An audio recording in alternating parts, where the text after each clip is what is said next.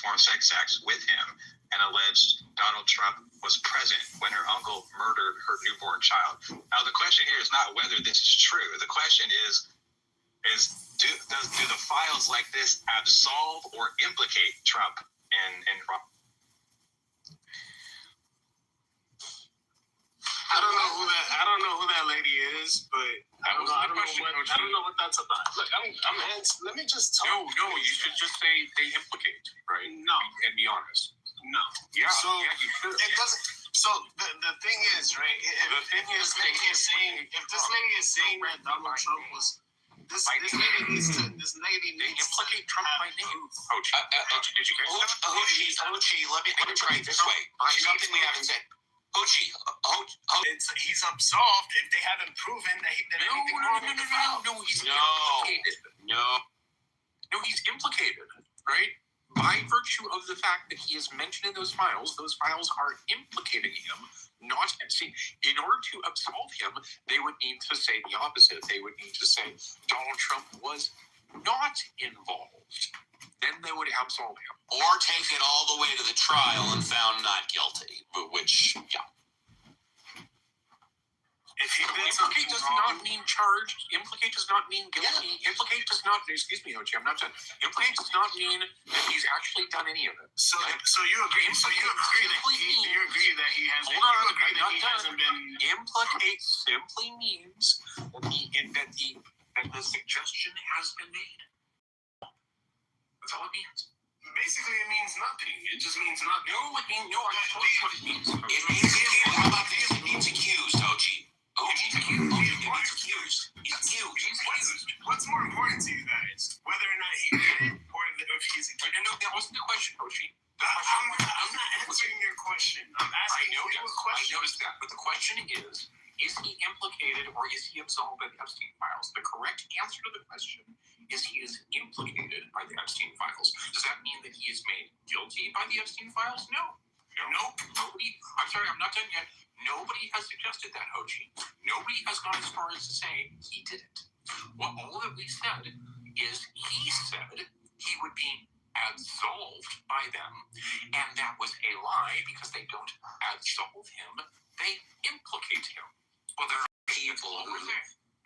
people who say he's done it. There was a 13-year-old girl who said that he tied her to a bed, raped her, and beat her. And we talked about that 2 hours ago, yeah.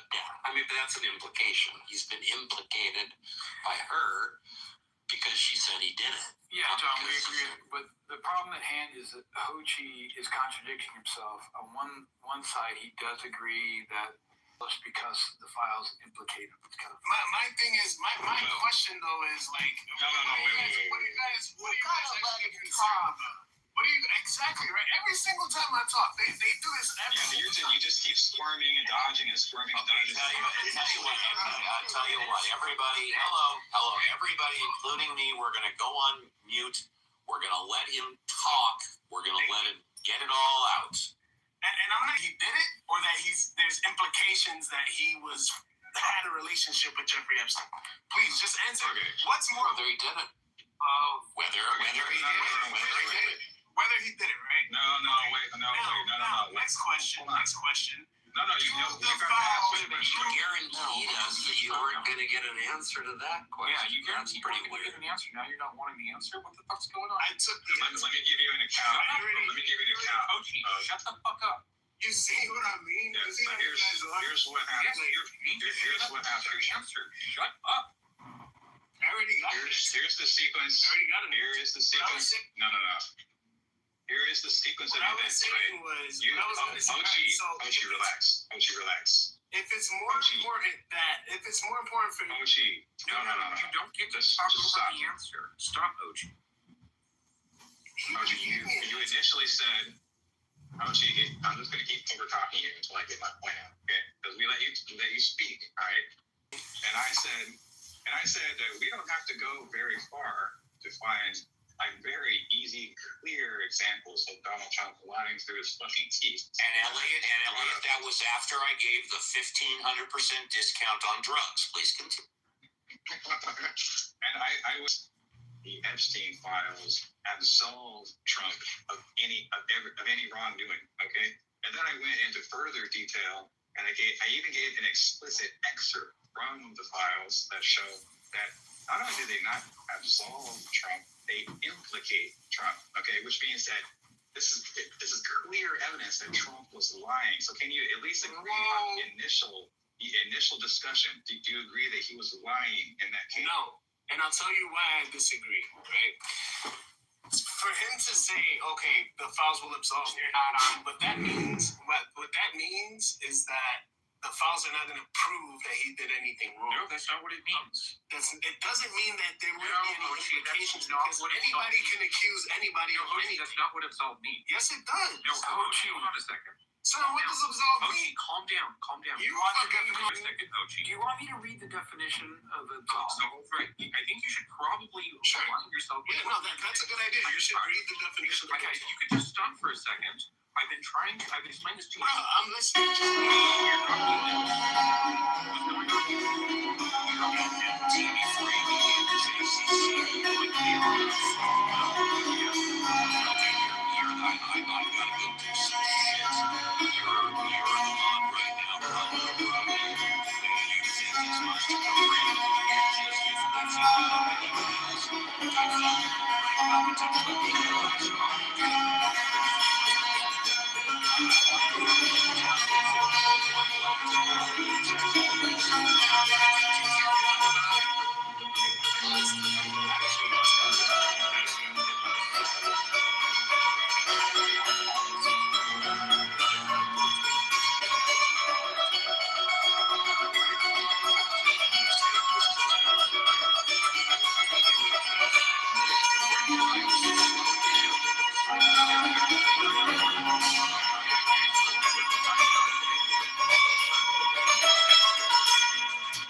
suggest that somebody might have done something.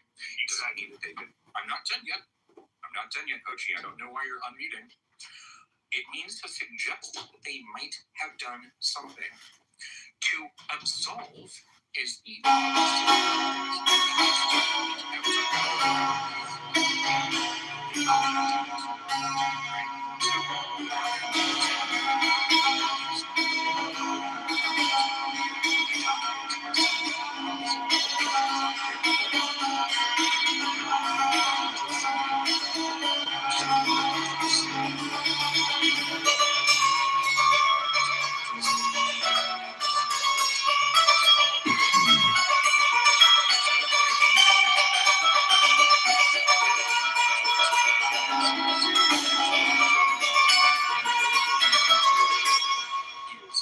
implication or absolution, and he lied about absolution.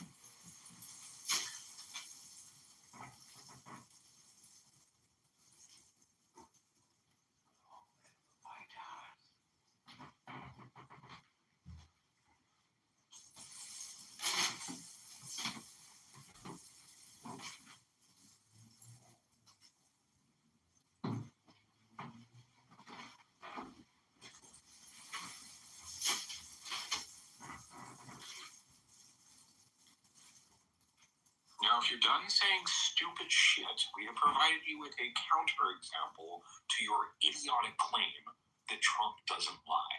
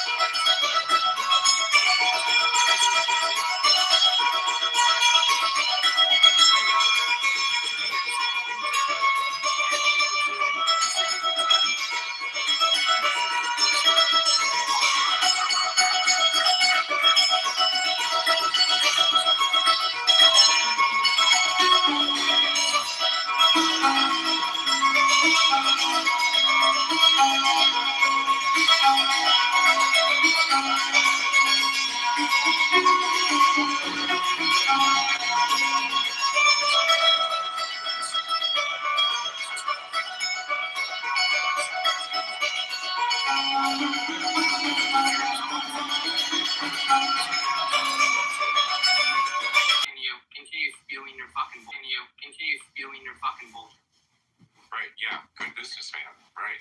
Sure. I'm a good businessman, but I don't do what he did. Over in that vehicle. That is a direct quote taken down by Michael Wolff when he interviewed FBS.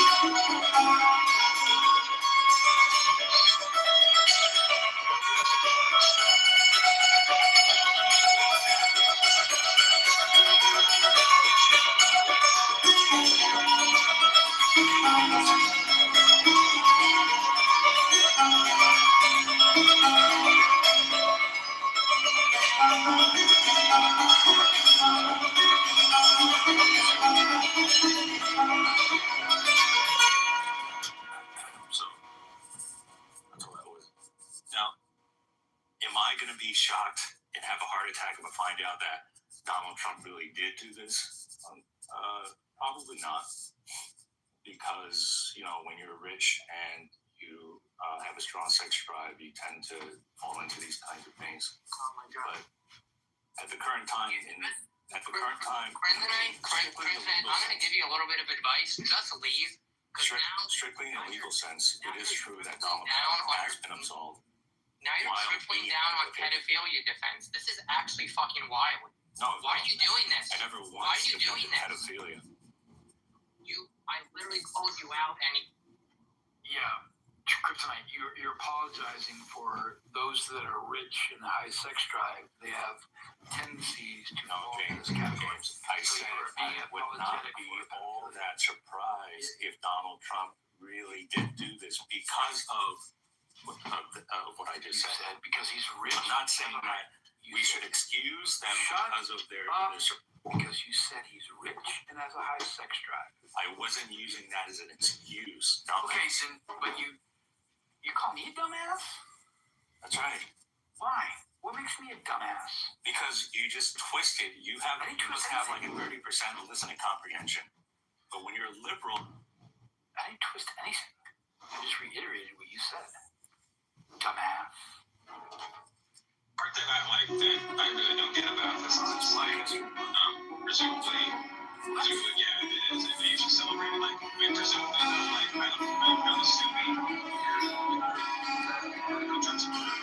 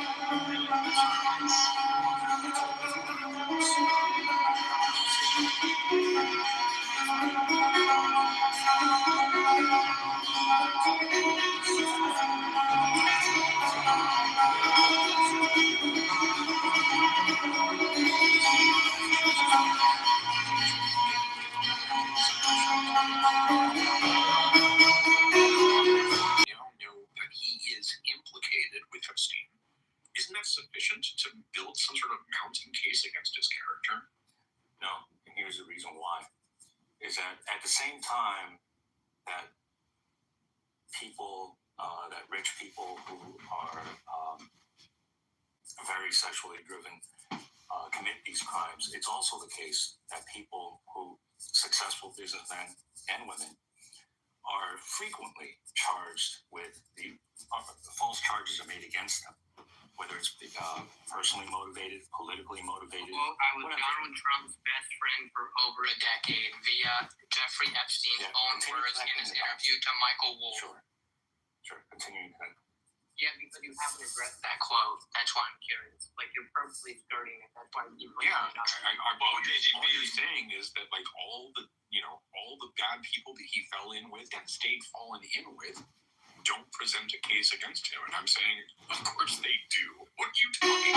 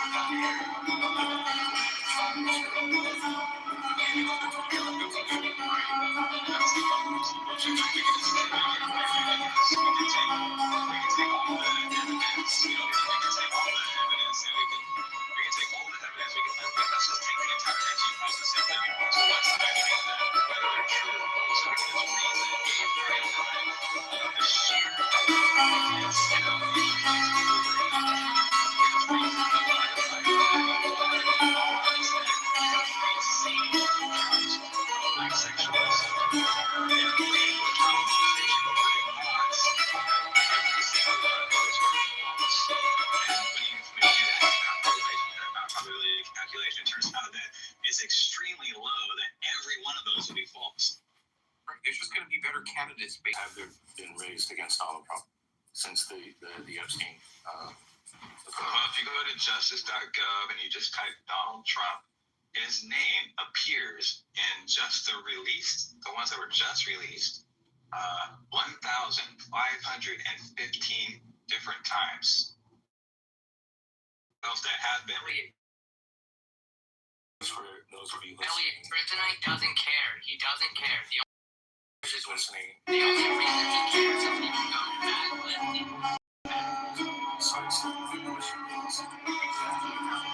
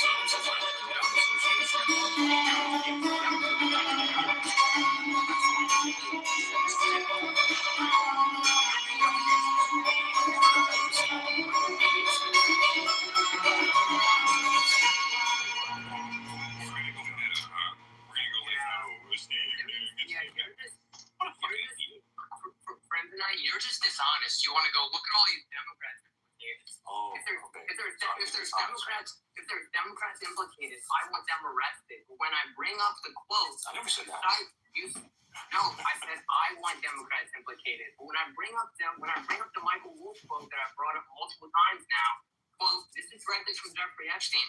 Quote, I was Donald Trump's best friend for over a decade. You just want to skirt and talk to other people. So how about we address that quote? Is that a lie? And if so, why would Jeffrey Epstein lie? No, it was an interview with Michael Wolff, with Jeffrey Epstein. Oh, okay. Thousands of hours of audio recordings and a I don't know audio Jeffrey Epstein. recordings. I never spoke to him. I don't know his personality. See, this is where you're fucking dishonest, because I'm giving Coin you toss the me. you're going, I don't know. I'm giving you the direct. I don't know. Do you want to present the case for why he has to have been telling the truth? Michael Wolff sat down with Jeffrey Epstein. Said, quote, I was Donald Trump's best friend for over a decade. Why would he Do people lie not about that? exaggerate? Lying. Do people not exaggerate? Well, I don't know about Jeffrey Epstein. I know less about Jeffrey Epstein than I do about Trump. And with Trump, everyone should have low priors for Donald Trump telling the truth. That means before you consider what the evidence is, where you make some like abductive reasoning or deductive or whatever, your priors for Trump telling the truth about any given subject should be very low. Because he has demonstrated a consistent record of lying.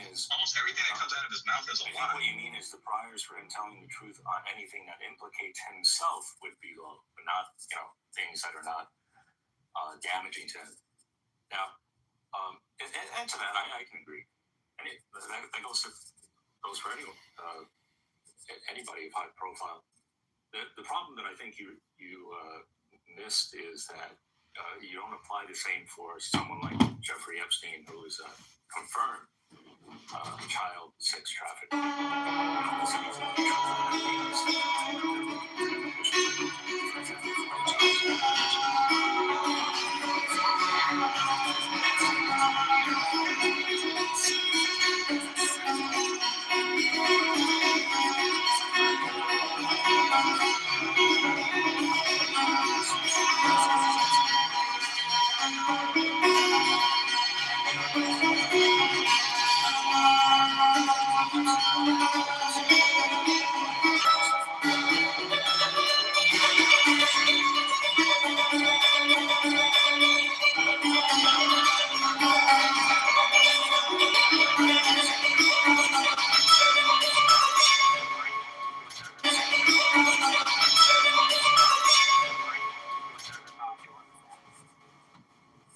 Well, not you guys.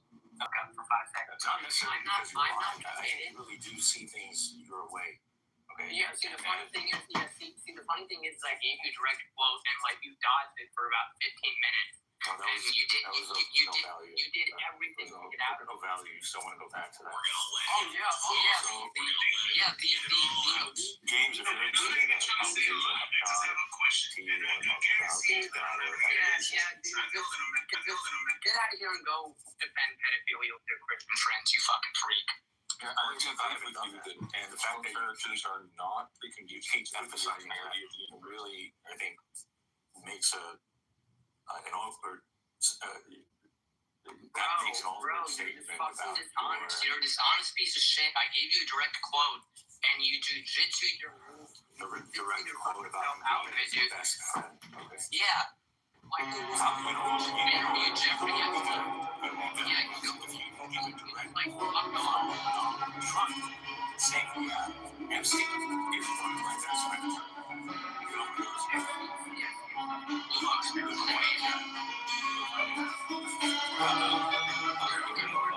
This is why no one wants to talk about it. This is why no one wants to talk about your fucking bodies in every debate. Because you're such a dishonest, slimy piece of fucking shit. Imagine waking up and to your dying fucking friend. Imagine waking up and stuffing one down Trump's cock so hard that you sit there and watch your friends. Imagine being such a slimy piece of fucking shit.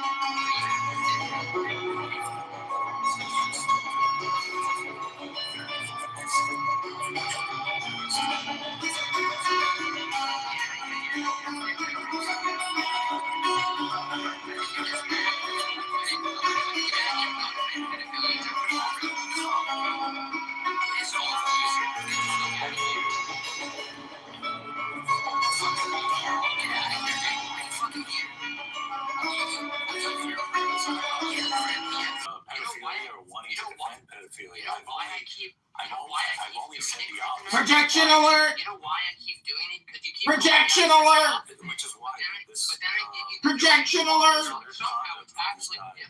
Projection alert! My data has been triggered. There is an F word in the proximity.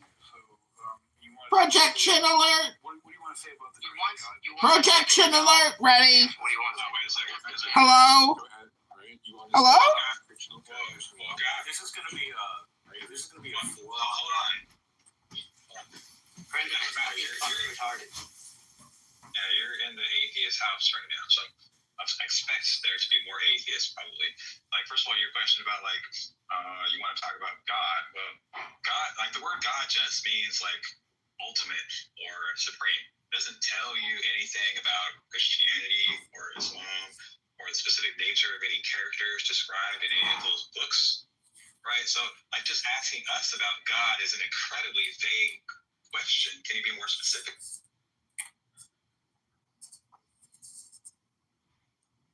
Well, as I said, I am a Christian, so that would be the default God that I was not defending. But It's the one you want to discuss.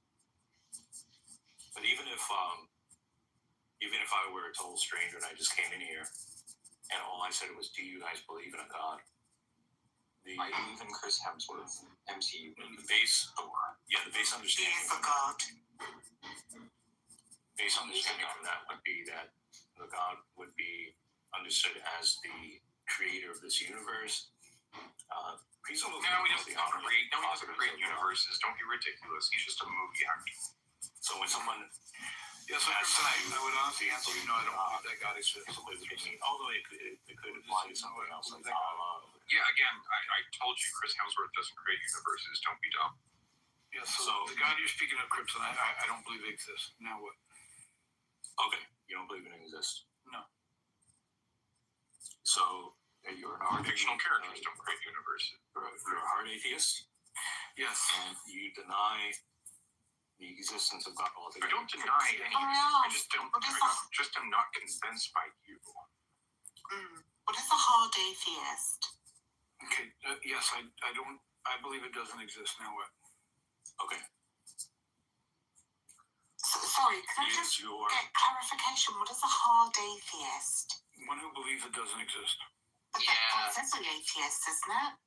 Well, every atheist believes. He's not adding anything by saying hard. Yeah, basically, yeah. Saw thinking was like basically agnostic. I don't know. No. Exist. Oh, okay. So it's more like Gnosticism is hard and agnosticism is soft. Well, I'm not claiming knowledge. It's a firm belief, right? I can also say, I personally know, right? However, I can also be mistaken. So, no. Now what? I'm sorry. Go ahead. Let's go. Okay. Is your denial of this God? There's a difference, right? Yeah, that's right. Let's have a polite and honest conversation. It doesn't have to be long. An honest conversation. You might as well just leave now. What is the basis for your? Yet to be convinced of something supernatural. This definition of a God existing versus the preponderance, the plethora of naturalistic explanations for things that we understand exist that do not. I didn't say agnosticism at all, right? So where did you say? Where's neutrality convinced? You said you did not. Yeah, I have yet to be convinced of a supernatural entity existing, i.e., the God that is immaterial, that created everything, right? Also, I'm more convinced of the preponderance, the plethora of examples of naturalistic explanations that explains how things exist without the necessity of inserting a supernatural entity, i.e. God or gods. Okay? Where am I appealing to neutrality there, dude? Okay, so the issue is when you say Explains all things, right? I said we have a plethora of explanations of how things exist that do not require the insertion of a god or gods or anything supernatural. And those are primarily natural explanations. Okay, now what? Yeah, I didn't say all things. I would disagree. Okay, you can disagree. Cool. I have a question for Crimson Eye, if that's okay. Or are you still going? No. I'm highly doubtful of that. Okay. Are you a Mormon? Non-Armenian Christian. exactly, Kryptonite. I was having a conversation with James. You're having a conversation with the room. Go ahead. You can answer more questions. Go ahead. If you were to see God in all his glory, So decide whether you want to freely love I God or don't not. have to be not present. Oh, but you wouldn't Just have to see conversation. God No, I'm in telling all you, his you're glory in an atheist house. for you to Expect stop it. doubting. I understand that. You know, he could intervene or, like, you know, do with you So what what he did with convinces you Moses that and God put you in the exists, crevice of a Crimson Eye? rock and then pass behind you or something like that. On many And he levels. would kind of be Give me shining a best. afterwards so people could see that. Reveal himself to I'll give the top three. everybody. He So- might as Oh, well no, to the top see one. people, you know, Just the one.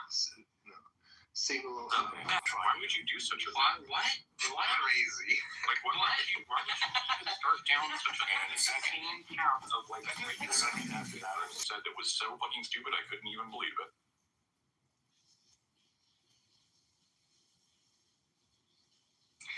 How could you know anything without God? How can you know anything? Like how can you ground your hunger? How can you take a bite of food without grounding your hunger first? It's I want to ask. I want to ask Crimson. This you can answer this or not. Did you by chance go to school for philosophy? apparently, I've had a conversation with you because I just noticed that I have you blocked. So if I went as far as blocking you, then you must have really hit the roach meter. Yeah. Okay, Well, okay, let's well, go I'm back. here. Well, I'm here, so I'm Yeah. here. Let's go back to what you said. You said that your perception of reality proves that an immaterial being Yeah. exists that has all the omni properties. How did you leap from your sensory interaction with reality and then go to something which is incomprehensible with regards to immaterial, because everything that we experience is physical? You know what? You know what, Crimson? I'm gonna block you because you defend the pedophile Donald Trump. So there Okay, you go. let him answer. Let him answer. So to have something immaterial, to have an immaterial grounding is another way of saying that you have something concrete. But also, What the fuck are you talking about? You don't know what the fuck you're talking about. To say Like concrete? to say that The stuff that you mix with water and sand? Yeah. Is that concrete? Why is I'll be back in. physicality concrete? I'll be back later. You know, you said like you have to have concrete, like you have to get like some sand and some water and some of that like quickcrete stuff. Obviously, he believes the contradictions exist because he speaks in contradictions. Oh, bless him. I used to be like him when I was like 18, 19. Oh, so Yeah, I remember. Yeah, I remember being 15 and reading philosophy and thinking I cook. Then I like actually grew up, right? And look at me, I'm a normal person. I don't sit there and defend Donald Trump and the leader of Elite Pedosex Crimes Incorporated. It's kind of crazy. More importantly, but a lot of your white buddies do. but you don't speak in contradiction. No, it was even worse than that because he said something like he said, in order to have a reasonable assumption, what? What are you doing? Like, why are you putting those two words together? Right? Are you assuming or are you reasoning too? Which Are now exposing who the Illuminati is. There's no longer the powers I'm not to be. Who's that? There's no longer the powers to be. It's no longer just saying the Illuminati. And I'm not white. we think it's just these crazy I'm motherfuckers. not We don't know white. who they are. Thank y'all. We know who the Illuminati is. Donald Trump, Bill Gates, all these crazy white folks have been dangling in our face for years. And you white people know they were raping you black little girls and killing them. You Some of y'all, a lot of y'all white people knew. Maybe not all of y'all, but a lot of y'all white people knew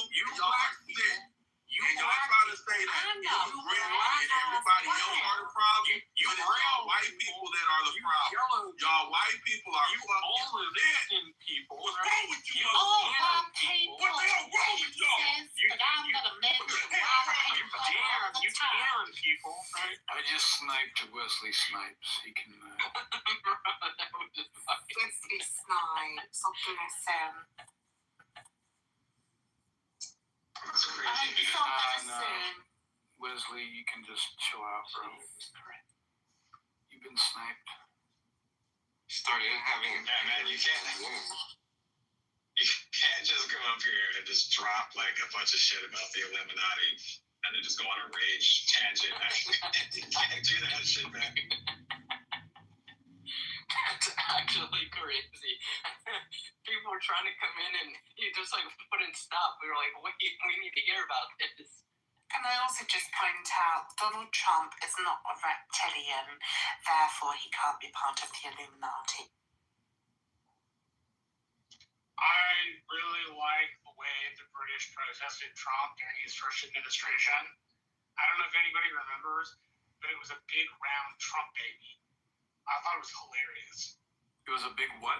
Round? Oh, was it one of those? Was it like big? It was like a parade thing, the giant parade things. A giant parade balloon of a fat baby Trump.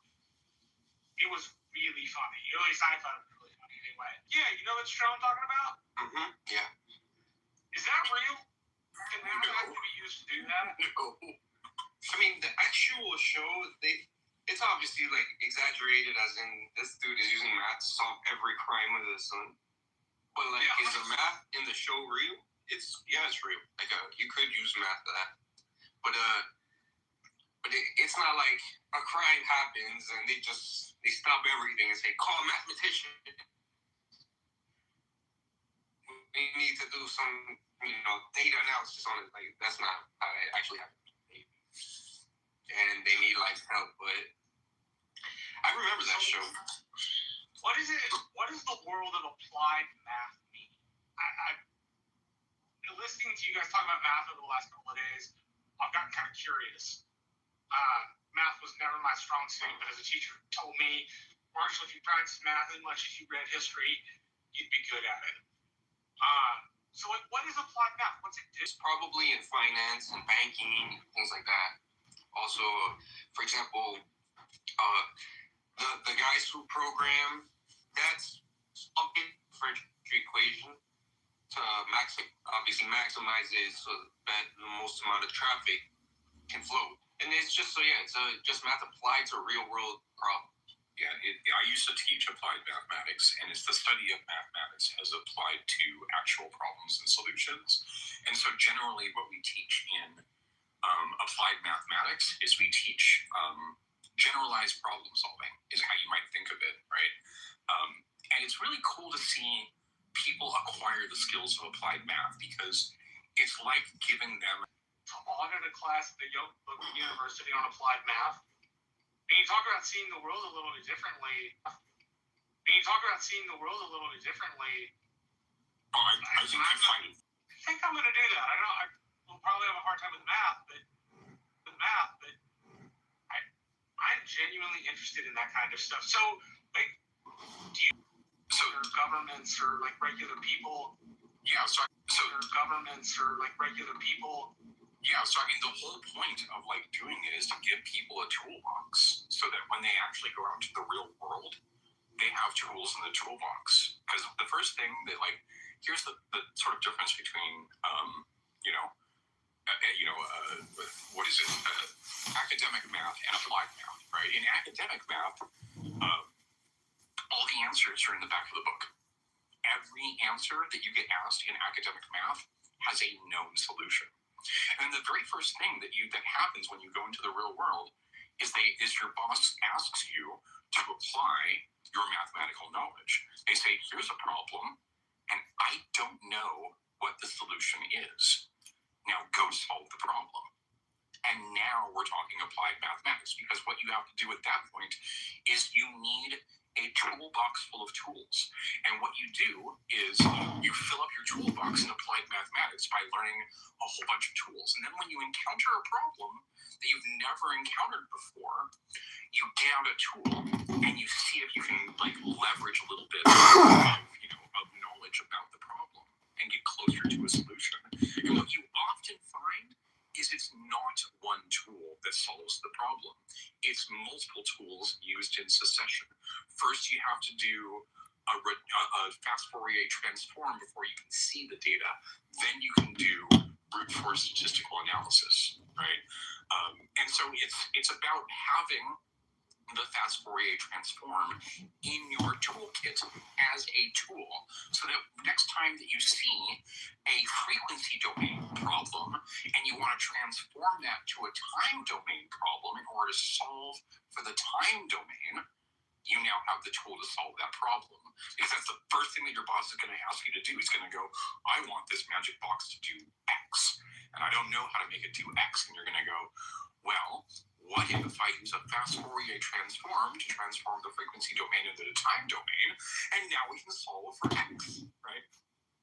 So say the problem was I had 75 signs. I'm looking for the optimal place to put them inside of a district. Will applied math help me figure out the most advantageous spots? Absolutely, because we're talking about, like, for example, a Poisson distribution, for example. And that's one of the things that you would want to immediately get out. You'd be like, okay, let me try a Poisson distribution and see if that solves for the problem. And if that doesn't work, let me try a different distribution and see if that solves the problem. And if you don't have those tools in your toolbox, you're at a disadvantage, right? So the whole idea is to, like, build up all of those tools in your toolbox so that when you see a problem, you've got the tools to apply math to it. So I'm a big believer, this is probably an analogy that's really simple, but it's one that's always impressed upon me. If you look through a glass table, you can see it clear. If you look at it to the side, everything looks wavy. So there are multiple lenses to see stuff. I have a historical analysis lens, a political analysis lens, and one that involves labor in like political campaigns. But I am missing the applied math tool that would help me distribute signs effectively. So I'm in the sort out the most advantageous stuff, and I feel like I'm just covering my eyes and like pin the tail on a donkey. Right? I can guess at big throughways, but you have made me genuinely curious about this, and it's hard to make me curious about math. So good on you. You challenged me in a way that now I have a lot of intellectual curiosity about. I want to do this applied math thing. Yeah, and I think what you'll find, like, you know, the first time that you walk into applied math thing, the first thing that they're going to ask you, you know, is a problem that doesn't obviously have a solution immediately, right? They're going to ask you, like, they're going to do something like the following. They're going to say, the good news is that if you take these 2 pills from the pharmacy, one each day, you'll basically live a normal life. And he's very any sort of deviation from the standard practice will jeopardize your health beyond repair and you will die. Has to be 1A all the way up to the end of the month. You get to the end of the month and you realize I've got 2 pills in my A bottle and 2 pills in my B bottle, right? And I go to dump out the A pill into my hand, right? And then I go out to dump the B pill into my hand, but right then the phone rings. And when I look down, I'm now holding 3 pills in my hand. Unfortunately, they're all identical, right? And the problem now becomes, how do you solve this with math? And so what we start to do is we start to break out potential solutions and then apply statistical analysis to those solutions. What if we did this? What are the odds of living? What if we did this? What are the odds of living? And what we show is that by measuring statistical odds for each solution, we can gradually improve upon a solution and show when one solution is measurably better than the next one.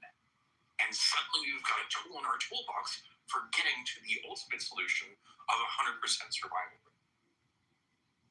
Could I use applied math in a political campaign to figure out the optimal strategy against the competitor?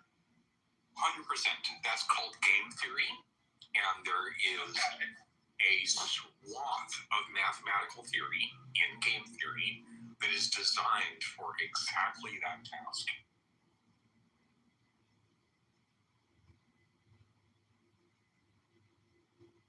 KT, you muted yourself. Oh, I'm sorry. I was just saying that I think that it's for children. It's some of the most sophisticated math out there. So, given the examples we've just posed, I could also use math, applied math, on an archaeological dig to figure out the highest percentage of likely finds. Absolutely. Like where I should stick my shovel, basically.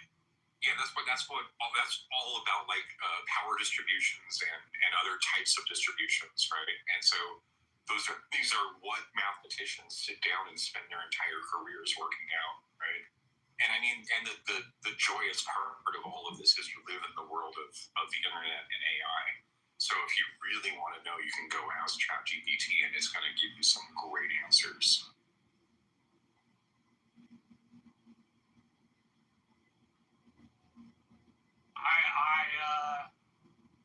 I'll be very frank. I never thought math would pique my curiosity. Yeah, ask ChatGPT to explain the concept of game theory and how math relates to game theory and how they interplay with politics and political strategies. Because that combination is killer. It is deadly to the opponent who is not applying game theory. So basically, I can level up here by using applied math. That's right. And become better at my job because I have another tool in my toolbox. Another tool in your toolbox, and that's what it's all about, right? Yeah. And is like history is a cross-domain, study by nature. It involves archaeology. It involves textual analysis. It involves everything, right? It involves the fossils. It involves biology. It involves dendrochronology. So it's one of those things where the more that you have in your problem-solving toolbox, just the better that you are at history, right? So I'll see history in a different way once I do this. Yeah, absolutely. Like I said, I never thought anybody would pique my curiosity for math, but you just have. The idea of having another tool in my toolkit to be better prepared, but also another lens with which to look at history, man, that is super exciting to me. Yeah, I'm kind of excited for you because I happen to know that you do have this great background with history, and just it's one of those things where you're going to walk out of that applied mathematics class that you're going to audit, and you're going to feel like you put on Terminator vision glasses. You're going to be like, I never had this heads-up display, but now all this information is popping up in front of me everywhere I look. Where I go, oh look, I can solve this using brute force. Oh look, I can solve this using a distribution. Oh look, it's just like just data pops up in front of you because now you see it where you never saw it before.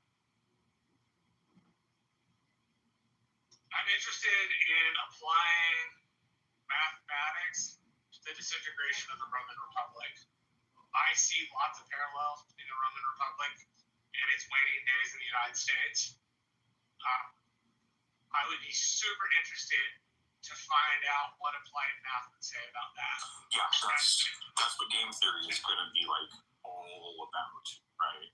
Is you're gonna go down a rabbit hole with game theory and that particular query, right? That particular problem.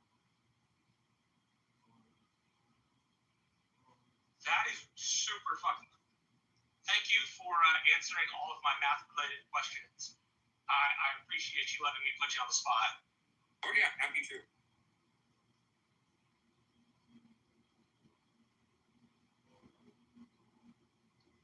JCC, is it still cold in San Ann? Yeah, it's warming up today. We're 67.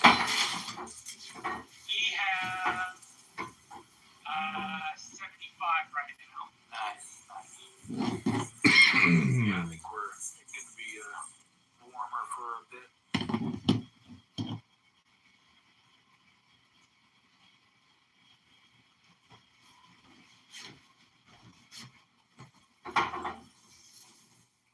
Happy club anniversary, Norm. Dude, happens, I'm surprised. Sometimes I miss it. I'm traveling. Where have you been traveling to lately? Let's see. Istanbul, Singapore, Dubai, Paris twice, London 5 times. What did you do in Istanbul?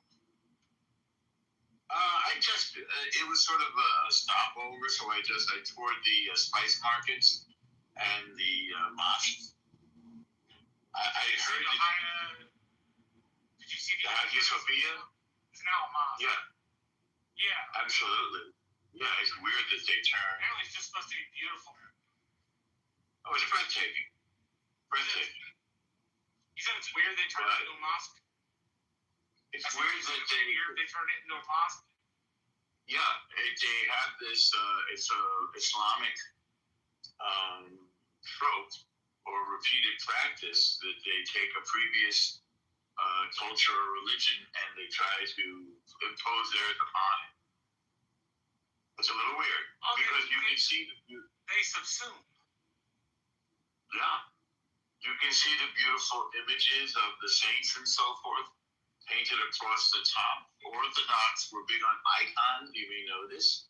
Icons play a huge role in Orthodox Christianity, and so they very sort of carelessly and superficially just hung canvas banners, national or global historical site. I mean, it's one of the UNESCO. Yeah, you're talking about UNESCO sites. Heritage UNESCO site. is a wonderful group of people. JCC, do you recall the George P. Bush's want to expand the Alamo and get it back to its previous look through archaeology? Do you recall that? I'll never forget the Pee Wee Herman. That's what made the Alamo famous. There are 147 ways of preparing the tortilla, and I will now explain each one. Remember this on the guides for the Alamo? Very fun. I always liked it. There's the UNESCO. There was a huge deal in the Texas Republican Party because UNESCO wanted to designate it a World Heritage Site, and people were thinking that UNESCO would hold the deed, when all that UNESCO really does is provide archaeologists funding. They provide extra resources too, but they mostly provide the funding to do the archaeology in the first place. Hey, something specific, by the way, just to change gears for a moment, if you're comfortable with this. The Democrats just won a surprise state senator, I think, election there over the weekend, didn't they? Oh, in Texas, the Republicans didn't even bother to put signs out. They didn't bother to do any of the work. They sat on their behind and thought because Tarrant County was the most conservative county in the state that they didn't have to do any work. Very sneaky. They've done this before. Well, Tarrant County is also famous for the Tarrant County 49. There's a guy named Dr. Shafi who won election. How do you spell that county? Tarrant is Tarrant. Thank you. There was the Tarrant 49 on vice chair named Dr. Shafi, who's a Muslim. 49 chairs from Tarrant County were like, nah, he won, but we don't want him. And it was a big deal. It got published in the national papers as well as state papers. I mean, just ignorant people who could not bother to abide by the rules they set up themselves. I can't follow the story. You dropped out of the key thing. There's something called the Tarrant 49. There's a doctor named Shafi, but Dr. named Shafi who won the vice chair election. And he's a practicing chair of what? Election to vice chair of the Tarrant County Republican Party. And so vice chair of the Republican Party. Okay. So it's not really a political position. It's just a party position. Yeah, the Tarrant County Republican Party, not RPT. Yeah. And Dr. Shafi is a practicing Sunni Muslim. 49 from the Tarrant County GOP, who were precinct chairs, and they were looking to comment, stood up and said they knew Dr. Shafi won, that he couldn't be the vice chair because he was a Muslim. It got published in all the state papers, got published in federal papers. And it's just like a really, really embarrassing thing for the party. Except it doesn't make sense to even say that. It's a own goal, you know. Exactly. Why hurt yourself? If you really think that way, just keep your mouth shut. Oftentimes, being quiet is the better part of valor. For sure. You know, I covered an election in Texas once, Marshall. I'll have to remember the year. It might have been. What's that? I'm taking my dog to do that, so hold on a second. Oh, cool. Well, you have to tell me about your dog. Can you hear me while I talk, or should I wait? Maybe you're talking. So I'll say, like, there was an election that included a referendum on gay marriage. And so I actually followed some gay Republicans in their campaign in favor of gay marriage. Pretty funny. And of course it lost, but I got to know a lot of Texans as a result of that piece that I did. And I enjoyed it.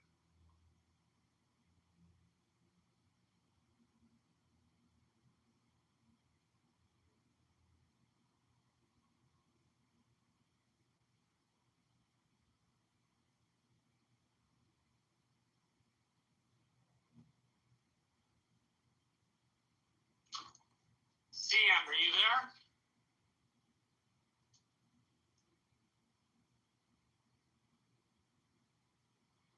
Yo. Why do you like math? I don't know. I always found it easy. It was, believe it or not, easier than almost everything else. And then, my friend's dog is here. This dog is crazy.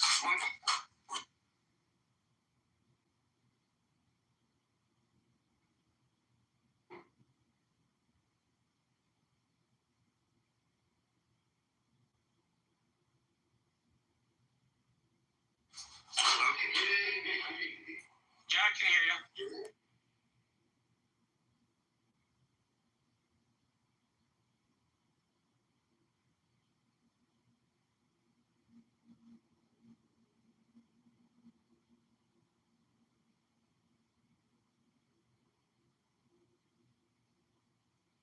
Enigma, how are you doing? Just fine and dandy, thank you. It's afternoon or evening in the UK. It is nearly 10 p.m. Huh. Are you a Londoner or do you live other places? I love the history of England and towns, and y'all's country's fascinating to me. Yeah, I live outside of London. I don't live in London. I live southeast of London. What? So, how far? Well, roughly, how far is Somerset from you? A couple hours? Oh, about 3.5 hours. Huh. How long does it take to drive from the bottom of the UK to the top of the UK? Probably about 8 or 9 hours, I would imagine. So I live in Texas. For me, driving that long gets me from the Rio Grande Valley to Dallas. Yeah. That's because Texas is giant, right? Many more times bigger than the UK, yeah. Although the UK always punches above its weight. This history, unfortunately, they usually become some form of dictatorial or autocratic governments. That is, at least in my estimation of history, the vast majority of civilizations function that way. Having the democracy or a republic or both is quite rare in world history.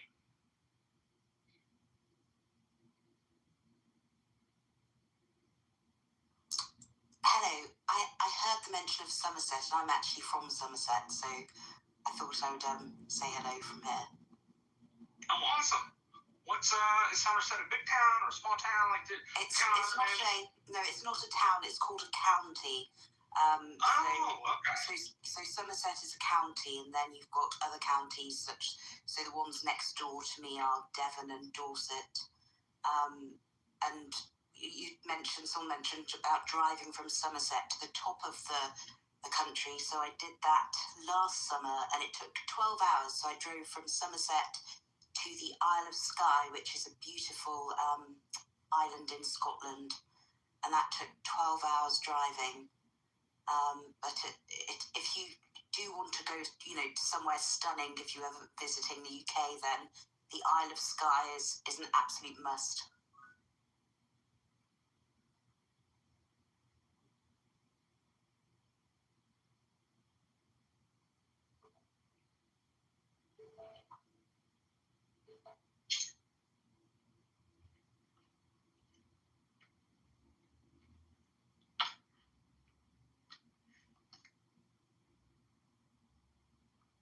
Sean, can you repeat the very last part? Somebody called me in at a veterinarian's office. I was just saying that if you're ever going to visit the UK, then the place to go is the Isle of Skye, because it's absolutely stunning. And Skye is spelled Skye. Nice. My family in Scotland's part of the MacLean clan. Apparently, there's a castle midway up Scotland on the left-hand side someplace. I want to go there, and I want to ask the man who owns it how much the heating bill is. I imagine very, very expensive. I'm not sure how much your energy bill. The energy prices here during the summer regularly reach about $1,000 a month. And then winter, it's roughly, we don't get much winter, roughly $500 or $600 a month for a 4,000 square foot house. Okay. I mean, the houses in the UK are a lot smaller in general. I think the government are trying to push for renewable energy sources in houses at the moment. I think one of the things, I guess all countries, with the geopolitical environment, is that countries can, have some energy independence. I guess renewables are one way that we can do that. However, of course, being in the UK, we don't get sunshine, all year round. We only get it for the summer months. But it's interesting to see how geopolitics is influencing the direction of, things like energy within different countries. I know China have started increasing their fossil fuel use, and they're not expected to reach peak coal now until 2030, I think.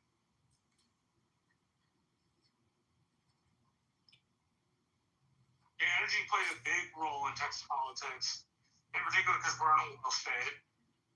Okay. Come on, Jack.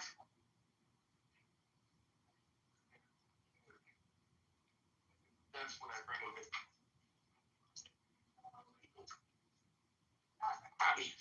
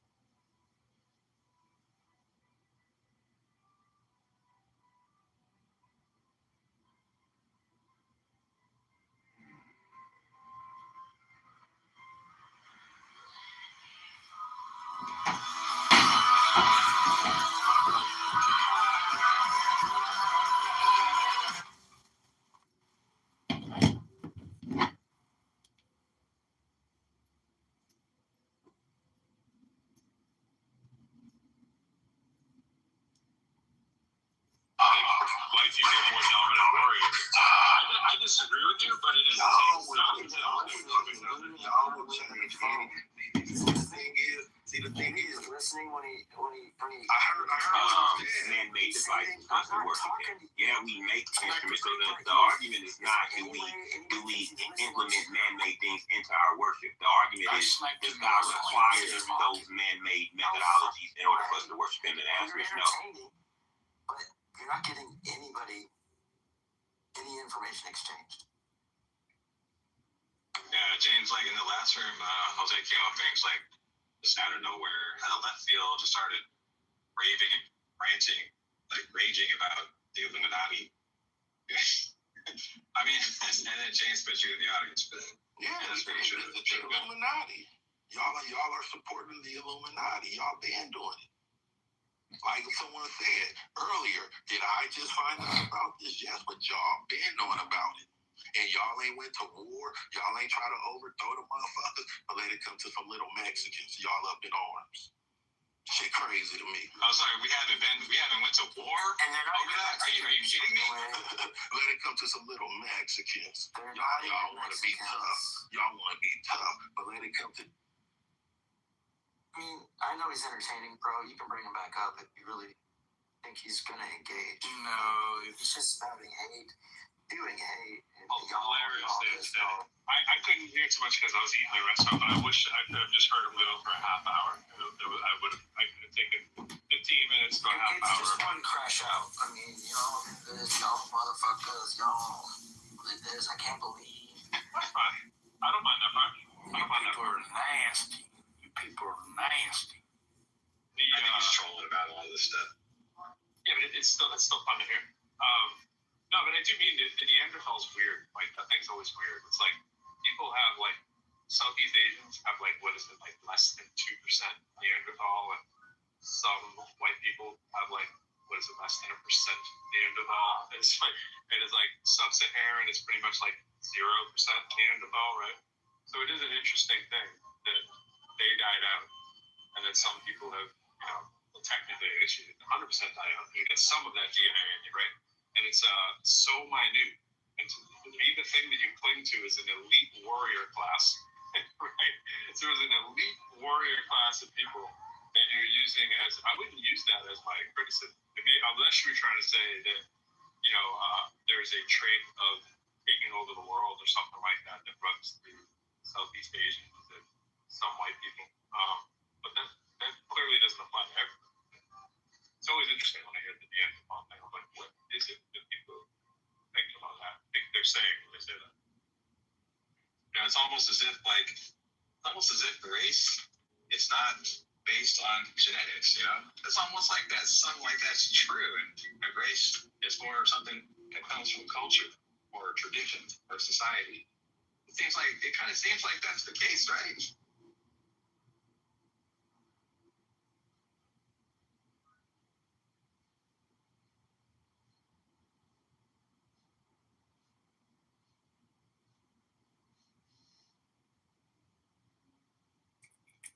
There you go, Pro. If you want some more entertainment, you can catch it in the chat.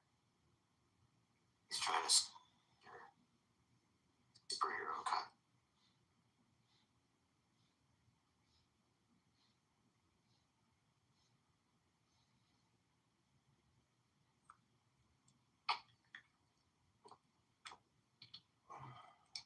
You guys hear me? I'm in a bad place here. I can hear you. On this planet has between 2 and 2.5% Neanderthal in them at this point. Is that not true? No, it's not true. It's most people have that, but not everybody. Well, I mean, the thing is, it has to be everybody because it's been tens of thousands of years, and at this point, both of your parents, will have 2% Neanderthal in them, and so that's why you will.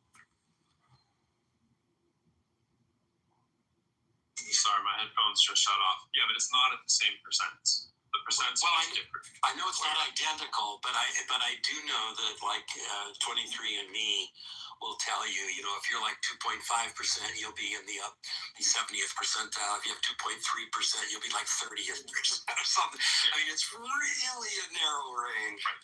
It's pretty hard to be quarantined from that, but it seems that if you're going to be quarantined from that, you're Sub-Saharan Africa. That's where you're That might be. Yeah, or New Guinea, maybe some tribes in New Guinea. But I mean, this is what ChatGPT's for. We can all look up all that stuff. But and the big myth about like they died out because the bigger brain people came in is just all BS too. It's all BS.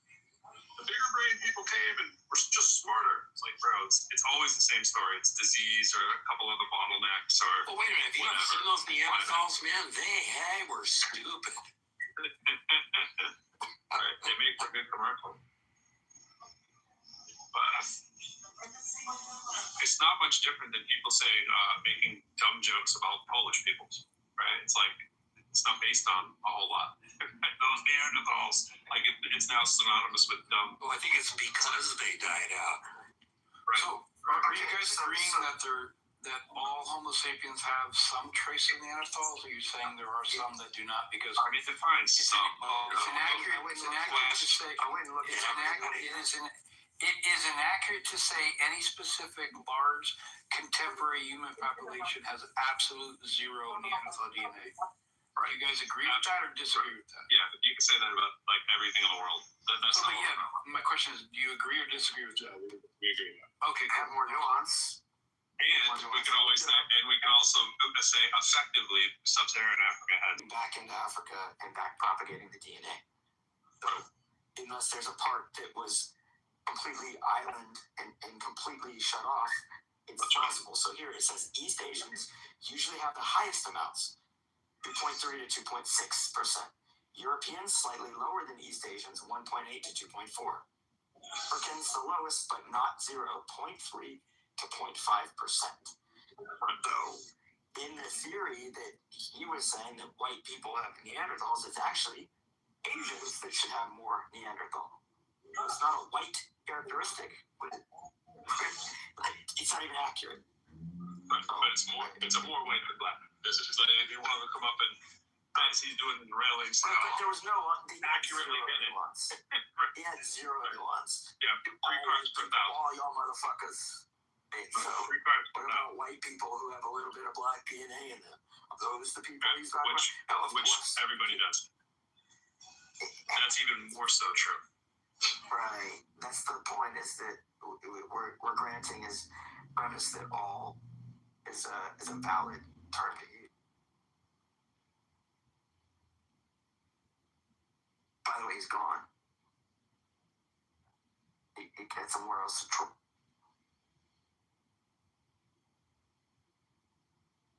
It just sounds like a guy hasn't really heard any good arguments or points against his views. Well, it's just listened. He may Yeah. have, but he didn't listen. I mean, to not even know, to have that strong an opinion, which, you know, congratulations for at least coming to the right conclusion.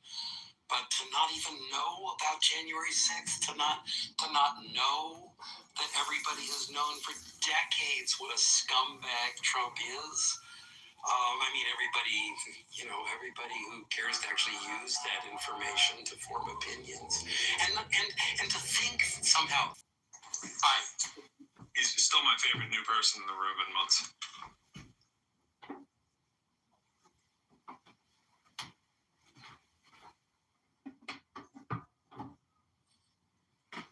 So, would you have endorsed Norm coming up to talk about it with him? Oh, I have a question when it's finished. That would have been great. The two of them, that would have been perfect. Yeah, but what's the updated status on the slaves in Benjamin's backyard?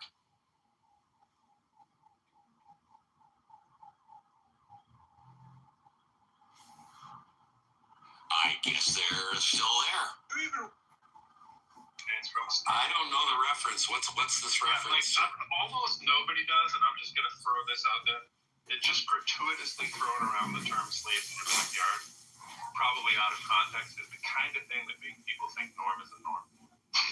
So So really, that joke wasn't funny, and no one really knows what the reference is. So if you want to clarify it, cool, but it's probably. I'll be happy to clarify it. I'll be happy to clarify it. Last time was the first time it was mentioned that Benjamin said he had slaves in his backyard and he wanted to know what I thought about it. That's the reference.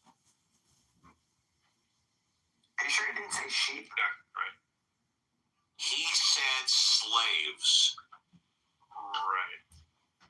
Do we want to ask Benjamin if that's I just did, but if he was joking, if he was just being facetious, then he can clear it all up right now.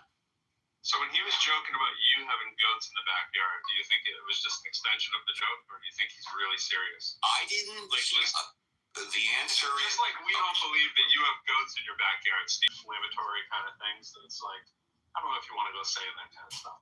Well, then I'll stop saying that stuff. But he never asked me about goats in my backyard. If he brought it up, I wasn't here when he.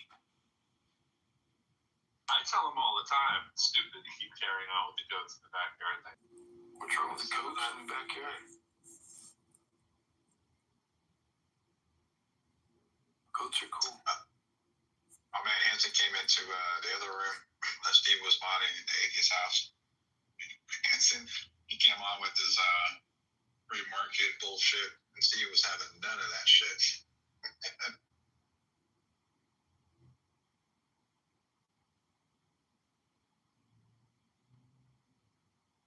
We should have went in a little harder on him, Steve, because it seems like you have. Please wait, you'll get your chance. And he said, but I'm not finished. Don't do that. And I said, hey, it's my room. I'll run it how I want. If you don't like it, leave quietly. And I absolutely did raise my voice and get angry.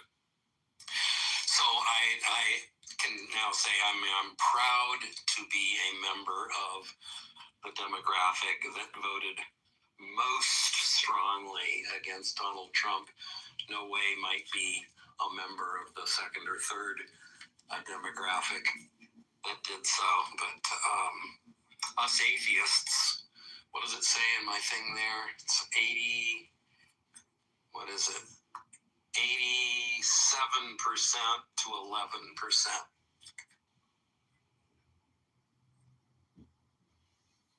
This was, I don't know when this was, backing Biden, before Kamala took over.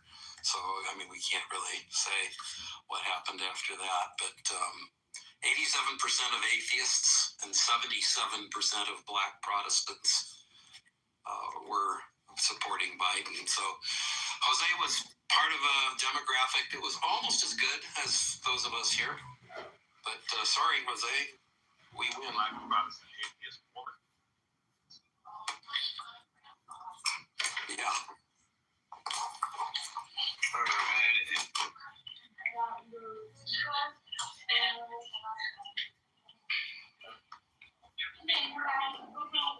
Johnny, you're up. How does It was, as I remember when we were talking about this before, it was a black woman among all the racial demographics that clearly voted the highest against him. That's probably true. Yeah, that's right. They said Q doesn't break it out. Native American women? They might be up there too, but I doubt it. I doubt it's high because a lot of people that will classify in that group will also be listed as Mexican or could be of Mexican descent. And it's not as high as you think. I think it's interesting that among the nuns in that graphic, people who just came out and said, hey, I'm an atheist, overwhelmingly voted against Trump. Agnostic, if you you weren't sure, kind of a little less likely, religiously unaffiliated. And the people who said that they were, nothing in particular, slight preference for Biden. But. Hey, can I ask a question really quick? Can you guys hear me? Sure. Do you think there's any evidence that that Donald Trump had sex with teenage girls? Well, you mean You mean other than the girls who said that he tied them to a bed and raped them and beat them? You mean other than, can I eliminate those from the sample? I don't know. I'm just trying to figure out, like, because I've talked to some people recently that just insist on saying that they don't see any evidence for Trump having sex with teenage girls, yet the person that said that said that they believe that he was into 20-something-year-olds and potentially 30-somethings. That's the evidence he has. And that was me. Well, say it ain't so, Steve. So, I mean, do you agree with that take, John?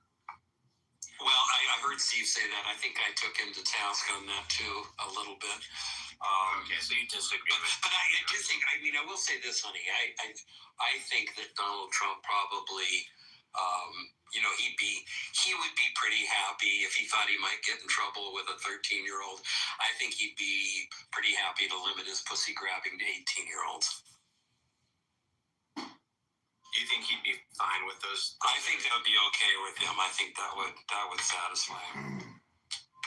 Wait, I guess I'm confused. Say it again. You think it would satisfy Trump? Yeah, I think if he thought that there might be ramifications, what do I say, bad results from raping 13-year-olds, he might say, okay, I'll just agree with this as 18-year-olds. No, I can't guarantee it. It's just my belief. Bodies to damage.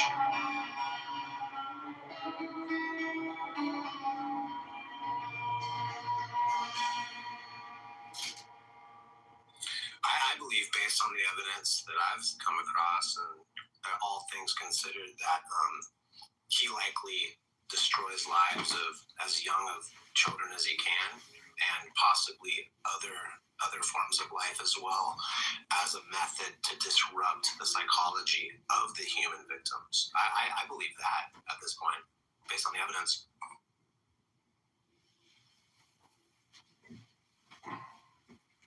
Well, I was little shit about.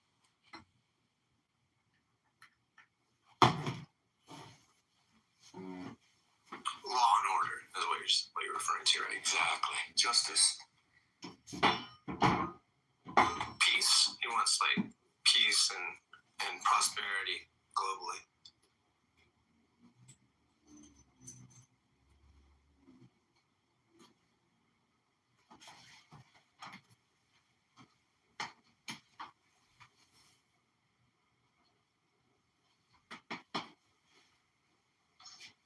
You guys heard, Did the racist dude leave? I think he got through the audience and then he left, something like that. Have you guys heard about this? This was on CNN. I don't think you should watch the news that much, like read the article and stuff. But I did watch CNN recently. They showed that typically what happens during the midterms is that the party that is in power, they tend to lose on average about 11 seats in Congress. That's just like for an average, that's just kind of been the average for like decades now. But yes, like above 50%, above 50%. But Trump's approval rating is like in the 30s. So that's also right. Yeah. And the other stat they showed was that Republicans are on track to lose at least 28 seats in Congress. 28 seats in Congress. That's just what CNN has got from whatever data they're looking at. Yeah, my crystal ball says no question about it that Congress is going to be controlled both houses by the Democrats after the my little AI summary says on average it's lost 28 seats in Congress.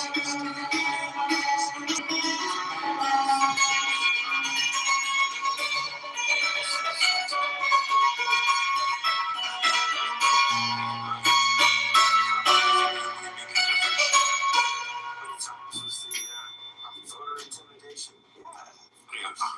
So they started separating the lines outside the poll based upon party here in Texas. Because parties run the election. Yeah, no, I mean, the thing I've been saying forever, the Republicans know, I mean, they were going to do this. They told us what they were going to do in Project 2025.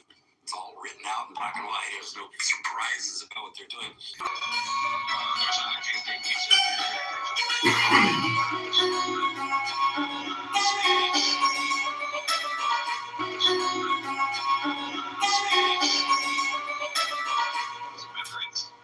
State legislature was, I forget their party affiliation, but they vacated the seat to become a comparable.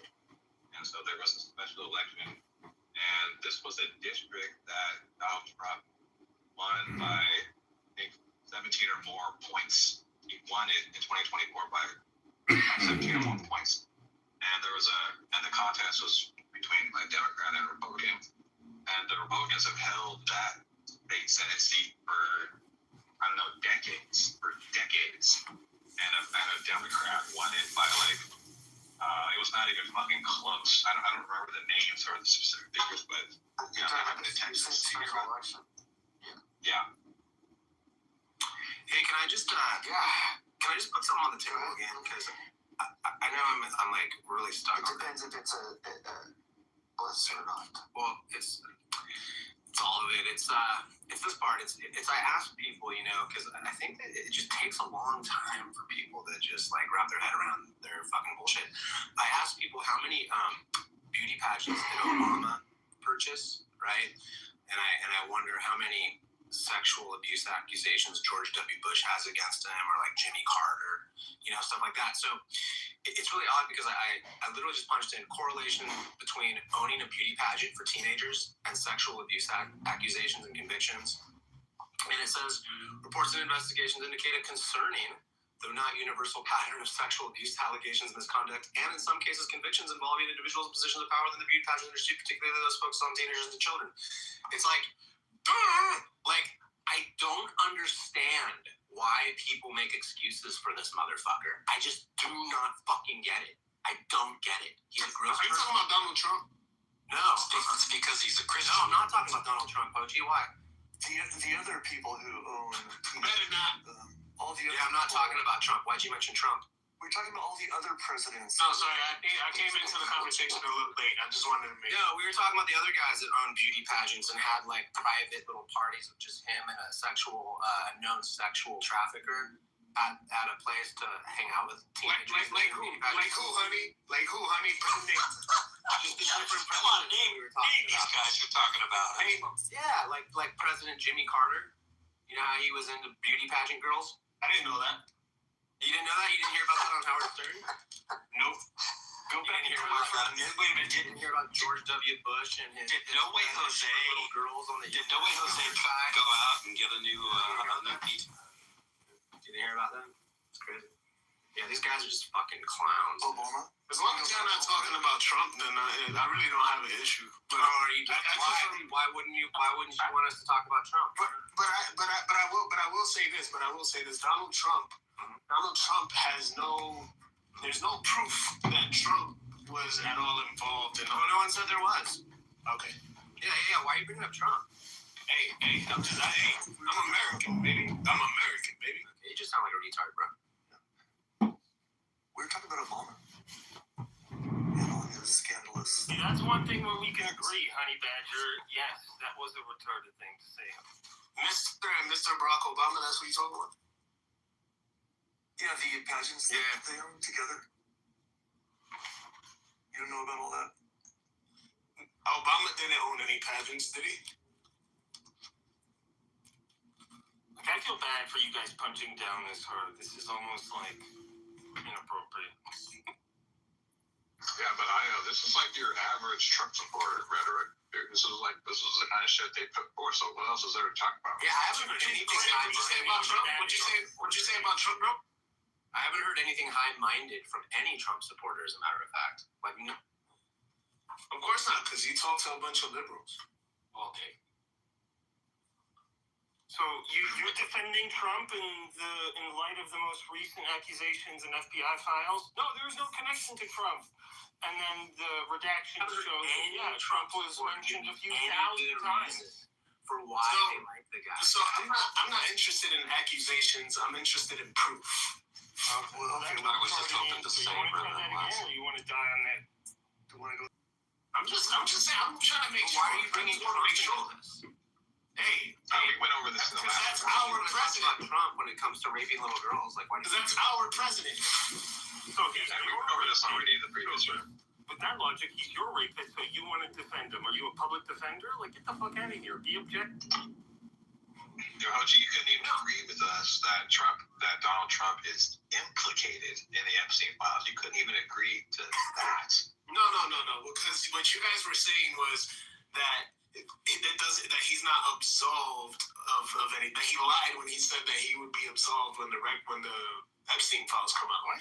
But he's not. There's no evidence that he did anything wrong. So therefore, no. So that's incorrect. There's no evidence of them prosecuting him. But that's not to say that there's no evidence of wrongdoing. And whether or not they could defend that in court, or rather prosecute. Where's the evidence? Is a whole other matter. So I encourage you to just take your favorite AI and just take a glossary survey of what the fuck just happened and what was released, including people like Elon, Lawrence Krauss, like so many people that I thought, oh yeah, no, piece of shit. No, that guy's a piece of shit. No, that guy's a fucking weirdo. It's like, and I'm sorry, if you're going to Rape Island is not like hey, I want to go work at Rape Island. No, Rape Island is you get picked up somewhere by virtue of your circumstances in life, and you get repurposed as an object. That's fucked up. Fuck that shit. Fuck that shit everywhere on the planet. Every day, fuck that shit. You know, that Lawrence hurts a little bit. Like, show me proof that Trump raped you guys didn't know he had nerve problems? When he interviewed Jordan Peterson, that was weird. Then when he interviewed Woody Harrelson, I was like, oh fuck. When Sam Harris stopped talking to him. Yeah, I'm like, you knew there were fucking problems, bro. Yeah. When Lawrence House, that's a hard thing to go through. There's somebody, I listened to, I admired it. It was cool. Is somebody that ugly to talk about women? Oh no. I'm just saying, but when that happens, I'm willing to put those people in the shitty column. Yeah. It doesn't take much. It's interesting to note the people who were the barometer. Okay, like I've met a few people who like freaked out during a performance or something, and they were like, "No, fuck that guy. I'm not talking to that guy." And everyone's like, "Wow, this person's an asshole."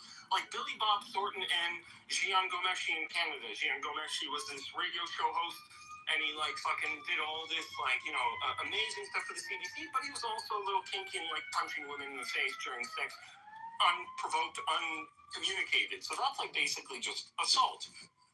He got his ass fired, but Billy Bob Thornton, when he went on the show to be interviewed, I suspect, and he denies it, but the way that he behaves is, I fucking cannot stand this guy, and I'm not going to give you the interview that you want, because you're a little bitch. And in that interview, he said, hey, like the guy's like, oh shit, I'm going to, he's like, yeah, my first love was music, and he's like, no, my first love was a girl named Charlene. I don't know what the fuck you're talking about. So, like, that also sets a perspective on, hey, these are the kinds of people. They view people like objects. Imagine I talked about Trump that way. I said, hey, he grabbed he grabbed like a few girls by the pussy, but who gives a shit? Like, he's still a great guy. What the fuck are you talking about? Did you not hear anything?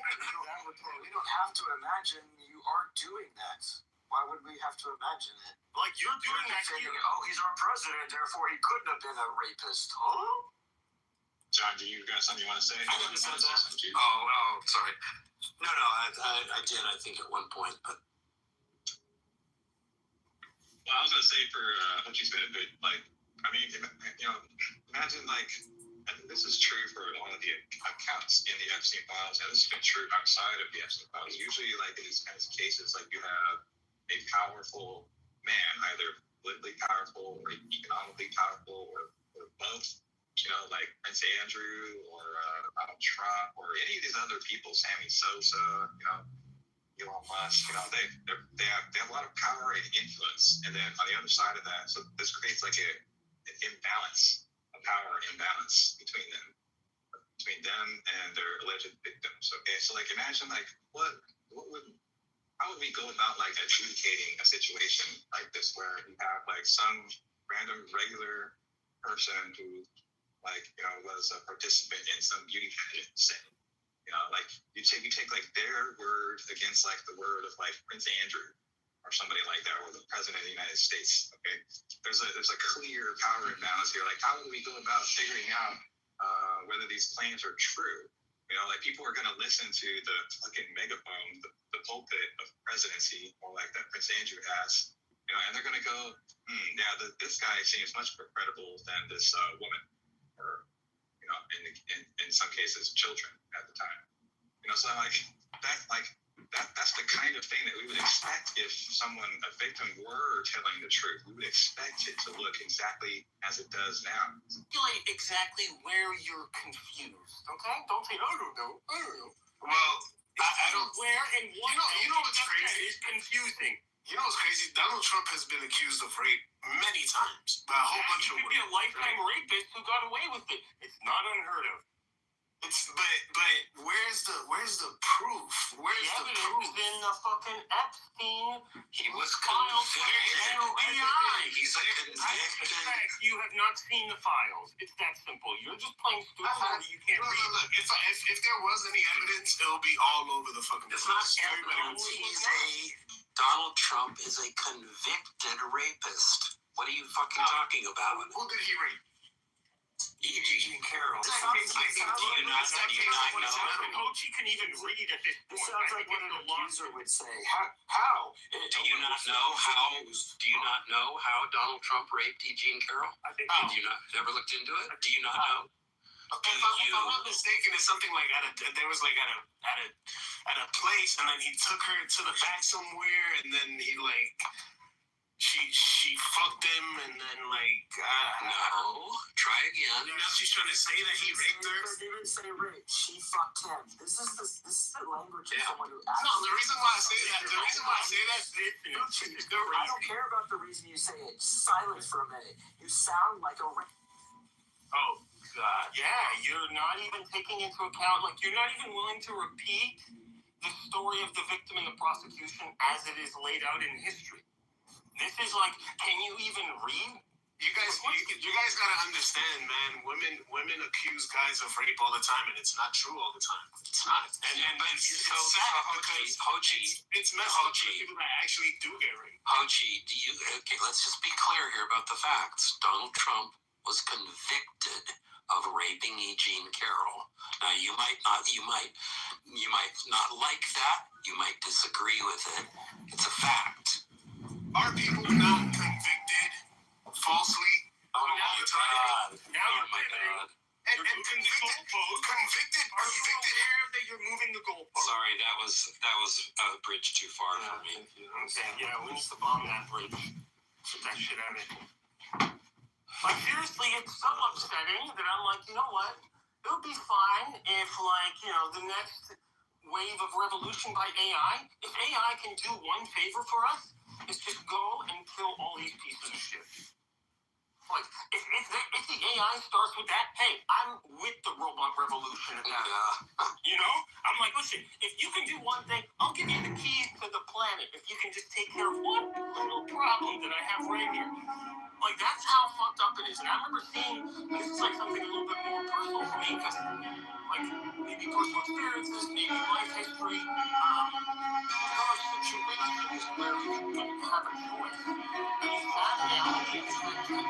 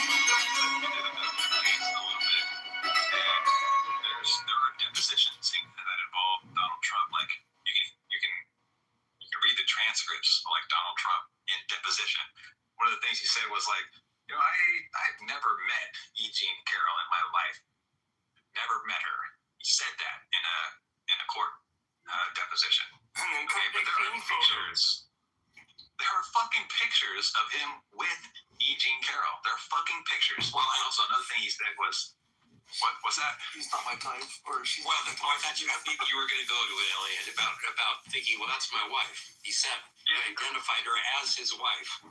She's not my type, but then he says, oh yeah, she's not my type, but also he says that or how did it go? Like, oh, I mistook her for my ex-wife, and of course, like, why would you marry someone who you don't find attractive? No, what happened was he was presented with a photo, and he was asked to identify the woman in the photo, and he said that was his wife. Said it was But it was, and the turn, because she's not she's not his type. So if he were to rape someone, it wouldn't have been her. There's video of this, right? Yes, it's all on I've seen video. this. And this was a deposition, not court, or I'm not even sure. Yeah, it was all part of the deposition. Okay, I have seen this video. It's pretty funny. I mean, it's horrible. Yeah, and that's what put him into a problem, because once you testify under oath in the deposition, he's kind of frozen when it comes to what he can testify to during the case without, of course, being exposed by what he had already said in the deposition.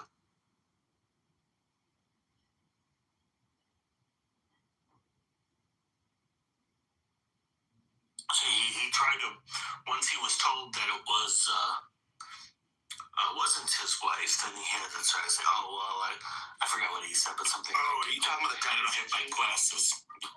Something stupid. Are you talking about where he's being cross-examined in that room? Yeah. Dude, wasn't that gross? Completely gross. He's such a gross person, dude. I honestly, this is the part that bugs me the most. Well, just the whole thing, like, his position isn't, I didn't rape her because, like, I would never rape someone, or, it's a horrible thing. It's because she's not my type. So then I couldn't have done it. He's just like, look, I know it's personal, and I know it's just my style and taste and preference, but, like, I've just never wrapped my head around the fact that people found him appealing at all in 2015. Like, what the fuck did people find attractive about this guy? I just do not. It was The Apprentice. Celebrity billionaire. by Mark, what is his name? The producer for The Apprentice. Exactly. All these stupid shows. And the thing is, we're still living in that bullshit world. and the thing is, that was all a fiction. The producers have to come out and said that, this and the other. In fact, they had to go out of their way because his property where they did the filming and stuff was so substandard that they had to make it look nice and stuff. So it was pretty funny. But yeah, because they wanted to create this image that he was, the successful businessman, so they had to do a lot of theatrics to make that believable in the series.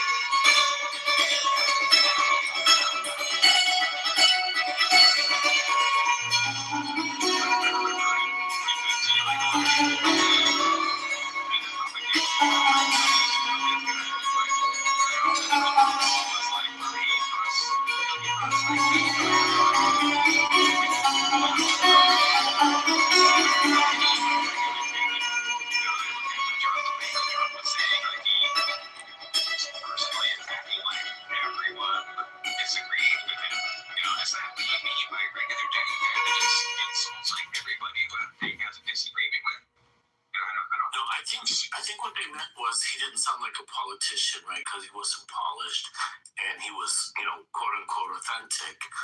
And so that was, appealed to some people. Like, get him the thumbs down. What's going on? Right, and see, that's the problem. This is the scary part for me. This is why, when I noticed, I watched all of this happen, right? And I'm like, he's not honest. He's not, like, he's a gross person who talks in simpleton sound bites to uneducated backcountry folk, like people who pretend they like money and diverse portfolios, and people who pretend that they have good ideas that they're supporting. I was always like, who is he talking to? Like I just never got it. I don't get it. His language was very populist, so a lot of the blue collar folks said, like, this is the type So he's successful, and he fights for me. It's narrow. He's the one plus television.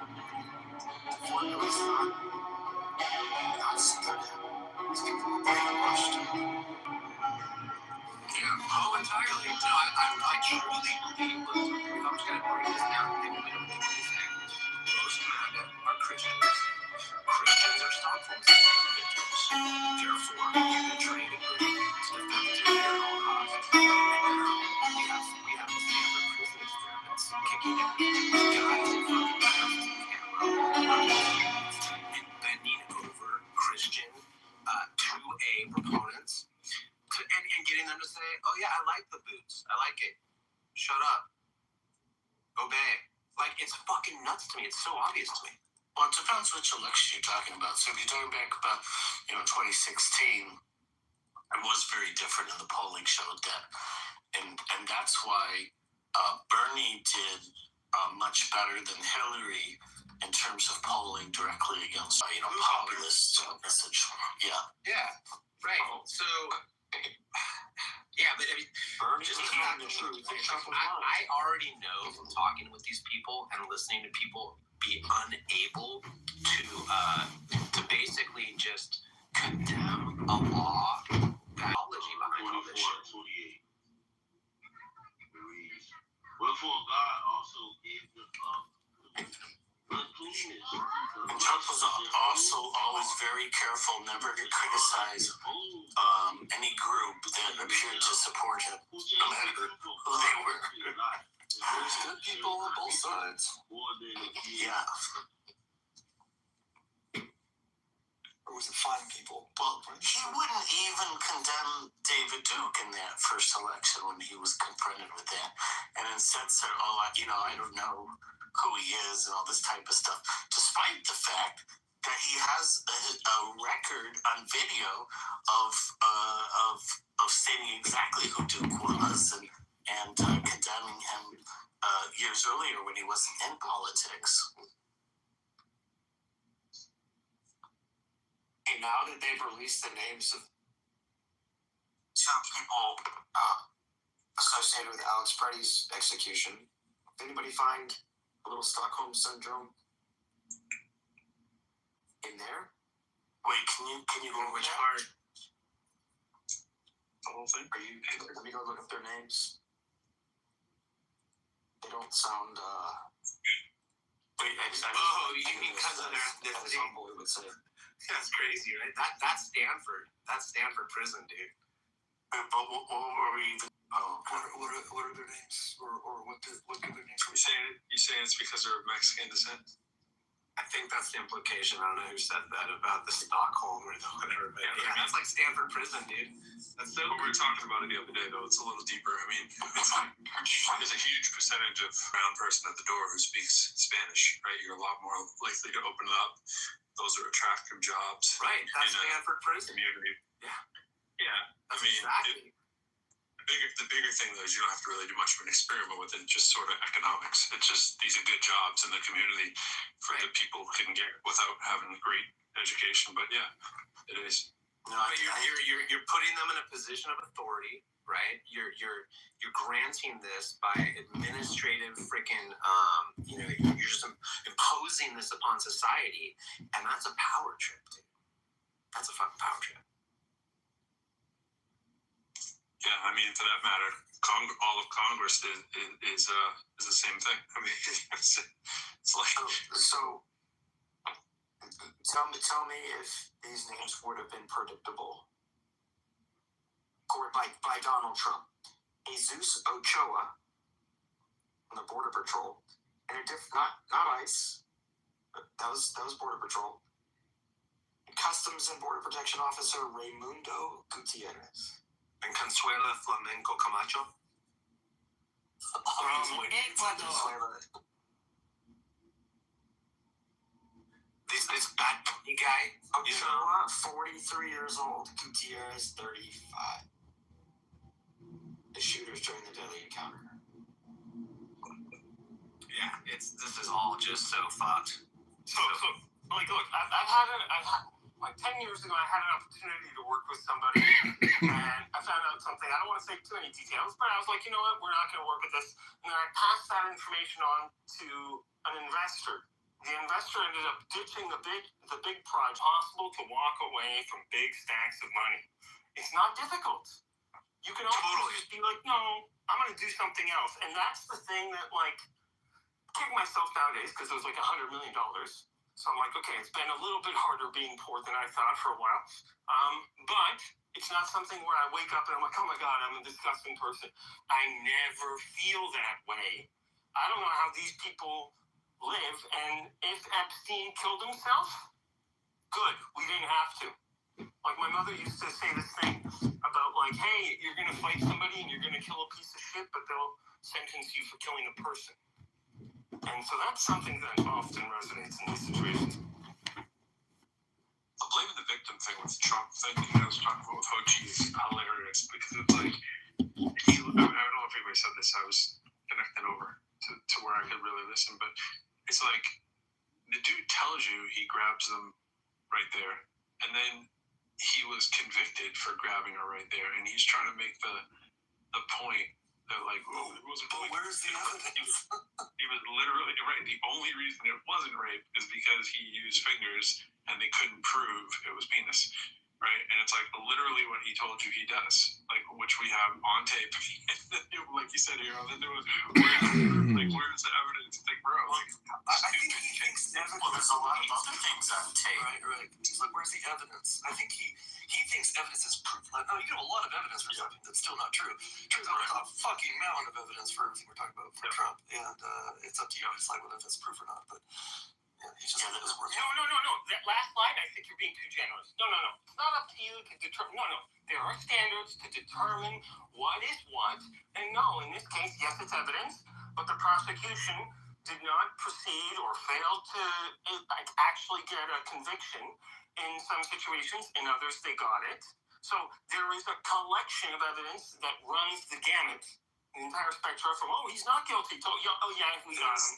Well, she's not standard of proof. Yes, there is a standard. Good point. There is a standard of proof, and it was good enough for civil court. I was expecting the usual thing about, like, well, it was just civilly. Okay, so he was civilly convicted of rape. You're cool with that? Like, what kind of rape are you not cool with? With regard to that at the time, which has changed. So now he would have been criminally, I think. Yeah. Well, and what they define as rape. And the thing is, I mean, he's been found guilty of other crimes. I mean, if you're worried about the criminal standard, including his business had, 17 felonies. Yeah, that he was convicted of, or his company was convicted of. Yeah, this is what I'm talking about. When these guys, I want to go back and forth with these people that, like, say these stupid things, so I can just repeat what they say. Investigations where they showed that, his whole wealth has been based on, illegal money transfers and tax evasion and whatnot. And, so it totally destroys this myth that he tries to suggest that, he's self-made and that his dad gave him $1 million loan, and, that's how he made his money when he got transferred over $400 million that taxes were never paid on. Like, everyone in the world knows this stuff, except people who don't want to look it up. Like, when everybody first heard this stuff, everybody was like, oh, let me read these articles and see what's here. Like, of course you're going to read about it. Look, you've had years and years and years to know. Like, literally, what Honey is saying, he's saying with more sophistication, but exactly the same thing as No Way Loose came in and started talking about. And the only difference being, which is exactly the same thing, is Honey isn't saying, and all these stupid white people, but he could if he wanted to, because it would be pretty factually correct that they are all white people. So that dude coming in while he's just hinging on the white people thing, he's not saying anything different. It's like, how are all these fuckers so crazy? They don't know what's going on. What are you, all crazy? It's like, no one's saying anything different. Except for the white people saying, believe in God, and all white people agree with everything else he said. And he said all white people yeah, but who cares? And he put us all in the category. Who cares? Of course he's gonna say that. That's his worldview. He's not wrong on everything else. And not only that, like New Yorkers knew, like people that knew about Trump knew how bad he was in terms of even just being a poor businessman and stuff, and not paying his contractors and vendors, and just being horrible in all kinds of respects. And of course, now that Marshall's here, I just wanted to ask Marshall something. Mr. Jose Ochoa goes by Jesse, graduated from UT Pan Am with a degree in criminal justice. He's one of the people that shot Valley. Jesse Ochoa had for years dreamed of working for the Border Patrol and finally landed a job there, she said. At the time the couple split in 2021, he had become a gun enthusiast with about 25 rifles, pistols, and shotguns. Both the shooters of Alex Freddie are from. Does that where from make you feel? Did you say are from Texas? You put out in the The Rio Grande Valley, the RGV, the part of Texas that Marshall said is closer to Monterey than Austin, but can still produce people willing to carry out these vengeance. I feel pain. I think there probably is a collective feeling of shame. It's been noted to me more than once by friends. Have you guys seen the? I'm sorry. Let me just say this one fast. No, I came in bursting. No problem. I was a little confused on a couple of things I've heard you say. Maybe I think I don't remember the facts. I heard you talking this morning and saying, so I can't remember. Is it that your town, you're saying, is almost all For the state Senate party. There's a nascent Republican movement in the Rio Grande Valley, and we won one state senator seat, one federal representative, and a couple of Texas judges. But we've never managed to crack in on either state representative or state senator. We've never managed to crack in on things like the sheriff or the county judge. So is it mostly conservative? No, they're all controlled by the Democratic Party. I live in a very weird part of Texas. Texas is red, our major cities are blue, and the Rio Grande Valley is blue. Like I said, there's a nascent Republican movement here. Oh my God, the ultimate test of strength. One juicy. But it does not produce a lot of wins, aside from the congresswoman, a couple of judge seats, and like a state senator seat. That's been a big deal. We got noted in Texas Monthly like 4 years ago. So there's a movement here. It's just very small, and we've not managed to crack in on any of the local representation. Do you ever wonder why most Yeah, I just want to finish this line of Against the Move. I've moved to the most progressive cities that I can find in the area, right? And granted, the immediate neighborhood I live in is a little bit more conservative than I actually thought, but it's still like 70-30 where I live, right? But the city I live in is like 90%, right? like progressives, right? I've lived in Cambridge, Massachusetts. I intentionally want to live in those kind of communities. Why would you want to be the only drop of red in that entirely blue area then, where you're at? Keep me balanced means I don't suffer a lot of the excesses of people in majority Republican areas.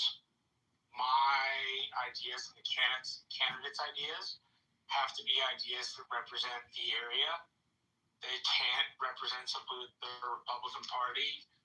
There's a necessity for the Republican Party here to take on a different field in the state party, or say, for example, in places like Tarrant County, where there was just that upset. I like living with people who I don't always agree with politically. I don't want to live with people I just agree with. It's very nice to, have those conversations where people agree with me, but I enjoy the conversations, for example, I have with our county who's a Democrat. I can talk to that guy about anything. And he is just he's really good at his job. I've voted for him before. And just, it makes you have to be more competitive. It makes you have to be more realistic and practical. It just all around is a better thing. At least I think so. It also helps that my dad and his dad were radio talk show hosts. So I've known these Democratic progressive ones since I was a small child. So there is a sense of like real familiarity with these individuals. I can pick up the phone and call them. My state rep for a long time, somebody I've competed against for years, is someone who, when my grandfather died, put a petition on the Texas House floor to honor him. Right, so there's also that family tie-in. Ancestor worship. Sorry, go ahead. But I like living in a place where people don't always agree with me. That's nice.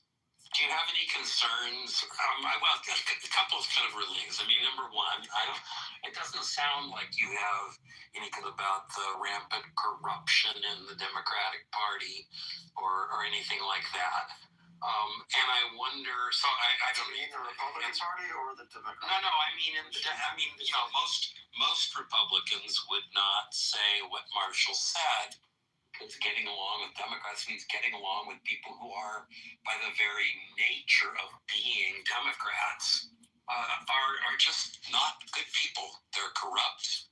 They, believe in open borders. All of these things. Now I know Marshall's not the type, but I wonder if he leans at all that way. It sounds like he kind of approves of the area that he lives, which is governed largely by Democrats. He's trying to he's trying to bring Republicans in. The word conservative has been used. I agree with you. I don't think they're conservative at all. Yeah, Thank you. So I don't know. There's a lot of look. The Valley has been governed by one party for a very long time. So there is corruption here, right? That has more to do with like cross-border traffic. Since we've settled, if there are borders, people try to smuggle stuff across it. So you can get corruption that way, but I don't adhere to this idea that Democrats are corrupt institutionally. I don't adhere to this idea that Democrats are bad people. I don't adhere to this idea that you can't work with the other side to come up with something good that represents good governance. Do you worry at all that in opening this largely MAGA is that a concern? Would that be worse than the Democrats? I worry all the time about those few people in our party that are that way. There's a group of people in our party who thought it was a great idea, and this is just on campaign thing, this is not how you do this, but they thought it'd be a great idea to attach flags to their truck and drive around our city of 150,000 people. And they thought that was better contact work. And they got alienated by everybody in the party. In particular, but that's not the way the official GOP in Hidalgo County is going to operate. So I'll give you an example. There's a state rep race, and it's got three people: a woman named Sarah Hammond, and Gary Groves, and a guy named Sergio Sanchez, who I'm supporting. Gary Groves is a white citrus magnate who had a lot of money. He decided he wanted to get into the state house race. And he has these signs all over the place of him wearing a MAGA hat. You just don't do it in the Rio Grande Valley. Like, there are people who like Trump, but you don't wear MAGA hats here. It's just not a thing. And so this guy gave a talk to the young Republicans in which he said, I'm their parliamentarian, in which he said something to the effect of like, hey, you just need to knuckle down and obey Trump and Abbott. And so he and I had a talk afterward. I said, Mr. Groves, you're running for an election. You need more votes rather than less votes. This rhino thing doesn't work. He said to me, Marshall, I know my base. And I thought to myself, great, you're going to lose. And he has embarrassed himself every step of the way. The first thing this guy did, John, was attack a battered women's clinic, because the woman in the race, Sarah Hammond, had been a socialite in the Valley for 20 or 30 years and had done lots of work with the battered women's shelter, and they were going to give her an award. This dude lost it and attacked the battered women's shelter. And every time he's been in a room with Sergio Sanchez, the guy I'm supporting, he says he agrees with Sergio Sanchez. Everyone I know thinks he's a clown. And he is managing himself in such a way that nobody has any sympathy for him, and he's going to lose. Letting him do what he wants in the Rio Grande Valley will be punishment enough for him, because he's not going to win. He's going to get humiliated.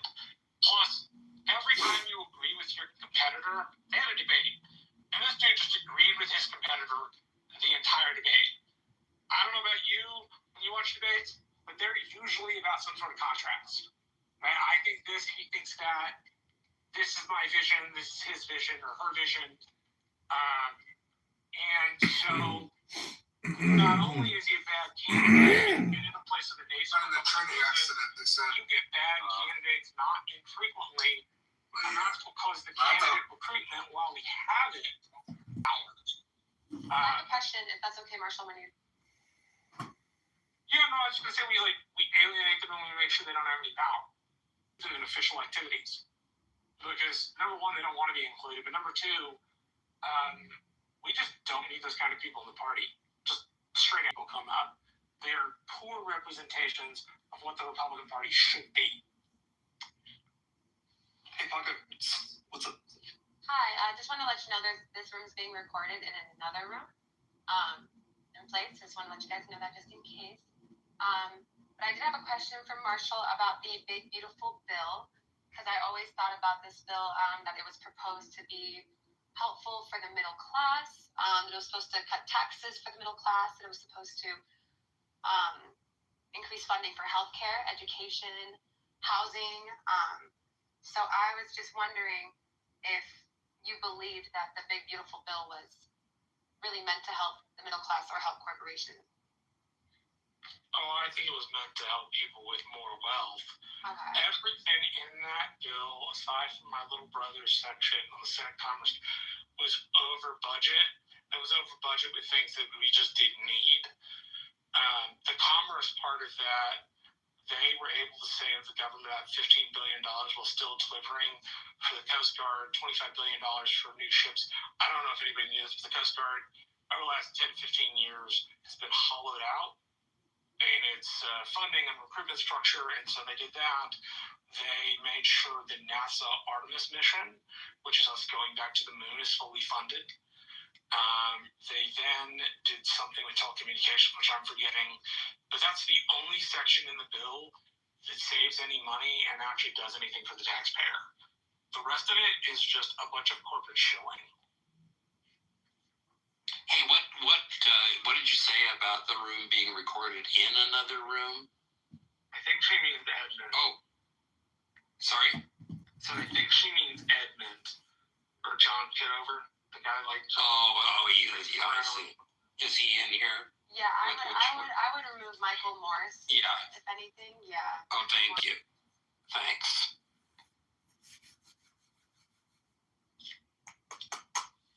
There's also a couple of anons, wonderful features that Clubhouse implemented for voyeurism and paid trolling.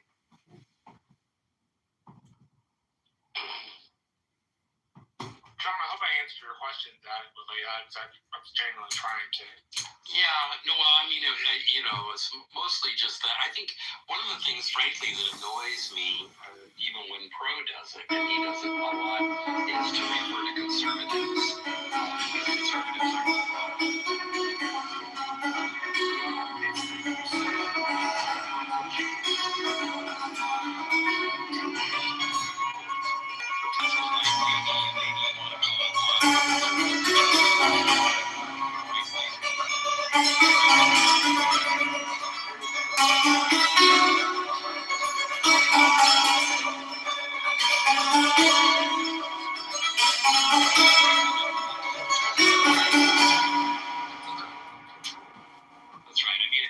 Republicans talk, and they've made an issue of this for 50 years of fiscal conservatism. But as I always point out, in every single year of every Republican administration in the last 50 years, Never finished. Absolute hypocrites. Yeah. They spent like drunken sailors. That's right, but it's really telling. I mean, it's really literally true. We've had 50 budgets. I mean, not 50 budgets. 50 years of 50 deficits, 50 annual deficits. Every single year that there's been a Republican in the White House, the deficit has been greater than the one that they inherited. And every single year that there's been a Democrat in the White House, the deficit has been smaller than the one they inherited. And that includes Bill Clinton, the first 2 years when he had a Democratic Congress that immediately brought the deficit down. A lot of people say, oh, Bill Clinton had a Republican. And for me, that's the thing, because my political birth was Reagan. The main problem I had with Ronald Reagan was the fact that he was not a fiscal conservative. He blew a hole in a debt structure that had been going on. We had 110% GDP, 110% of GDP debt at the end of World War II, and it came down every single year because we ran consistent. Debt was down to 30% of GDP, and then Ronald Reagan changed the formula with trickle-down economics, and that was the end of it. So that was the beginning of the end for this great country.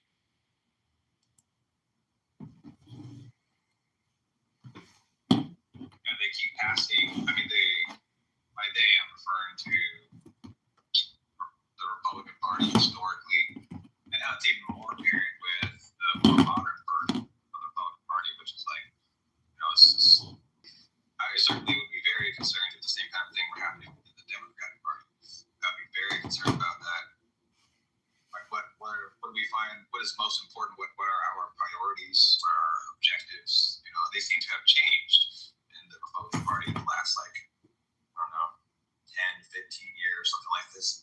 And so, the big beautiful bill is just a continuation of the thing that you're talking about, John. They tell you that it's raining, but it's actually they're just pissing on your leg. Has to respond your terms and your timeline and the modality. President Trump explodes our deficit it adds $4 trillion to the deficit, I think, over a period of 10 years. And that's just a continuation of the same shit that they've been engaging in for 50 years.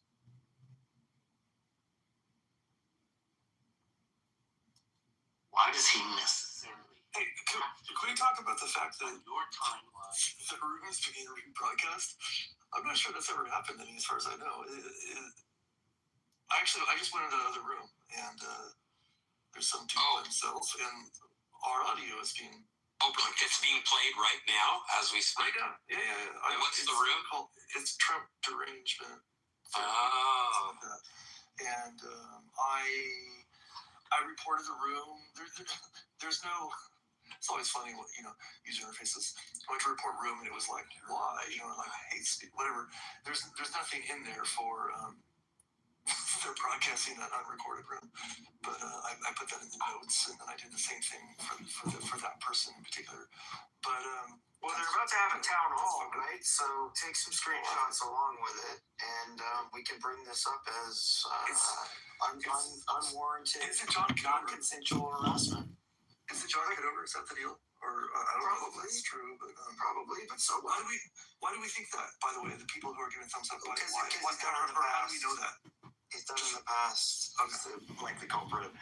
But it's more like you should take it up with the people that make the app. I was just take it up with the people that make the app. Of course it's him. I went in there and typed, of course it's you. I don't know what that guy's deal is. He has 100 different accounts and 100 different rooms. I want to say something. I have a message for John Kitover and whoever's in that room, and they think that we all have TDS or Trump derangement syndrome.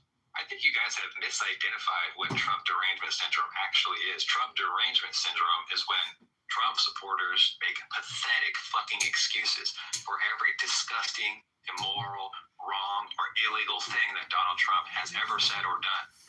Okay, Trump supporters cannot think objectively or critically about the actions that Donald Trump has taken.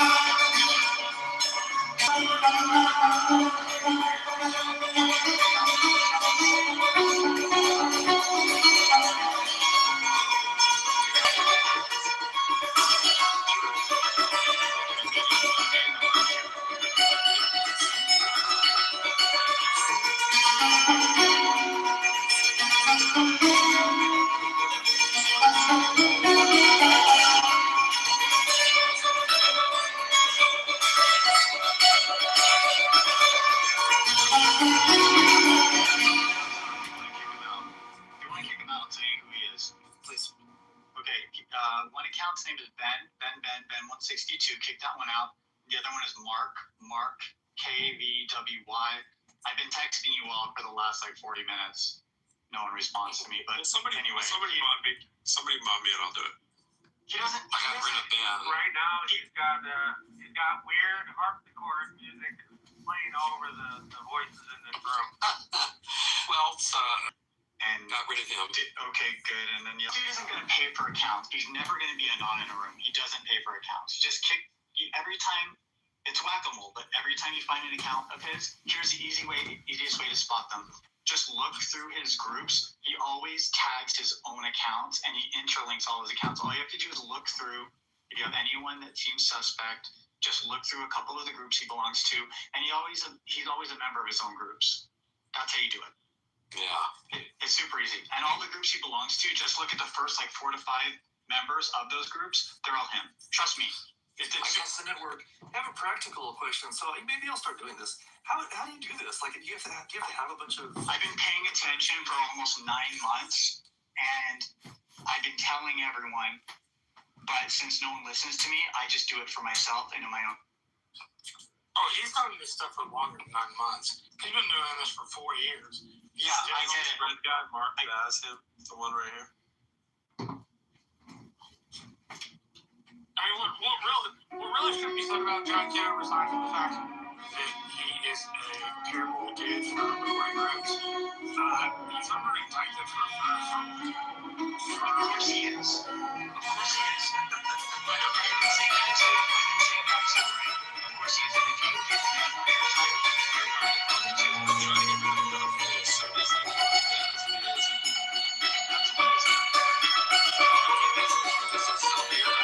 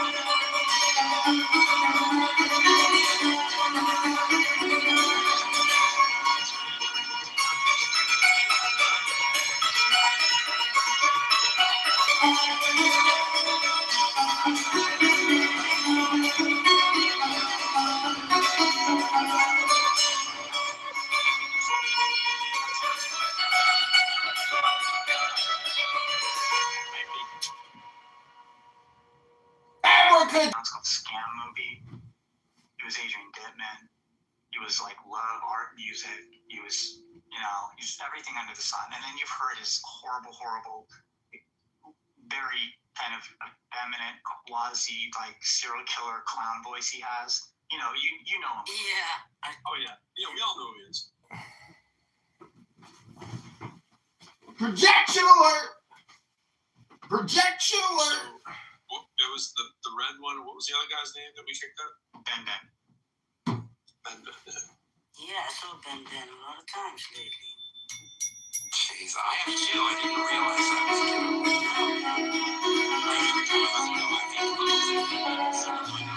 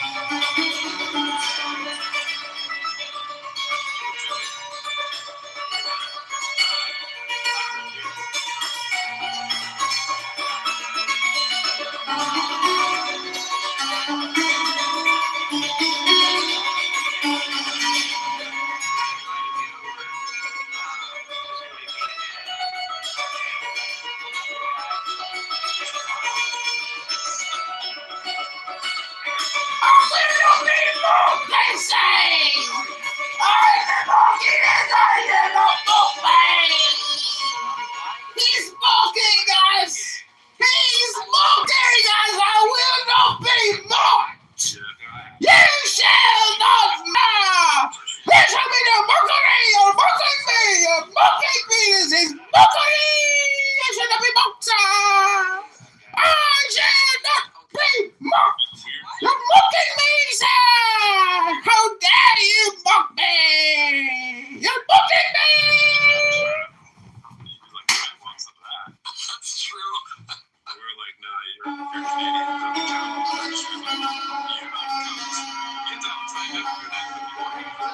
Canadian.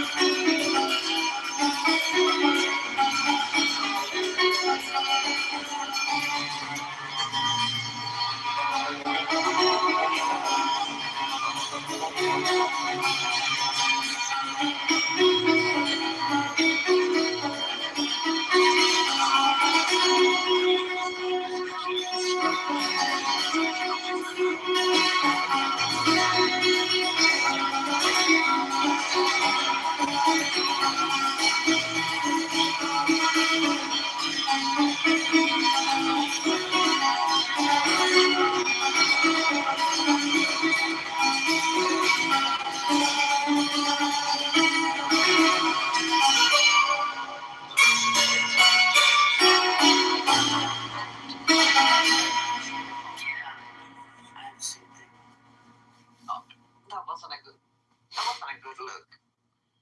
Poor neighbor. So, John, I want to ask you a question. That's all right. So follow through on it. Follow through on it. Is it going to be about, is it me? Nobody said something. Okay, can anyone hear me? No, I can't. Yeah, but yes. No, we can't hear you, man. That's a good thing. Can't hear you. Yeah, can we just mute up unless you're talking? Just waiting on you, Ian. Okay, John, do you know who Liz Boyer is? She's a former pardon attorney for the DOJ. I don't think I do. Okay, so she's an excellent resource because she just keeps talking, right, and telling you what the fuck's going on. And in my opinion, just her information alone, if anyone just went, okay, who's Liz Boyer? Let me look at her Instagram and just look at like 20 things. That information alone should be enough, right? That should be enough. Just based on what he does in his pardons and how the hypocrisy is just like insane, right, and criminal. So I don't know. I was just going to ask anyone if anyone understands the extent of his executive pardons and agrees with my sentiment, because that's my opinion and I stand by it.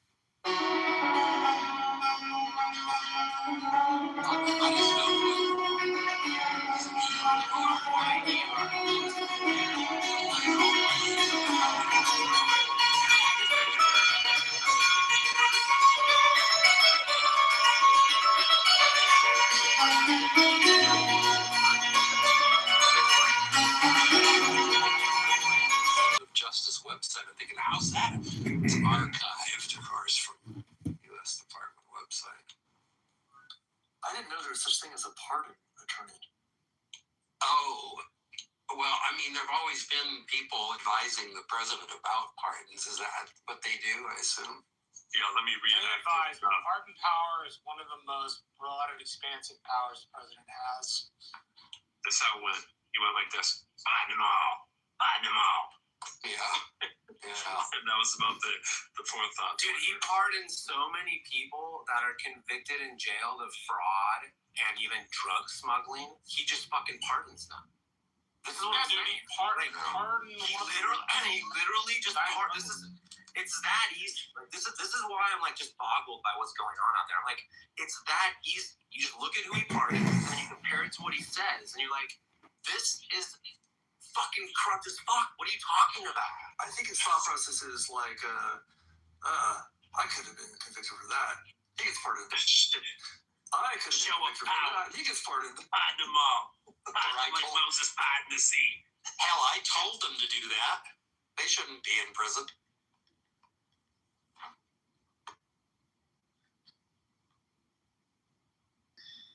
He always does this bullshit where he does the, I don't really know the guy.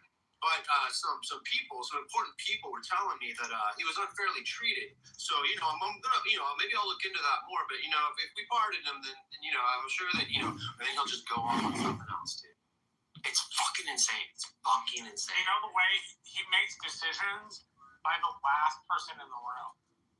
Like that's the secret White House gossip. If you're the last person in the room, and if you're the loudest, most objectionable voice, he tends to listen to you.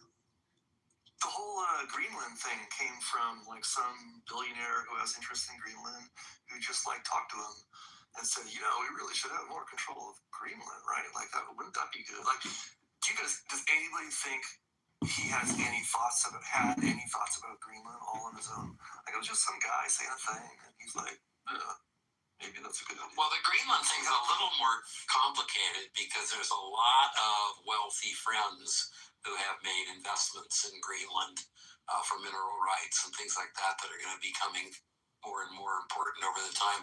Somebody pointed me, let me see if I can find it, a pretty impressive video if you want to like connect dots on Greenland. They go pretty deep.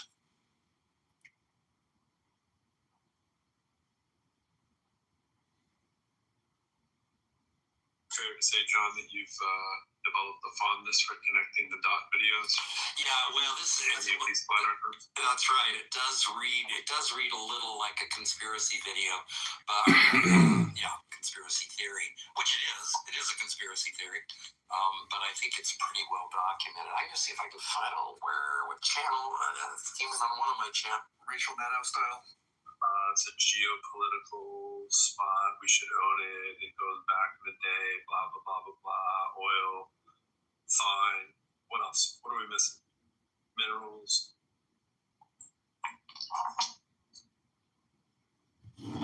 Cold War. What else? I keep thinking that anything that we legit need from Greenland, like we already have, we just ask. Like, hey, can we put another military base? Okay, sure. We have radar bases there, and we have sonar, like sub detection things there. We have everything we need. There's no reason until now. Now they're going to get pissy about it, of course. But It's all Epstein distraction. Get back on subject. Did you see the SNL news or opening this weekend where they basically said that he's like Tom Homan? He's like, the joke was that they're going to bring up the Epstein thing to distract from ICE in Minnesota. He's like, it's funny because we invaded Minnesota to distract from the Epstein files. I thought it was funny anyways. I think SNL's been on point. I'm going to go find that direct quote. It's only like 30 seconds. It's hilarious. Finally, out of that conservative nightmare. Hello. Believe it. Lawyers spoke at UC Berkeley recently, it looks like. Oh, no. She's speaking on, okay, maybe she's speaking this May. She's scheduled to speak at UC Berkeley.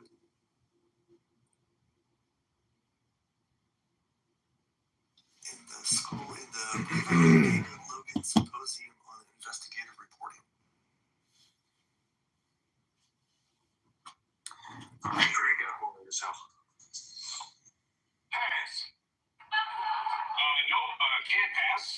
Come on, guys. What are we doing in Minneapolis? This could be wrong, but Army? Close. That's close. We're here to detain and deport illegal immigrants who have committed crimes. That is literally the first I'm hearing of that. Well, it shouldn't be. Just so I know, what were you told you should be doing? Wilding out? You know what? Forget everything you were told before. We're not here to intimidate, racially profile, or violate anyone's rights. So again, Recash it. I knew you was gonna say that. Listen, at the end of the day, man, I just go meet a new Inherit Israel's position. Why would that no longer be occupation? But that hasn't happened in Iran or in Palestine. No. You might be early on the news, so I don't know what you're talking about. Oh, yes, that's interesting. Okay, so last week, and this is what's weird about the news right now. It's like all of a sudden you missed something. Let me just pull it up. They raided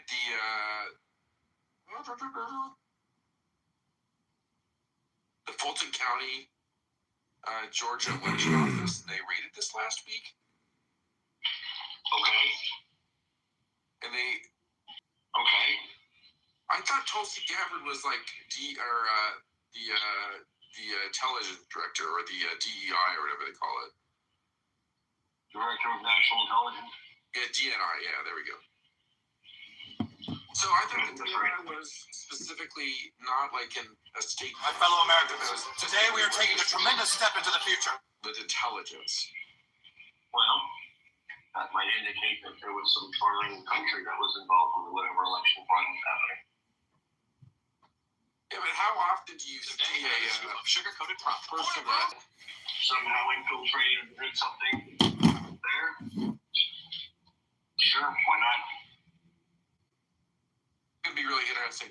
I mean, like, this is like in the back pages right now, but like, I wouldn't be like so surprised if it was like Pam Bondi or something showing up, but like I'm sitting here going, okay, like where's this going? I mean, this would be pretty big news if it was like not Trump.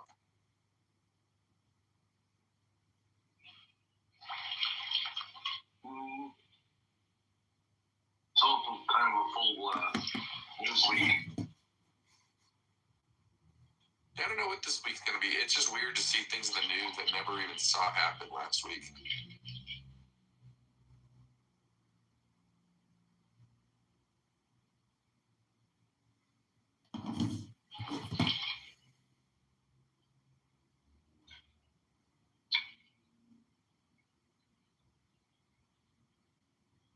Anyways, that's what I'm trying to figure out right now. Is like I thought I understood the DNI job, but I don't understand it at all.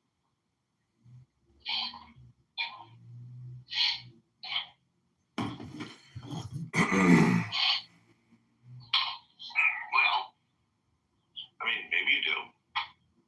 Maybe you're just struggling to imagine the connection. Maybe one example of how they will be connected. Okay. So, like, I didn't know this. The DNI oversees 18 people do.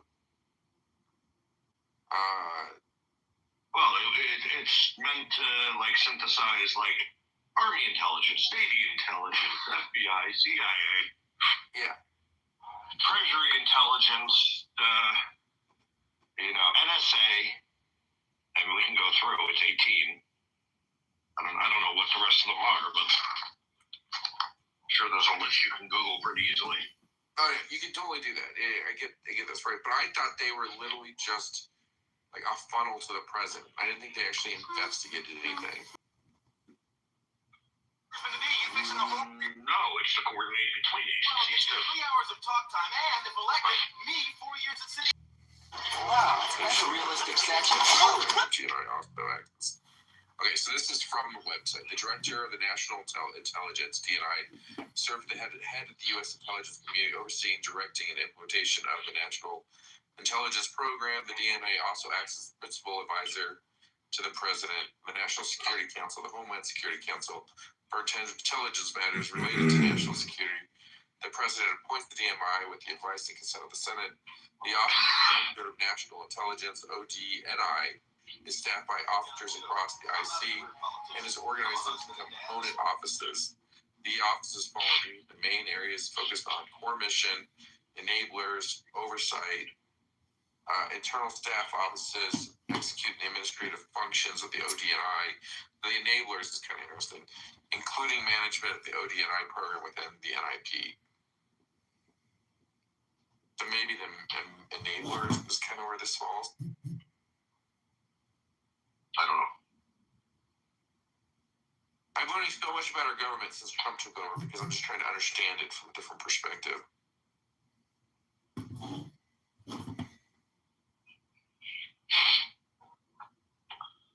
mean, it makes some sense to me that depending on really not depending, but because Trump is Trump, having someone who ultimately will be handling whatever inquiries come from this could have value on site. Right, because they're gonna question every part of this. Well, the story that broke out is that she took a phone call from Trump, and Trump spoke directly to the FBI after they did their raids.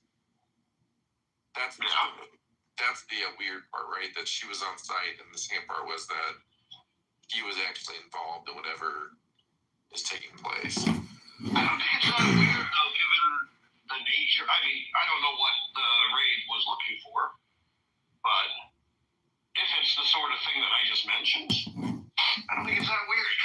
Yeah.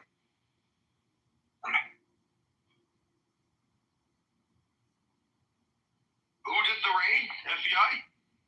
Yeah, that's why I was thinking it's a Department of Justice thing, right? Because the FBI works directly for the Department of Justice, right? Not technically, but I thought the FBI was the law enforcement. domestic law enforcement of the federal government. So, but I mean, more than likely, it's if you're based on what they're saying, they're probably working for the FEC in this situation.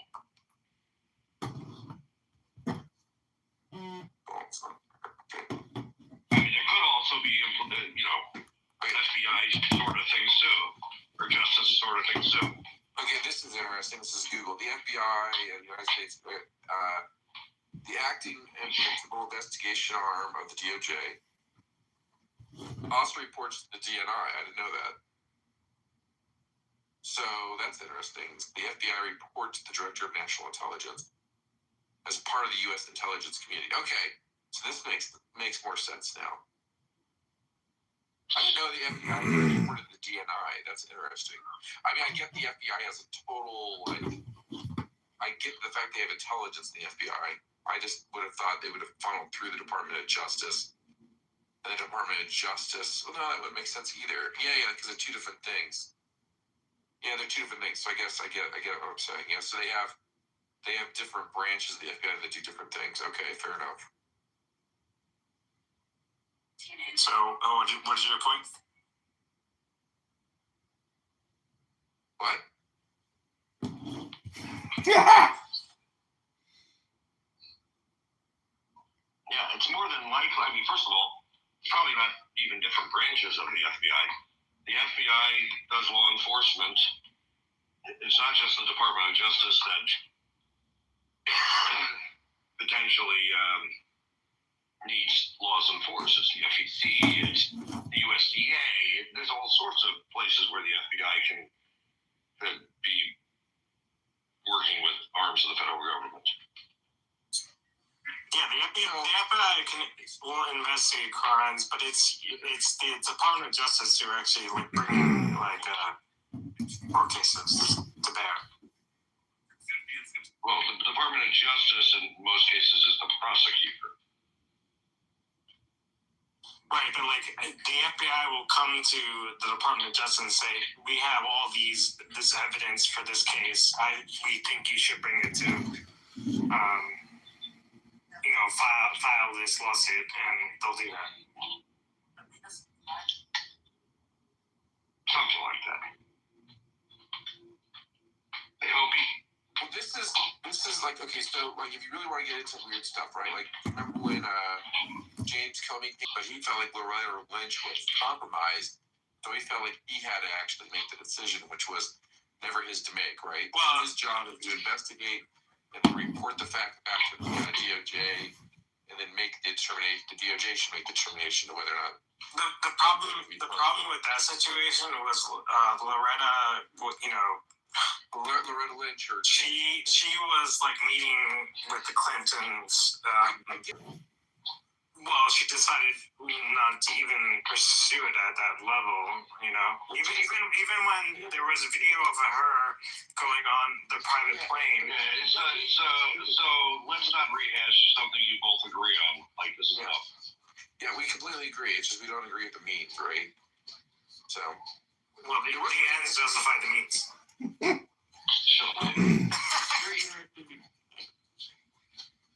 Okay. So the FBI has it reports to two figures. It reports to the DOJ and the DNI. And I never knew the FBI doesn't report to the DOJ. Here it does. No, it doesn't fall under that now. They're parallel agencies. Yeah, one doesn't supersede the other. No. That's not the right word, but okay.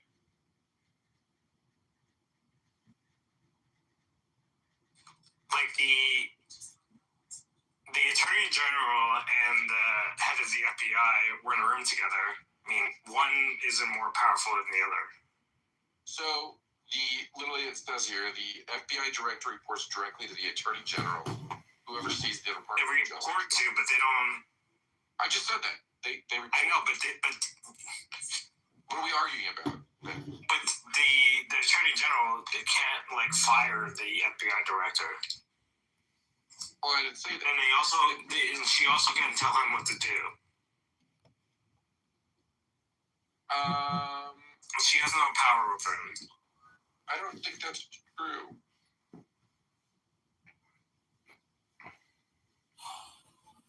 More Israeli Jews in the Epstein file, raping them babies. It's a Jewish problem. Hey, don't go anywhere. These Jewish rape gangs, man. They didn't rape the baby. They ate the baby. They sucked the foreskin. Okay. This may really offend you, but I just want to ask. I don't give a shit what you say or what offends or not. Tell me about your Jewish ancestors. Why they doing all this raping? No, I'm just curious. Does it bother you that you live in tunnels? Does it bother you that your Jewish family like sucking the foreskin? I don't understand what you're saying. Say clear, like you haven't mentioned. Why does your family like the foreskin? No, like pronouncing it. Why? Following the paper trail, and tonight he gives us a look at what he finds. Not working. Anyhow.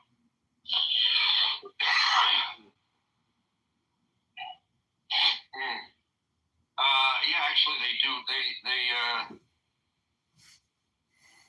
do work under the Department of Justice. That's interesting. I didn't realize that. It's okay. I'm learning shit right now too. Like this is blowing my mind right now. So does the DEA, ATF, U.S. Marshals, and Federal Bureau of Prisons. Yeah, the Attorney General is like quite powerful. Crazy. Well, it's a head lawyer for the country. Oh, I get that, but like that's why I said like they do actually work for the DOJ. Yeah, that's true. Yeah, but they're able to, work without limitations, or there's no. No, this is just like a police department.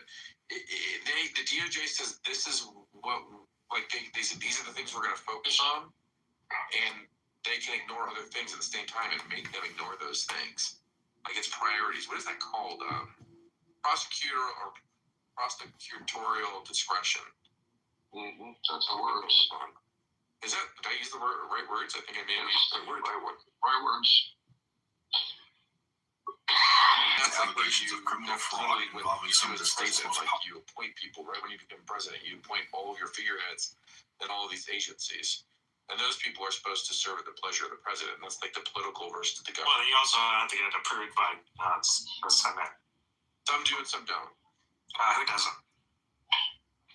Tons of administration jobs don't get approved. It's just at the pleasure of the president. Like the secretary or the secretary? No, not high up figures, but there's other figures I think within the government where you can really just take sponsorship of. You Hello! know, the White House is actually not that big. I've been raising my hand all day. Yeah, I've been busy all day, my friend. I know you were playing. You say you're excited about the ballroom? Yes. Wait, is that gay? Triangle. I think I heard you playing the triangle at one point. A little gay now that you asked, but.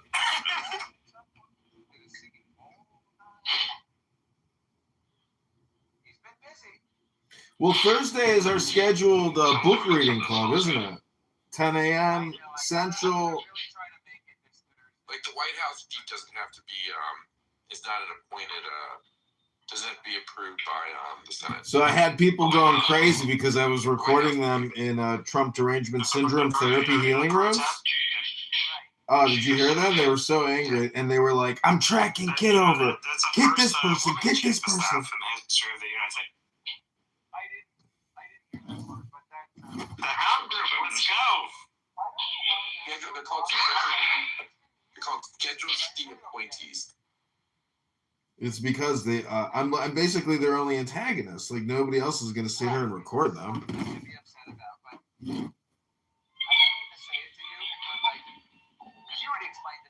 Oh, and they get all interim acting appointments don't have to be confirmed. They get 210 days.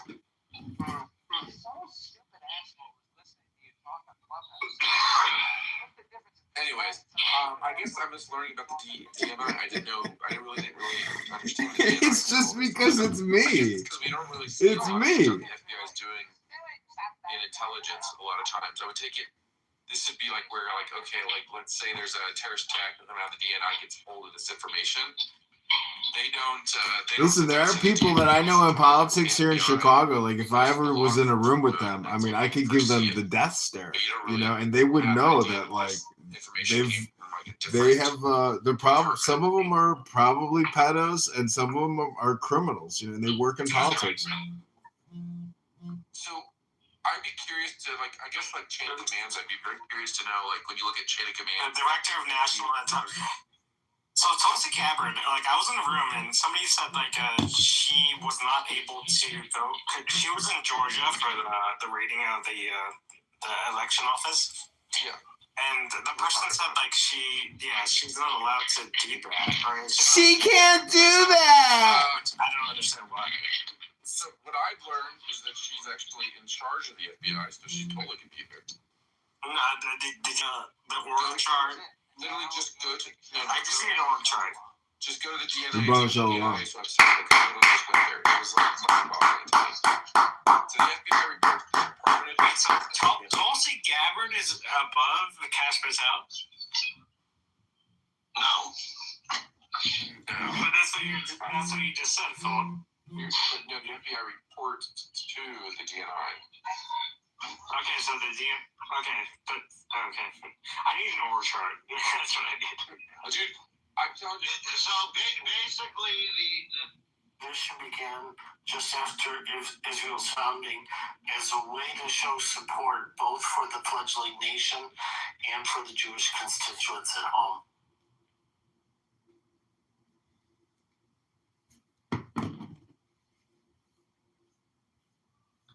I mean, I got no problem with someone visiting Israel, like, as a show of support. But it seems weird that it's like become like a do other mayors do that? Is that how Mayor Adams got into that whole Turkish airline problem?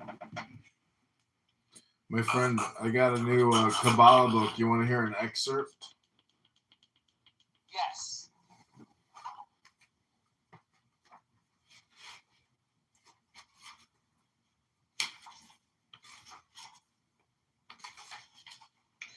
Kabbalistic conclusion. Nothing now remains but for the scribe to bear witness to the strange Kabbalistic coincidences connected with this drama. Was Wagner a great Kabbalist? Were those from whom he obtained the sources of his information such? Numerical emanations called the 10 Sephiroth, and there are certain vibrations of a numerical nature connected with words. It is not my intention to write a treatise on the Holy Kabbalah. Those who wish to study this interesting subject may do so. In QBL, or the bride's reception, nor to describe fully the tree of life, nor the methods of drawing numerical meanings from words. The accompanying plate shows the structure of the tree of life, and the frontispiece indicates how the chalice of ecstasy may be drawn therefrom. So there's the supernal triad, the intellect, the sword, the world. Then at the bottom, the kingdom and the shield. At the top, it's spirit, number 1. To the right of that is father, number 2, or wisdom. And then to the left is 3, or mother, or understanding, or the cup. The Kabbalistic teaching is that Malkuth, the kingdom, the animal soul, the fallen daughter, must be raised through the office of the sun, Tifereth, the sun, harmony, and beauty, to the throne of the mother, Binah, understanding, the cup, when she is again united to the father, Chokmah, wisdom, will, the spear, thus absorbing all into the crown, Kether, pure light of the dove, which descends upon the union. Submit. To help us appreciate the complexities of a woman's role, Crowley informs us that we must be completely acquainted with the Tetragrammaton. And then it has it in Greek, which looks like tepe pauetov, which is a Greek word meaning 4 letters. It refers to, that looks like 4 Hebrew letters. This formula details the mystical union of the father of Kokma, 2 Yod, and mother of Bina, 3 He, above the abyss. Here we learn that their union brings about the birth of the quintessential essence in the form of the sun, Vau. From a Kabbalistic point of view, once the sun descends below the abyss as the spheres from Chesed 4 to Chod, he becomes known as the Ruach, spirit, which is our conscious and unconscious mind, half known, half unknown. Everything that is birthed below the abyss is instantly bathed in duality, which automatically implies that besides the sun, there must be his opposite or twin sister, a daughter, second He, who is also birthed at the exact same moment. The daughter resides in the spheres of Yesod and Malkuth 10. One sphere is called the Nefesh, which is our animalistic soul or libido, while the other is its mere vehicle known as our bodies.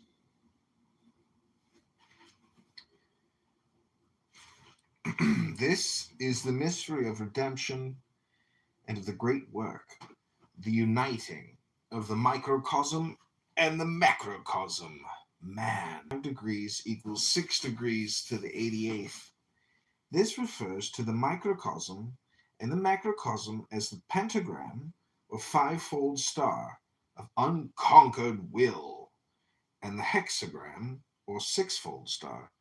The work is to discover their equivalence and to unite them.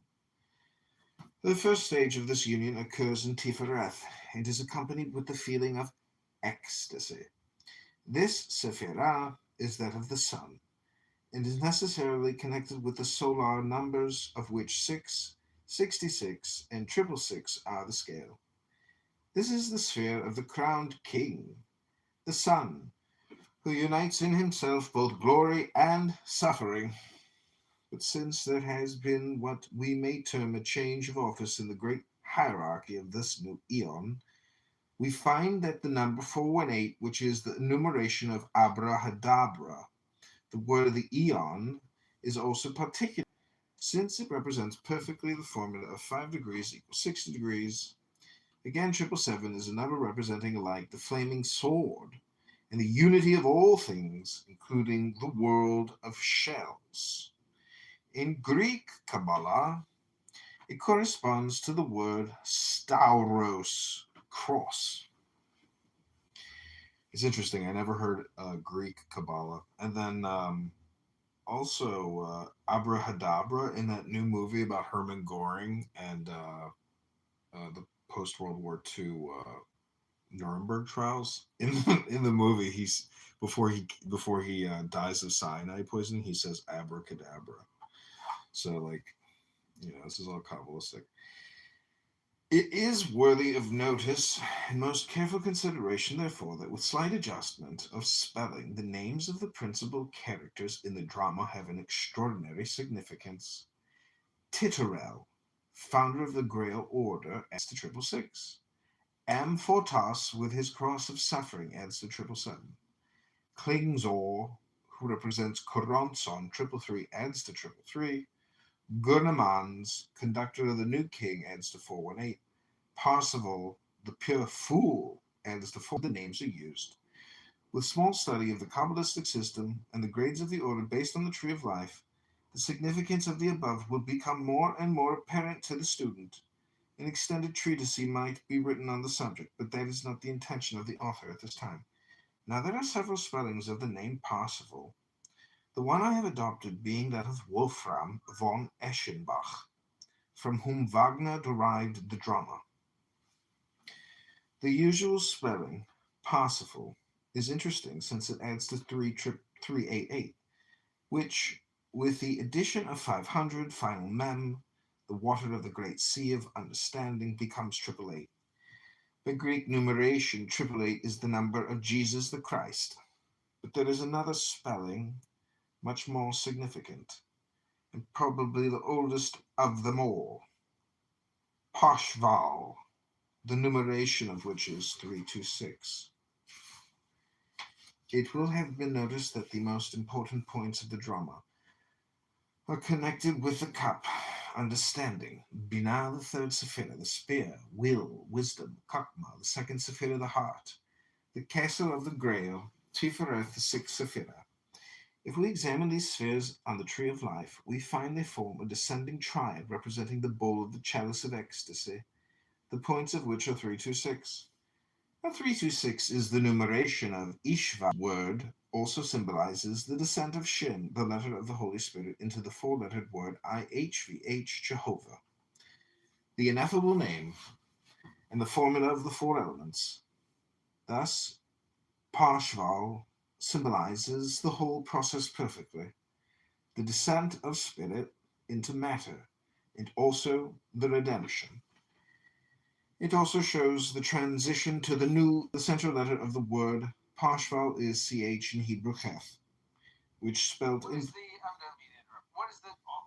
this book and what is the author's name? Frater Achad's The Chalice of Ecstasy, a detailed study of Richard Wagner's Parsifal, the story of an AA. This is not the Kabbalah book? It is a Kabbalah book. This is a chapter on Kabbalah. Thank you. Frater Achad's Kabbalistic assumptions leave a lot to be desired. He mentions the strange Kabbalistic coincidences connected with this drama, but it is difficult to make the same connections that he makes. This ending taints the brilliance of his overall book.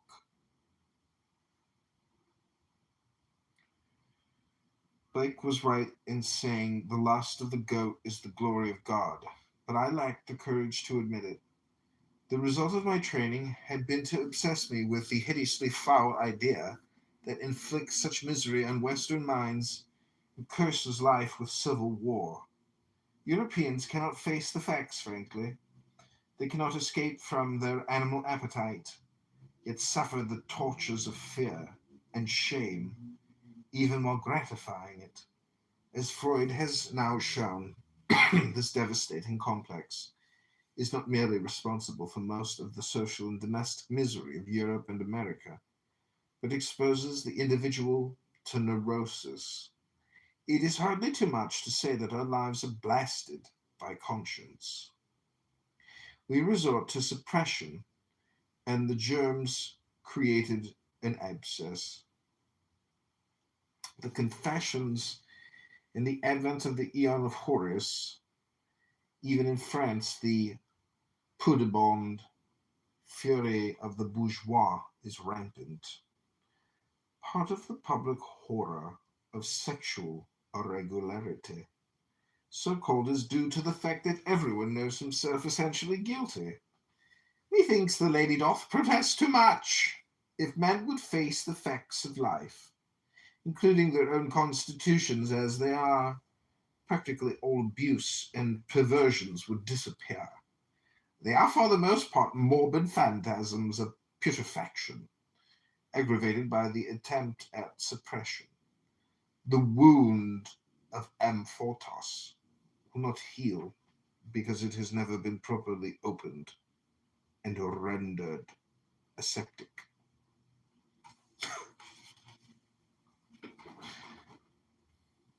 Good evening, I'm John Kitover. Good evening, I'm John Kitover.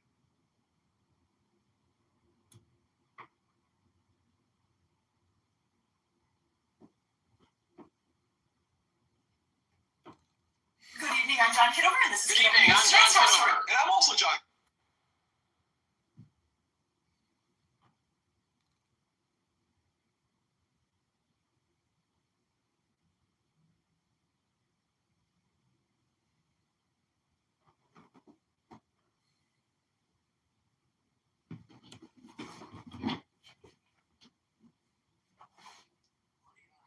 Looking to do it, they can name anybody they want Speaker of the House, and that person becomes president.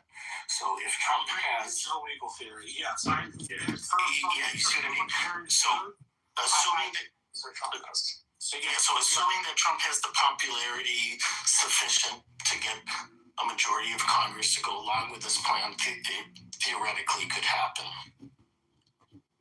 And then it would have to go to the courts to decide afterwards, because then, who knows?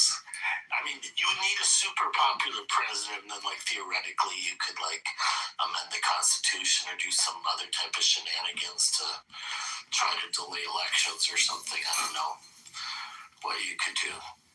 I mean, I don't think any of these things could likely happen, but I think this is what Bannon is alluding to.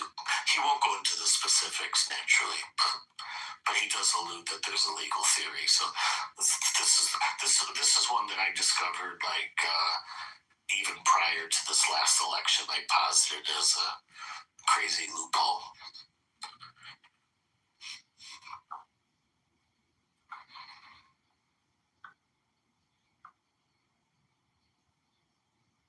But I think Marshall's right that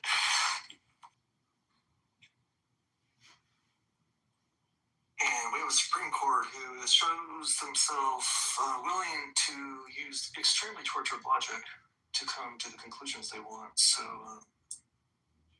we don't have to really rely on it making sense, right? We can't say if it doesn't make sense, it can't happen because. Yeah. Well, the Supreme Court also strained by that. And the Supreme Court also has another convenient out that they often exercise, which is the Supreme Court does not adjudicate political questions. So if they decide that this is a political question, they'll just stay neutral. So if they decide it's non-justiciable, they'll let the Congress and the presidency work it out, basically.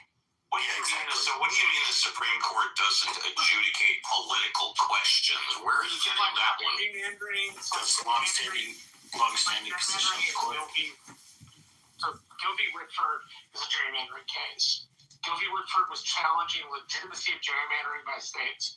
The court said gerrymandering is a political question, and therefore hanging chads were not a political question. In the Florida case, they actually, I'm trying to remember what they did back there. The Supreme Court decided it. No, you're saying that was not a political question. Any case questions. Now, there are things that people in the public consider political questions that they adjudicate all the time. But I forgot the basis of the Florida ruling off the top of my head, but I know I remember that it's complicated. I'm just asking, hanging chads, which decided the presidential election by the Supreme Court, is not a political question. If the court adjudicated it, they determined that it wasn't a political question. They did adjudicate it. I don't remember what chads were brought. I mean, that particular subject was a matter of a lot of debate locally in Florida, but the part that I remember is the Democrats wanted a statewide recount, and the Republicans wanted a recount just on the three counties in question. And so I remember that was the big debate. And at some point, Gore, for some stupid reason, decided not to demand a full state recount. Well, history shows that if they had, he probably. No, I think the irony is the other. So I might have it mixed up, but I remember that each one, if they had gotten what they'd asked for, they would have lost. That's what happened with the 2000. I think it had to do with the question of that the different counties had different standards, and that was being questioned whether the law was being applied equally. I think was the maybe I'd be happy to be wrong. I mean. Hey, Marshall, was Gore the first presidential candidate ever to concede a presidential election in 72 hours, get back in? Has that ever been done before? Hey, Euro? Yeah. You got a piece about the legal theory. Sorry, I should have been ripped. There's also this piece. Eisenhower jokingly questioned his third term. I think Nixon did. And I think President Obama did. Those, if you read them, they may have come across serious at the time, but with historical longevity, I guess people thought they were joking. Maybe the difference between them and the way people view Trump is people don't think Trump is joking, even if he doesn't have the plenary power to do it. People are genuinely worried about it. And I think you raised a very good point with the legal questions. The research I read said this would have to be decided at the court, and you're right. If it was judged non-justiciable, we could be in a full-blown crisis when it comes to succession. Exactly. And you raise a really good point that, Trump may just be totally joking about this. It's not, it wouldn't be out of character for him to do that. But like, as you pointed out, people are worried that he's serious. But proponents of his stated that they're totally serious. Like, if you watch Steve Bannon in his interviews, he makes it very clear that he's totally 100% serious about it. But, that could be maybe his strategy too. I don't know. This trope that he's just joking, you guys are taking it too seriously.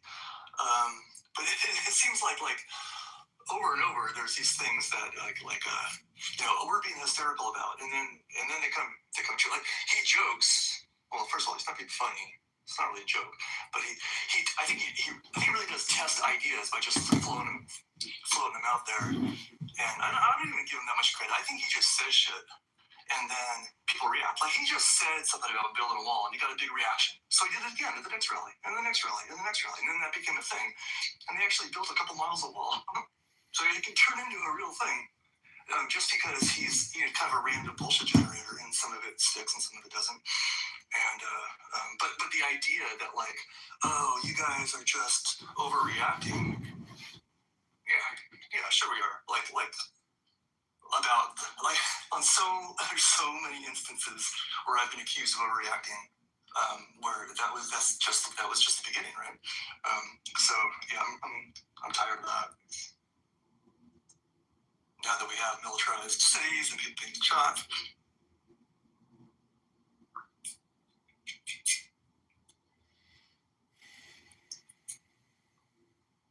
I was told to relax when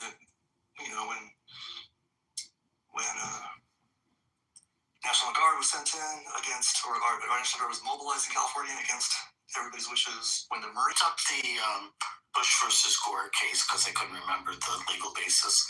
So it was a 5-4 decision, and the court did hold that Florida's ongoing manual recount violated the Equal Protection Clause of the 14th Amendment.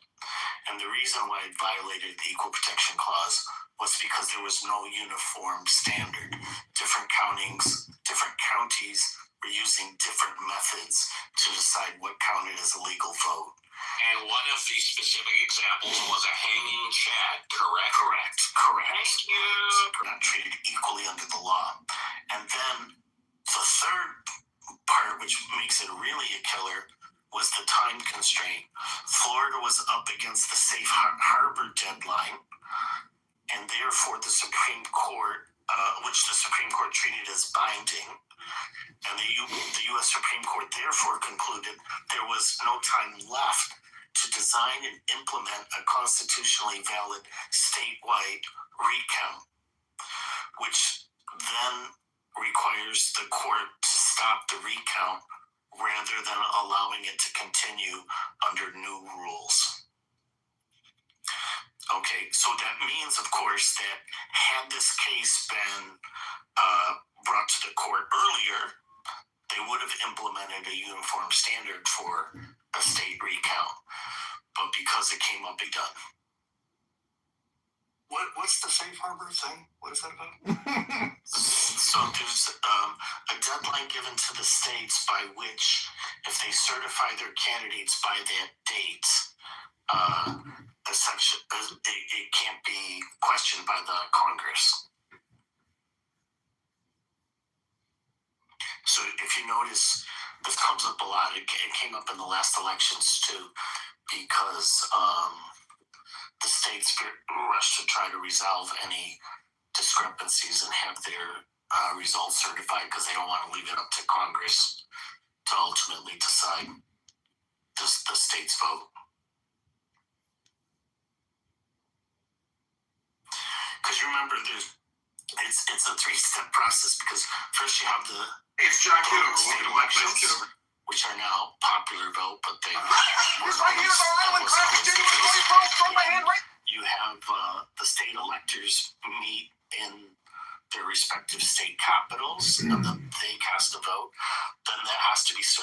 gets sent to Congress, and then Congress opens it up and reads them and validates it. And that's why we got into the whole question on January 6th, because in 2020, because Trump wanted Cheney to intervene in the count. I think you Pence. Sorry. Yes, I did mean Pence. Thank you. So the situation's like, let's go back to 2000 again. So like, the count is flawed, but we got to get it in by this date. Otherwise, Congress might deem it flawed. If we get it now, they'll just No, they're saying the recount was flawed, is what they were saying. Yeah. They're saying they didn't follow their own procedures. County said the idea of having a fair recount because it would go past that date, yeah. Isn't the drop dead date mandated Electoral Count Act? Yes. It's under first passed in 1886, then upped in 2022. There always been, at least in the conservative community, some question about whether the Electoral Count Act was legal, but Congress's updating of it's made it both applicable and entirely constitutional. Like, I don't think there's one that questions constitutionality. I feel like it would be instructive to look at the Hayes-Tobin election in the 1870s and the attitudes that pervaded the country afterward. That might give us the idea of spaces for demagogues in both parties at the time that were ran by machines. It might give us a different way to look at it. That's a good point, because you had that negotiated election, and that left a bad taste in everybody's mouth. So the safe harbor deadline is set right now is 6 days before the Electoral College meets.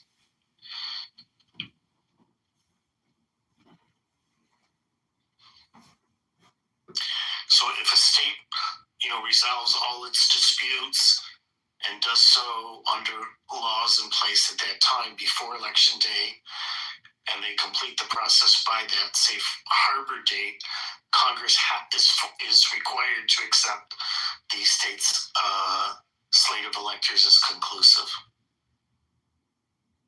And we passed, there was a court decision in post-2016, right, about faithless electors that states and penalties to punish them if they didn't abide by the popular vote.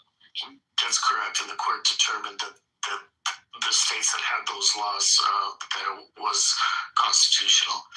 And there's always been faithless electors, or I think almost without exception, and perhaps no exception about faithless electors, but they've never been sufficient to have changed the outcome of the election.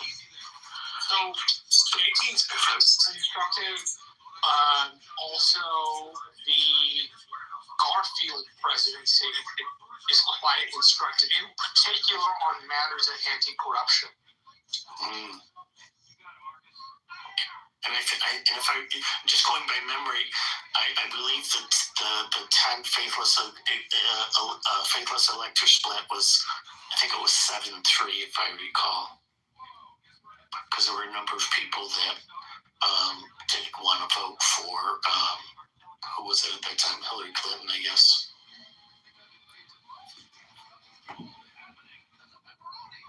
Including one that voted for an Indian. I forgot the Indian name.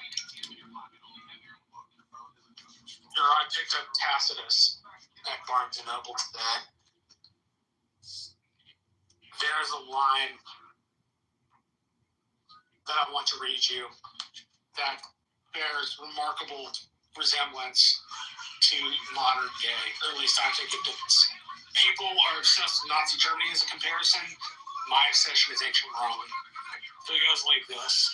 The Congress wanted the soldiers with gifts, the populace with cheap corn, and all men with the sweet of repose, and so grew greater by degrees, while he concentrated in himself the function of the Senate, the magistrates, and the laws.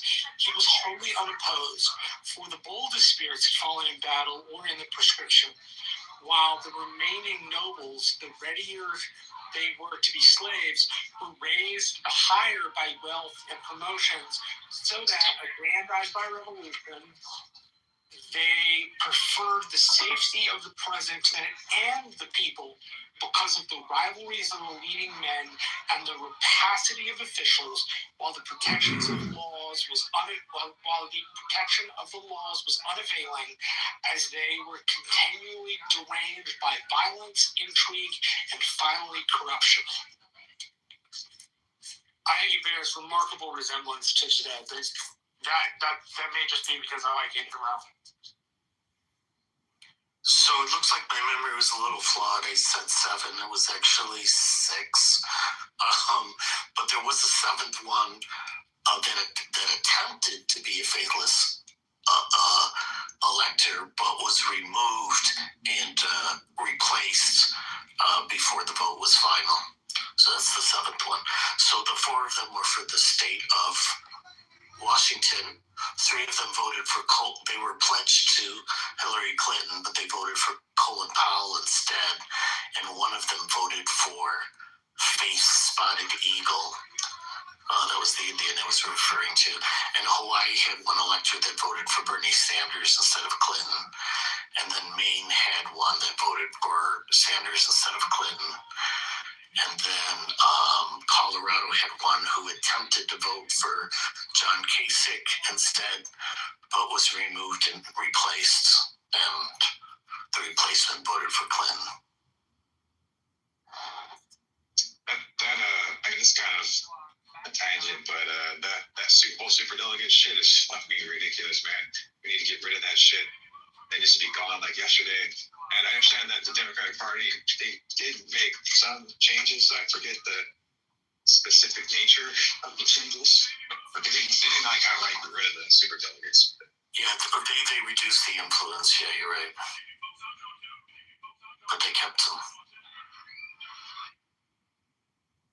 It was kind of ridiculous before because it was so weighted towards the super electors that it made the primaries almost kind of, useless.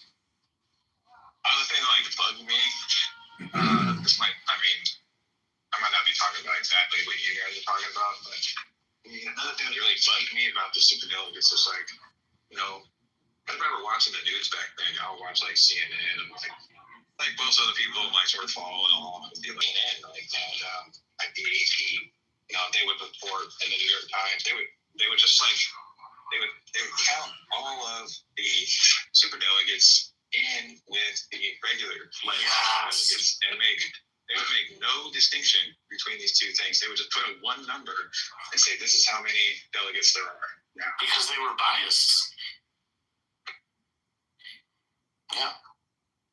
It was totally ridiculous because in that, if you're referring to the 2016 election, Hillary had something like 95% of the super delegates already pledged towards her. So, of course, it gave her, using that method, what looks like a huge lead.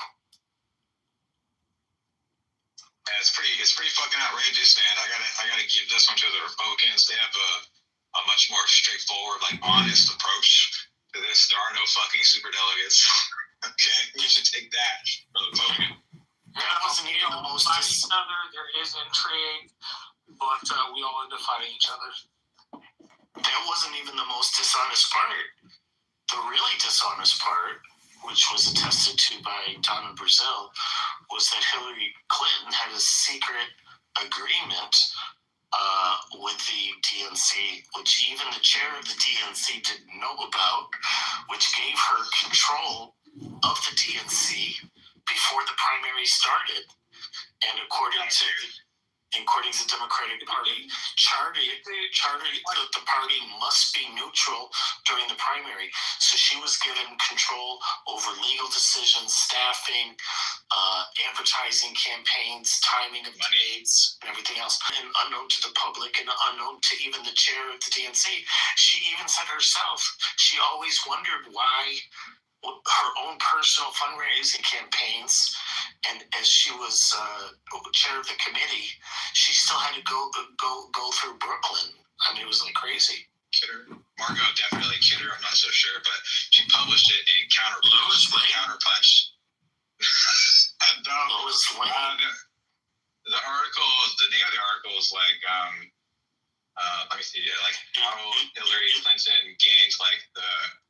gain control of 33 state parties' apparatuses or something along like that.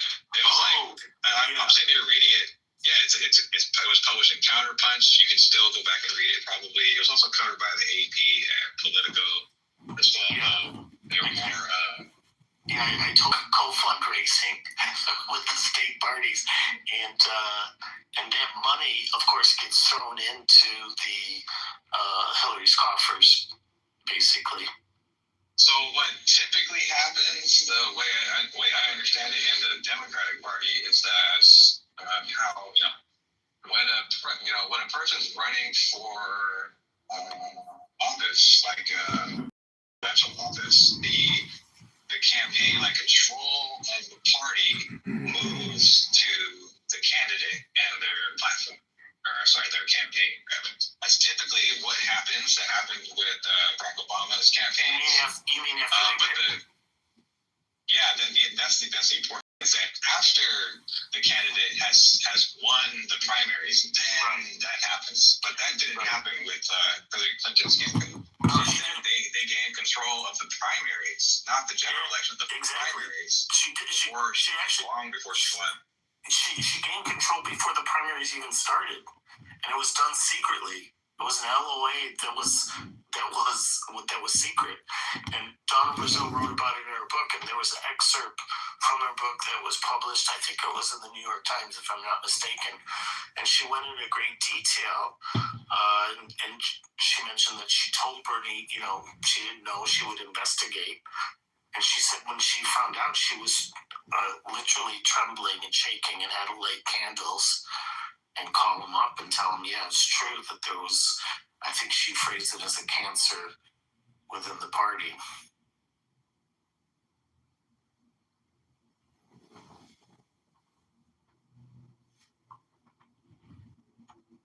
It was all legal. There was nothing illegal about what Hillary Clinton's campaign did. It was all legal, though it was fucking. It should be. Well, you want to know the funny thing? This was challenged in the courts because a group of Democrats challenged it, saying that, we gave the money and on the basis that we thought these primaries were legitimate and whatnot, and that the party was bound by their charter, which said that the party was neutral. And do you know what the DNC lawyers argued in court, which they ultimately won on? No, I don't know. They didn't argue that it didn't happen. They argued that the party is not bound by its charter. Argument, and so therefore, quote unquote, it's not illegal because they're not bound by their own charter, which I think is a very strange ruling in my opinion. But you know what ruling I'm interested in? The 14th Amendment birthright, and proud of the fact that if you're born here, you are a citizen. Citizenship, right? It's like, right. I'll always. You cut out for a second, Marshall.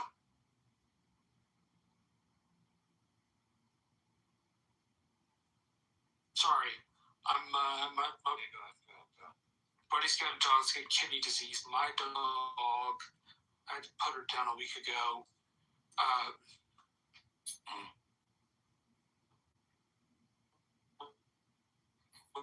Was using the same treatment. It's okay, man. You need your gun. Is Marshall looking at their run for anybody else? So Marshall. Okay. Yeah, go ahead. No, I was just going to ask you a question. So it sounds to me, from what I understood, you're not buying this argument made by some people that, the subject to their jurisdiction clause. For slaves to be incorporated in the United States. But if they had meant to exclude other people, they would have. It's like the free exercise and establishment clause in the Constitution. if the government had wanted a religion not to be practiced, even though it was a majority. But they are granting an exemption, which is an exclusion, which is you have to be subject to their jurisdiction, right? I mean, like I think. As I understand it, the Wong Kim Ark court case in the 1890s was the court case that governed this. You're correct. Yeah. I think it's Wong Kim Ark. I'm not. Yeah. The National That's the case. Center has this like wonder. Gosh.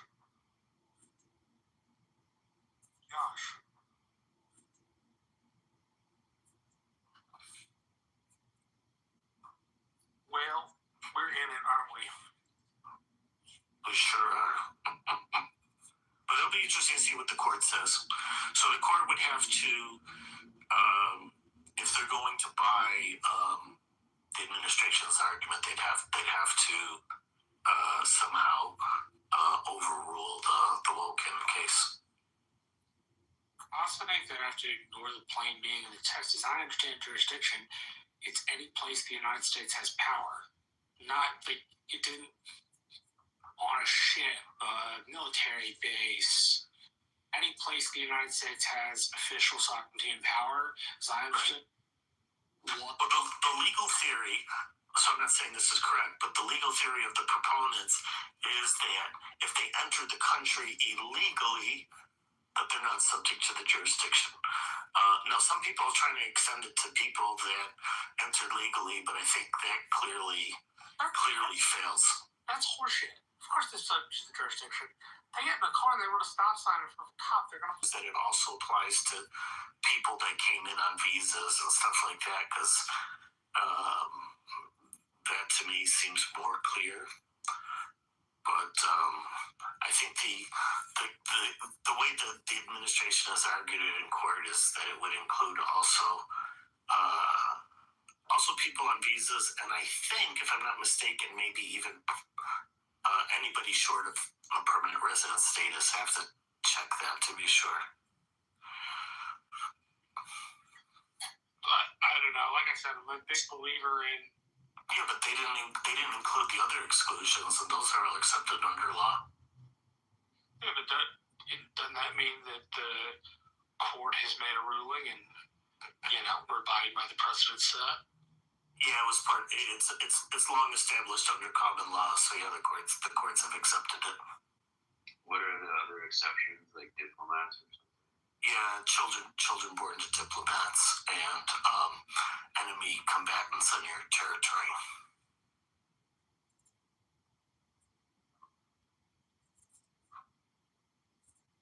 So, if the Japanese army invades and some of those soldiers have children while they're invading, those children would not be citizens.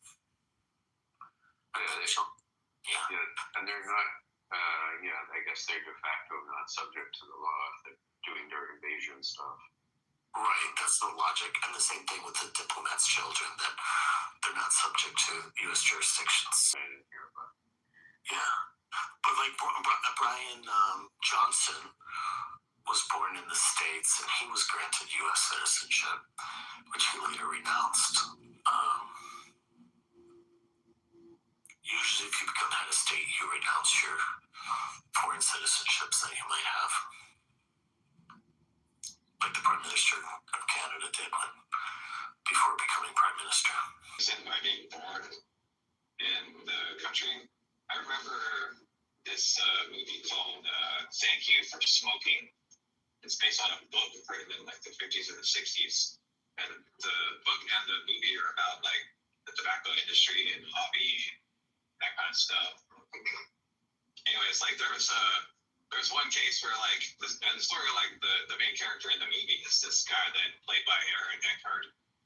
I forget his name, but he's a lobbyist for big tobacco. And the guy, he takes his orders directly from Winston-Salem. Basically, the main guy that runs shit at one of these tobacco companies.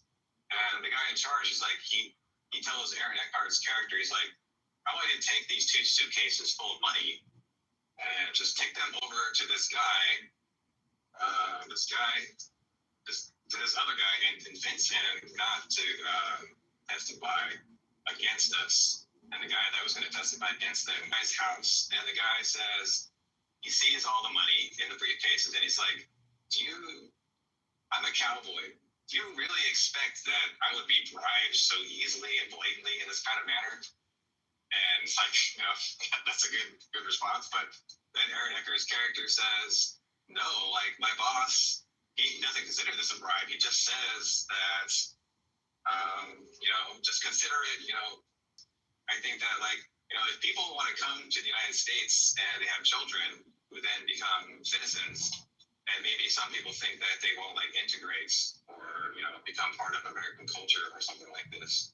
Maybe they just might be so enveloped with values of the founders and this kind of thing.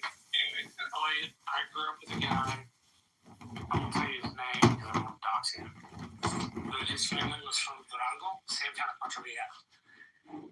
And he and I went to middle school together. He might, believe it or not, the first person I ever knew that was gay. We were 13. We both watched history and Star Wars. And he looked at me and he said, Marshall, I'm gay. And I looked at him and I said, does that mean you like guys? And he said, yes. And I said, awesome. Let's go back to playing Star Wars.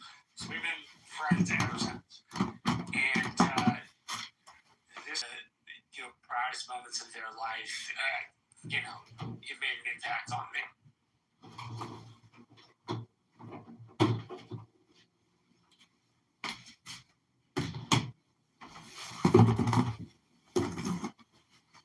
I mean, I would like it if we could revoke birthright citizenship. I'm not sure we can, but I think it needs to be done. I think we quick, okay? But it's 4 people not coming off mic already. Euro was already off mic, but yeah, I wasn't, and I didn't say anything. Okay. Yeah, you didn't say anything. So it's at one time, if you went to the United States, you were making a big commitment, and that it was hard to travel. Okay, it was expensive and it took a long time. You couldn't just come to the United States for a day, have your kid here, and have a U.S. citizen and leave. Well, you could, but it wouldn't be like you spent $3,000 on a flight, to accomplish that. And just the wide array that people have of ways that people have used the system now, or they use it in ways that I don't think anyone could have imagined would have occurred. These low commitment ways to use it. I don't think that's good. I think we want people to come here, commit to being citizens, to being permanent residents with their children, and then their children are U.S. citizens. So I'll stop. Yeah, I think cases of having their child born in the U.S. to get U.S. citizenship. So I think that could be problematic. But what's the upside? So if not for birthright citizen, right, then a lot of people aren't citizens. What's the upside of having a reduced citizenship in the United States? Well, I'm assuming that if we did this, it would only be cases going forward. So I don't know, unless there was some kind of ruling, yeah. But so assuming we change it, I think the upside is the people that are U.S. citizens are people that consciously chose to come to the United States and went through whatever the legal requirements are to enter the country legally.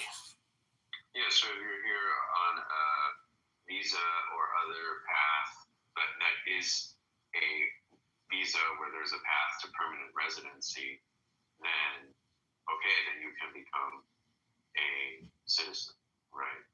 But if you're here unlawfully, or you're here on a visa that has no connection to permanent status, then no, right? And that would be more or less the way it worked in practice, even in the early 1900s, because only very, very wealthy people could have afforded to come to the U.S., have their kid, and then go back, and without effectively disrupting their life entirely, because you have to travel on a ship for a week. How big of a problem is people flying from other countries, and where are they coming from? I would imagine it's mostly Europe and China.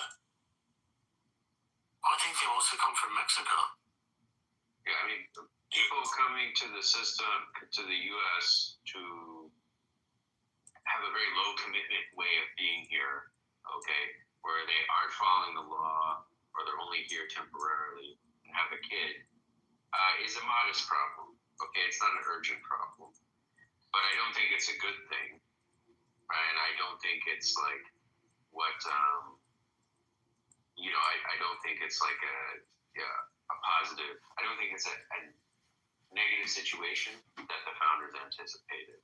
So I think we may want to adjust the law. Okay, until we adjust it, of course, then it can't change, right?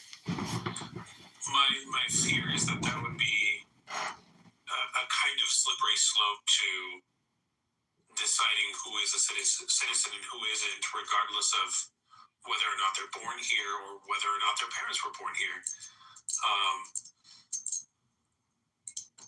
That would be my fear, that it would be weaponized based on political. On this interpretation of the 14th Amendment, I think it would require a constitutional change. So there wouldn't be a slippery slope issue. It would be whatever the amendment explicitly says. Yeah, I'm not sure. Unfortunately, Romero left, but yeah, I'm not sure Romero really understands that. Like in other countries where they don't have birthright citizenship, they have some other law governing it, and there's no slippery slope there. They decide things according to that law. You know, a lot of countries are just sanguinis, right of blood, rather than just solus, right of soil. Yeah, and very often they have a combination. So it implies you have a birthright.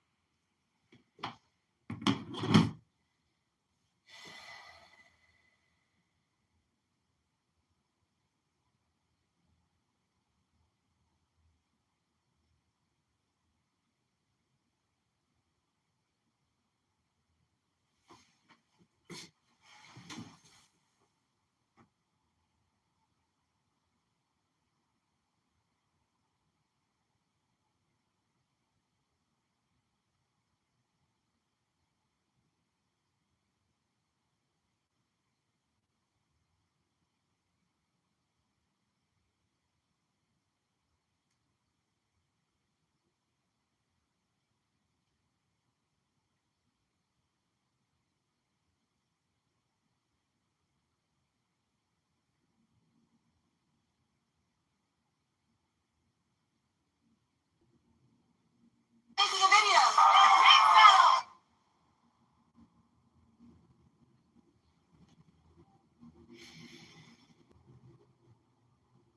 71, 57, 32.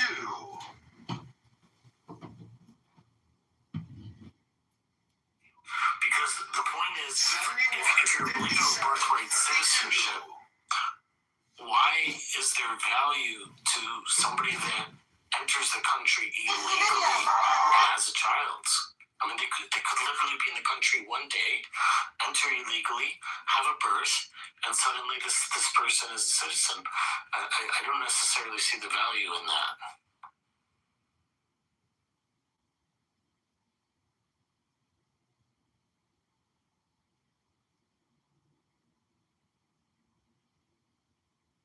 You know, which is very different.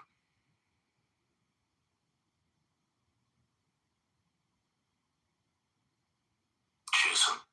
Yeah. Daniel says allow for dark order conversations. Maybe he means conversions. But yeah, because it's a very now it's not common, okay, but it's much more common than it was that someone comes to the U.S. as a tourist, for example, has a kid and leaves. The kid is a U.S. citizen. They aren't raised in America. They aren't integrated with American culture. I guess Russians do this quite a bit. They don't necessarily even speak English, okay, but now they're a U.S. citizen. They have all the rights and privileges of a U.S. citizen. Is that good? I don't know that it's good. Did the founders anticipate such a thing and want it to happen when they wrote the law? Probably not. So then we might say, okay, maybe we need to. No, we need to go back to this law and we need to adjust it a little bit. No, I don't agree that I think the law is maybe clear enough as it is, and it allows for this. It doesn't mean allowing for it is good. It means it's legal. But then if it's not a good idea, maybe we should change the law so it doesn't happen anymore. Well, yeah, I agree with Jason on that one. But there's some abuses in the other sense. So there's a case I remember where the United States was evacuating people out of Vietnam. When they pulled out, and they evacuated a certain number of people, and they were brought to some other country temporarily to stay for a few days, and then they were brought to evacuated, came to the United States, I think roughly like 6 months old or something around that age. And so he's lived in the United States his entire life and was brought here, by the U.S. government. And the United States decided to deport him, I think when he turned 18 or around that age. And he was literally sent to Vietnam with like the clothes on his back, and they give him some nominal amount of money. I think it's like $10 or whatever. But the thing is, this guy has no, he doesn't know the language, doesn't really know the culture. He's rejected there and considered an American. He's even like an American.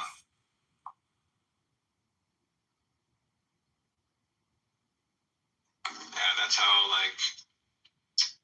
that's how America started. That's how it began.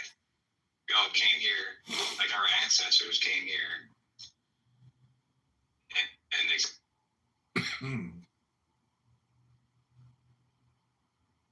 I am that signal. Yeah, we came here and do that to us. But I do not think we should allow that. Like, they cannot do to us what we did to get here. I'm sorry, it would be bad. It would be very bad if we're like, oh yeah, you can land your ships here and shoot cannons at us. That's fine. No, it's against the law to do what we did to get here.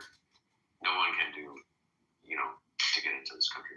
And to be fair, the Native Americans did not have any immigration and naturalization policy at all. There weren't passports. There was, So. And in many instances, they didn't have territorial claims over the land where the settlers went to, and then passing through.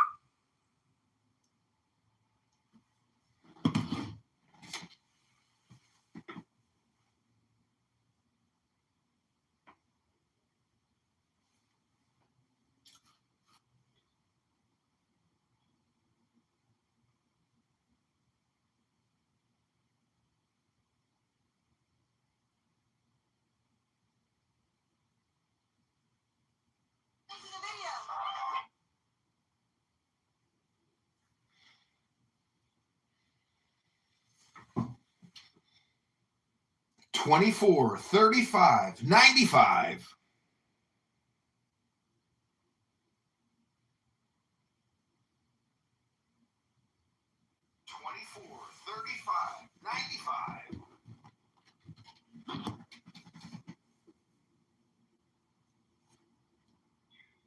You kind of initially you take the prisoner, and then they become one of you. They become like a full-fledged member of your tribe, and they have the same rights as anyone else in the tribe does. That to me is like a kind of integration of a sorts. So I don't know. I don't know if that's true for all the Native. Well, that one of the first colonies, called the Lost Colony of Roanoke, which disappeared mysteriously, and nobody knows where it went. But one of the theories is that they were absorbed by some of the local Indians, and there is some evidence that suggests that might actually be the case. I mean, not too different from in modern sometimes, like, if, you know, I don't know, maybe a husband marries a woman who's, like, Mormon or whatever, you know, you become a fucking Mormon yourself. Like, you go to church, Mormon church. Yeah, but you really raised a key point about the diversity of the tribes, because there was tremendous diversity. So, in all the main cultural dimensions, so one has to be a little bit careful when we make generalized statements because of that diversity.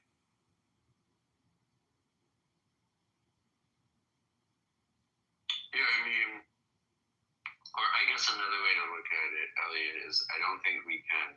I would argue we cannot draw many useful public policy lessons from how the founders got here, how the colonists got here, because there wasn't a uniform process. It was sometimes characterized by war, right? Between us and them, and now we just took their land, you know. And there was just a multiplicity of different ways that it happened, and some peoples you could integrate, with some peoples you couldn't integrate, you know. And there was nothing like the international system we have today. All right, class, tonight we're diving into identifying documents, and we more or less process them from their identifying countries, their country of origins. We have breaking news of a high-speed pursuit of... You know, and basically you're a citizen if we can absorb you into the document. Yeah, I think you're right. I don't think we can use that in any type of basis, because they weren't states, and not all the tribes even claimed territory other than the land that they were residing. Some instances they weren't. Some instances there were purchases. Other instances there were treaty arrangements, after war. So it's just really a hodgepodge all over the place.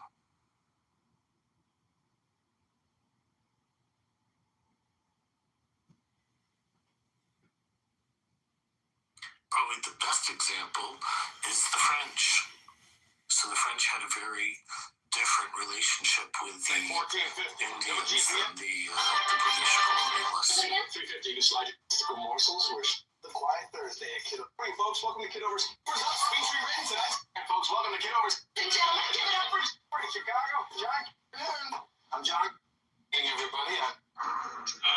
Jason, I'm kind of afraid to ask, but let's say hypothetically we abolish the 13th and the 14th Amendments.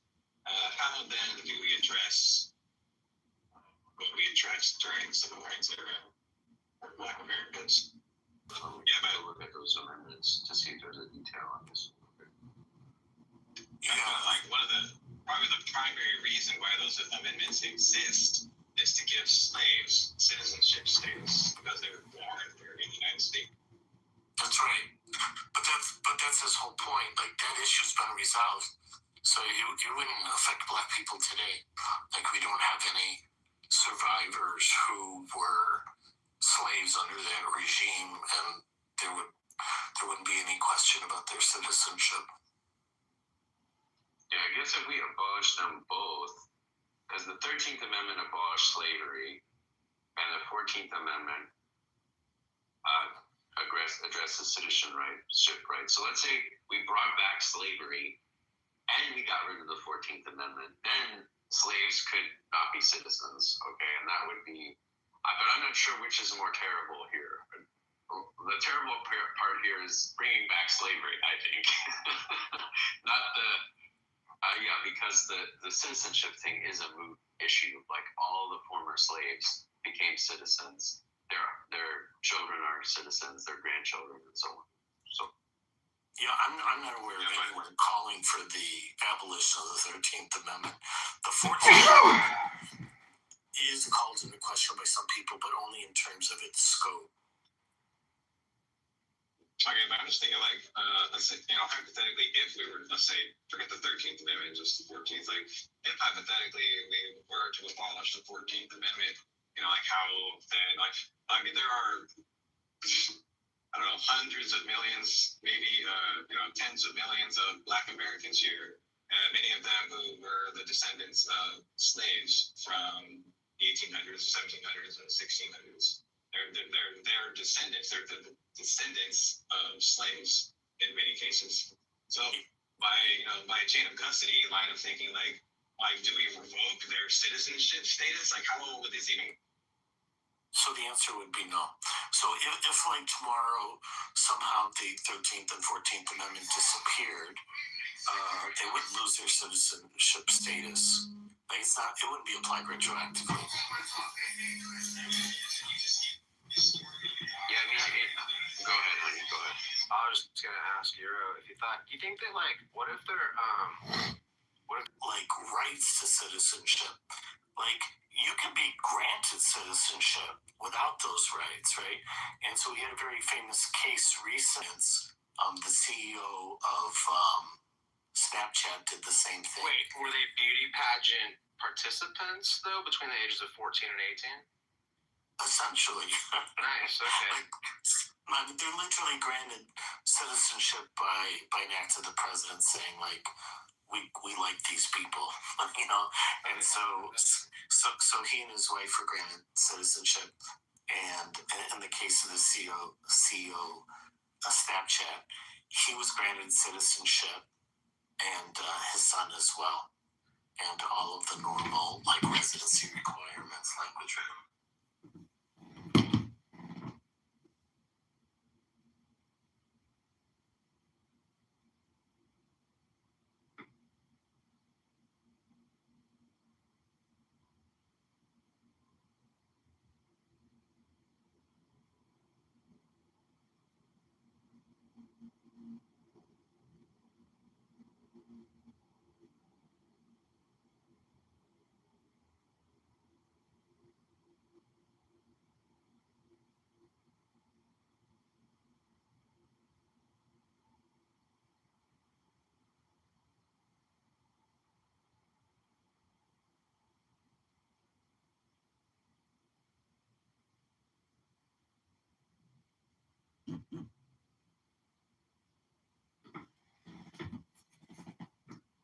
Culture, like maybe they hate fucking ketchup or something. Like they could do whatever the hell they want. They can make Chinatown after Chinatown after Chinatown where it's their culture from their homeland all day long. I don't give a flying fuck. And frankly, it's none of my business. And I would say it's none of anyone else's business.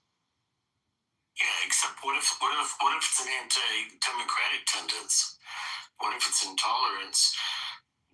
Doesn't it matter then?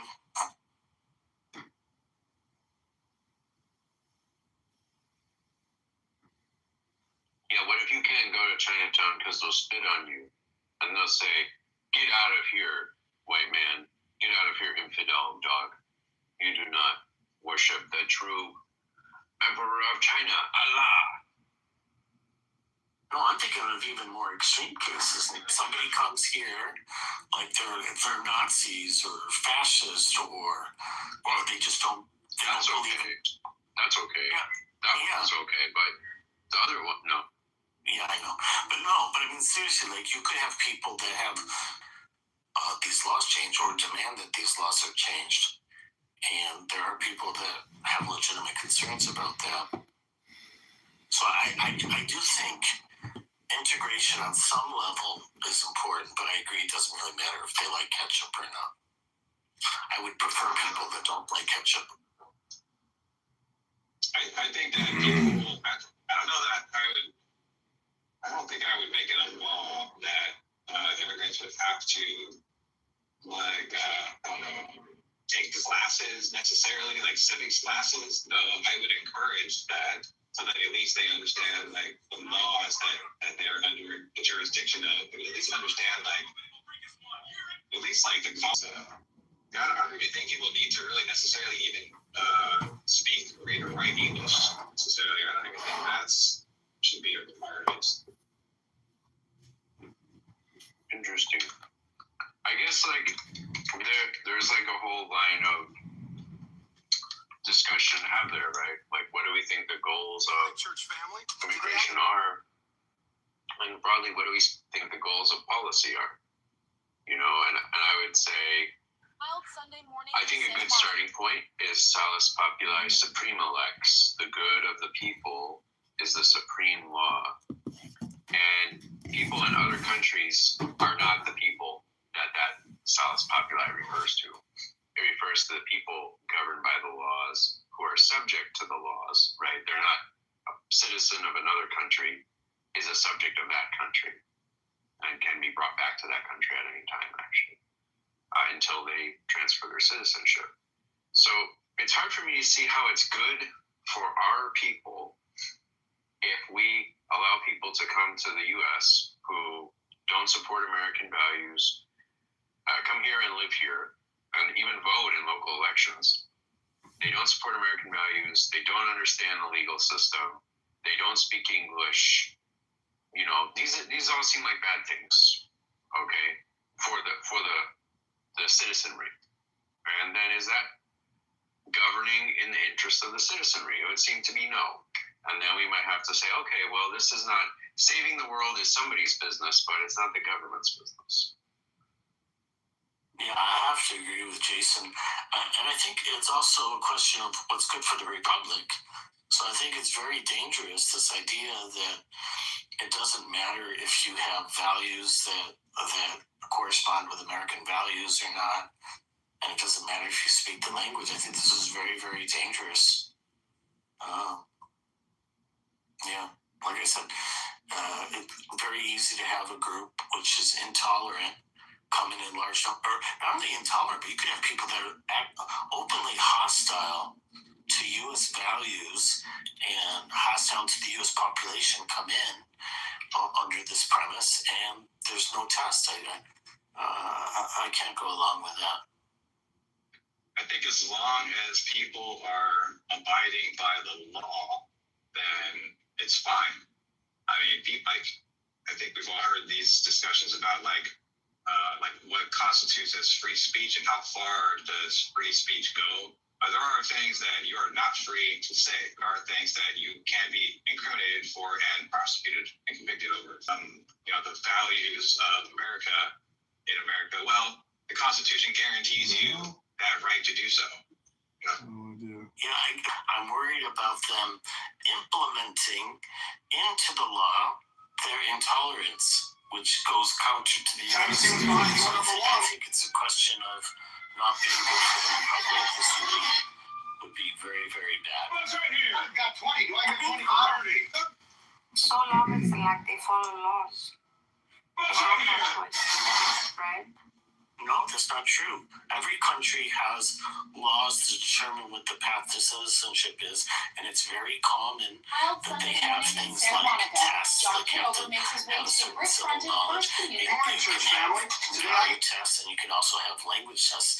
It's probably And we have breaking news about Welcome to the living room revival. Tonight we speak of Jesus who walked on the water. Never right, class. Tonight we're diving into Kabbalah. That's correct. There's fees. Yeah, you forgot fees, by the way.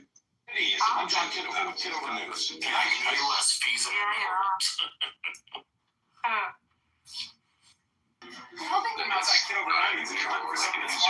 International council criminals hiding something in this office. No one has a right to be in somebody else's country. You know, the countries make deals with each other and you allow it. You're lucky days But I don't have a right to be in I'm John Mexico. Kitover, running for mayor. As an St. American. Patrick's Day, Chicago. You know, they can decide they don't want to Chicago. I'm John Kitover. they're free to do it. Yeah, but the U.S. is very fee-centric. So just to give you an example, it changed. I think it was 20 or 30 years ago. So at least before you had to justify it, you had to have a good reason, and the government actually evaluated that reason. So it's no longer the case. But they still require the fees for being application. Investigates a network of criminal pursuits. Well, some of these, This one, that action hero runs for Congress, you know, he's ready to fight. for immigration. Let me see. And in California, I think we recently passed something that has to do with Good evening, I'm John Kitover. And I'm also John. Here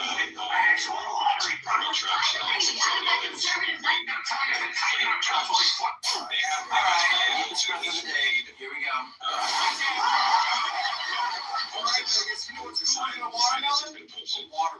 Yeah, I see. Way in and out. I mean, that's probably but if you're not like, there there's other weird stuff too, like historically, the United States has implemented rules like Morning, boss. All Operation Fingers. Microphone station. Good evening. I'm John Kitover. And I'm also John Kitover. Councilman Fisher. Money for potholes. I'm speaker, colleagues, and people watching at home. What exactly are you doing, man? I'm trying to show you step by step. Tonight on Newsline Eye, the conversation around money is saying the nation's debt has surpassed $34 trillion.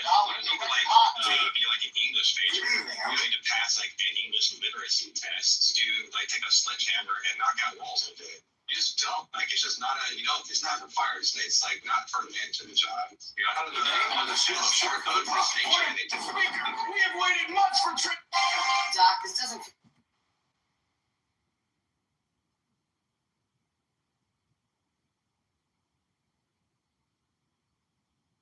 Understanding the language of the country is pertinent to understanding the country's institutions. Moving toward the rail yard, and my ambulance is still chicken run across the evening, kiddo. Welcome to Kitover Diamond Course. I'm John Kitover. Disagree with that. So if you're not you can't understand other people. Other people speak the language of the country. Everybody's talking about this new AI. All right. A place like San Francisco, you get a voter ballot, maybe it has 30 languages on it, but there's like your social media account. You just can't keep going in this direction. So, but if the facts, I don't think it's too expensive. The ballot would get too big and we need transfer to the state. If the facts change, I change my mind, okay? If the language doesn't matter for some reason, then I was thinking sure that it does. Lots of other countries have language. Other countries. I'm concerned with the United States, my country, our country. Like, and it's just a fact that the United States is like people say it all the time, it's a melting pot of cultures, and yes, that includes languages. Many people, maybe even most Americans, are multilingual, meaning they speak multiple languages. Yeah, so the United States does have England, there's a vast range of different languages, people that speak fluently in multiple different languages, or don't speak fluently in English, but they speak fluently in like Spanish, say. So I don't really see the problem over there. But why not make civics easier for people by translating into their... So the U.S. does have a language requirement for citizenship, and that language requirement is for English proficiency at a certain level. I think it is important, incredibly important, that requirement stay in place because one of the goals of citizenship is you want people to integrate into your society, and you don't want them to become some segregated community that is distinct from the society. And so you want people that are able to interact with the rest of society. I'm not so sure about that. The requirement for the English language. Because they're like translators and stuff. My friends would say the language. I mean, I second that. But she was saying that freaking, like, when her mom went to get her citizenship, she was asked, like, the DMV asked you, do you want a translator? Do you want to take the test in your freaking native tongue? No, that's a different thing. So for the driver's test, as an example, most states do provide the language and the test in a variety of languages, and I don't know about the civics test. Maybe you can take the civics test in a variety of languages too. Yeah, that is true. That could be, but there is a basic English proficiency that has to be demonstrated in speaking, reading, and writing. It's at a low level. It's not like you have to be fluent or you have to get a high TOEFL score. It's like just very basic English to make sure the people integrate. They do have residency and age exemptions for the English proficiency standard. So people that are 50 years old and older have an exemption if they been in the United States as a permanent resident for a while, and people age 55 maybe or lower. Yeah. And they also have medical exemptions. See how many don't know how to speak English? No, I know, but I'm saying I think it's a good thing for countries to have language proficiency requirements for citizenship, not for the purpose of blocking people out, but exactly the opposite, to allow them to integrate into society so they can interact with us and we can interact with them, rather than living in separate sectarian societies, which I think is bad. Horrible. Yeah. Requirements for English, like English literacy, is very different from what you just said, allowing them to integrate, like forcing them to integrate versus allowing. I mean, these are very different ways of thinking about things. Like if you were to ask me, would I vote against an amendment to, how do I say this? I say we didn't have like an English literacy test to become a citizen. Let's say that were not true. And you asked me, and one came up, and you asked me if I would vote for it. I would probably vote for it. I wouldn't vote against it. I don't think it's a bad idea.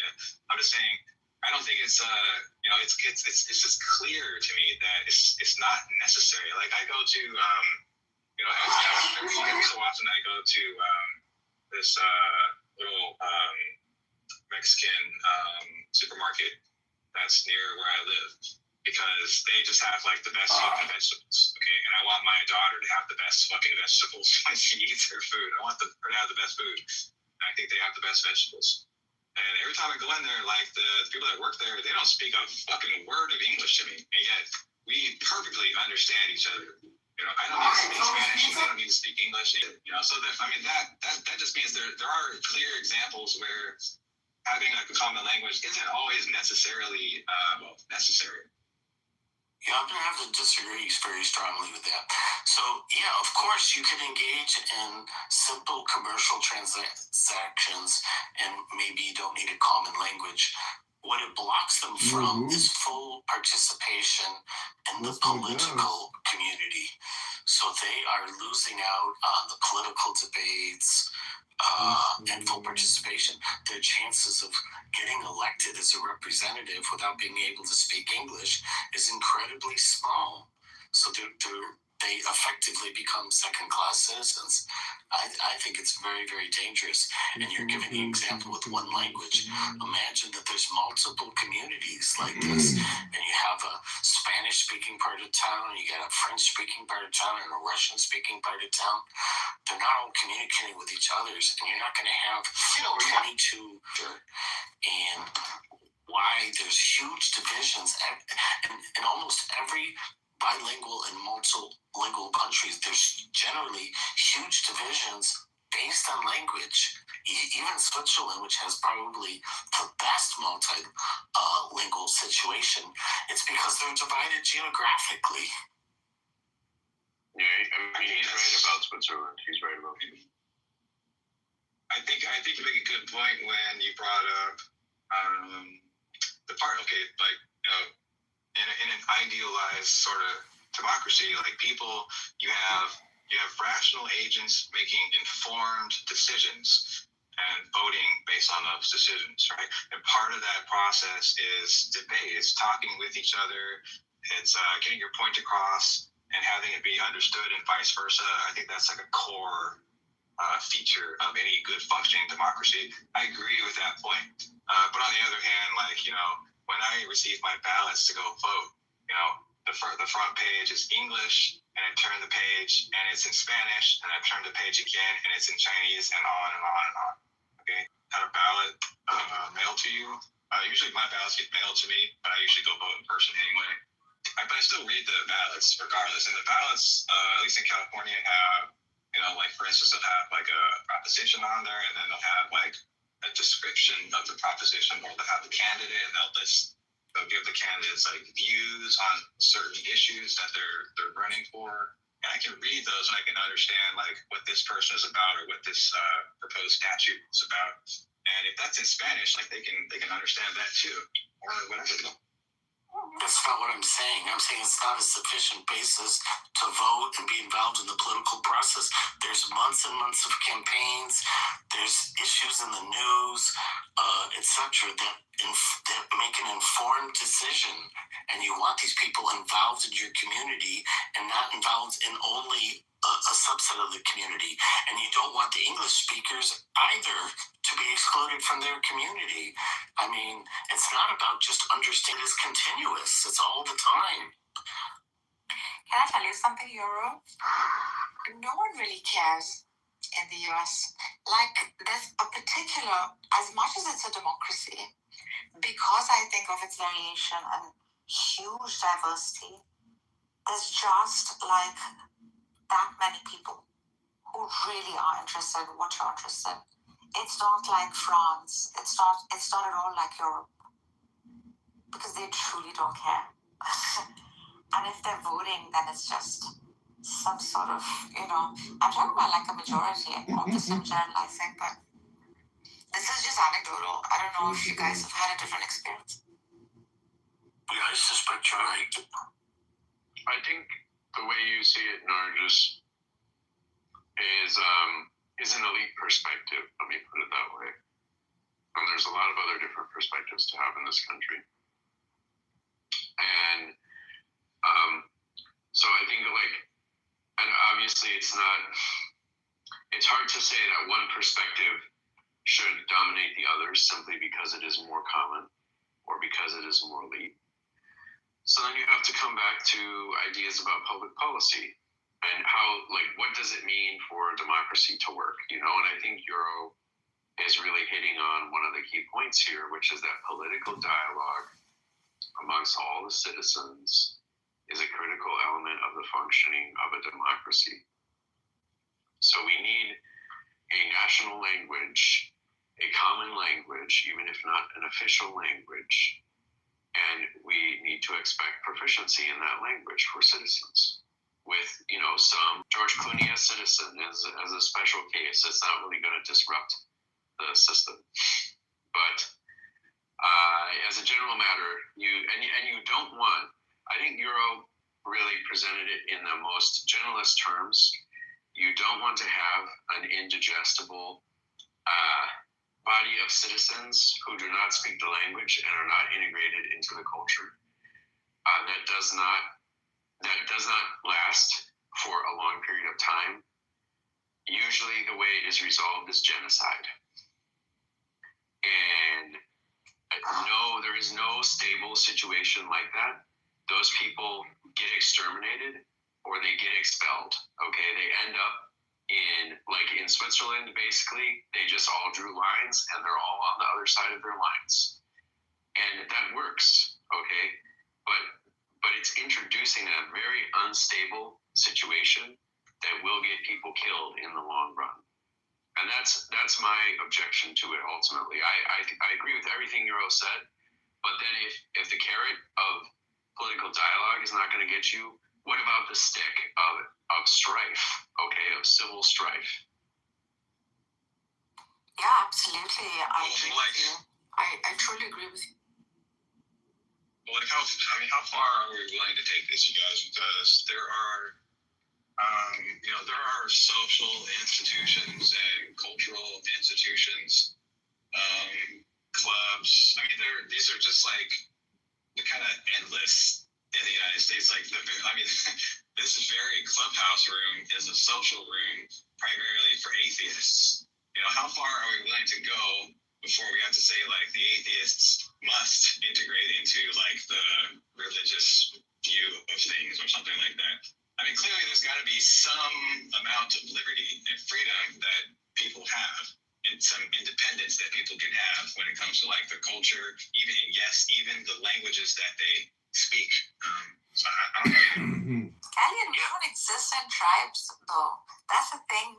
When there's one common denominator, that's more than enough.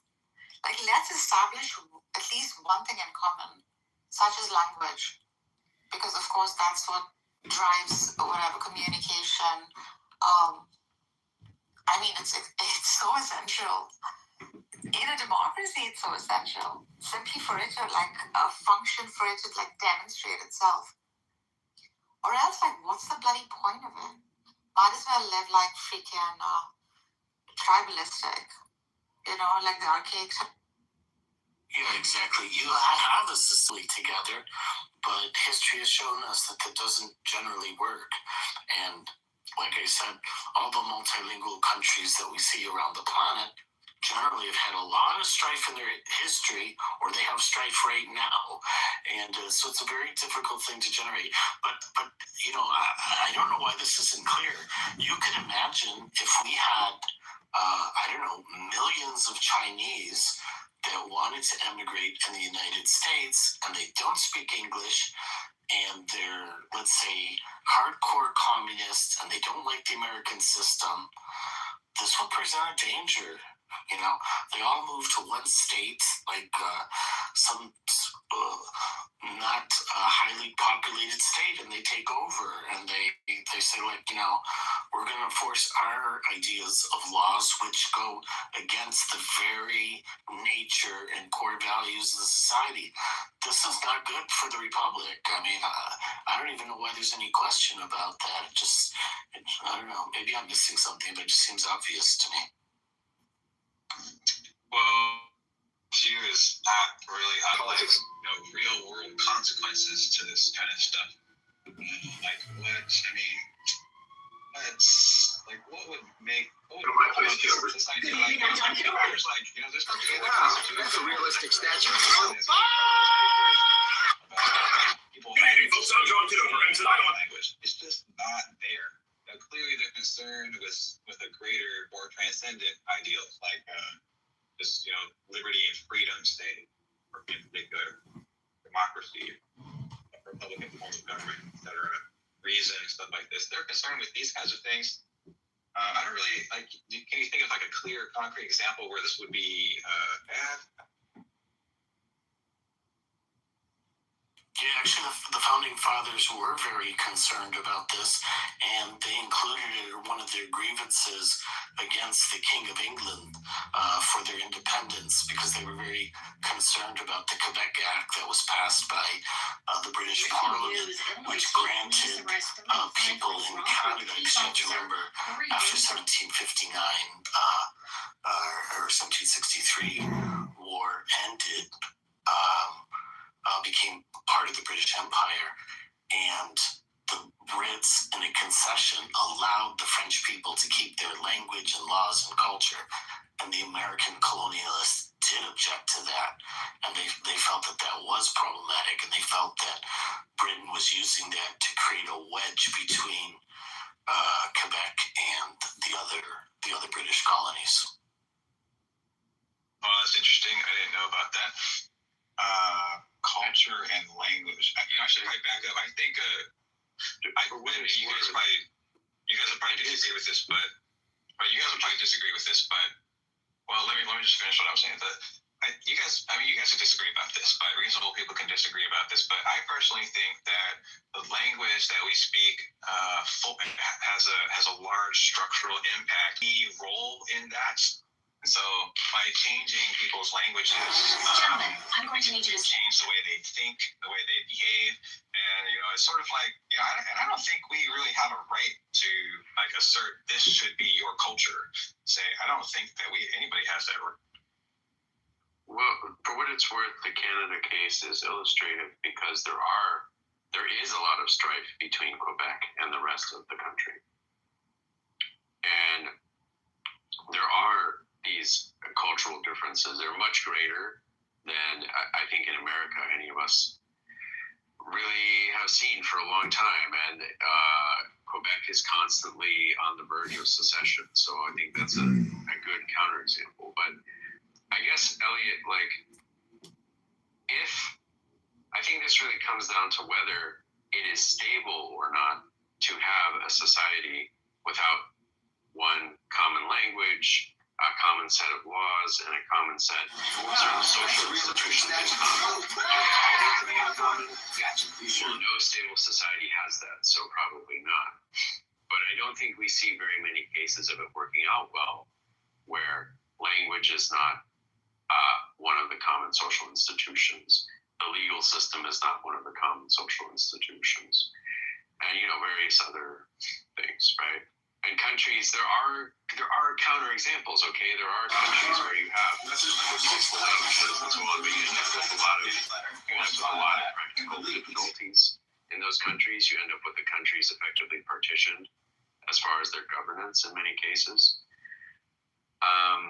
So I think the practical example is why I don't believe in it. Okay, I think if you look around the world, it's hard to find a good example of this working out. We can ask him explain why, but it doesn't work. So. What's wrong with baby? Look for me. I said, look at this app, Elliot. Like, when we try to converse with each other, once someone comes in who is not speaking English well, or is like really taking a lot of time to formulate sentences, trying to translate from mother tongue, it's so inefficient.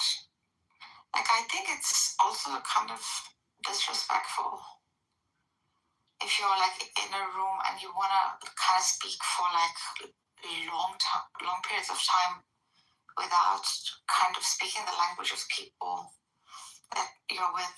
You know what I'm saying? Like John Kitover, who's like streaming this room, like he was saying once, this app is best for those who want to sort of practice the English language, who come from foreign countries. And that could be true. Like, but in a system where like it's capitalistic, democratic, and where like productivity is prime, I think language becomes that barrier. I feel for like higher sort of positions. Now, Chinese will build a Chinatown and make millions. Persians will open restaurants and coffee shops, etc., or do whatever the heck they do. And each tribe or each freaking race will do their own, right? And then that they'll thrive. Like you said, the supermarket and the Mexican place. However, like as a whole, as a collective, I don't know. I think this, like my dad says, to know a language is to rule a country. And that's why we were forced to learn many languages. But I don't see that work here. Like it's just, or even the effort sort of seems to be null and void with people who just are so comfortable living in their own little tribes and pockets. It shouldn't be how a democracy should look. So I'm with Jason and you're on this. I don't know why you're kind of feeling hesitant about this. Well, the thing that I want to preserve and protect is, our unique, like there is a vast, diverse array of cultures in the United States. There is not just one American culture. That's just a fucking myth. There's no such thing. It's made up of an array of composite cultures, and they all contribute to this thing that we call America. And there are like a few underlying principles that underlie all of this stuff. Those are there. I'm not saying get rid of those. What I'm trying to preserve are these distinct, unique cultures. And yes, language is a key central part of these cultures. Like you mentioned Chinatown. Like there's a Chinatown in San Francisco that was founded in the 1840s. It's been there for it's been there for San Francisco. Nobody speaks English in China. Well, there goes San Francisco. Nobody speaks English.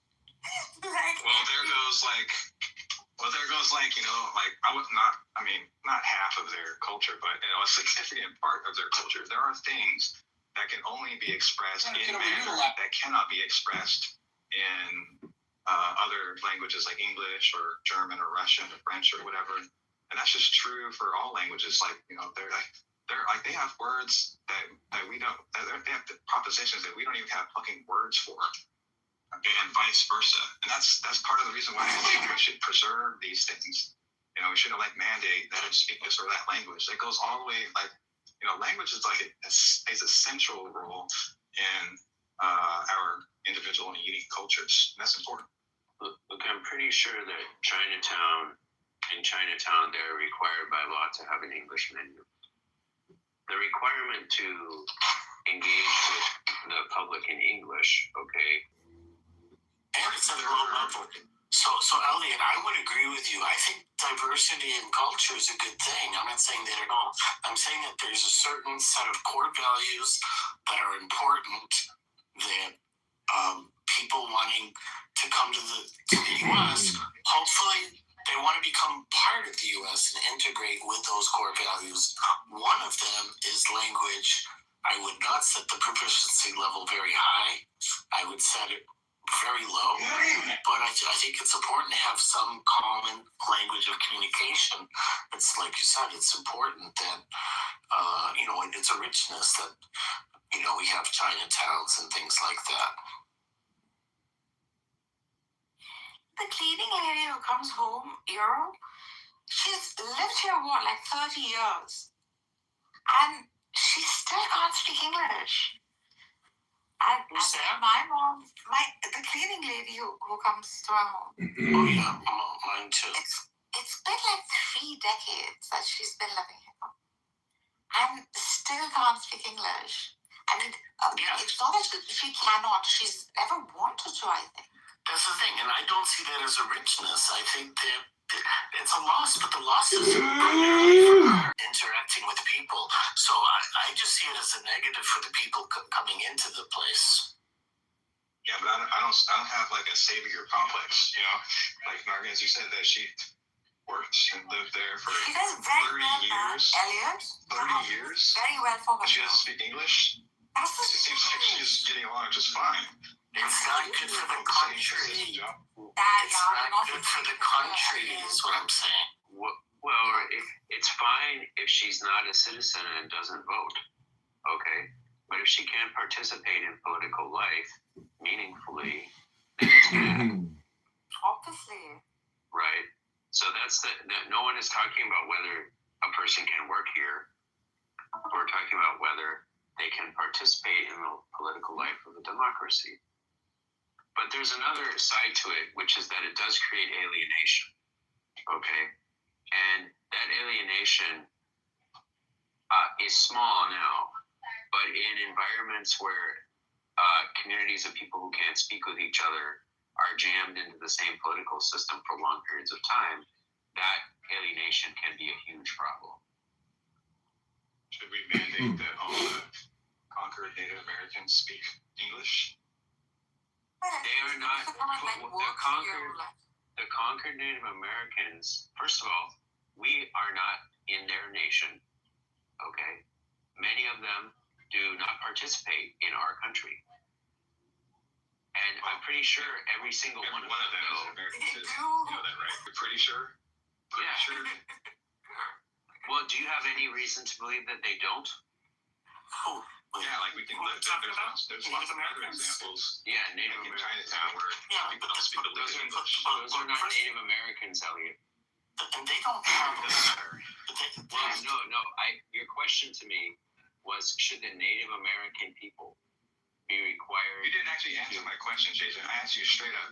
Do you think that we should mandate that all the conquered Native American tribes speak English?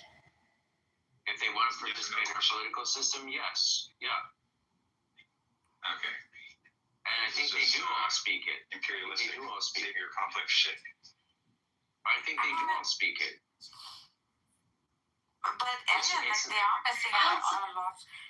Like after all, it's like a system of voting, system of like watching debates.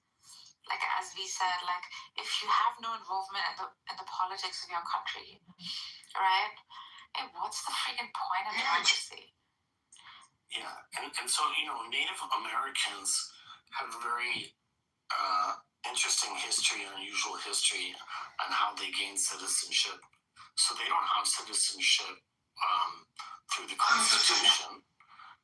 It was initially granted in various stages, and finally a law was passed in 1924 that granted them citizenship. Also, ask Euro, till off late, English wasn't that fancy in France. Years ago when I had visited first, freaking, even if they knew. Good evening. I'm I think they're robotic. The wilderness don't speak for language. I mean, Euro knows better. Snobbish. Euro, where you come from. No, Francis just Kitover, Doc. I was gonna say, oh shit, what was I gonna say? So I mentioned the ballots earlier. Like when I received a ballot in the mail, it has on the first page it'll have English, and then on the other page it'll have Spanish. Say, why do you guys think that we do stuff like that? Have it in English and in Spanish, or like just I don't say you buy like some electronic device thing in the body or TV or whatever, and you pull open the instruction manual. It has like, in many cases, like 30 different languages on the back, and they all have the same exact instructions on how to use this product. Or Councilor Brindle's nodding. So we do that. This just has nothing to do with political dialogue, Elliot. So allow for a applying in their own language. I mean, especially your example of the device, that is just commerce. Okay, that's not even we doing that as a polity. LG decides to do that. I know. So the short answer to your question is Section 203 of the Voting Rights Act.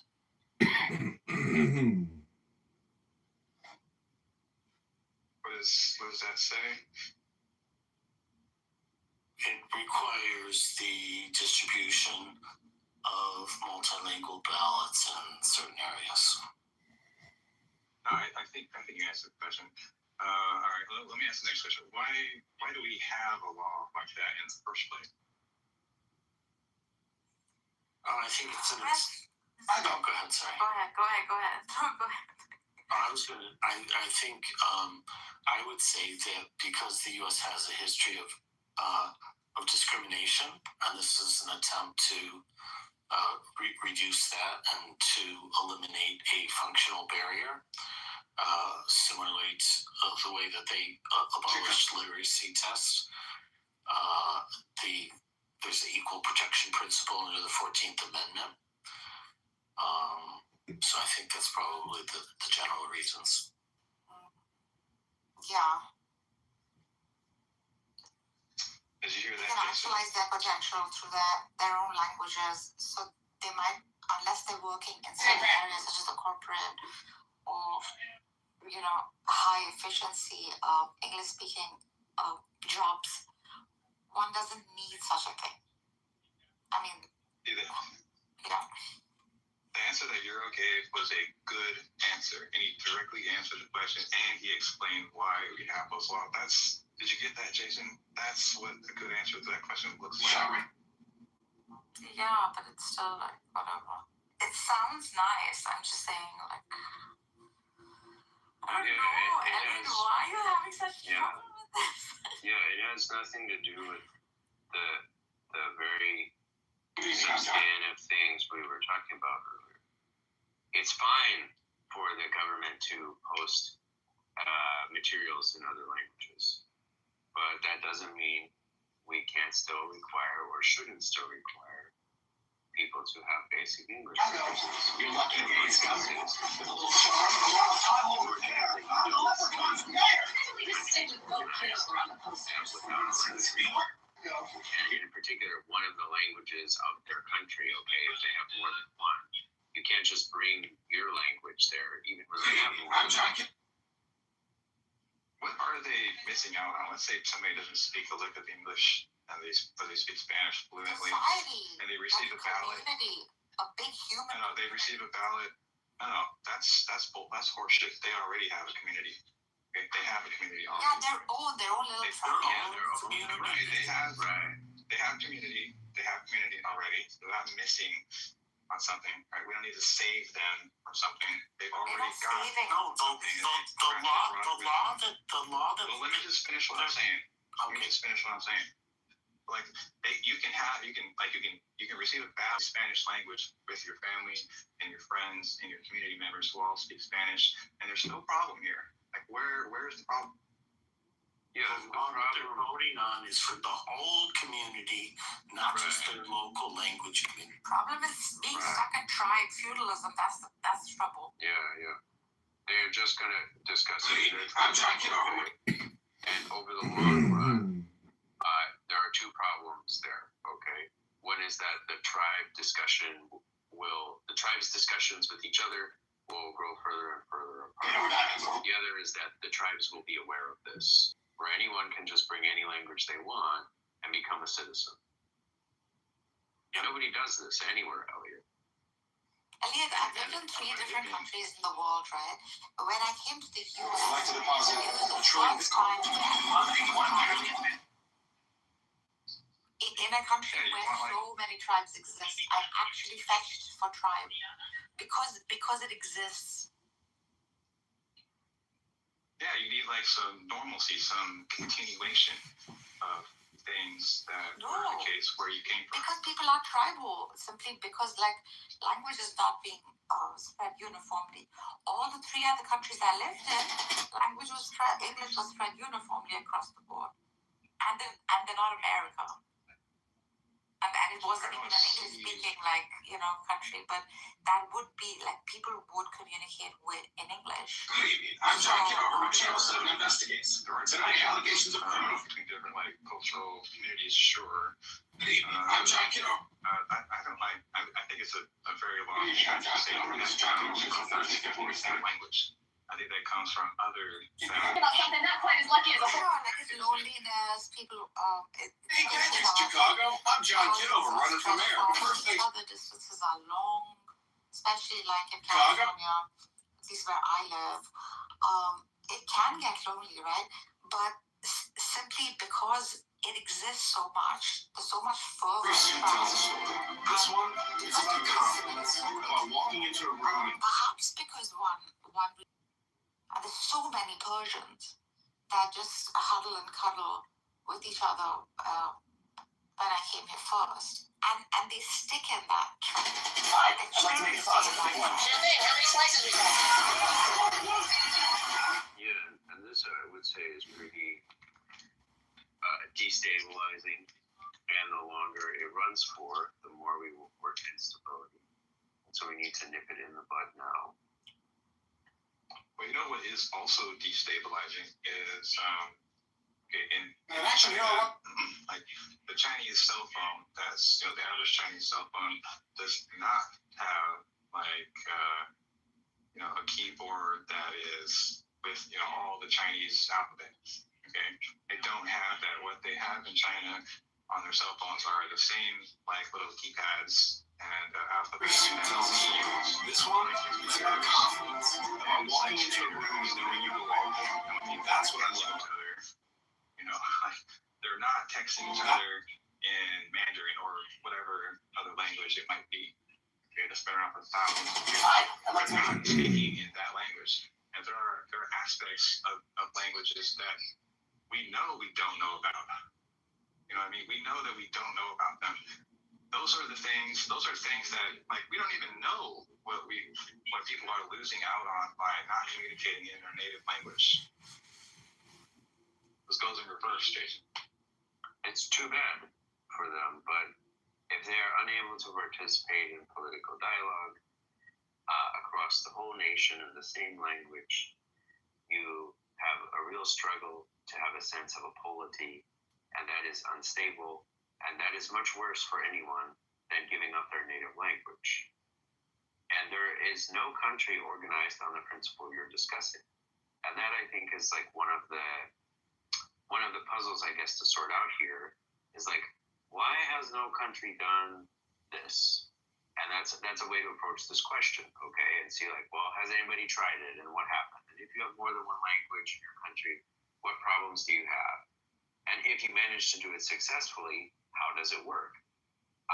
But it never works based on just a bring your citizenship. And it's really core. I think this is based on the premise that somehow you can have different languages and yet there's no differences in culture. I mean, I just don't think that's true. Language is very tied to culture, and that's why when we have multilingual countries, there's often a great deal of strife. I mean, if you look at Belgium, has really taken it to an extreme where their government offices are divided by language. So if I want to visit Belgium tourist office in Paris, I have to decide if I'm going to go to the French-speaking one or the Flemish-speaking one, because they have different offices, because they have different administrations, and they have different budgets. I mean, it's crazy.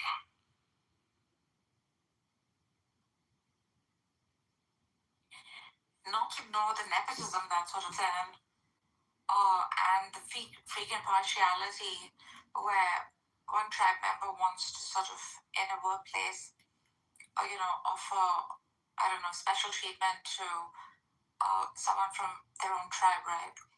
This too I have seen, not blatantly, but of course it's done subtly. So just doesn't allow for the human family, the human collective to sort of grow in a thriving fashion. Yeah, well, so far I've gotten it seems like the best case that you guys are putting forward was made most clear by Euro. I think Euro initially pointed out that if we don't have a shared common language, then maybe that might impact the democratic process. Typically in the democratic process, you have people have conversations with each other, have debates, discuss this or that, the merits of this or that. That so far seems to be the best reasoning from you guys. But other than that, I can't think of any other concrete examples. There's feelings, it seems bad, or and I guess not very convincing. Other than that point, but that would be enough. That would be Local enough. artist is finding laughter in lines of verse. John Kitover, known for his bright canvases. No, it doesn't. Here's ours. The Battle of Maple Creek is won. Year 1800. John, you're wearing sweatpants under that coat. Well, plastic is a modern hero. Now, where do we hang my portrait? You were at the mall for a reenactment. Reenactment is ours. The Battle of Maple Citizens, tonight we embark on a brand new era. As your freshly elected mayor, I promise to speak for every man, woman, and child in this city. Even the ones who didn't find me. Because clearly they have the jobs on a tuna boat. I get stuck scrubbing the head. Living the dream, John. Hey, this is John Kitover with KTN 5 News. Tonight, in this warehouse on the edge of Oakland, a hidden safe brought to life. If you want some free money, folks, you want to make free money with I don't mean striping. Yeah, that's not what I meant at all. I talked about people getting killed. Okay, people getting pushed out, boundaries being established within the country, and things like that. So Quebec came close twice to separation. So the country almost broke up twice over this issue. And the last referendum, the yes vote only won by less than 0.5%. So it's very, very divided, very, very divisive. I gave the example of Belgium where the country is split in half. Right down to the government departments, they have to be duplicated, even in promoting tourism as an example. You mentioned about the Chinese keyboard and that they don't have Chinese characters on the keyboard and they use the Roman alphabet, which is quite true. One of the reasons they don't do that is the character set in Chinese is immense. So you're talking somewhere around 50 to 60,000 to encode those characters. So it's been quite common for a long time to use this pinyin input, which uses the Roman alphabet, but then those are translated into Chinese characters. So what they see on the actual display is the Chinese characters.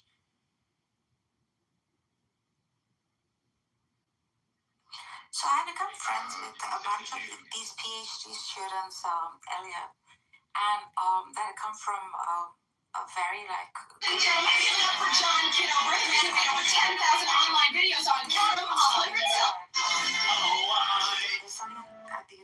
Hey folks, welcome to Kitover's Candy. Today everything in the shop is 10% off. They were tight-knit group of Persians. This group continued to freaking stay on. They had children. they went on trips. I went with them. Like, this group never, ever interacted with anyone outside of itself, and continues to do so. And because they're studying like scientific, I think that living math and physics, or that was their PhD freaking thesis. This group just never found the need to go outside of itself and interact with the rest of the world. They bought homes, they bought cars, they thrived. All of that happened except for intermingling and like utilizing whatever the democracy, just being a melting pot. It's not that melting out here. It's like segregated different groups of people just drowning in each other. And this doesn't allow for democracy to thrive as one unit, as one. Yeah, I was a little negligent to mention that although the Chinese has a much greater character set than English, what happens because of that is that the character represents one morpheme. So it's incredibly more efficient in English in terms of like number of characters. But in Chinese, that only takes 5 characters. Oh wow, yeah. So like one of the problems that I'm having with this stuff is like we force people to speak a different a language that's not native to them. Like say I don't know, in France, in Quebec, where I think it's between English and French, if I'm not mistaken, it's between English and French. The French language has I don't even know, there are hundreds of different ways to say the word love. The majority of French language is based on masculinity and femininity.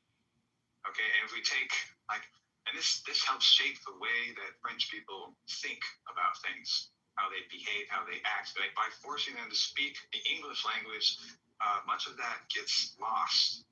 Okay, and maybe forever lost. Like I don't speak a lick of fucking French yet. My ancestors are from France on my father's side.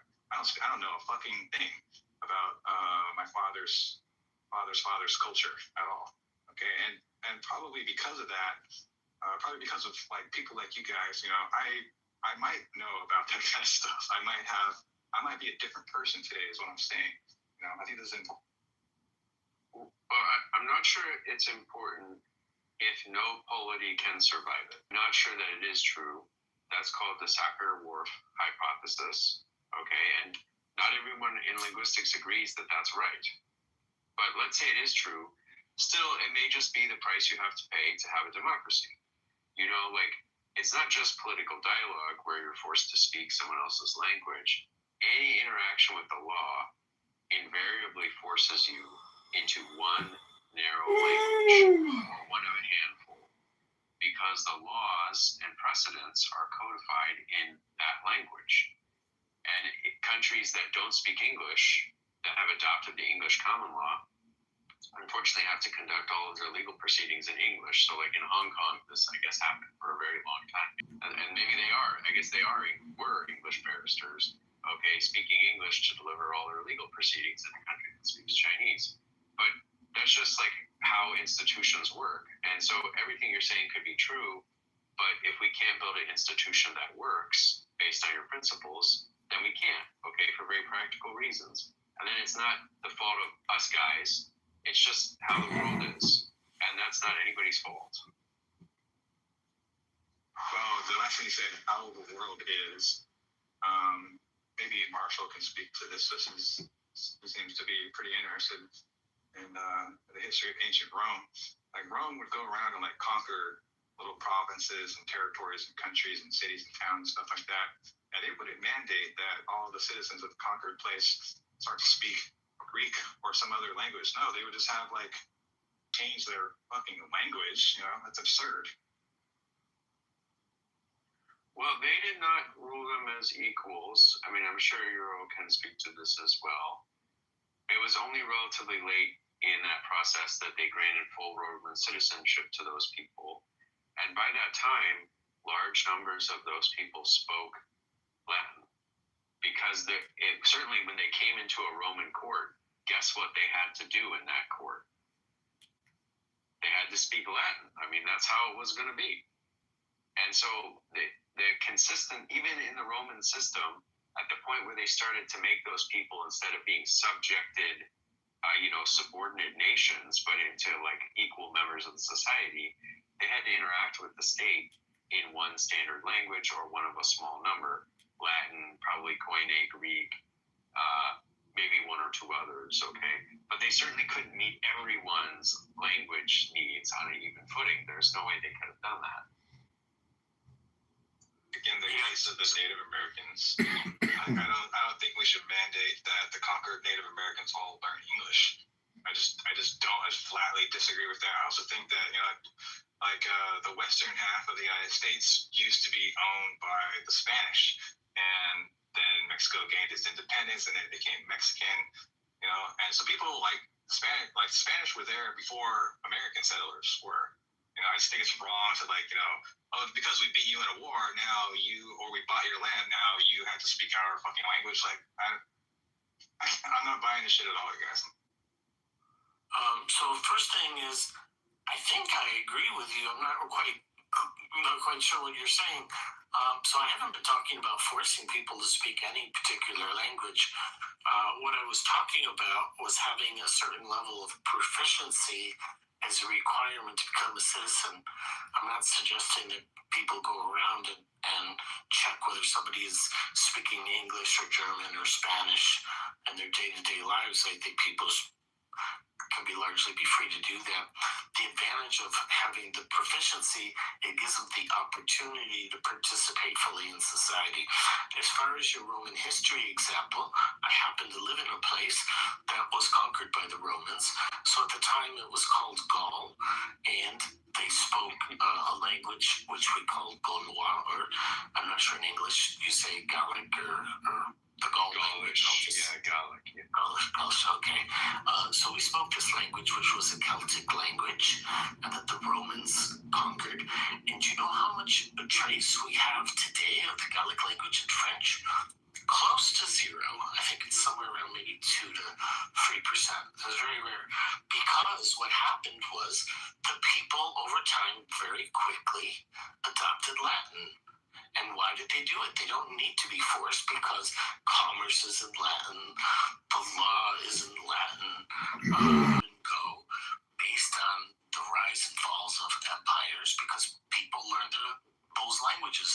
This is why English is currently learned around the world, because of the American Empire. And before that it was French was the international language and the language of the courts because of the French Empire, and who knows, maybe in the future it'll be Russian or Chinese or Turkish. I don't know.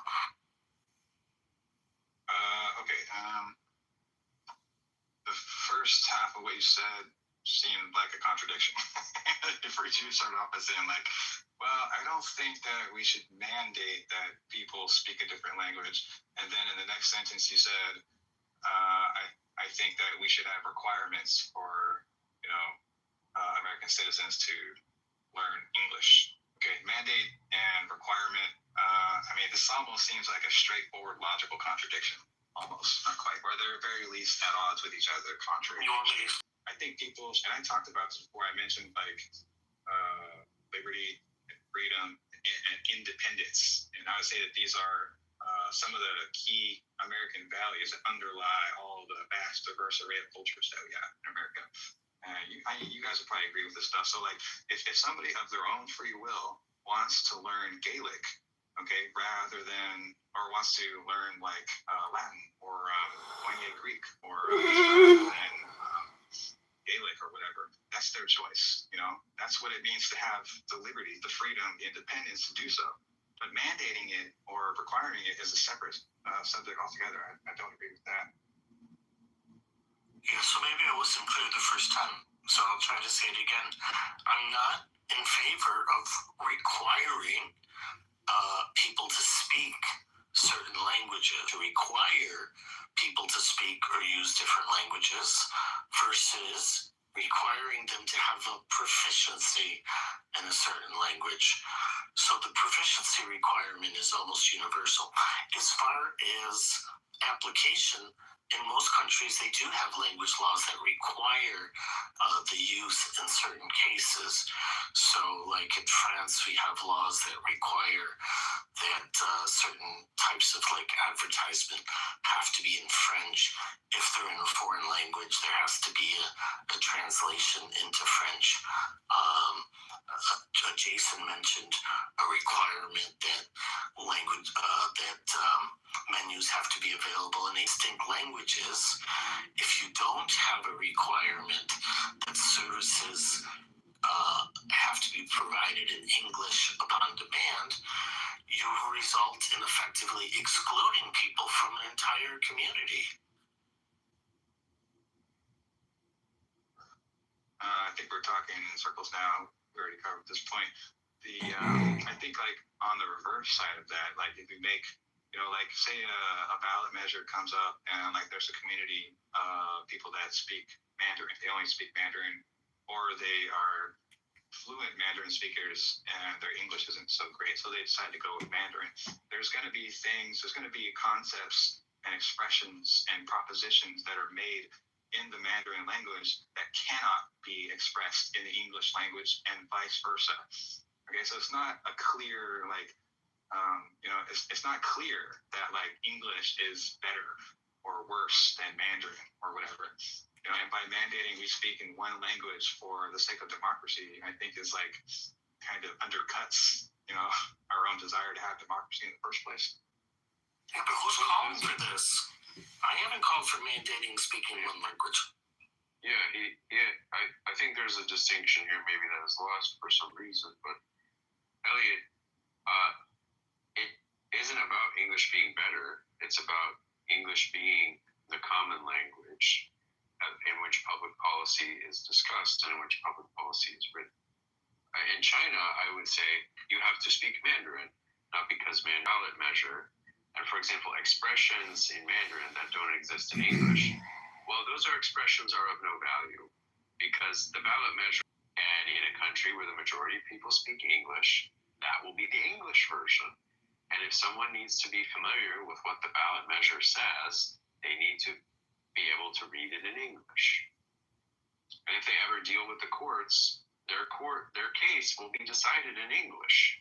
And that's also something that, like, if you try to change that, I mean, that sounds like anarchy to me. You have, it's very difficult actually to write the exact same law in multiple languages.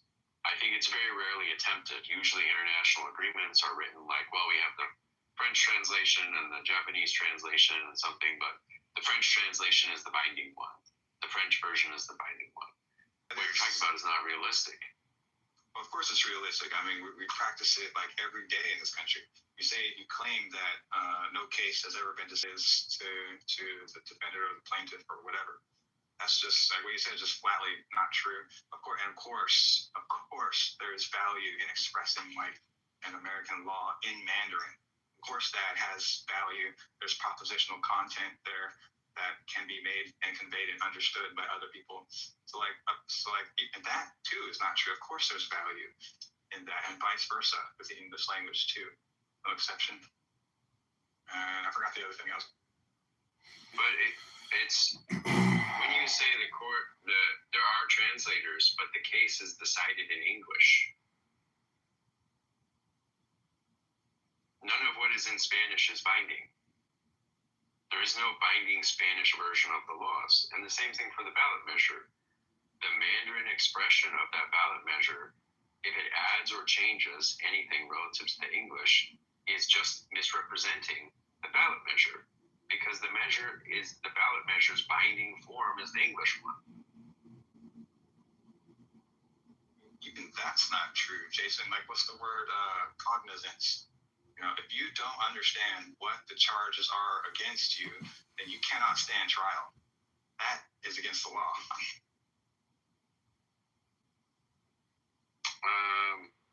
No, that's not true. But even if it were true, well, say you have a business or something, are you saying your business cannot be found in the wrong? I mean, frequently charges are not against the individual; they are against the business.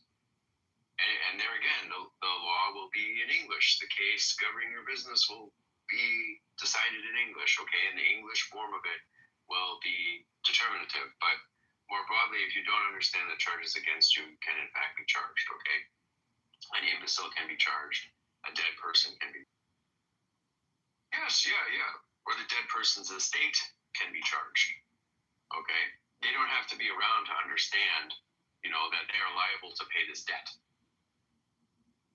That can be done even if they're dead.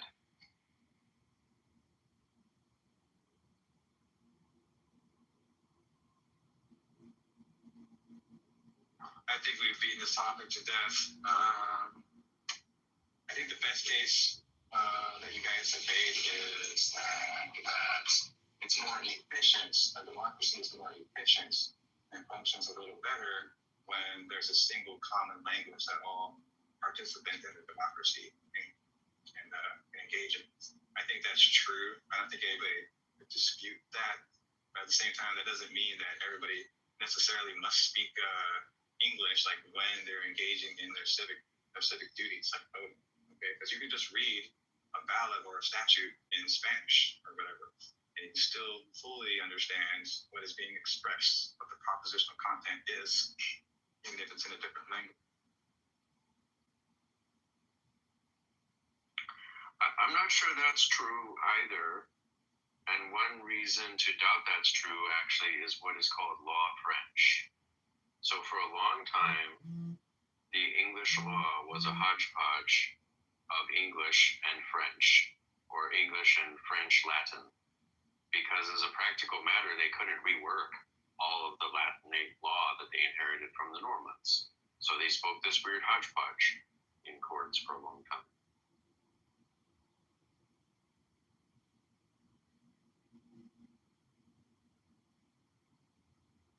I mean, I already kind of mentioned this, but what Euro was saying, the second half of the thing that Euro said about like people in this particular region that in time frame he's talking about, it wasn't mandated that they speak some language of the Romans choosing, rather they chose freely of their own volition over time to sort of adopt a different language. That is totally fine with me. I'm totally for people freely choosing their own free will, their own sound mind, to choose to do this or that. Like, I'm absolutely okay with that.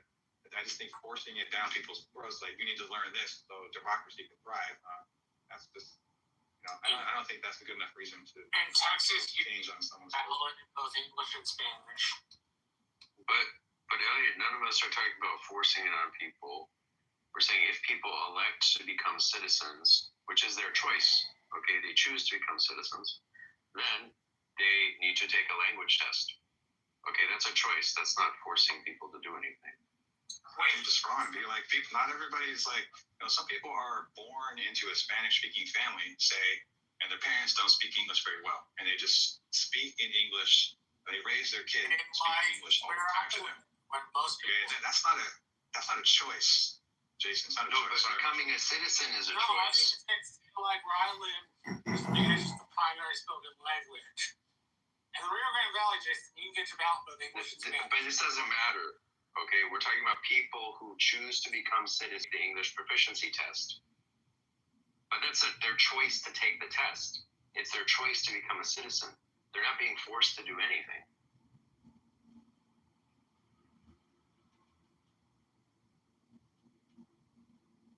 Yeah, I mean, none of us are talking about forcing anything on anybody. We're talking about requirements for citizenship. Becoming a U.S. citizen, no one's forcing that. That's what a requirement is. It's a bar that you must meet in order to for some.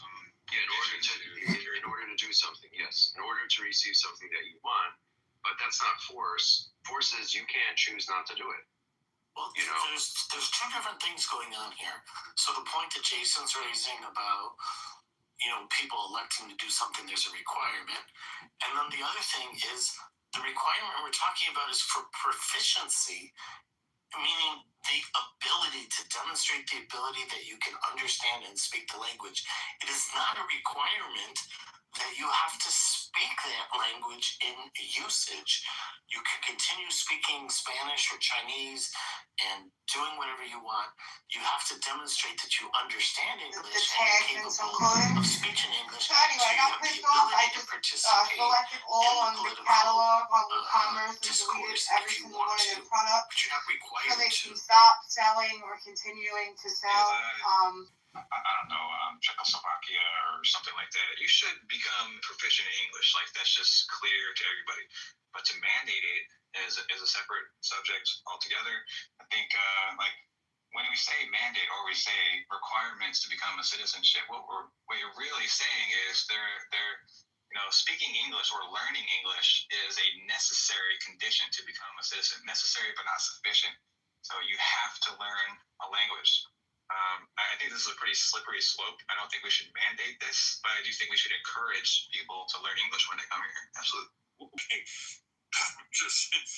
Maybe it's my own opinion. We're just trying to force Elliot to force people to forcefully speak the English language, the language of the colonizers. I think I said. Look at this boy.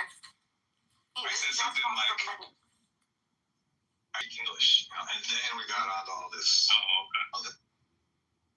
Next time when you lose money, when you call T-Mobile, and she has language deficiency and isn't able to freaking communicate with you, and you're charged $500 instead of $100, then you'll talk, Elliot. Let's have a discussion after that. What do you say? Nargis, I fully agree with you that if I I have AT&T. Brought money in right in the beginning. I have AT&T. I have AT&T. I have a Samsung and all this kind of shit. And AT&T has customer service. Like when I call AT&T, all these motherfuckers speak fluently in English, and I greatly appreciate that. What's up? Someone got you back? All this gratuitous cursing? You must be first. Sorry. Do you just appreciate it, or do you expect it and demand it? If the AT&T answered in Chinese, and you said, well, I want to speak in English, and they continue to just speak to you in Chinese, you're telling me you're going to be okay with that because you're going to say, oh, there's no... Yeah, you will demand that you have a copy in English. I mean, they send you the bill in English, the customer service. You're not going to say, oh, well, they have the right, they can do whatever language they want. Everybody just listens to Chinese. Let me learn Chinese for the sake of my exactly. I'm going to learn Chinese to dispute this bill for the next month. You know what I mean? It's just not realistic. I do expect businesses, especially ones that were if you have a position that's customer facing, like you're a CSR, your customer service rep for Samsung or whatever, you should be speaking English to people in the United States, because that is the primary language of the United States. You should be speaking that. I expect that from businesses, but I don't expect that from the United States government, the federal government. That's an entirely different story altogether, to become a citizen. So then you're saying, do you agree or not agree that the government can require that business has to answer you in English? Or do you think it's up to the company? I think it's up to the company, yeah, not the government.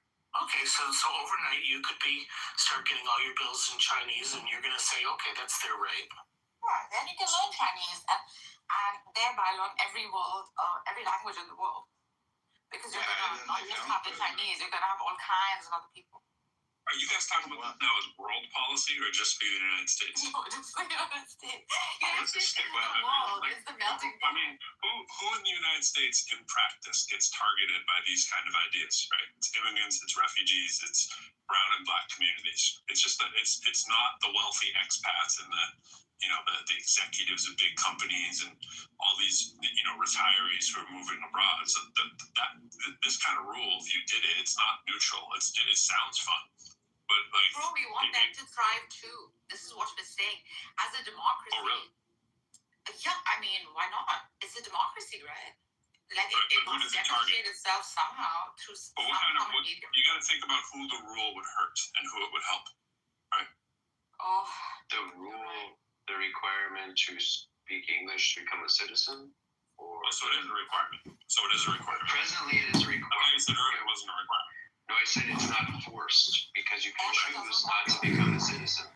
It's a requirement for proficiency, not a requirement. It's not like the same argument a lot of libertarians get all up in their panties about when people said, well, it's vaccination. Well, you're forcing me to be vaccinated. And then people would say, no, we're not forcing you to be vaccinated. Just like you can choose if you want to be a healthcare worker. People didn't really like that too much, right? That was like the big pushback.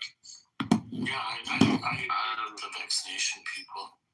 There is a world of difference between going around forcing people to speak English, okay, which we don't do in this country, and then if you opt into our program to become a citizen, then we have testing requirements for that. They aren't forced on you. You got to opt into that. It's like saying, well, I'm being forced to pay $5 for a latte. No, if I don't go in there and I don't buy it, I'm not going to pay the $5. Okay, that's not force. Okay, they're neither too high nor too low. Is a state-imposed barrier an appropriate barrier then? That's not in particular. I think that firearms proficiency should be required. Yes, we need to introduce firearms proficiency, not just English. But firearms proficiency, you need to be tactical. So you're basically your ability to belong politically depends on your ability to perform culturally. Is kind of like what your stance is. That's what I'm saying. Yeah, that's what I'm saying. But that's not small government. That's cultural regulation. But that's cool if that's how you like it. Well, look, I think there's an argument to make there pro, but then the other side of it is that, like, no society seems to be able to survive without some of those kind of rules. Well, what empirical relationship do you have to that? Like how fluent someone is in dominant language and how responsibly they vote or they work or participate in civil life. When I say skills to drive, right? When I say no society seems to be able to survive without doing that, I mean you will nowhere find a country without a language proficiency exam for citizenship. Nowhere. There's no such country. Okay, so what's your point? So it doesn't seem that anyone can do it. Okay? It's not proof, all right, but it strongly guides my intuition here. Like just like with driving, right? It is a strong guide to the intuition that sure the answer is no. I'm pretty sure it's no, but we might find one. Yeah. We might find one, but it's a strong guide to the intuition that this is an unworkable state of affairs. Okay, that basically if you have driving in your country, you probably need to have a driver's license. Okay, so is it a strong guide to the intuition? It's not proof, it's a guide to the intuition. And I would say the same thing about language proficiency and cultural questions, civics questions. Everyone seems to do that. So. Okay, but I already argued earlier, like, I made this point, not you did, I made this point that, like if say like a freight truck driver, right, they need to understand like they need all the pertinent information and skills that are necessary in order to perform their job. They need to be able to know how to read like the user manual of their vehicle. They need to be able to understand the instructions given by their boss. And why is that? It's pertinent to their job. No. You're missing the point. It's pertinent to other people's safety. Driving is dangerous to other people, right? Like when you get a license, it answers a very, very, very narrow question, right? Can you safely operate that big ass piece of equipment there that'll kill somebody? Citizenship doesn't do that. It's not involving operating some kind of a dangerous tool. The real structure is driving is an external risk to all the other people. So you got to get skill certified. But citizenship is just you belonging or politically like involved, right? There's no comparable operational risk. It's not the same kind of problem. But that's not how that works. Language isn't some kind of a task skill like what do you do with a truck braking and signaling or freaking hazard perception? I mean, that is all correct. Language is I didn't say it was. You know what I'm saying? I didn't say it. Yeah, but that smuggles that idea in when you try to make that kind of equivalency, right? I didn't make an equivalency. I didn't make it. No, you didn't say it explicitly, but implicitly, that's kind of the analogy. If you're making those kind of things, if you're comparing them to those things, or whoever's comparing them to those things, like languages she was speaking. She speaks 4 languages, and she spoke to me in English about her homework assignment, and I said, "Did you say you've been speaking?" She said, "For 3 months, she's been working 5 hours a day on English, and her closest equivalent is French. She does know like French pretty decently." And I was like thinking, when I went to Europe, I worked an hour a day for about 8 weeks on German, and I can basically ask like, "Where's the bathroom? Like, where's the food? Like, all the basic kind of crap." And now I've forgotten almost all of it. And she's like sitting there talking to me like fluid, and I'm like, holy mercy, right? But that's a schooling access thing, or if you can buy the app, or whatever the labor conditions are, let alone if your country's war torn and you've been displaced, all that stuff makes it ethically and structurally different than from testing whether you can like parallel park or something. Is my point. Look, that's a sound argument. That maybe I guess the argument, if I were to sum it up, I think you all wanted to go, but it's like there is no safety issue with not knowing English, so we shouldn't require it. We should only, in the same vein, and we require driver's licenses to the degree that it fosters safety, and we should only require things of immigrants to the degree that it has to do with safety, if at all. I think there's a confusion here between the idea of requiring people to use something and requiring people to understand something. They're very, very different. The reason why citizenship requirements include language proficiency is so that people can fully participate inside the same country, which has a divisive effect and is not good for the Republic. Canada does that pretty well, right? Who does that? Canada doesn't do that very well, which is precisely right, providing. No, they don't. Twice, Quebec came close to separating over this issue. So close that the last referendum only won by less than 0.5%, and that was after the federal government made all kinds of crazy promises to Quebec. There's been all kinds of stuff. I lived in Quebec, and I live in Montreal, and I know how much issues have come up over language time and time again. It's a big problem. It's a big problem in Belgium. It's a big problem in almost every multilingual country. As I said before, there are certain exceptions like Switzerland, which works fairly well in a multilingual society, but they're separated geographically, and they have a very strong federal government where the power lies with the cantons, and the cantons are separated linguistically. In Belgium, it's a near disaster. It works well in Luxembourg. That's another example where it does work well, but that's because almost everybody is trilingual. So language proficiency is very important, that people in a country speak some sort of common language rather than separate language and separate, because over time it causes political division, which is not good for a republic. And my entire father's side of my family is from Quebec as well, and my last name is like Smith. Okay. It's really an immigrant problem. That's more of a national minority protection problem inside Canada, right? So if you have,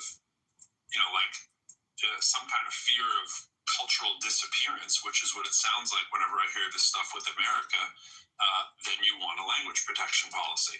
Not immigrants can't integrate, and therefore citizenship must require language. Those are different kind of mechanisms, right?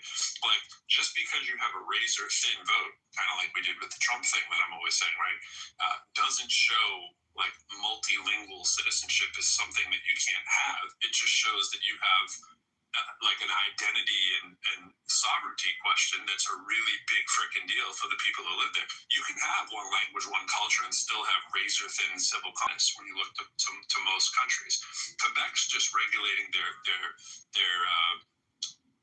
public institutions, not like some this stuff, but I can't imagine it's changed too much. It was all like, what's going to be the freaking way that we do the public science, right? Like is that going to be English or French, or what's the education system stuff going to be? The workplace, all these things we got to figure out every day. That's just how you're going to design your institution. That's very, very different from saying you as a person, you can't fully belong politically until you perform cultural conformity. That's some bullshit, bro. It's just confusing how governments operate with who counts as a citizen. And you don't make that law up front and say, fuck you, you can't come in until you learn the language, right? You just don't do that unless you practice a white hegemony. But then you can't. Then go for it. So, Pro, I think we're much more in agreement than you seem to realize. I'm not saying that I'm against multilingual citizenship. I specifically gave the example of Luxembourg, which I said works because people are trilingual. I'm not suggesting you have to have one language and one culture. What's that? Jeremy, I won't let you speak, and I'm just trying to read Jeremy here in the chat. Sure. What is he saying here?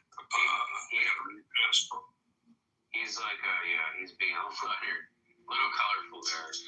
I closed my eyes after a little while. MAGA, anti-free speech Nazi. Yeah, that's me. That's what everybody's telling me. They're like, damn, man, you're a MAGA. Yeah. But you're Well, just to finish my point, I'm not saying I want one language, one culture. So I agree with you. Multi-languages are a problem. But people that are emigrating to Canada need to know either French or English, at least one of the two. And that is part of the citizenship requirements. It's even part of the immigration requirements in Canada. As it is in most countries, you want people to be able to succeed and integrate in society only to the public institutions, but also to things like business. So obviously, okay, just to be clear, so obviously it doesn't legislate what people do as individuals, but in terms of like conducting businesses and providing services. Okay, I know you're not being, you disagree with this, you think it doesn't lead to this, but I do think it is an entailment of your view. Like, remember when you told the story about the place of origin, like, what did you say, like, from a Roman place that used to speak Gaelic, but now they speak Gaelic. No, that's Gaulish. Gaulish, sorry about that. Yeah, so, you said, like, while it wasn't mandated that by the Roman government that they changed their language, it wasn't mandated, they did eventually over time adopt a language and nobody speaks the old language anymore. And I have a similar story, I explained this earlier, my father's side of the family is French, they're all from France. And, like we came, my ancestors came here to escape religious persecution in France, the Huguenots. They came here to the States, or to the United States to escape that stuff. And we've been here for, I don't even know how many generations now. And then, like, I can't help but, like, wonder, like, what culture that I could have been me that is not me, because I don't speak French. I don't have, like, the culture of my ancestors from France. I don't have any of that stuff. None of that is a part of me. It's like that seems to be like the entailment of the view that you're expressing, that with these like requirements to at least be proficient in the language for democracy's sake. Because when we have like the important discussions about democracy or democratic things, like discussing a statute or whether to vote for this or that candidate or whatever, you are having the conversation in a different language that is not of your native origin. Not of your native cultural origin. I'm dying to get Jeremy up here. I want to see what's up to Royce and JCC and IO, but Jeremy seems to have some impulse control. So let's bring him up. This should be fun. He hates Americans. That's good. What's up, Jeremy? Oh, it's fun, but with respect, I'm a Canadian, so I want everybody to get with respect. You say after all that stuff in the chat, your first word is with respect? Oh, I know Jeremy. I think he's all right. He's a bit of a firebrand, I guess. Pro is literally Trump. Pro is literally MAGA. Is that what you heard? You're trolling, right, Jeremy? No, everybody knows that I identify as an American. Fuck this Canadian clan. Alright, well, you asked for it, Jeremy. You asked to have a conversation with Pro, so good luck. Well, you can have a conversation with everybody. It doesn't just need to be me. I was just wondering why I seem Trumpish. So did all my stuff there sound very Trumpish? Yeah, so I'll respond, but I'll meet up the second because I'm Canadian. What I was saying is that I asked to join the conversation. I asked for free speech. And over again, Pro shut me down. You refused to have a conversation. I didn't even see it. I saw it until I looked down. I wasn't shutting you down. I let all kinds of weirdos come up. Do you expect to be brought up as soon as you... Jeremy, do you have an expectation to be brought up on stage as soon as you raise your hand? No, sorry, I don't, JC. I don't Okay. Okay, cool. So that was the case, right? But what I'm saying, JC, is that... What's up, Stutterhead? Are you already? What the hell? What the hell's going on, dude? You nervous? Not immediately, but there is a 30-second requirement. Which one? I'll respond again, guys. What did you say? As I say, Jeremy, I know Jeremy from the religion debate rooms, and Jeremy is an excellent conversationalist with the religious people. I think he says a lot of very interesting things to them. But this stuff about Pro being a Nazi or whatever, you're fucking trolling, bro. You're off your... Elliot, I appreciate that. Elliot, I appreciate that. And guys, again, I'm Canadian, so I'll meet up the second y'all want to interrupt me. But brother Elliot, when I'm making the comments in the chat, and I'm saying, hey, I'd like to contribute to this conversation, and Pro over and over again will not allow me. Guys, it's in the chat. He just says, hey, I'm gonna not listen to this man. And I'll be really succinct because I know that Americans don't have a lot of tolerance. When Democrats have no tolerance, who literally shut down anyone who... Where did Jeremy respond? Where did Jeremy respond in the chat? Pro didn't see your message. Jeremy, Pro didn't respond. He didn't respond to anything. All I see is you spurting out in chat. There's like 30 fucking text messages from TA Jeremy. I literally said, hey, I see Jeremy. What is Jeremy talking about? And nowhere did Pro fucking respond. You stuttering Canadian dumb fuck. And Pro literally stopped the conversation to address your concern. Yeah, exactly. I also want to point out, Jeremy, that free speech, you're free to say a great many things, but you are not free from the consequences of those things. That means you could be put in the audience, or you could be ignored by Pro. Come on, Canadian. Or Sleepy Benjamin. He's up there. Go ahead. I don't see how a Canadian can be such a snowflake. I mean, I thought they were tough because they live in the tundra. So this guy's act like a fucking snow. I don't know why you weren't mad at Benjamin. I mean, Benjamin's never really sleeping, is he? Only fakes it. Jeremy, I'm still waiting for what you got to say. You seem like you had a lot going on. I try, and again, I'm going to mute up the second any American wants to interrupt me. And then this... Oh, that's your thing. I didn't catch that. So he's muting up the second anybody talks. Oh, I see. So you need the entire floor. Gotcha. Okay, so everybody, shh.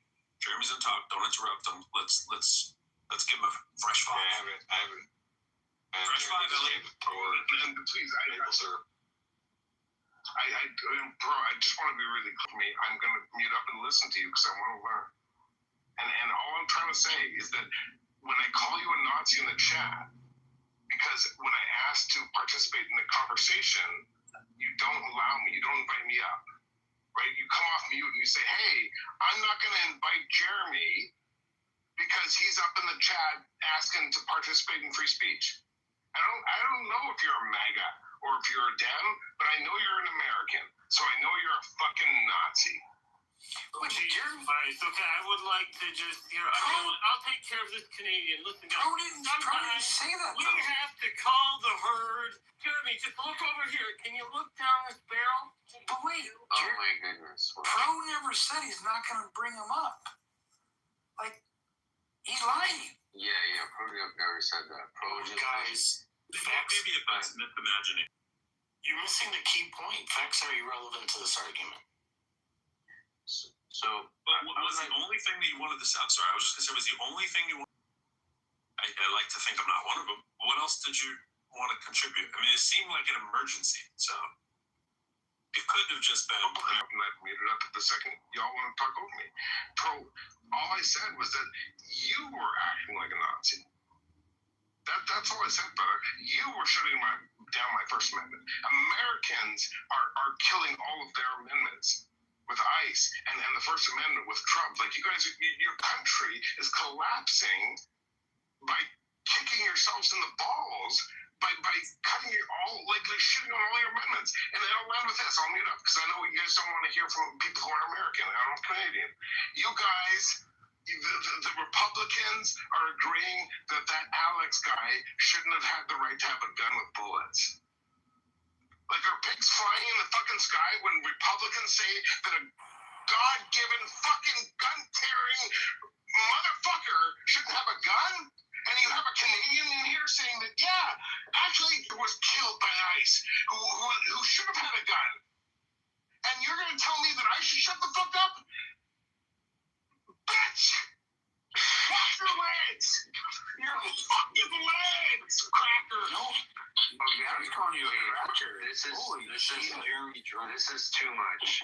No one ever told you to shut up. Jeremy, you're encroaching on my territory, which is to flip out and fucking rage at everyone. And that's a great part. And there's only room for one. What the fuck was that? We have a one diva rule in this room, and as far as everyone is concerned, it is Roy this and I that is the secret romance. There's no more room for other. Crash. That was not a good crash. Irony. Technical term. Irony is probably the biggest lefty on the whole stage. that's like hardcore lefty, bro. Yeah, hardcore lefty who's a Nazi. No, Nazi, I guess. Maybe it does clip around back. I feel the passion. I feel the same way, except minus some of the details. But majority of the people in the room were anti-ICE. We're not liking what's going on. Most of the details.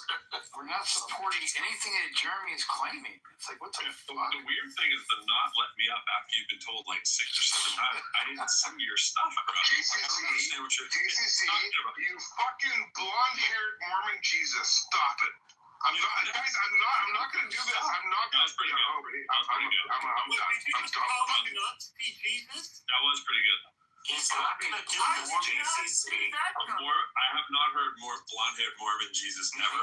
Mormon Jesus. That was good. I'm gonna give you that one, Jeremy. That's fucking hilarious. If you just drop one of the C's, it's just your name becomes JC. JCC, we're not gonna do this. Jeremy, where have you been? I'm gonna do this. Jeremy, I would have brought you up with a quickness if I know that. Pro loves entertainment. You're definitely entertainment. He's bringing a lot of spice to the room. Jeremy has some good energy. Sorry, Jason. Guys, Elliot, I'm so sorry, brother. And just Elliot, this is for you. An American. Mon calice de tabarnak ici. Je suis prêt. Je parle en ici. Let me say this. Hold on. Let me say this, bro. What do you value more, brother? I don't know. Do you value entertainment? Do you value Trump? Or do you value Bitcoin? Oh my God! I'm sorry. And you know what? It's good, bro. This is why intelligent people don't talk to Americans anymore. This is why you all just fucking go chamber and smart people get asshats. Take control of yourself. Get in the camp. Put yourself in the camp. Okay. Jeremy, I think everyone else will stay quiet just to finish that comparison. So, is it true? You asked me what's more important, Trump or what? Let me ask you what Pro just said. What Pro just said is pro a Nazi concentration camp owner, because as it being, just said, listen, Jew, come and play violin at my Nazi party. You can't afford it, dude. You can't afford Jewish violin here. Get the fuck here. I think this is. Go ahead, girl. No, I'm just wondering if there's any anti-American sentiment in Canada. I mean, it's hard. It probably are, but it's hard to imagine because Canadians are just which is so fucking nice. Sorry, I'm trying not to curse. He's Canadian. He's Canadian. I think I've been there's just, here. Canadians are so nice. All of you that can't extends. swear worth a shit. You fuck. Yeah, that's okay, Jeremy. I'll say I'll say enough curse words for the both of us. Okay. Jason was trying to be maybe you're directing it at the wrong people, but the energy's good. Anti-American. Elliot, I appreciate that, brother. And listen, I'm Canadian. I don't want to be. And listen, and I'll be really honest. I've been on Clubhouse a lot, and I'm just gonna be honest. I'm hanging out with Americans, and I really dislike how American I'm starting to be. I'm just being honest, brother. And so, Elliot, can I ask you a question rather than just fucking Nazi your ass, man? Can we have a conversation? Well, I need to know, first of all, are you trolling? Show us your papers. Fuck, I hate all of you. You asshats. I'm sorry. You know what? That was the American in me. That was legit. The American in me being American. I'm sorry for saying that. When you first found out you were bipolar, what was the reaction that you get? That's a great question, Pro. And that's super Canadian of you to ask that. So let me ask this. Breaking character, Jared. Guys, this is getting a little tiresome. I mean, he's just like losing control here over and over. I mean, to be fair, the non-English debate was pretty boring, though. So. Yeah, I was enjoying it. Go on, let's step back from that. I'm gonna call this. Elliot, can I ask you this? Go fuck yourself. I got a question for Jeremy. What's up, Sion?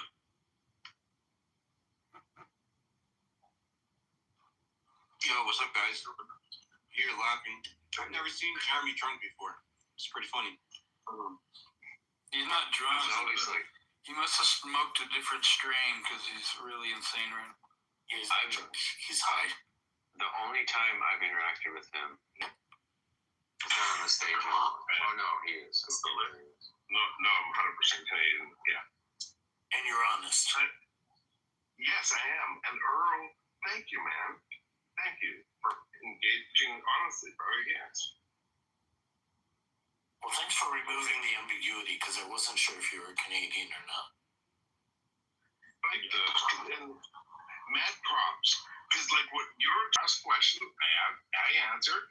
Wow, guys. Something that I was trying to keep you in the audience and hold you down, right? No assumptions like that. You were trying to prevent us from knowing that he's Canadian. Right. Instead of maybe I didn't see it. Could have been. I'm just saying. And brother, I'm Canadian. I'm not stripped of my democracy till I smoke a lot of weed. Also, I don't remember a lot of shit we've said in the past because I smoke a lot of weed, right? But also, I can vote because it's weed. And I won't be put in prison because I'm an American because I smoke a lot of weed. My opinion should be suppressed because I'm Canadian. Absolutely not. Wait, you're Canadian? We should take your opinion might need to be suppressed because you're stupid, but that's a different argument. That's a whole different thing. Not because you're Canadian. I gotta have my rash of that, bro. We'll take your Canadian opinion, your head that splits in half when you talk. Actually, stupid people have opinions too. You don't have to suppress them. And they're big little ones. Your fucking hockey and your fucking maple syrup and your fucking, nicely apologetic about stuff. You can shut all that shit. Rush, fucking. Rush is badass. And Jeremy, you weren't suppressed, so the accusations of being suppressed are wrongly assumed there, bro. Yeah, but I think we can be honest about this. He is Canadian. I think so. Sorry. I think he's Canadian troller. That's how the Canadians troll. Let's be honest. Listen. White Mormon Jesus, JCC up in here. And I can afford to wait. I'm sorry. I'm made up. That was blonde. I ain't trying to front them, but hold on. Also, everybody who's privileged enough to have internet access, just Google White Mormon Jesus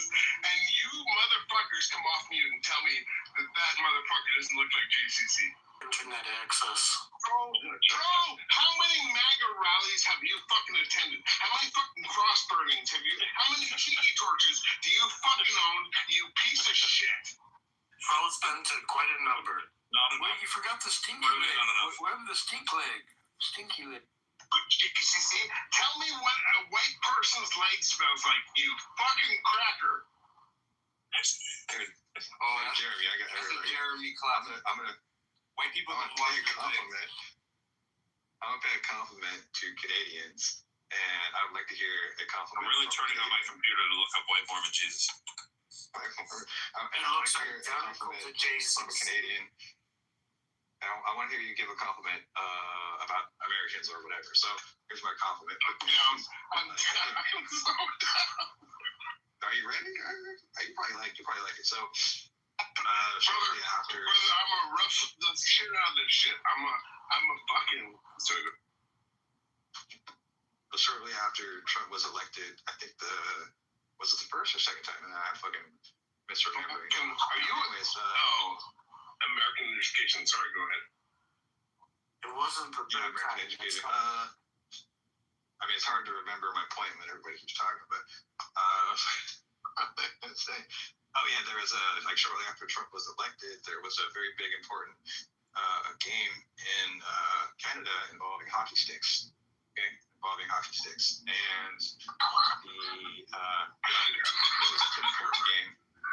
it was such an important game that they played, and it was America versus something in Canada. Some team in Canada, I forget, and the American national anthem was played. The national anthem, American national anthem.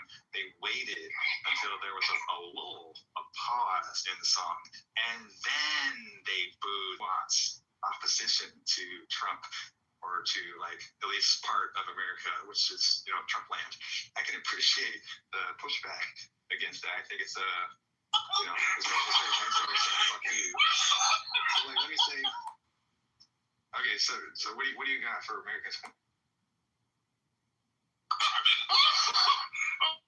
my sweet baby Jesus. Oh, my sweet baby Jesus. Oh, my sweet baby Brie. Oh, my God. All right, I'm done with him. Okay, that was. We can change it to something else. No, you're suppressing him, not ignoring him. Sorry for being a Nazi, Jeremy. The Nazi and pro resurrects. So the booing at the national anthem happened 3 major times: 2003, 2019, and 2022. And what was it about in 2003? That explains why I couldn't remember. You know these Was one of those that when fucking Fergie did that horrible thing? What about the knee, taking the knee? Kaepernick taking the knee. Isn't that also like a disrespect to the national anthem? I agree, it is. According to you, should have been deported. He should have been deported. No, that's what this country's founded upon: freedom of speech. Shouldn't he have been lashed first? He has the right to do that. The appropriate punishment is what he got, which is from the NFL. It just was terrible. Where's Steve been? Steve's mighty quiet. I'm right here, bro. There you are. Wow, that's big restraint for not chiming in at all. I can't believe it. Well, if I chimed in, it would have to be about my total distrust, distaste, and plain old negativity towards Jeremy. I don't like him. I don't trust him. I think he's one of the biggest hypocrites on Clubhouse. And I totally understand. Yeah, there you go. So I thought it would more adult of me, especially since I'm in your room, bro. Just shut my mouth. He's like normal relative to the other talking apes in that room. I'm glad he's I'm glad Steve didn't tell us about his distaste towards Jeremy. Did that include distaste towards Canada or just Jeremy? Jeremy last night actually made a comparison between the weight of why I can't stand his guts. Yeah, but you don't despise Canada, just Jeremy, right? I don't despise Canada. Okay, good. That's what Euro asked you. Okay. Yeah, and contrary to what Jeremy says, he's not the way he is because he's Canadian. Fucking himself? What? No, but you lived in Canada? You grew up there or something? No, I didn't grow up there, but I lived in Montreal for a little while. I've been to Montreal. I was there as well. It was a long time ago. I was watching the first episode of Wonder Man before I jumped in here, and I feel like I'm meaning to go back and watch Wonder Man. Everybody watch Wonder Man yet? Waste an hour of their life yet? That sounds like a Nazi tendency. It does, doesn't it? Wonderful. Never heard of it. We are the Wonderlands. Marvel show. It's a superhero show. On Disney Plus. Disney? It's Nazi too. That's cool. That's awesome. I think we all need to get a little more, we need more Nazi, a little more at peace with the Nazis. Yeah, let's get a little more Nazi, They had some cool style, right? That's what, what's his name said? Yeah. Yeah. Right. Let's be at peace with the Nazis. Come on. You advocating for just a new holiday? Good uniforms. They did have good uniforms. They were immaculate. Pressed and crisp. They had some good ones, but that's all in the past. You got a master extermination of human race. Forget about the little thing. All right. Well. No, look, we were talking about some things earlier. I guess zooming way out, I got a sense from both you and Elliot that I was basically very wrong that a nation would have a rule requiring language training or language proficiency. But every nation, there could be no good countries. My hairs go up on the back of the spine whenever I hear it, because usually it's when people have some kind of an anxiety, that's when I usually hear that, right? When people feel there's a demographic change, which we have, right, or political power shift, or cultural, unfamiliar, what's the word? Unfamiliarity. I was going to say unfamiliarness. That wasn't good. I think sometimes that language is a stand-in for, I don't recognize the country the way I used to. So I'm used to hearing that from a lot of people, and then they get that learn the language, right? It's kind of emotionally sacred than saying I'm uncomfortable with rapid social change and or fear of a black planet or whatever it is, right? I think Chuck D kind of had some of that right. I'm not saying that that's evil. I think it's actually human. It's what people tend to do, but it's not a policy argument when I usually hear that stuff. And if you think that that might apply here, that's why it makes people pause, because the pushback comes from a lot of times I hear that when people grew up when institutions already were built in their language, and schools already built in whoever's saying its dialect, and the civic systems already are designed for whatever those norms are. So learning that dominant language feels like a minor little inconvenience or personal effort to people, right? But I just think when you're talking about immigrants and refugees especially, it usually means working full-time, raising the kids, navigating the legal system. Then you're still trying to, like I was talking about with my student, you're trying to master a second or third language. From inside privilege, the cost looks pretty tiny. But from outside of it, that's a big, big cost, because that's keeping you from being a part of it. Like a lot of people are learning quickly, right? Not everybody, but I think most people, it's amazing how well they learn the language here. If we just have that as a policy, then it's like, okay, well, now that person can't come in, right? Because of something somewhat trivial. It would be nicer if everyone knew it. But it's already a policy. You can't become a citizen if you don't take the test and pass basic English proficiency. It's already the policy. Yeah, so I'm not saying me and you, we're not Euro, we're not, sorry, I say his name the German way sometimes. Even though he's French. We weren't saying have a new policy that you can only come to the country, period, if you can pass an English test. We were saying there is already a rule to become a citizen, you have to pass an English test. And then Elliot was like arguing against this basically. And then that's what we were discussing, right? And then, but like the tone you're striking here is like much more severe, but you're talking about a much more serious thing.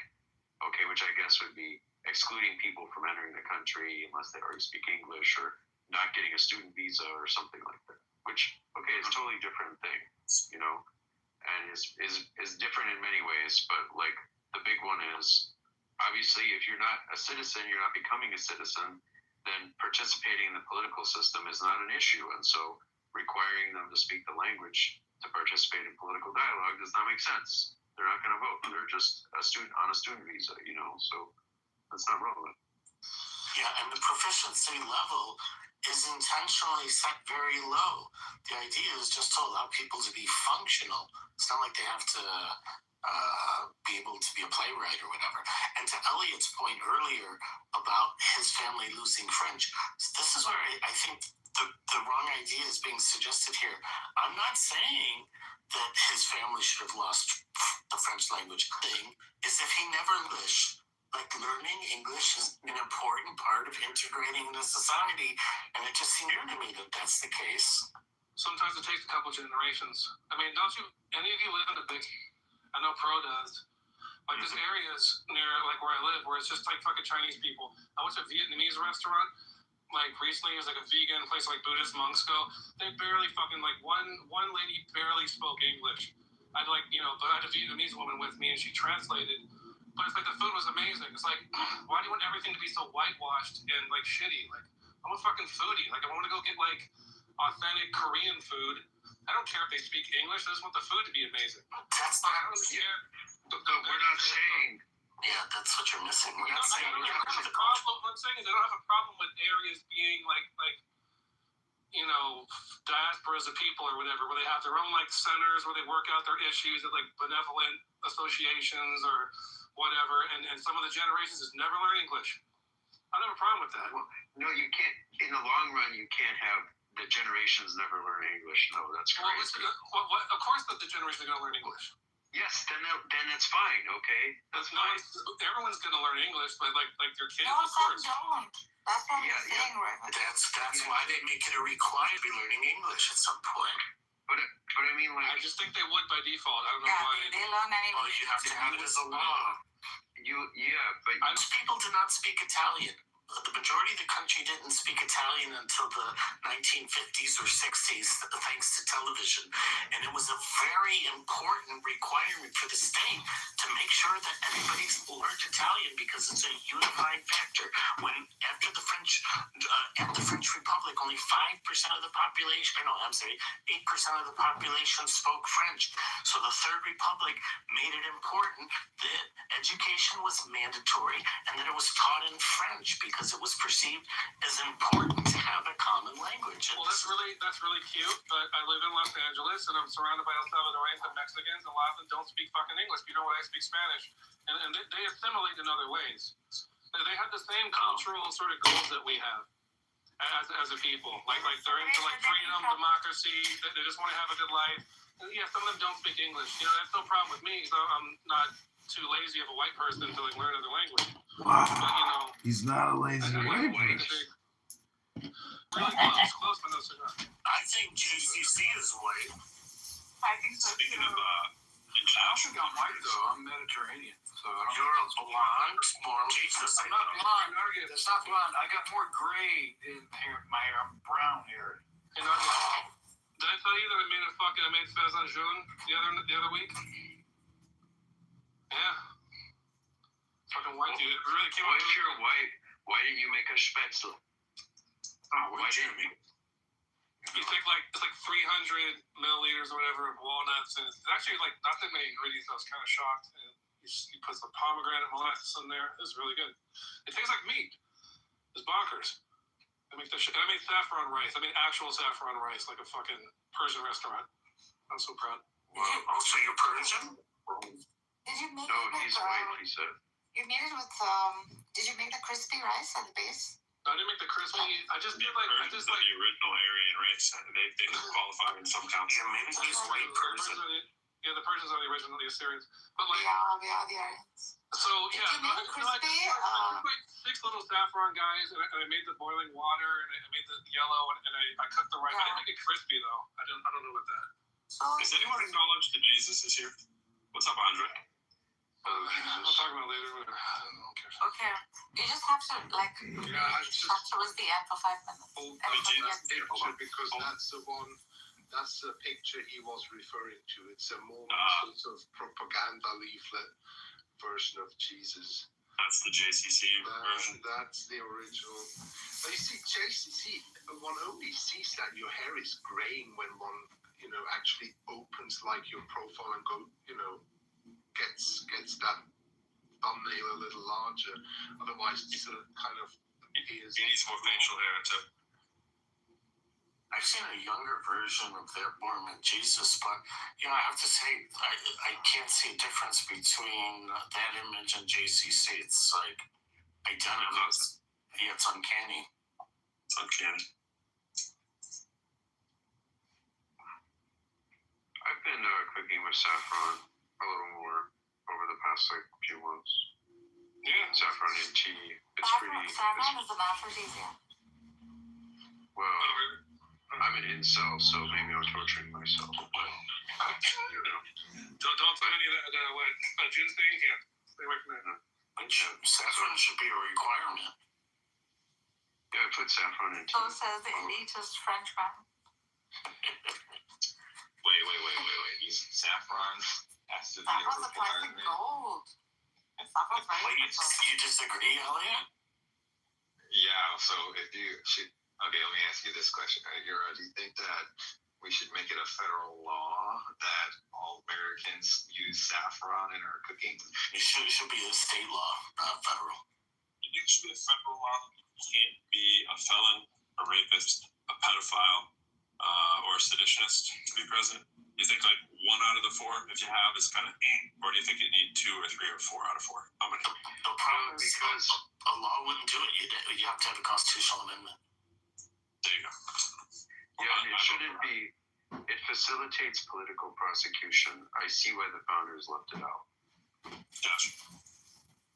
Yeah, it means that people can have even a person who the state has, run through the laundromat of bogus charges and whatever.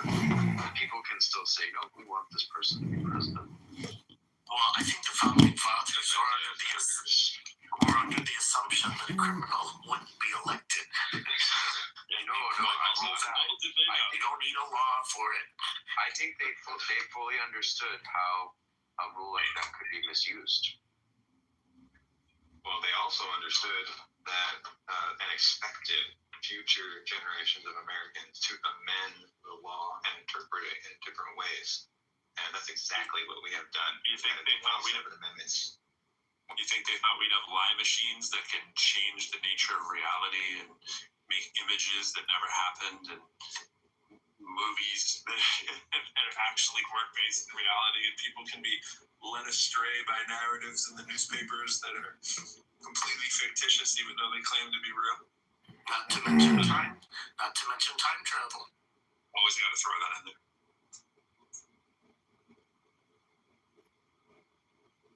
Yeah, I think we should have some new amendments, like what the 28th Amendment. The president cannot be a felony convict. He cannot be credibly accused of sexual assault or rape or child molestation. Can't be under 35, right? But you can as long as 34. Oh, man. This is so embarrassing. Every president should go through a background check and a lie detecting machine. Well, you guys feel so strong about that, but don't you see the danger? Anymore if they do that. But don't you guys see the danger of political persecution, of this being misused, right? To make maybe even large numbers of people ineligible for office, really by accusing them. No, that's what I actually found guilty. I qualified that with valuable time that's gonna go into persecution. Yeah. Let's face it. Let's just face it. the American people, the voters, the majority, the popular majority, voted for Trump against their better knowledge from his first round. Yeah. So don't blame Trump. Yeah. He's just. Well, what's the majority? Yeah, it wasn't a majority.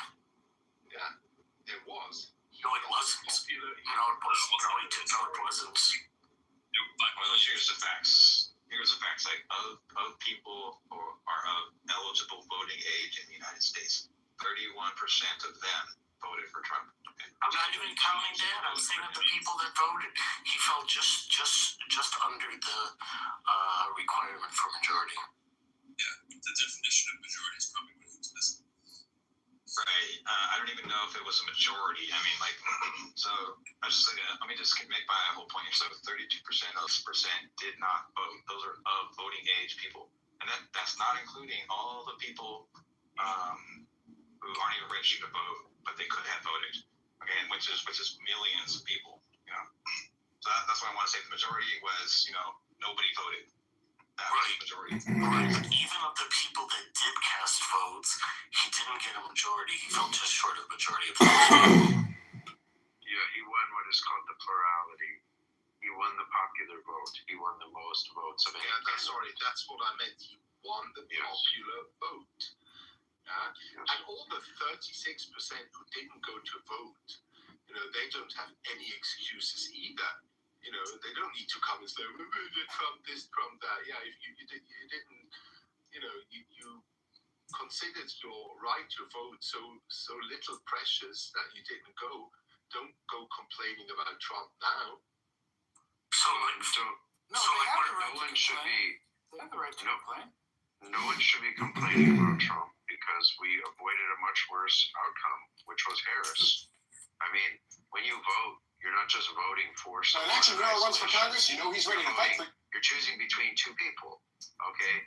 And you have a choice here between a party and a candidate who conducted a massive fraud in the course of the election, okay? They concealed that the person they were putting up for everyone to vote for was complete incompetent. Okay, it was like non corpus mentos. Okay, I don't mean that I dislike him or think he's stupid. Okay, and then when they realized that situation happened, who did they put in his place? One of the worst performing of their primary candidates, Kamala Harris. They didn't even pick a winning candidate from their pool. Okay, they picked a loser. And there's one more element, was how she was picked. She was designated, and that offset a lot of people, including people that liked her. He won the first time because people were against Kitover. That's right. Democrats are as guilty about Trump's 2 victories as anybody else that's played in this game. You know, had they put up Bernie Sanders the first time, it wouldn't have happened. If they had put up Bernie Sanders the second time, it wouldn't have happened. I don't know the second time. Well, I don't know about Bernie Sanders, but they could have found a Republican and put him up, and then maybe they could have won. Okay, they don't really have anybody. So. Yeah. So in 2016, what happened is both parties put up candidates with incredibly high negatives, and so a lot of people were voting against more than who they were voting for. So that happened with Trump. And then in the 24 election, it was approval number much, much higher than the approval, about 9 to 10 points. The only reason he was ahead of Biden and then Harris was their negatives were even higher. For crying out loud. I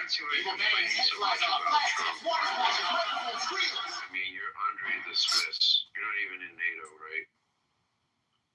Yeah, well, I mean, I don't want to offend people up here, but, you know, I've heard a lot of sort of half-truths and, you know, makes me think you're not really in the picture, not really in a country that the US once called its sister republic, because when Switzerland became a federal state, turning from a confederacy to a federal state, in 1848, the only other republic in the Western Hemisphere was Finally, out of that conservative nightmare. Hello, open-minded paradise. Thanks for next door. Welcome to the climate action pop. Only that I should like Trump. And then he kind of made an example, Switzerland again, in his Davos speech, which you evidently didn't listen to, otherwise you would have known that. Kitover, you're the lad. Trump has done something. You won't perhaps feel this in your lifetime fully, but I can tell you that this is not going to the long-term damage for the U.S. from this is going to be very, very bad. 8 years. I mean, I don't think this. I mean, how can it be that damaging? Andre, what did he do in the Davos speech? He did use Switzerland as an example, and he referred to the lady in question again, and that she Go home. 3 plates of salad. Personal best. You gotta come on. Oh, I see. He talks like. I'd like to make a deposit. Big one. Sure thing. How many slices we got? That's an idea. Shouldn't be smoking like that. Like deposits. Kitover Diving Tour. We make them all great. I'm John Kitover. That's what he is. He's not a businessman. How to attack my country? Like, Jason, what kind of question is this?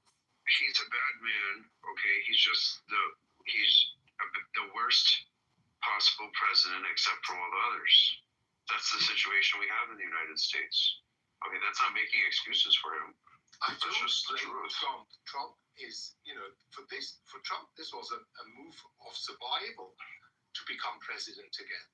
Like it was for Jacques Chirac of France, when he became president, his second time was either that or prison. He later went to prison, but he could prolong his time out of prison by becoming president again.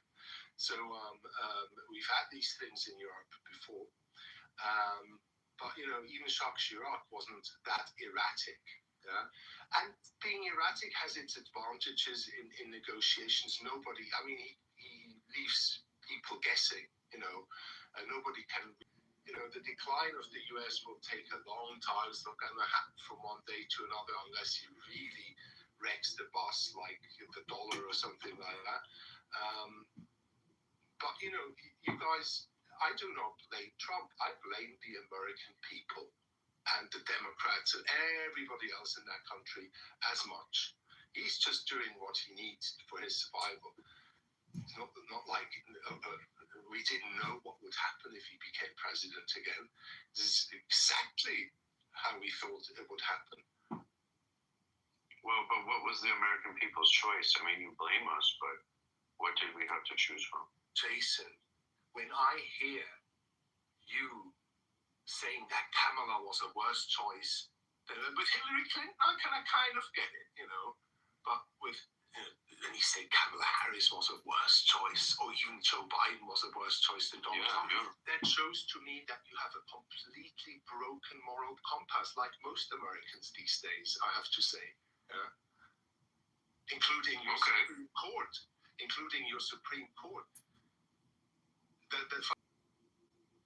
Okay, so it just is not sensible to you that there's just no good reason, or few good reasons, to prefer Trump to Biden or Kamala Harris. I mean, ultimately it came down to. Yeah, absolutely, particularly after knowing him from his first term. No excuse. In fact, if I would punish anybody, put sanctions on anybody, it wouldn't be Trump. Yeah? Trump actually is doing us in Europe a huge favor right now because he's unifying Europe. He's given Canada some sort of impetus that it hadn't had for a long time. He's doing actually something really good for us in the long run.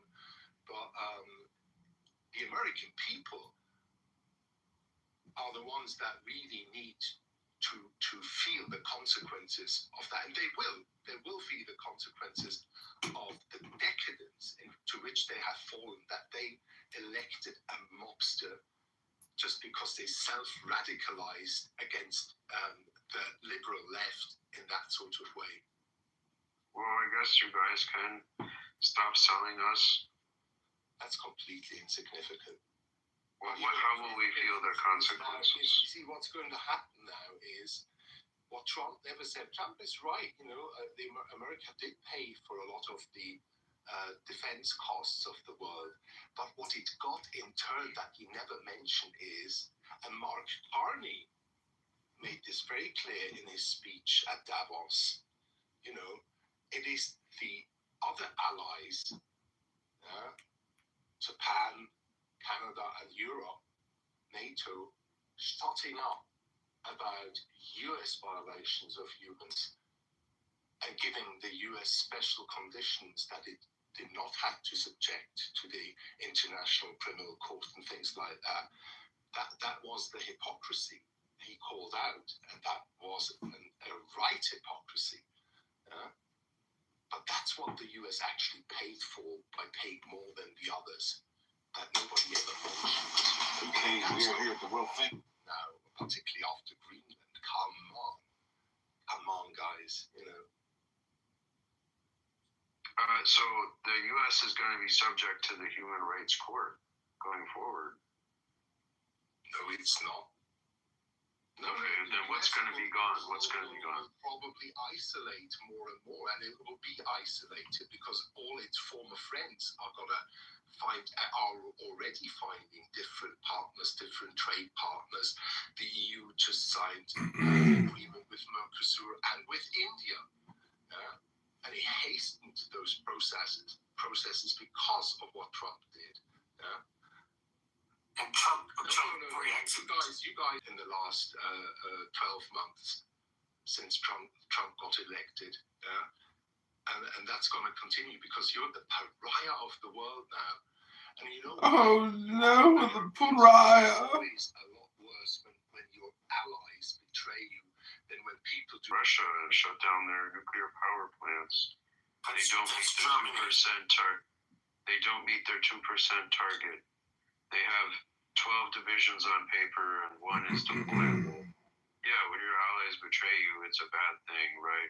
When they deploy 5G from Huawei, okay? Yeah, that's terrible, all right? And then we try to stop them from doing those kinds of things. But they just keep coming up with stuff, Andre. It doesn't apply to Switzerland. You're not an ally of America. You're not an ally of anybody. You're Switzerland, okay? When the Germans wanted to give their 35mm artillery to Ukraine, what did the Swiss say? Hell no, all right? So this, Andre, you're onto something, okay, but you're leaving a lot out.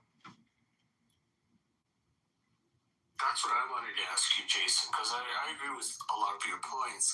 But don't you think when Trump says that he's going to take Greenland by force, and, territory from a NATO ally, isn't that super says some of the things that we shouldn't say? The Panzervollen a super cheesy burger and a chocolate milkshake.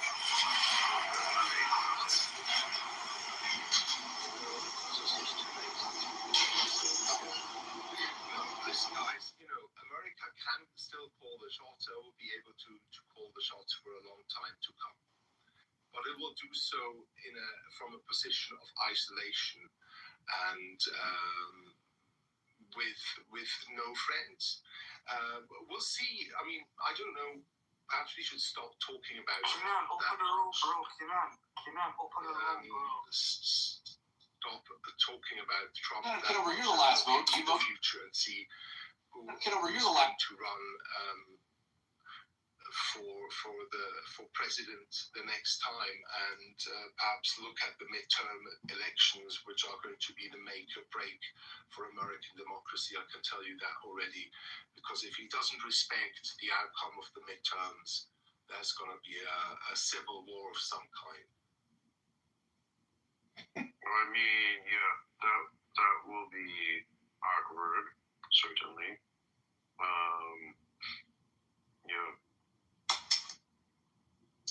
This is kind of weak sauce, Jason. You need to be more vocal about this stuff because people on your side of the political spectrum, they need to hear from people like you.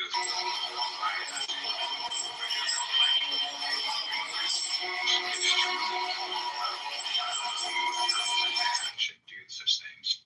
Unemployed in Greenland? Well, I don't need to be vocal about them to you. Both you, I certainly say, yeah, it's an issue. It's not good. It's wrong. I certainly acknowledge that, but I don't need to sell it to you.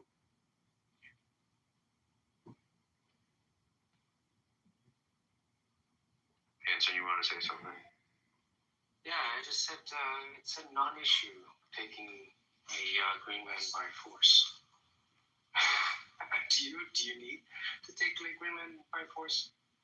With the forces like 50 whatever cooks on the land, yeah, and then they send in some dog sledges as reinforcement.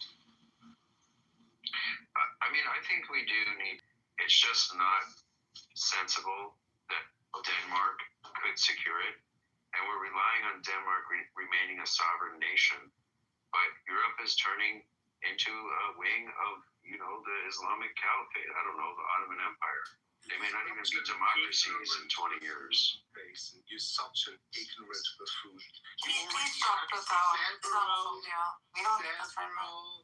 You already have several U.S. military bases, a lot of which you put into disuse, by the way, on Greenland. So absolutely no good argument at all. U.S. has only one base on Greenland. It used to have more. The Denmark from the 50s allows you to reopen them. Yeah?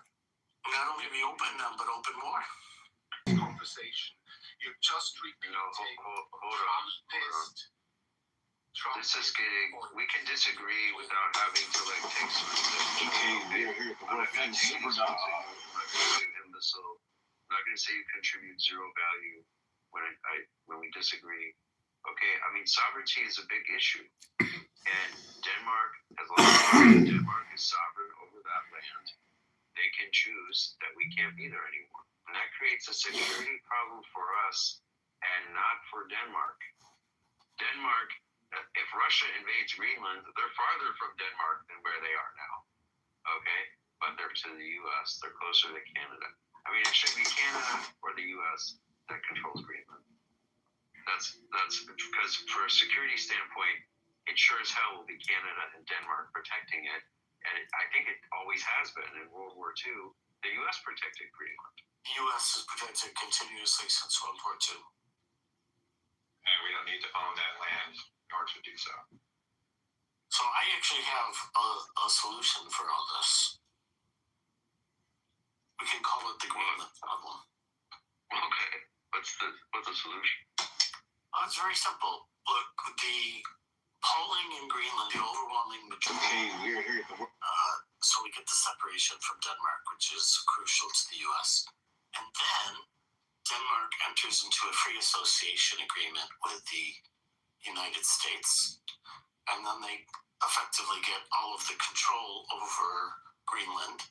And Greenland maintains its political autonomy. And the U.S. doesn't have to worry about, granting them SIP and all that stuff that they would have became part of the U.S. And yet they would control the defense system completely. As if. All I'm going to say to you is no citizenship, no senators from Greenland. I can already tell you that if Trump did invade it. Yeah. So, I don't know. Puerto Ricans do have citizenship. It makes absolutely no sense. Yeah? If the U.S. wants to and it already is on the verge of abandoning its NATO commitments, it may do that. Yeah, I mean, nobody's going to stop the U.S. But to claim that this is necessary, it hasn't been so far. And given the half-hearted commitment and swinging from one side to another in the Ukraine conflict that Trump is showing, I mean, it doesn't, I think Russia could just take Greenland anyway because of the way he sucks up to Putin. So just to be clear, I'm not talking about Puerto Rico at all. Puerto Rico is U.S. territory. People there are U.S. citizens, and they don't have full autonomy. I'm talking about a different situation, which is called free association. It gives Greenland full autonomy, and it also gives U.S. complete control over defense in other areas. It also gives Greenland tremendous cash resources, and the U.S. already is in free association with 3 other states, and it's been very successful. You know what happened? What you don't realize is that now, after all this charade, the Greenlanders do not want to abandon Denmark anymore in the way they used to before. So congratulations. Everywhere Trump goes or does things, unites people, unites, Quebecois are now singing the Canadian national anthem again. He doesn't for Europe, for Canada and other places in that sort of indirect, unintended way.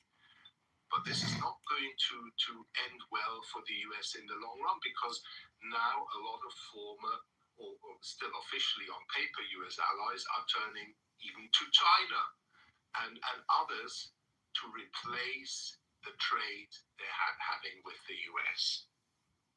Andre, that's where I agree with you. He made a very tactical mistake by pitting it as U.S. versus Denmark. So what he should have done was go to Greenland and say, we agree with you. Your independence from Denmark is, because like I said, the polling is like 80% in favor of this solution. And you're right, it alienated a lot of people. The elephant in the porcelain shop, the China shop. And the Greenland political officials said they don't object to any of that. That's the thing that's odd about this.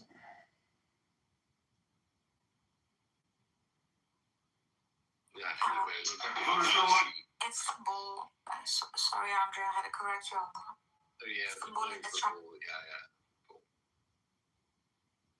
I've read some polling recently that in America, I forget, I might have been Gallup or something like that, I forget, but the idea that we should take control of Greenland, whether militarily or otherwise, is a deeply, deeply unpopular idea especially Democrats, but also with Republicans. It's well below 50% support.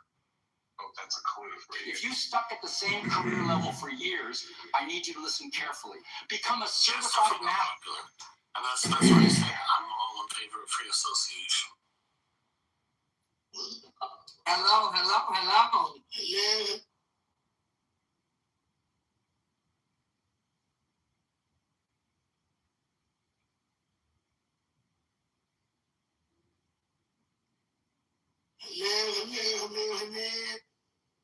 From the west side saying, oh yeah, bring it in. But it's going to bring taxes, our taxes higher for our area. And there would be no parking. Yeah, I looked into it. So there's 500 people coming in. Towards controlling Greenland. I do think you guys have way too many sovereignties in Europe.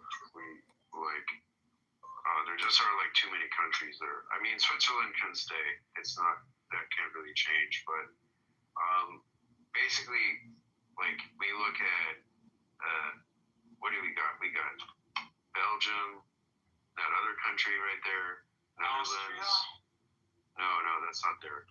Belgium, the other country there, Netherlands, Denmark. Okay, Spain should be part of France. Austria should be part of Germany.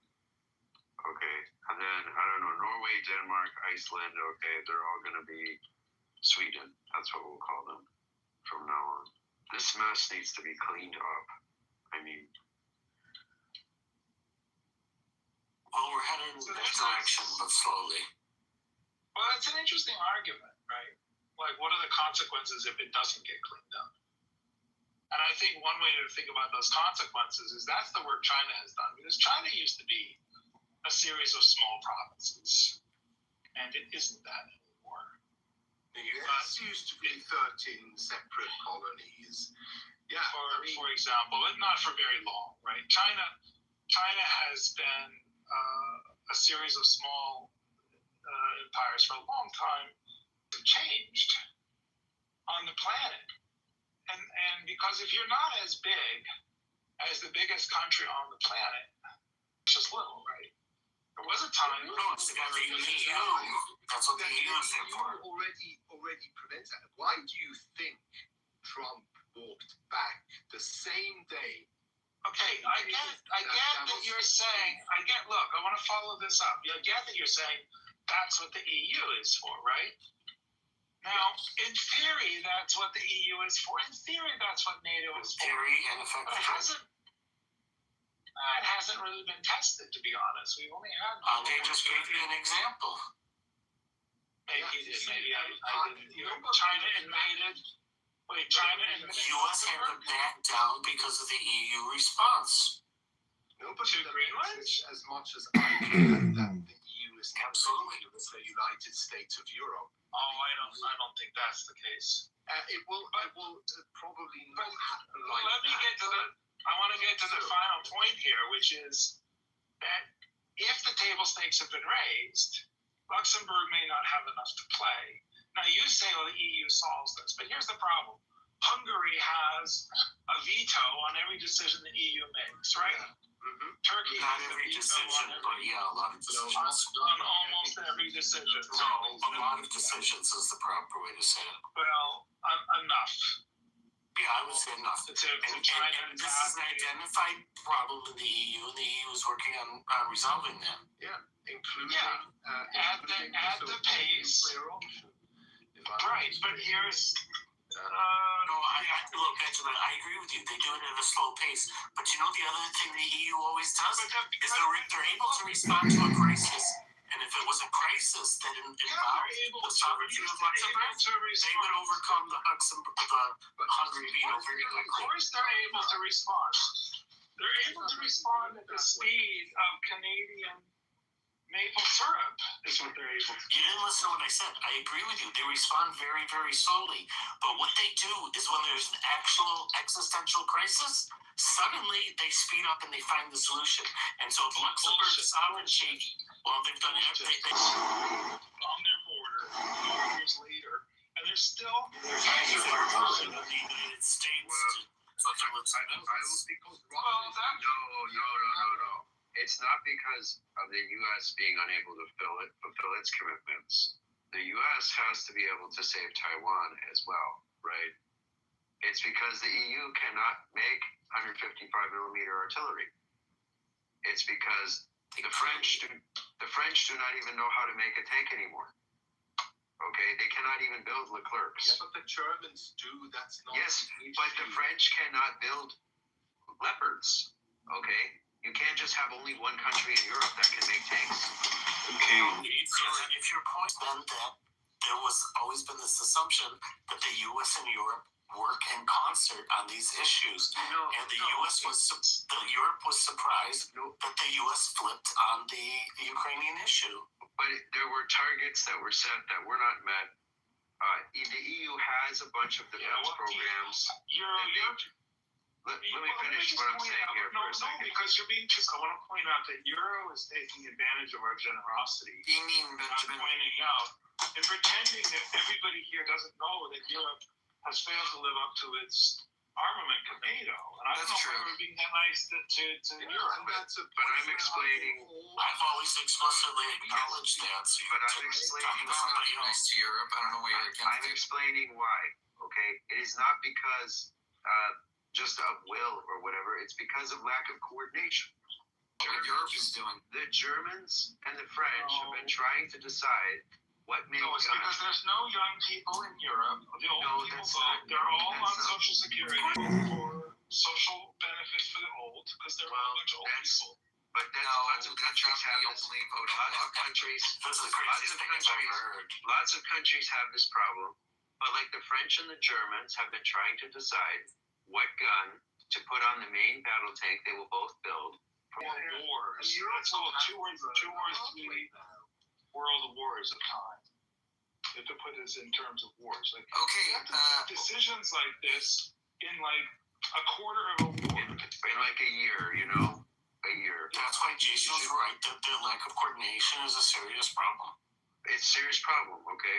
Okay, but in that 10-year period, did they ever decide that it would be appropriate and acceptable to produce tanks that could be mounted with both the German favored gun and the French favored gun? No, the French just decided not to. They shut down their tank building. Right, that's a desire to not function as a military. Right, and the Germans can make tanks, but they have to issue recalls on them a lot of the time, apparently. Yeah, so it's kind of crazy. Yeah,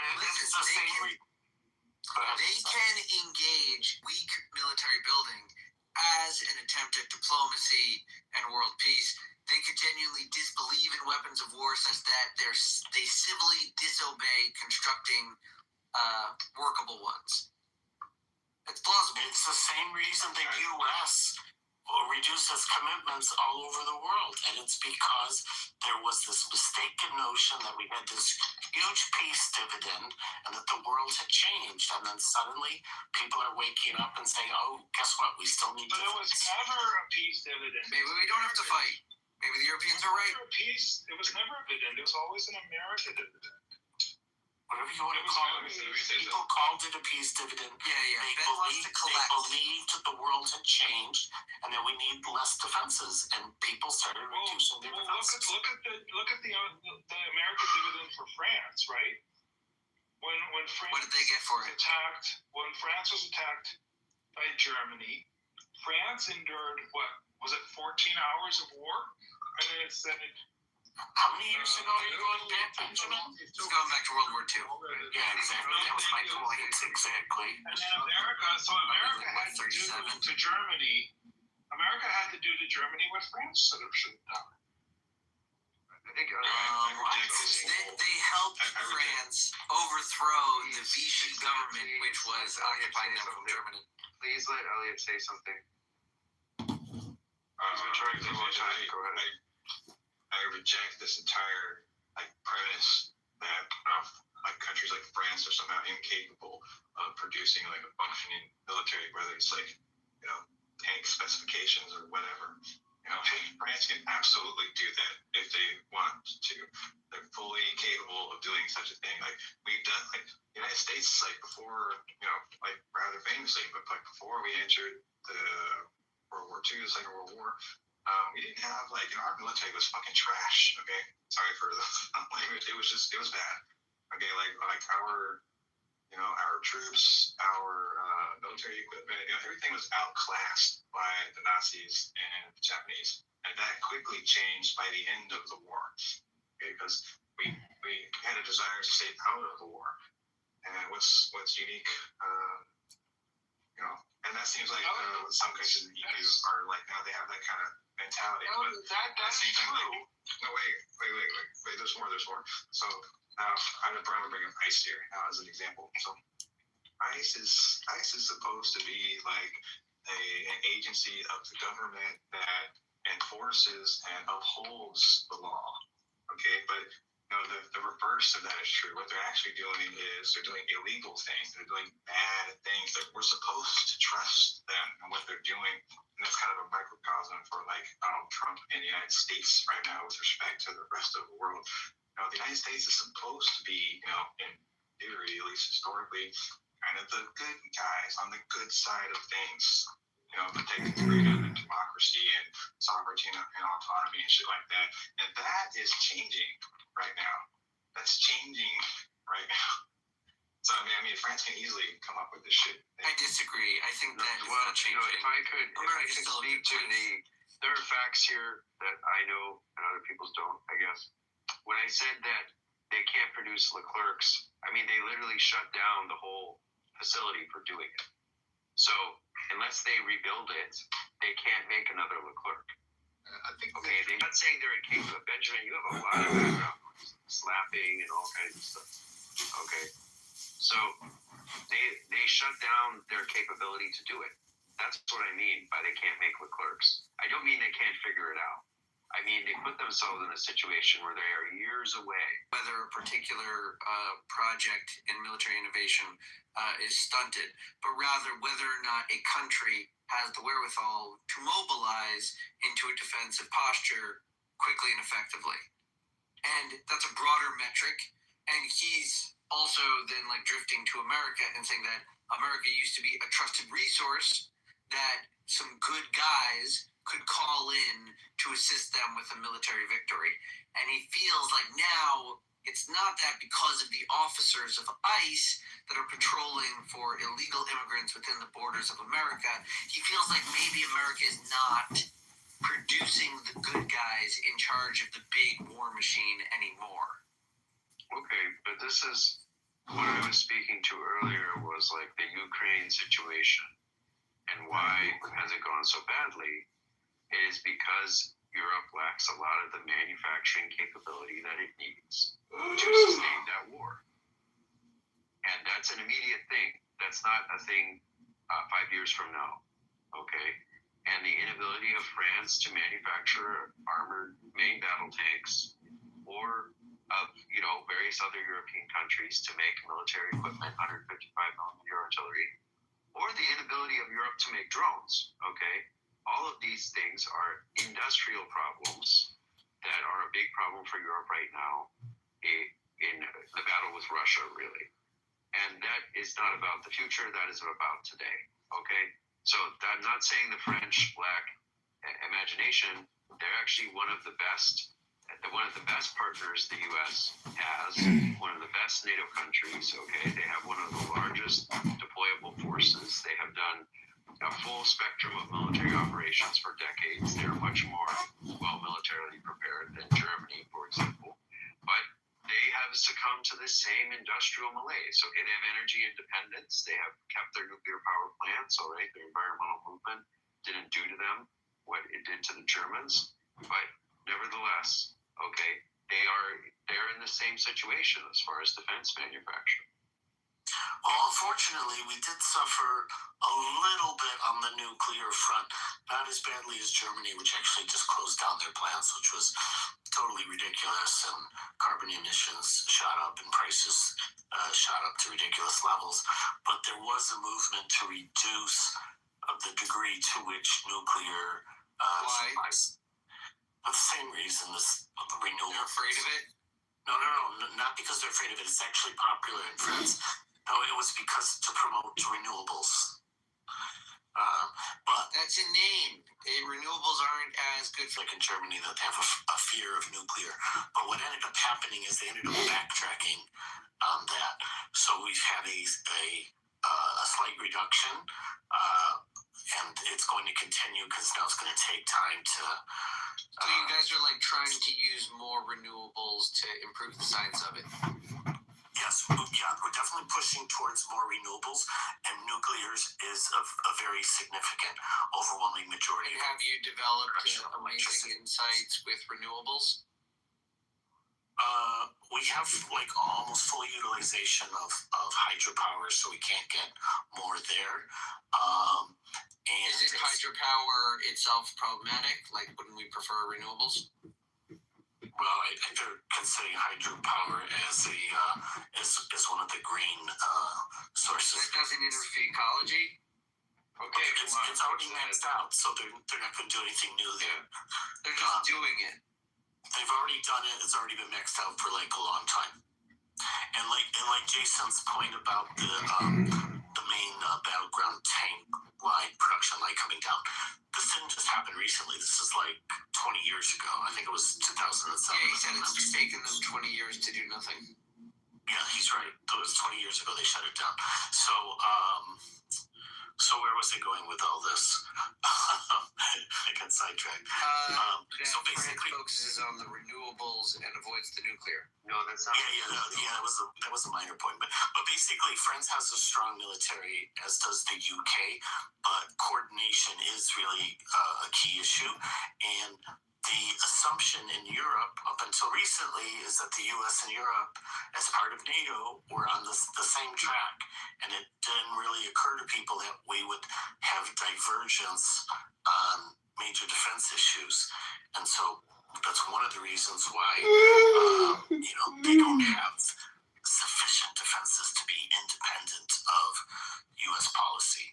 So now Europeans are starting to say, hey, we need to get better at building up our own defenses. Yes. In cases where the U.S. doesn't join us. Yes, they should. Yes, and that's recognized. I think it goes even further than that. Like the EU has been making a lot of moves away from the United States, like away from Donald Trump, like on trade, on energy policy, like where they get the energy from, some stuff like this. It's not. I don't think it's out of concern primarily for like what Putin might do to them to defend themselves from, like, say, Putin. I think it's more concerned about what Trump and the United States might do. Trump has been talking a big game about invading other countries militarily, and people are taking that very seriously, as they should.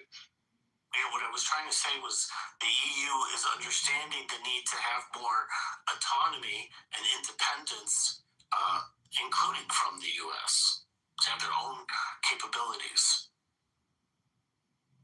Right, and they're realizing that that is a truth. With some polished replacement politician, but what they know is that that's run by Trump, right? Or someone like whether or not they will rely upon that war machine with that open sea, or if defend themselves and be ready to do so, have coordination with their other allies. Like you're telling me that France is having difficulty coordinating with its sworn ally, England, right there with the military, but like they can't talk to each other. Okay, that's a failure of your military. You as a citizen should not trust that government. Yeah, they're all working this, and Canada is one of the ones that's been very vocal about it and been very explicit about it. So their prime minister has said, that's right, Canada has French people and a military. Where's that coordination? Exactly. No, but Canada has said explicitly, like, the old long-term relationship with the United States is finished, and it's in their interest to also look further abroad and diversify, and they've started doing this. And I think Canada will start to be the replacement army. Replacement army of the U.S.? No, of the EU. Canada does not have a large enough population to do that. No, but they have a trained, well enough army. Just whatever the EU needs. Canada and the EU will coordinate a lot more, sure. Yeah. But Canada has a style military, and they're deeply integrated with U.S. air defense. That's right, they're American. So really, like, Europe needs to rely on themselves for energy and many other things, and they are doing American states. They're saying, who can I donate to in America so that Trump gets elected again because of how many good things he has done for Europe. It's not about what he says, Andre. It's about the outcomes. The outcomes are what matter in policy. Yeah, but he's doing pretty well as president, right? If you measure his... Zach, could you please let the foreign guy respond to Michael? Already Caesar said, I love treason, but I hate the traitor. That's my response to you. Okay, but Jason, there's a huge problem with that sounds bloodthirsty. I already explained this, but I'll try to say it like a different way. I suppose in some way you could say that it's good that the EU seems to be becoming a bit more independent. I don't have any problem with people being more independent. That sounds fine to me. But the reasons why they're doing it are also important. I think primary reasons why they're doing that is out of concern for what Donald Trump and the United States may do to them. I think the reasons that you think they're doing it for. I mean, it would be nice if we could choose, but as long as they're doing it, it's better than if they're not. And we've needed them to change for a long, long time. Their motivations is extremely valuable to the European leaders because it gives them a way to have an enemy without a real enemy, because ultimately it's the U.S. who is their buddy. And that makes it easier for them to sell things to their people that their people are not well prepared for. Okay? Their people are not used to this idea that the citizen has to defend the nation, and the nation has to buy weapons, okay? And like very recently, Germany introduced voluntary conscription. What is voluntary conscription? It means that military recruiters can go to high schools and talk to students. It's not conscription at all, okay, but they call it voluntary conscription. Well, the Germans protested this, okay? The fact that, a couple of kids doing something or saying something that is, just leaving to All I know from what I've heard from other people who are friends with the people on like the board, right, are that they are heavy two-staters, like heavy two-staters. That's all. Oh, you look tiny, big fatty. You don't want it too fat. Well, I thought the steak and the bread is butter itself. All the veggies are cooked separate, and then I put it on a griddle, and I just rewarmed up the veggies already cooked with the steak and the cheese provolone, and then like I cleaned with the bun all the fats that were coming off from it, like the griddle itself. Cool. Sounds delicious. Very fatty. How was it? How was the taste? I'm still chewing it. Like I can't even swallow anymore. Like I'm so full. How was it though? What did it taste like? Honestly, I'll tell you the truth. Yeah, like the truth. My nose is stuffed and I can't taste nothing right now. I'm sick.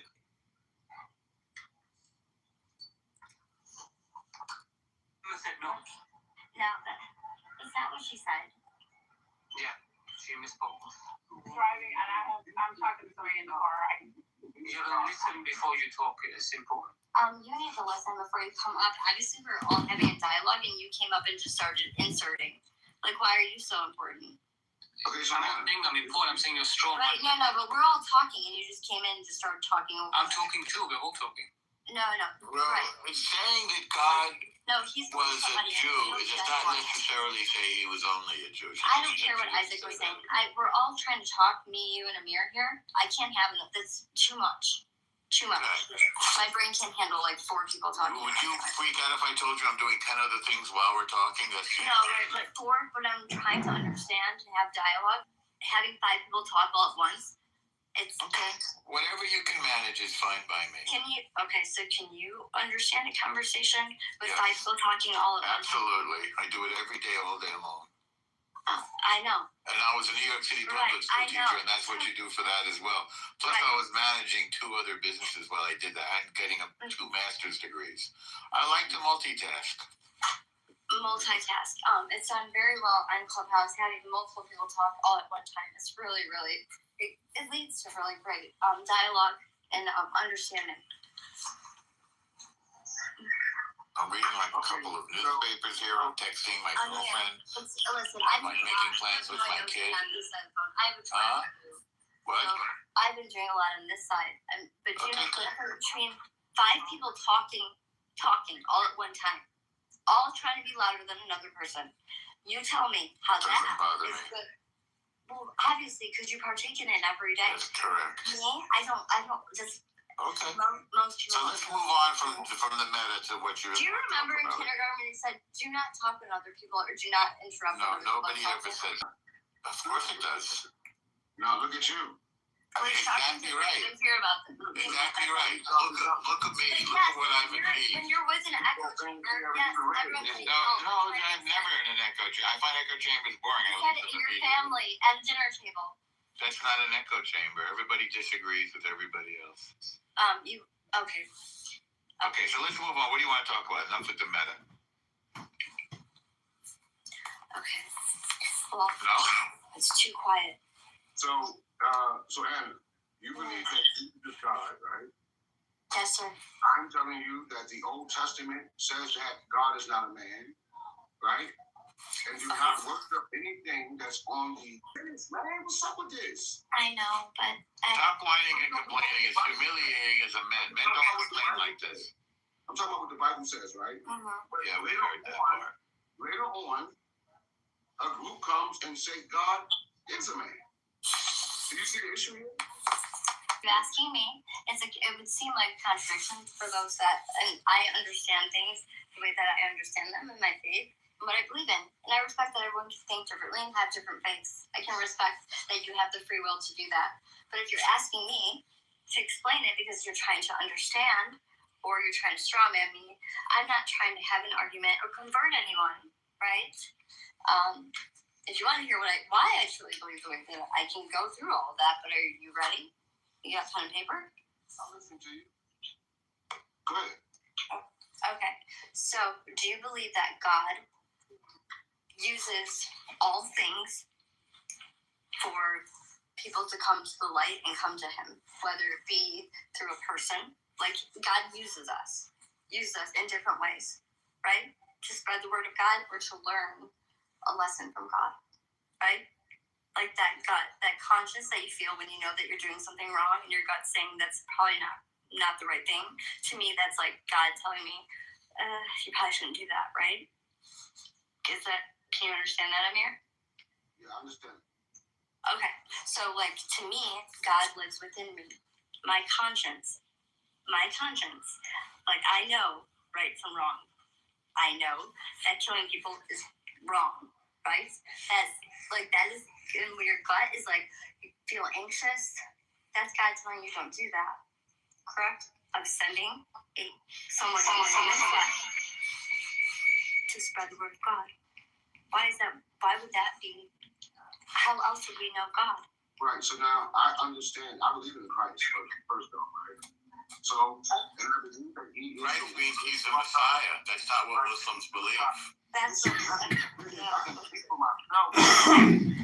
You can, but you got to be accurate. I gotta do this every time, bro. You got to stop it. I want to finish saying what I'm saying. Stop with the complaining. I can. I don't argue with you on the street where I come from. Amir, just talk to me. I don't know where you come from. Where do you come from, man? We feel here. We don't argue. Amir, talk to me. If you want to, if that's what you want to be the last thought that you ever have, if that's the last thought you ever want to have in your life, proceed. Okay, so go on. No, come on, man, please. All right, so we believe in this Messiah. We believe in the Christ. We believe He's a word from God, as the law says in Quran, right? Which He is not God. Never did He ever say that He was God. He said God sent Him. I am who I am. Right? So, I am who I am. I am who I am. Yes, He is who He is, but He's not God. Okay. When does He say He's not God? When does He say He's not God? Okay, I'll tell you right now. He says in John 5:30, He says, I can do nothing of myself. I judge as I hear. So that means He judges based off what He gets from God. And John 7, where He says that there's only one God, and that God sent Him. Who is the first person to hear from God? I know that you would think. Adam. Well, it's Adam. Okay, then who? Yeah, Adam. Okay, then who? Well, I don't know. I want to go skip fast forward to Abraham? Yes. How about Noah? Okay, so here's the thing, is that in the flesh, that's how we would see God, right? No, I'm saying that if you're saying that God was Jesus in the flesh, if you're saying He's God walking earth, according to the scripture itself. Okay, but that is your interpretation of it. I internalize it different. You also believe that that Genesis is talking about Muhammad. So like we are reading it and internalizing it differently. So you're telling me, sister? I'm telling you that Muhammad is not mentioned in the Old Testament, sir. And you internalize it as Muhammad is mentioned. Well, he's described. I say he's described.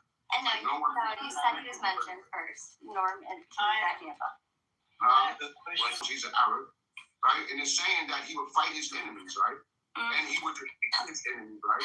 And he would come with a law a law, like the law, like Moses came with. He came with the Torah. So this prophet will come with a law, meaning he will have the word of God, and he will speak everything that God commands him, right? Yeah. And this is the life of Muhammad sallallahu alaihi wasallam. That's in the Hold on. I'm saying to you. Go on, man. You can go. So we can hear each other. All right, I'm saying to you. I know, but remember when we said, like, when I want to understand you, like, so I'm not, if I'm speaking, like, over you, I'm not trying to, but, like, you can't pancake with me because I'm trying to perspective it, and I think so is simplistic. We're not trying to interrupt you. Okay. So let's, like, talk slower. Okay. So what I'm saying is that reading the Bible, I read the Bible before Quran, right? The star, and I made them stars. Right, like, and when you first read it, you did not contribute anything to Muhammad, right? When you first read it. No, it was this character that's in the Bible, right? That this is what led me to Islam. Mm-hmm. And it's talking about someone who will come, and he will be like Moses. And it's not just in Deuteronomy 18:18. Then I go to Deuteronomy 33:2, and Moses is talking to the children of Israel. He's about to die at this point, and he's saying that God appeared in Mount Sinai with 10,000 holy ones and a fiery law for them. So this thing is like, wow. He's talking about a man is coming. Now, I don't know who these holy ones he's coming with, right, at this point in me reading the Bible, but he will have a law for them. Because Moses already had the law. He had the Torah. Mm-hmm. So he's talking about someone who's coming, and Paran, I remember reading in Genesis that Ishmael's mother. And hold. Do you consider Moses to be a prophet? Yes. Okay, keep going. Of course he's a prophet. No. I'm trying to ask his perspective. I'm trying to understand him, where he's coming from. Keep going. Right. So now I'm reading Genesis all the way through. And I'm at this point. I'm in the penitentiary at this point. So I have nothing else to do this. So I'm reading it, and I'm saying, did I call it, or did I call it, by the way? You got it. But he obviously is acknowledging that, and he paid his time for his crime. So that's where it's at. Pointing out, I know what I know. Pointing out something, right? So people paid their time for their crime, and he's done that, so why do we keep bringing it up? Right, so now look. Why? He brought it up, not me. No, you brought it up first, but go ahead. I didn't keep bringing it up. He brought up penitentiary. You brought it up. You brought it up 3 hours ago, man. Right, he brought it up just now. So when you say keep bringing it up, he's the one who kept bringing it up, not me. No, it's okay. It's okay. No, it's okay. I'm not ashamed of it. He wants you to finish. I have a question for Amir. Why should we be ashamed? Amir. That's all what it is. Not you. Why don't you trust the word of God? Now, the understanding, Jesus Christ spoke about him. So the understanding is this, right? This man is supposed to teach the same God that Moses taught, that Jesus taught, right? Right. So if according to the Bible, right, according to their Bible, the Torah and stuff, right, if they say that this God, right, is the same God who appeared to Moses and showed him, accept him. The answer is no. No. But that's what Muhammad did. Right, you gotta understand this, right? We are talking about what was revealed to Moses, right? Now understand this. When I'm reading, and you believe that Moses was a prophet. Right. I'm considering a prophet to you. Right? So you consider Moses and Muhammad to be equivalent? Right. They're the prophets of God. Both of them. Jesus is a prophet from God. I'm lost. Abraham is a prophet from God. Oh my God. Moses led the people to God. Hold on. Amir, did on Mount Sinai. Yeah. Yeah, he did. I'm asking Amir, guys. I'm answering you, brother. So I can change it. I'm answering you right now. I want to answer you. Now, the Quran says that the Jews changed their scripture. Why are we bringing it? And the reason why I'm telling you this is because things that's in the book is things that God would not have done. They're things that are fabricated, right? For example, when you say that God showed it back, right? Okay. No, but let's get to no. The simple question that Simplistic was asking you, the direct question. Please don't get around it. Is Muhammad, to say that Muhammad is equivalent to Moses and had this revelation from God, explain how that happened 600 years later, 500 years later. Tell me how that happened. I mean, how would happen? How he got the? How is Muhammad a prophet? Right, because he received revelation from God. You worded the question better, simplistic. I'm sorry. Yeah, I think the more specific question is this: what we're talking about is the prophesied individual, right? Of which you're saying in your case it's Muhammad. Fine, I give it to you, right? Let us say it's Muhammad. But my question is now this, right? Then, if he's that prophet, they're supposed to at least, in some sense, teach the same message. So I'm just asking, Moses told us that he saw the back of God. Muhammad needs to agree with Moses. If he doesn't agree with Moses, then he's not that prophet you're talking about. Right, so there's a contradiction there. Okay, so now, look, now we got to use our minds that God has given us, right? God warned us about prophets like Muhammad. No, it's not about that. It's about yes, truth. it is. It's about that. Conversation. It's just about the truth. Now look. You're lost in the grip. Now, if Muhammad. Lost in the grip. Oh my goodness. No, really. What did he say that made you think that, Ann? I stopped listening at some point. What? What did he say that made you think he's lost in the sauce? I mean, the fact that he believes that Muhammad was a prophet. That he believes that Muhammad was a prophet. And that, right, no, right, but it contradicts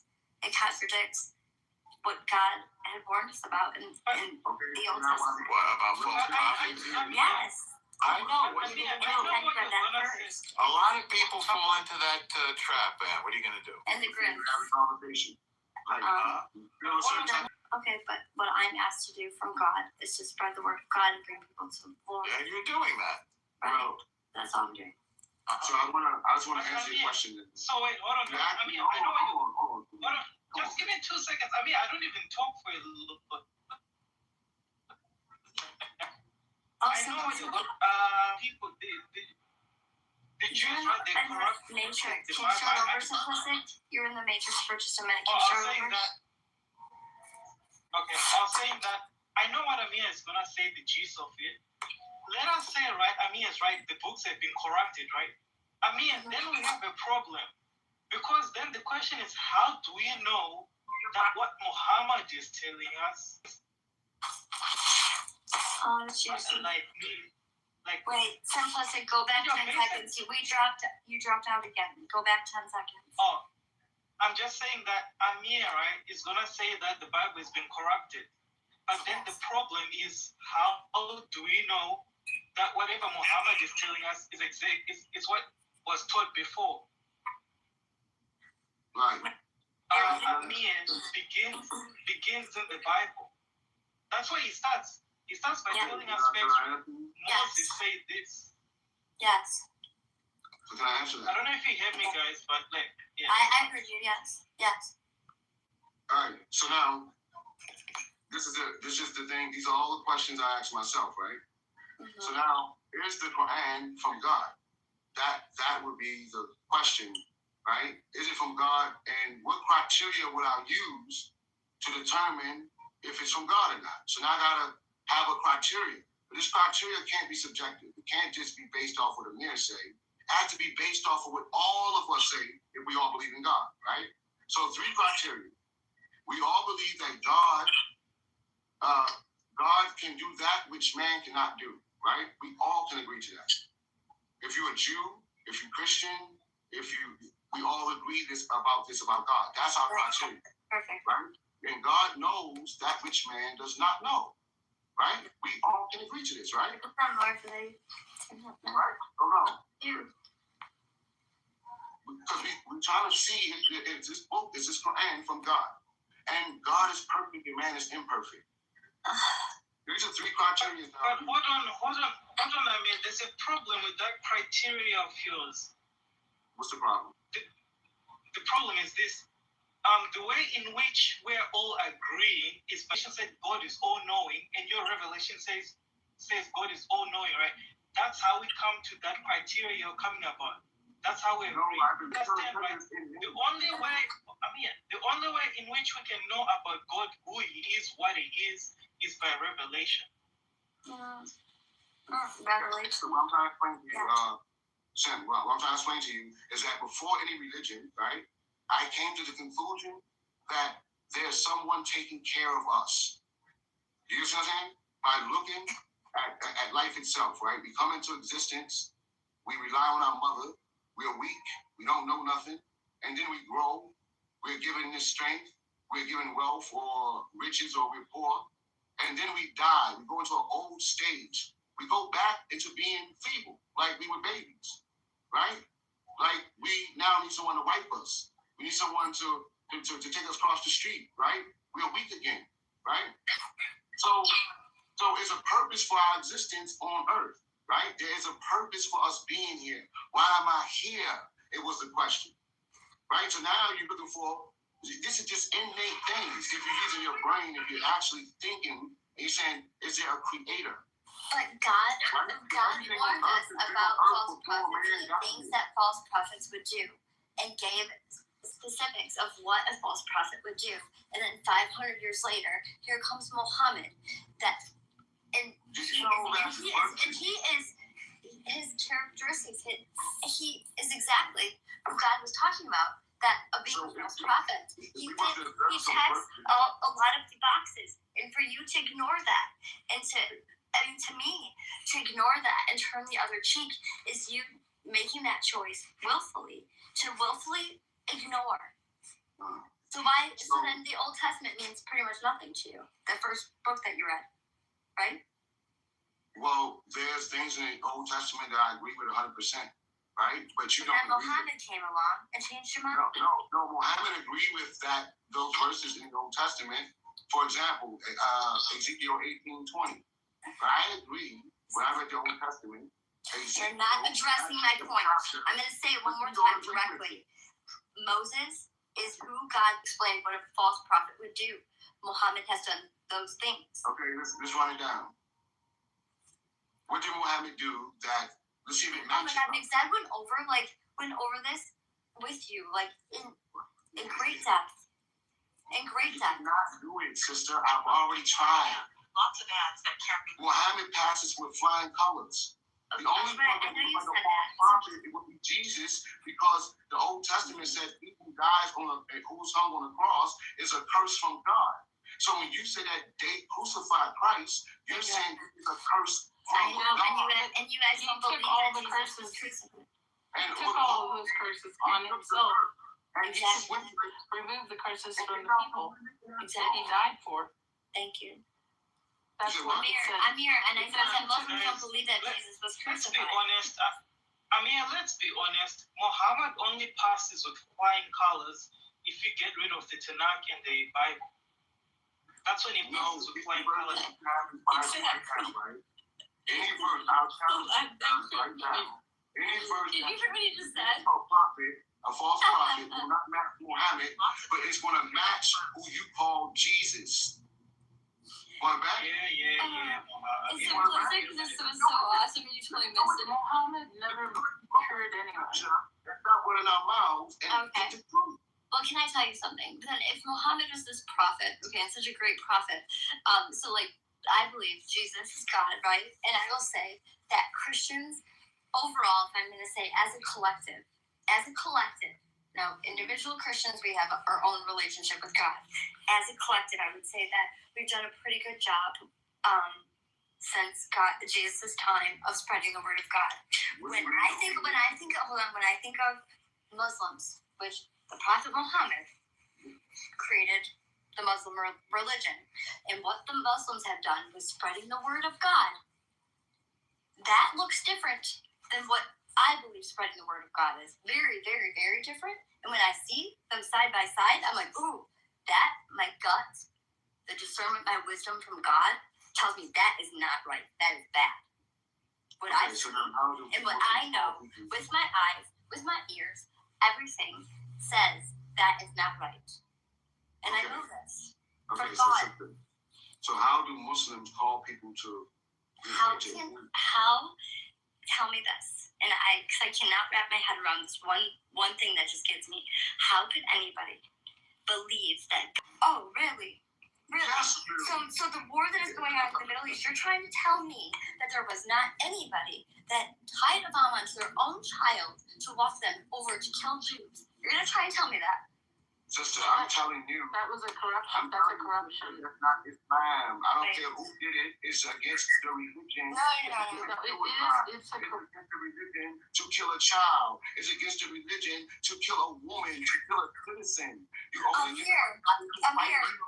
Right, so what I'm saying when I asked you earlier, do you believe that Muslims as a collective have done a good job in spreading the word of God? And you said, well, yes and no. And then you went and you didn't answer the question directly. When I'm seeing what Muslims have shown me in my lifetime, just what I've seen, it is bloodshed. It is murder. I'm sorry, go ahead. No, it's okay. But the thing is that is a corruption of their beliefs. And they've suffered the same thing that Christians have in the fact that people empowered do try to use the faith for their own means instead of them to serve God. I know. I just can't. Like, can you imagine? It is heartbreaking. I don't think Amir believes that. Because he knows that the Quran says that to kill one person is to kill 1,000. Like there's. This is yeah. Quran also says that they don't die fighting of Allah. This is not Islam, which is speaking about sister. Islam and Muslim is different. Right? Yes, the religion is from Allah. It's from the Creator. The Muslim is one who says that he submits to that, right? So I become Muslim. And I'm as if you just said a bunch of nothing. I don't know. But the problem is that anytime that we don't look at it critically and think about it, we can't blindly follow leaders. We have to directly understand what the scriptures are telling us and not just blindly follow any leader. And because that's how people get straight on the right path. God is the only, that is my only, and that's the only thing that I would say. Even though Jesus said he's not God? He didn't say that. Yes, he did. Okay, so again, the way that you're saying it and internalizing it is different than the way that I'm reading it. We don't read the same. No. You want to go over it? We did go over, but you can go over it again. No, and give your interpretation. I love the Bible, though. I love to talk this Bible. I know, we went over that part, that scripture that you're talking about, and the way that you internalized it, and the way that I read it is different. No, we didn't go over the scripture, sister. Yes, Yeah, you're from, you're Christians, Allah. Right, so God, Jesus. I'm a child of God, Jesus. That's what you guys say. You make the claim, but justice is always what so when you call me your sister, then that would mean, okay, if I'm really your sister, then Jesus is your God too. No, meaning then stop calling me sister. Stop calling me sister. Then I'm not your sister then. You come from Adam and Eve, right? I come from God, from Jesus. You're a descendant of Adam and Eve, right? Jesus is God.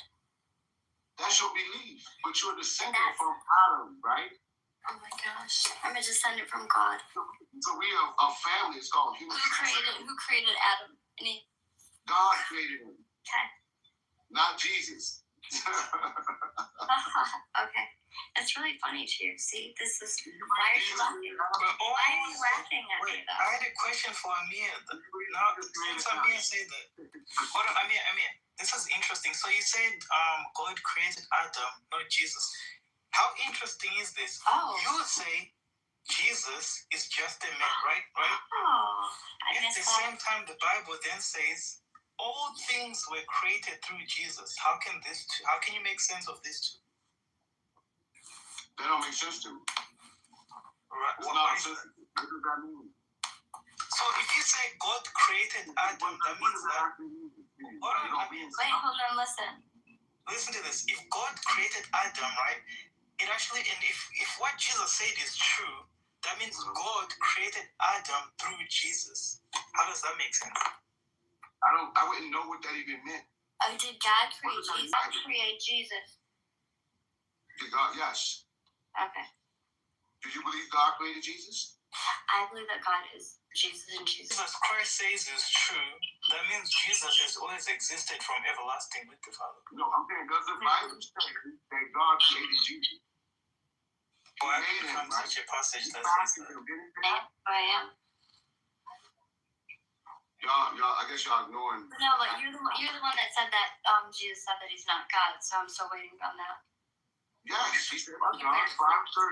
He said, I can do nothing of myself. I can do nothing of myself. Say it slower and understand what you're saying. Okay. He says, sister, I can do Sister from nothing. another mister, I love this. Listen. No, I mean, I'm just saying that for just to have respect. No, respectful, that's actually disrespect, because that would be a sister from another mister, and that's weird. But go ahead. I was just trying to give you some respect.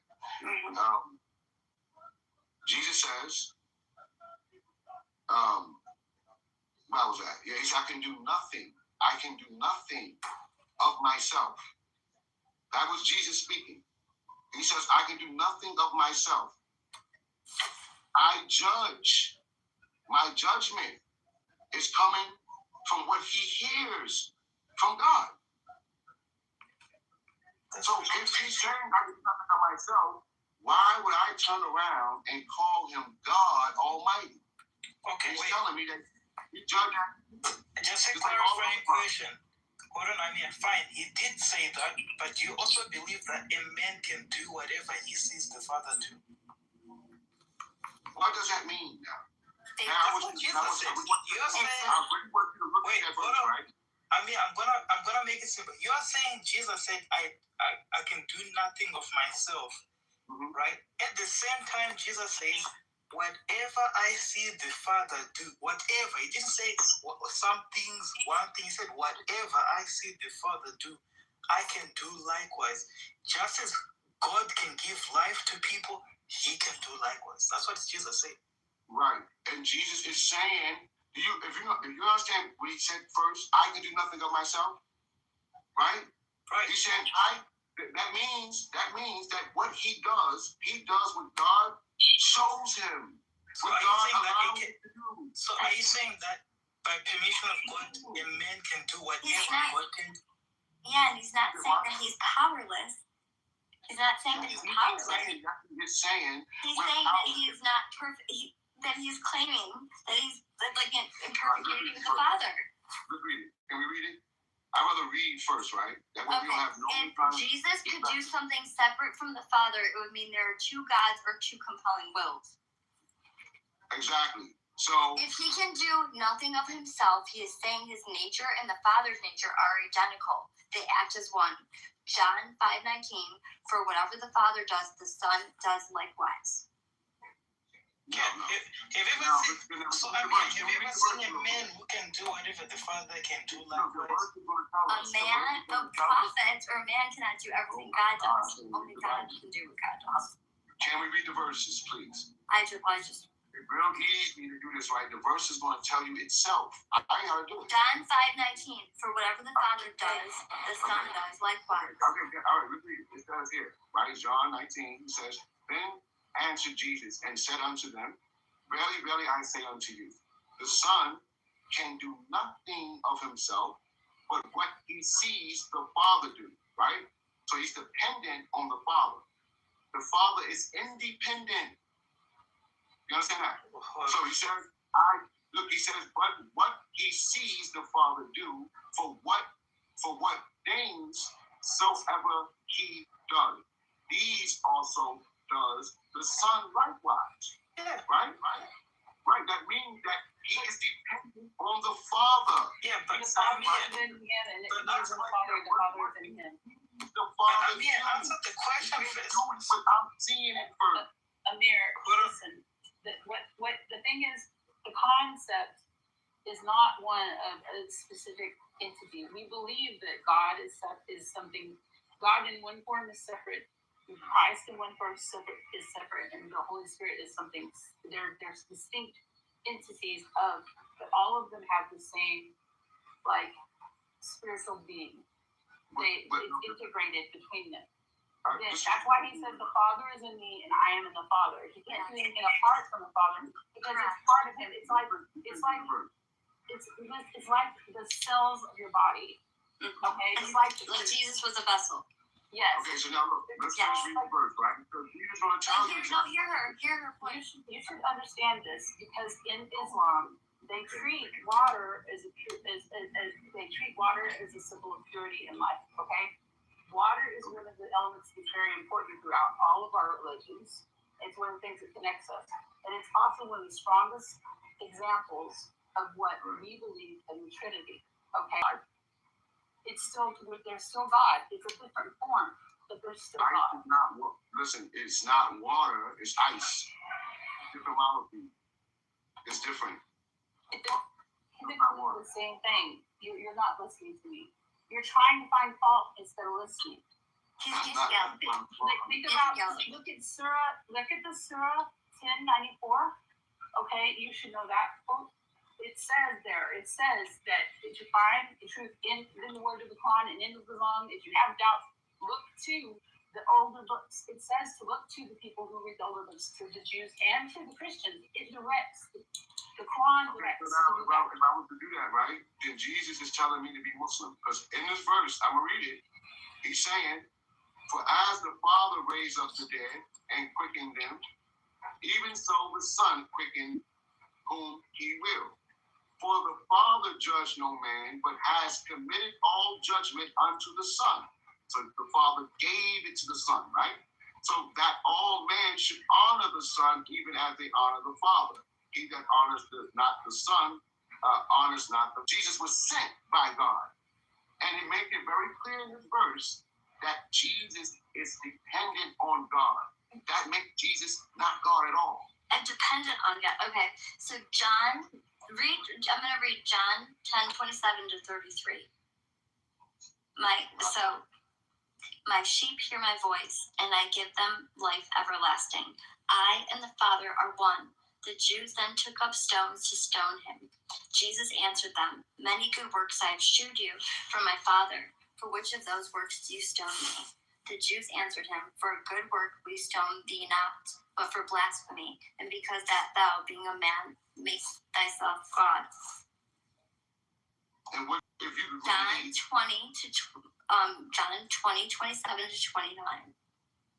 Right, so now, then he said to Thomas, put in thy finger hither, and see my hands, and be not faithless but believing. Thomas answered and said to him, my Lord and my God. Jesus said to them, because thou hasn't seen me, Thomas, thou hasn't believed.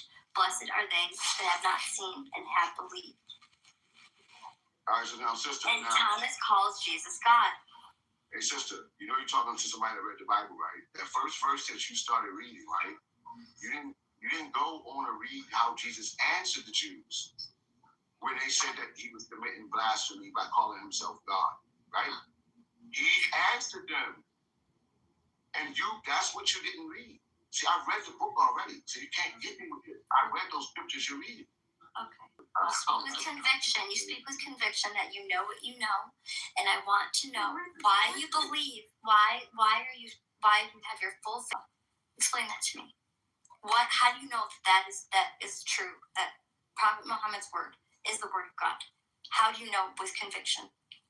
Right, because when I read the Quran, as I told you, the criterion that we all agree about God, that he knows that which man does not know, he can do that which man cannot do, and he's perfect, and man is imperfect. That's the criterion that Christians say.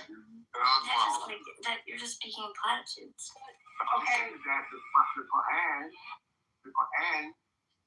passes this criterion. It's like no one can write it, but all. I have a question for you, Amir. One second. Okay. One second. So the Quran, Allah says in Surah Al-Baqarah, he says, if this is not the word of God, then produce a chapter like it or similar to it. But if you can't, which I know you can't, then fear the fire, the hellfire, who fuel is men and stone that's prepared for those who disbelieve. So now Allah's challenged them and all humanity until the end of time that if this word, if this Quran is not from God, the creator of the heavens and the earth, then why don't you make something like it? And we know as human beings that anything a human being can put together, another human being will come behind them and put it together or something better. How did Jesus die, Amir? You said what? How did Jesus die? He didn't die. Okay, so he was crucified, right? No. Why don't you believe that? Because the Bible says so. Not just the Bible. Not just the Bible. And says so to follow up. Not just the Bible says it. Yeah, because Jesus said, ask God for anything that he shall give. What is it like a son asking his father for a piece of? He asked God in John. Wait, hold on, stop. Don't speak too fast. Don't speak too fast. You're speaking too fast. So if you say that Jesus never died, so hello, Jesus is everlasting life, which is God. So no, Jesus never died. He didn't die. He will come back, and then he will die. You said Jesus did not. You said Jesus never died. The thing is, no, he didn't kill him. You said. Can I ask a question? Like one, sorry. The Quran is the servant's path. It does show you how to lead the life of a servant. It does do that. The Bible, the Torah, all of these things do show us how to live closer to God. But the thing that's different about Christianity, about Christ, is that he gives us forgiveness of our sins. The grace that comes, that's the key element that is not within the other belief systems. Right? Are you saying that by you being a Christian, right? Are you saying that by you being a Christian, right, that Jesus died for your sins? So does that mean that if you sin, you will not go to the hellfire? Oh my gosh. Wait, hold on. He died for all our sins. Yeah, does that mean that if I go and sin, I will not be punished? We have to confess our sins and we are forgiven. So once I confess my sins, that means I can sin, right? Okay, what's a sin? Disobeying God. It can't be an empty confession. It has to be something that's true. So I'm asking, and God is the only one that knows our heart, right? If I believe what you believe, and I sin, will I go to the hellfire? If I die in that state? That's what I'm asking. No, you won't go to hellfire. You won't have to go through that. That's the difference. In the belief system, you do have to go. Right. So that's why I would believe is a religion that doesn't come from God. Because any religion that encourages you to sin, because the mind believing that Jesus died for our sins, so now that would mean to me, on the surface, I can sin. Because I don't believe that. Well, we're given. No, it doesn't mean that. Right. If I know I'm not going to be punished. Wait, is it you're not being punished? It doesn't have to do with having to be punished. The thing is, it's not. We don't serve God. We don't follow Christ because we're afraid to be punished. And I appreciate you, but it's a lot right now. So I don't know how long you've been in here, but can you just get in when you fit in? So y'all don't let me speak as well. I'm not being mean. It's just too many voices at one time. I can't keep track of everything. Well, that's what I'm saying. It's been him. Well, we were in Emma was in the middle of speaking, and you came up and interrupted her, and Amir was speaking, and you were interrupting him. So read the room. Appreciate it. With all due respect. Amir, so what were you saying? If you get the concept of what you're saying to me, right? I mean, talking about before I became Muslim, the Christians are saying to me that Jesus died for my sins. Yes, sir. Right? Mm-hmm. And then my question was always, so that means I can sin? Okay, so we are given free will, okay, by God. And but we confess our sins. So and you would have to, what is a sin to you? Because there are sins, right? So essentially every night before I go to bed, because I've done something throughout my day where I've sinned multiple times, and I talk to God about that, and I say I will do better tomorrow, and if I don't do better tomorrow, then my confession just falls flat. So I'm confessing that I've done these things, but then we continue to do it, which means that I'm disrespecting God and not following God, right? So that's different. So God knows our heart. So when you say, well, I can just do whatever I want. Well, yeah, you guys, I mean, you can see clearly you guys do whatever you want. You kill people. No, I guys no, say no, you do no. that. No, that's not true, sister. See, the thing is that Anna, is just that when I'm looking at what that doctrine is saying, right, what you're telling me is that Jesus died for my sins, which would mean, if this is true, right, that he died for my sins, will mean that I can really sin and I won't go to the hellfire if I died in that state. Meaning if and there's only one way, so we're not perfect, right? The only thing that is perfect is God. We can agree on that, right? So essentially, we are all sinners because God is perfect. So we are. So now look, now that doesn't. We're not perfect like God. Okay, well I'm telling you, if I'm looking for righteousness, that doesn't fit righteousness to me. Because God will give you the grace and forgiveness. If you ask, if you ask for it, you're not understanding, and at this point, you're not trying to understand. Because you are talking over me, talking over Emma, talking over simplicity. You're not talking to understand ways. You just don't. You're not trying to understand it. So why are you wasting my time? Don't try to ask me questions when you're not trying to understand where I'm coming from. I am trying to understand. No, you're not, sir. Okay, tell me, how do you understand? I have in so many ways, and Emma has, and Simplistic has, and even McStud had. David has, Megatron has. So many people have. Stanley did. In so many different ways. You're not trying to understand, sir. Do I not understand? I'm saying I'm understanding. You understand, but that's okay. You understand what you understand. You understand what you understand. Okay, is my understanding wrong? I'm not to judge that. That's something that you have to answer about. I have an understanding of what that says. It's not That's not what it means. Look. If you go into the belief and you just continue to sin, you do it falsely as an overture just to be seen by other people or to be accepted into a certain group, or if you do it for any other reason than a true conversion, then no, you won't be forgiven. You won't be forgiven, and God knows. God knows all things. You know this because you believe in what you believe is the same that we believe about God, that God knows all things. And yes, he knows if someone is doing something falsely. You know. Okay, so now if I do certain sins, right, and you're saying that if I continue to do them, I won't be. Any sin. Right. You're saying that I won't be forgiven at some point, but Jesus died for the sin, right? He didn't die for the sin. He died to cover all sins. And then there's that, so that opened up the availability of the Holy Spirit. It opened up the availability of us to become reconciled with God. But we have something that we have to do too. He made the door. He made the gate. He made the keyhole. But we still have to open it. We still have to go to God. We still have to do that. And we still have to try to live a godly life. It doesn't just say, profess your belief and walk on in your life. He says, profess your life and sin no more. He says, pick up your cross and follow me. You know, he does not say that you can just go on with your life and live your life the way you were in the past. It's supposed to change you. It's supposed to do something different about you. You're a different person. That's why it's called born again. That's where all this stuff comes from. And we like to do bad things, right? And I literally don't like to do bad things since I have accepted Christ. I get physically ill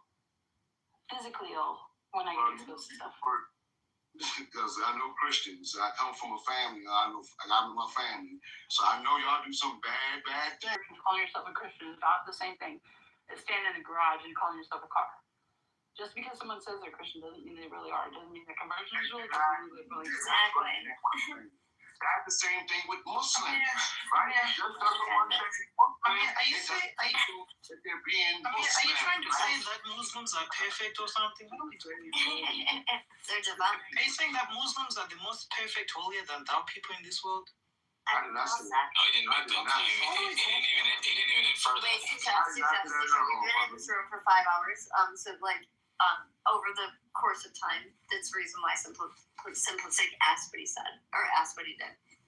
Yeah, but Is that why he asked, or he didn't ask? No, I'm telling you, there's been a lot of dialogue in the past 5 hours, so there was a reason why he prompted that question. No, so you know. It's because it didn't just come out of nowhere. It's because okay, right now we're talking. Amir's talking about how I get it. Jesus died for the sins of the people, and we have a lot of Christians that are not perfect. Wait, I thought you said Jesus. Oh, sorry, I thought that was a miracle. Like Jesus never died. You said sorry. No, that was. I'm saying isn't that what Amir is sort of alluding to say that perfect and yada yada you're talking about. So I'm wondering where's this conversation going? Are we supposed to be holier than thou? What is it? See, because Noah said Christians and the Jews are going to walk through the hellfire is what he believes. Okay. The thing is, we don't think. Emma, you're going. Emma, you're in the matrix a little bit. Can you start over? And Amir, can you not talk over her? Emma, try again. I said we follow a holy God. That's the thing. Our direction is always toward the God that we follow. It's not supposed to be about us. It's not supposed to be about us. We're supposed to serve God. We're supposed to be vessels for that light in the world, and we're supposed to try really hard to follow the path that is laid before us, but it's a narrow path. It's hard to follow. That's all there is. But as humans, we are natural sinners, but we want to do better every day. But no, God is perfect. God is perfect. It's the only thing I know to be perfect. Okay, I agree. But this is the thing. Is that I'm sort of like. Can you finish chewing whatever you're eating and then talk? I'm not eating anything. Listen, this is the thing. Lying. When I'm reading the Bible, right, the first story was Jacob's story. I'm sorry, I didn't hear this earlier. What story? God, I don't want to hear it again. No, go ahead. I'm just saying that. I don't know why you can't get me explicitly in the book, right? Mm-hmm. So, if in the book, if it's saying something, and then later on in the book it's saying something that contradicts it, then there's an issue there with me. Right? What's the contradiction? I'm going to go deeper into why is it an issue, right? Yeah, why is it a contradiction? If it was from God, it won't have an issue. Wait, this is a complicated situation, so let me explain some things to you.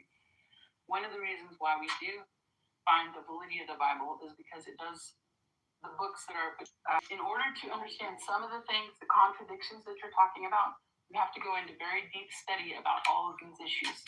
Yeah. And so I can't answer them, and I can come back and talk to you about it.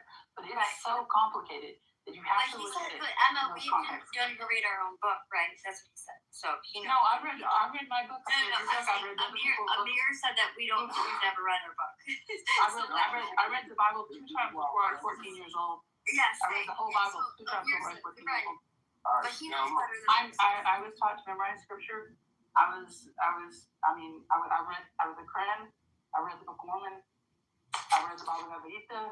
I read stuff. Okay. Mm-hmm. But that doesn't matter. You can read whatever you want, but that doesn't mean you have any understanding. The understanding only comes from Christ.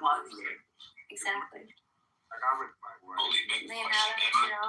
Misunderstood. Right? It is Ezekiel, right? And it says it. It says this, right? And I love this guy. You love that you're just on ChatGPT. That's how you're reading. Listen to this. It says, okay. Jackie asks, why does the son not share the guilt of his father? Since the son has done what is just and right and has been careful to keep all my decrees, he will surely live. The one who sins is the one who will die. The child will not share the guilt of the parent, nor will the parent share the guilt of the child. The righteousness of the righteous will be credited to them, and the wickedness of the wicked will be charged against them. Mm-hmm. But if a wicked person turns away from all the sins that have committed and keeps all my decrees and does what is just and right, that person will surely live. They will not die. None of the offenses they have committed will be remembered against them because of the righteous things they have done. They will live. Do I take any pleasure in the death of the wicked? So here in Ezekiel, God telling you, if I'm a wicked man and I want to live, then I turn away from all of my wickedness and follow the decree of God, and I will surely live. That means to me that no one has to die for my sin. Okay, then why are so many people being perished in the Middle East? Do you think that's God's word? Someone died for my sin when man explains it, but when I asked you simply, and Jew and Muslims as a collective, are they a good example? Islam and Muslims are different, which that I don't understand that. And I apologize for my ignorance. But when you say that that's different, when I think of the Muslims as a collective, it looks really bad, Amir, and not something that I know God would not ask of me to take it upon myself to fulfill what he needs to fulfill, which is coming back, and the trumpets, and people will become ash, and there are others that will just walk through it. And when I see that, what's going on in the Middle East, does God tell you to kill your enemies? My God, Jesus, tells me to pray for my enemies, pray for peace, for them to have joy and peace within them. When you have inner peace. Bring my enemy to me. What? Lord, bring my enemy to me, and Jesus will cut him up. The Bible says that. When you trust in the Lord, when you trust in God, you know that at the end, when it is our time, we all have Judgment Day. We all will have to answer to God. Right? We all will answer to God at the end. Right, Amir? Amir? I agree with you. We all will answer to God in the end. And that's why I choose Islam, because Islam gives the rights where I'm just towards you. I don't have to disrespect you, because the law says not disrespect you, Christian. You can just do whatever the fuck you want. Sorry for my French. You can just do whatever you want. You can just sin, you can just murder, you can just do all those things. No, to me, no, the Quran does not. The Quran does not say nothing of that sort. You can't read that book, the Quran, and come out. I don't read it. I'm just saying based on what I see. Understand, sister, that is whatever you see is what an individual does. No. That's not just an individual. Do a crime, and he said, "I'm Christian." I don't think that's against. Amir, that's why I asked you 1,000 times. No chapter 4 or 5. Do you believe, Amir, as a collective, as a group, if I group all Muslims together, would you say that they're doing a good job in spreading the word of God as a whole? You're like, well, you say yes? Okay. So when I see the majority of Muslims right now, today, I see the most horrific things that I'm like, oh my gosh, I would never want to be a part of that. You think that you are doing God's work in the Middle East? Do you think that's God? God is asking you all to do what you're doing, to kill innocent people. Do you believe that is God telling you to do that? Is God telling the people in the Middle East to do what they're doing? To kill innocent people? No. Answer what I said, and we'll have no problem answering what you have to ask me after that. Is that God telling them to do that? What? Do you believe that everyone? No, you cannot answer a question with a question. No, do not dance, do not gish gallop. Answer the question. It's simple. Is God telling them to do what they're doing in the Middle East? Or are they taking it? It's a vague question. Can you clarify? Susha, please. Please. Susha, it's been a really long room, and we have gone through many, a lot. Okay, Susha? So I am a Christian, so I am calling for peace and pray for everyone to come to God and to see the light, and I just want peace as a Christian. I don't take sides. We are not in this fight. My family left Lebanon and came to America for obvious reasons. So, Amir. What does that have to do with you clarifying the question? I don't get it. Of course you wouldn't, because you've been here for 2 seconds. Read the room. I'm reading the room like she's either trying to ask a question. I'm sorry, I don't want to do this. But I people to kill innocent people.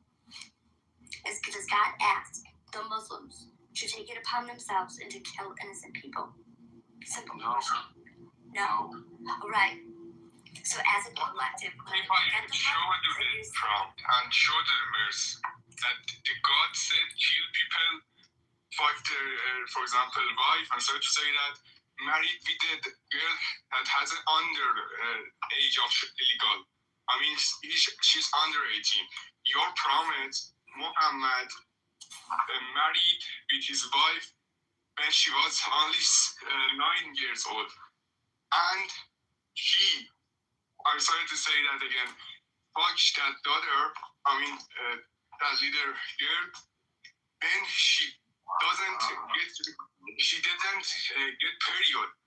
I have a fact, I have I don't know, where's everything that you have, and I share that with my profile, one of them, that even his wife said he fucked me when I don't get any period. He's only 9 years old. How do you support this kind of religion?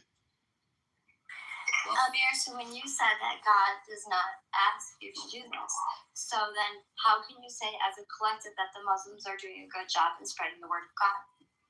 Because in Islam... No. This is for Amir. Let me tell you. No. This is we have a kind of thing. No. We have to call it Alban.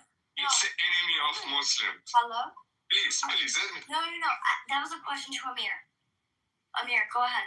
All right, repeat your question, sister. You said the Muslims as a collective, you believe, are doing a good job in spreading the word they're spreading the word of God. And then I asked, does God ask the Muslims to kill innocent people? And you said no. So that's a contradiction. So what are you saying? So I say that the Muslims are not doing a good job spreading the word of God because God does not ask you to take it upon yourself and to kill innocent people, but you're doing that. As a collective, that is what's going on currently. Yes or no, am I wrong? Now I would have to, sister, I would have to know. Different from another mister. Oh, if they're innocent, I would have to know these things. To make an actual judgment. I said, right, and I said as a collective. Right, but Islam is the fastest growing religion in the world, so obviously. Oh yeah, because you guys aren't okay with procreating with your brothers and sisters. It's weird. No pun intended, but kinda. I mean, I answered your question, right? If Islam is the you're fastest growing religion in the world, then obviously. Okay, all I know is that the Christians that lived in Lebanon, my family, Maronite Catholics in Lebanon, majority of Lebanon and Syria were Christians. Guess what? How many Christians are in the Middle East still today? Not very many. And how many Christians are taking it upon themselves right now to kill innocent people in the Middle East? None. You want to know why? Because we pray for peace. We want peace. We are told to not kill. And we, my family, along with many Christians, fled the region because we don't want to see it. We don't want to partake in innocent lives being taken. It's not us that is supposed to be doing any sort of thing. So when I think of God, okay? They're not just Muslims that live in the Middle East, sister. Right. Oh, right. So when we think of who's killing who, it's pretty much the Jews and the Muslims are killing each other, right? Is that what's happening? I'm asking you. I asked you. Well, that's what they say is happening. No, I'm asking what do you believe? Is that what's going on? I think nation states are killing one another. I think so. Torturing He's like dodging any sort of kind of question, so I'm trying to make a generalization, try to get somewhere, but he's acting just completely ridiculous. Well, yeah, that's yeah. So Islam and Muslim are different. I can't even wrap my head. I think that you guys are very confused. You're very confused. As a collective, Christians can all agree that Jesus Christ is our Lord and Savior.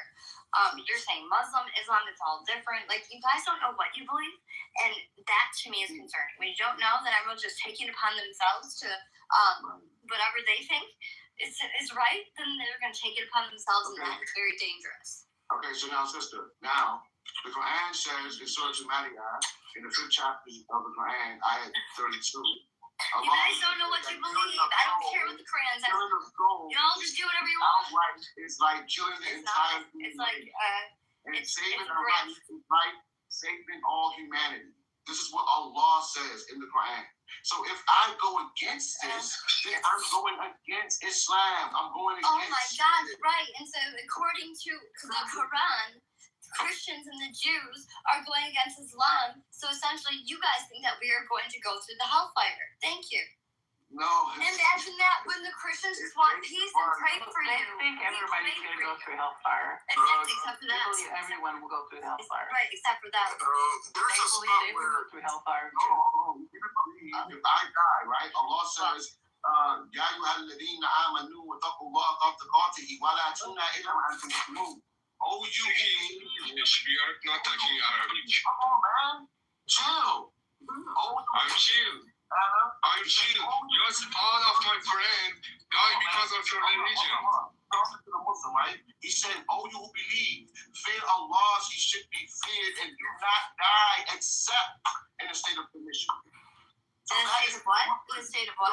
Do not die except in a state of submission to His will, right? Because this is the way, as Jesus said, according to your scripture, right? That He does the will of the one who sent Him.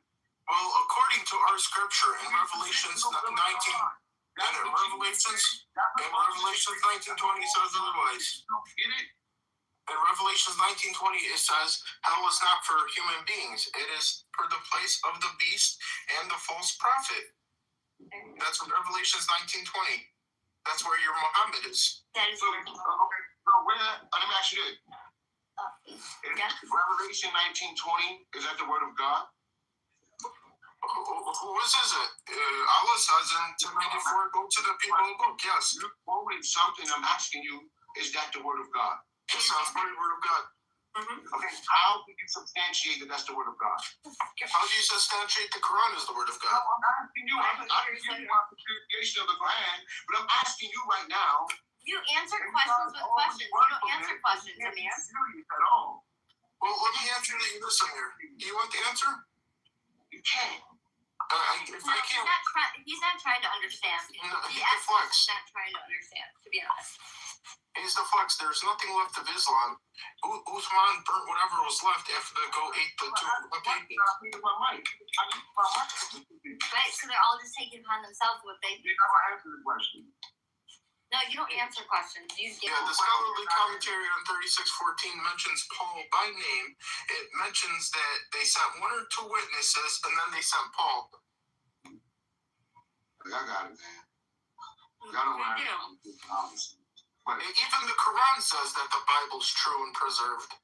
It doesn't have a nice day then, because I don't know what the 94 is saying then. Bible in the Quran. What does it say? Amir, you tried to tell me and convince me that Muhammad was in Genesis. And of course the Bible.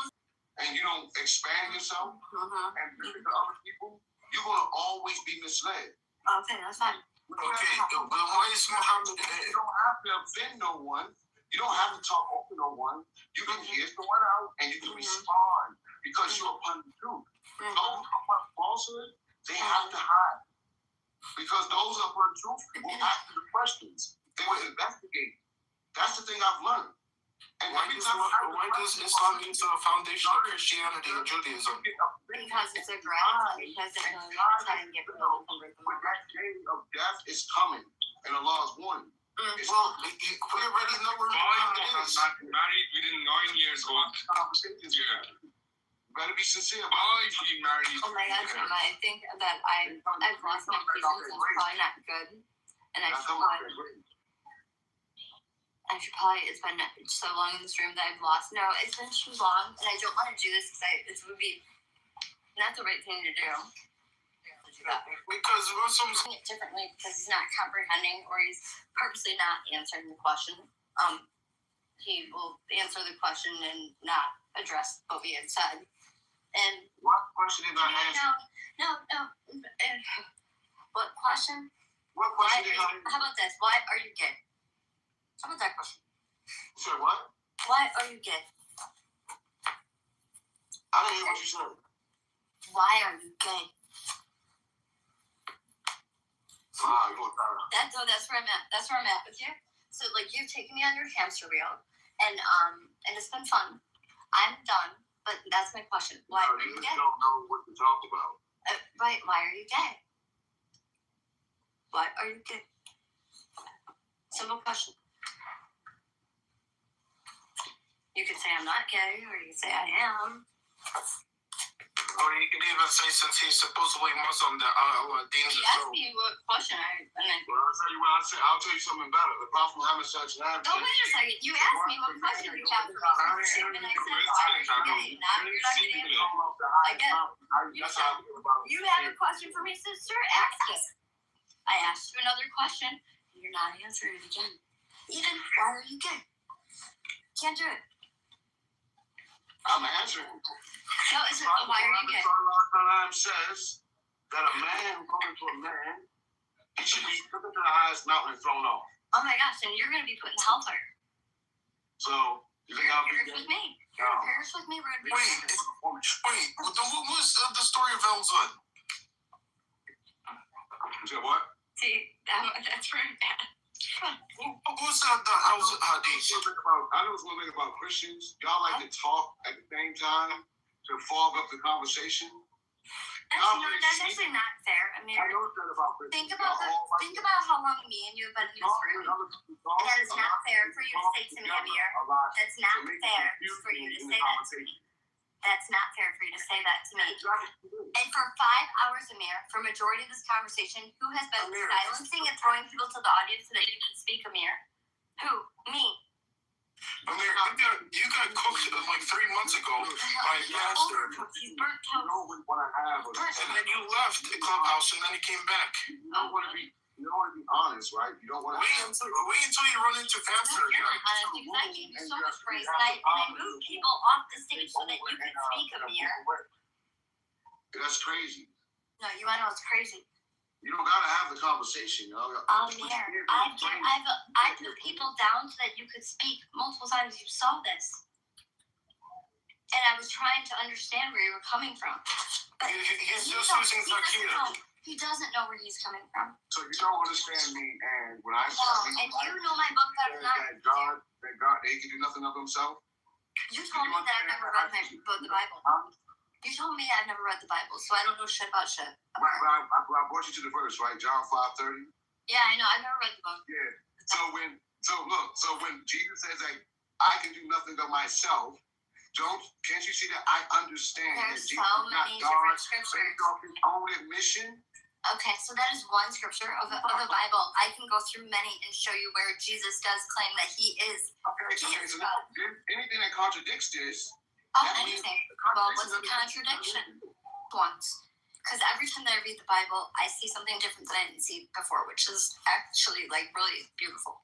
Because it comes out of deception. That's the secret. You can pick certain parts of scripture and then you can interpret it the way that you want to interpret it.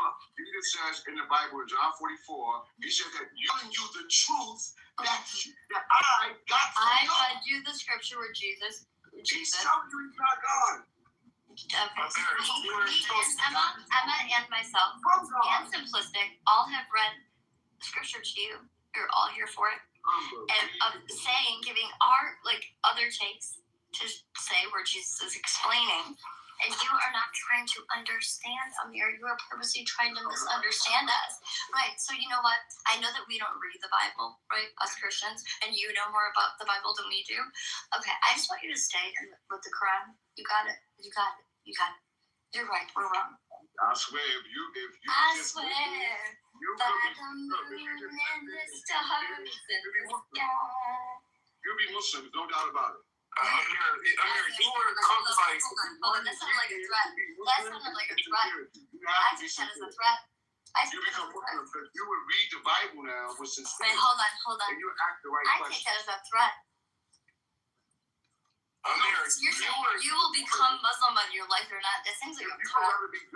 You would rather be governed by the Sharia. No. These conversations. If you had to get when you were younger, like Bible, be with the Bible or the belt, would you pick the Old Testament and the New Testament to get spanked with? Amir tried to say that Muhammad was the Holy Spirit in the Bible, and he got cooked by Pastor. Took the Bible out of context. He tried to tell me that Moses and Muhammad are the same. Yeah, that's a big stretch. That's a Yeah, that's a big stretch. That's a what? You guys like this? No, that's like actually like I took it as very This is like America, right? Like America. Yeah, like why they just gotta disrespect Moses like that? And he tried to say that God is just a white right? man.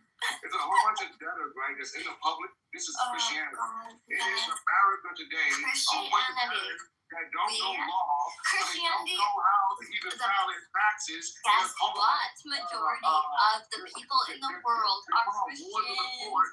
Majority are children. They have babies. Christians are the holy one. You know what I find interesting? That's like doing the word of God. But you won't know. You get frustrated. You guys just like need to spread the seed because you're okay with just like you don't care about life. And listen, what the Bible says that if a man is being assaulted, right, and his wife is with him, and the assaulter almost is beating him, right? So say if he's beating him down, and his wife grabs the man by the balls, right, to get him off her husband, that the man is to have her hand cut off. Is that? Amir, can I ask you something? What do you think? Do you want the verse? Listen, What do you think of Proverbs 30, verse 4? Women should be seen, not heard. To take babies and bash their heads against rocks. Who would tie a bond to their own child and go fucking send them off and to kill themselves? It says in the Bible. Who would do that? He must be talking about jihad. He must be talking about the 72 virgins of jihad. In your Bible. No, listen.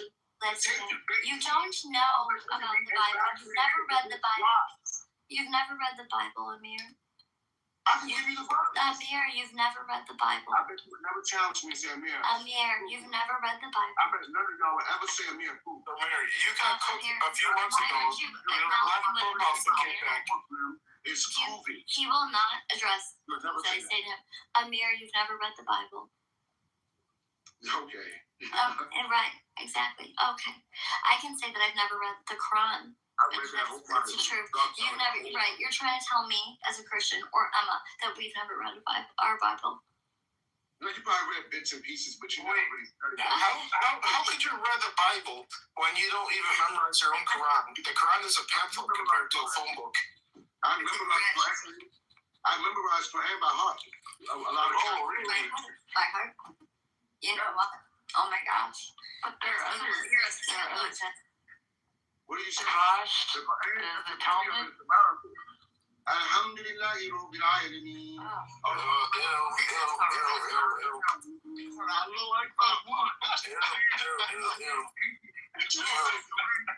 Can't take it away. You can't never get your child when no one sacrifice your own child and strap a bomb on your own. No, you can't take that back, and that's really sad. Someone can even do that. It's sickening. What do you mean? Oh, because that doesn't happen. Online? Yes. No, Islam does not want that at all. Killing yourself. You will never find a chapter, a hadith, that ever encourage a Muslim. When I asked you if the Muslims are doing a good job of spreading the word of God, that means find the words, hello. Amir, you do acknowledge that there are imams. Amir, you do acknowledge that there are imams that promote this sort of behavior that corrupt the word. You do acknowledge that. No. You can't corrupt the word, right? You can corrupt yourself. The Quran. No, Amir, the people that proclaim that they are Muslims, let's just say the people that proclaim that they are Muslims and that they're doing the work of the Lord, of God, in the Middle East, that say that they are Muslims, you know, do they align with you? Because they say that they're Muslims. Right. So now it must be true, right? I want you to understand something. Allah speaks of three in the Quran. Exactly. Answer the question. I'm gonna answer the question. I promise you, if you just be quiet, just let me speak. No, I've let you. I'm gonna answer the question. A Muslim is one. Listen, a Muslim. I want to make it clear what a Muslim is, right?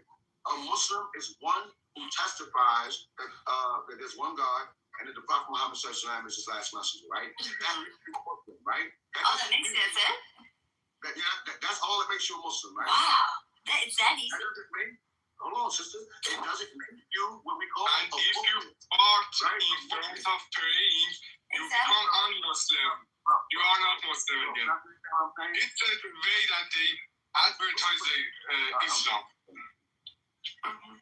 You don't answer me why your prophet Muhammad married a 9 years old girl. I have a fact, I have a document, anything that you want, and have a sex with her. Why? Why our people, our girl in the Iran married with a fucking 50 years old man because of the Islam and the things that the Quran said?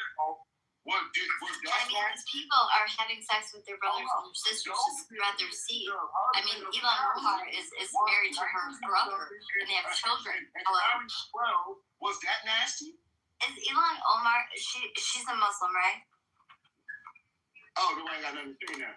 No, Amir, is Elon Omar? You didn't answer my question. Why your Muhammad? Why she was 9 years old? He won't acknowledge it. He was a why Aisha, Muhammad's wife, was 9 years old. Mary. Immaculate conception, sir. So you accept your daughter married with a 50 years old man? Immaculate conception. Right. She is told to look after her. So he was 90-something years old. And Joseph. How old was Joseph? I have to document anything that you want to stop this you. Even in the Quran. Look at my profile picture.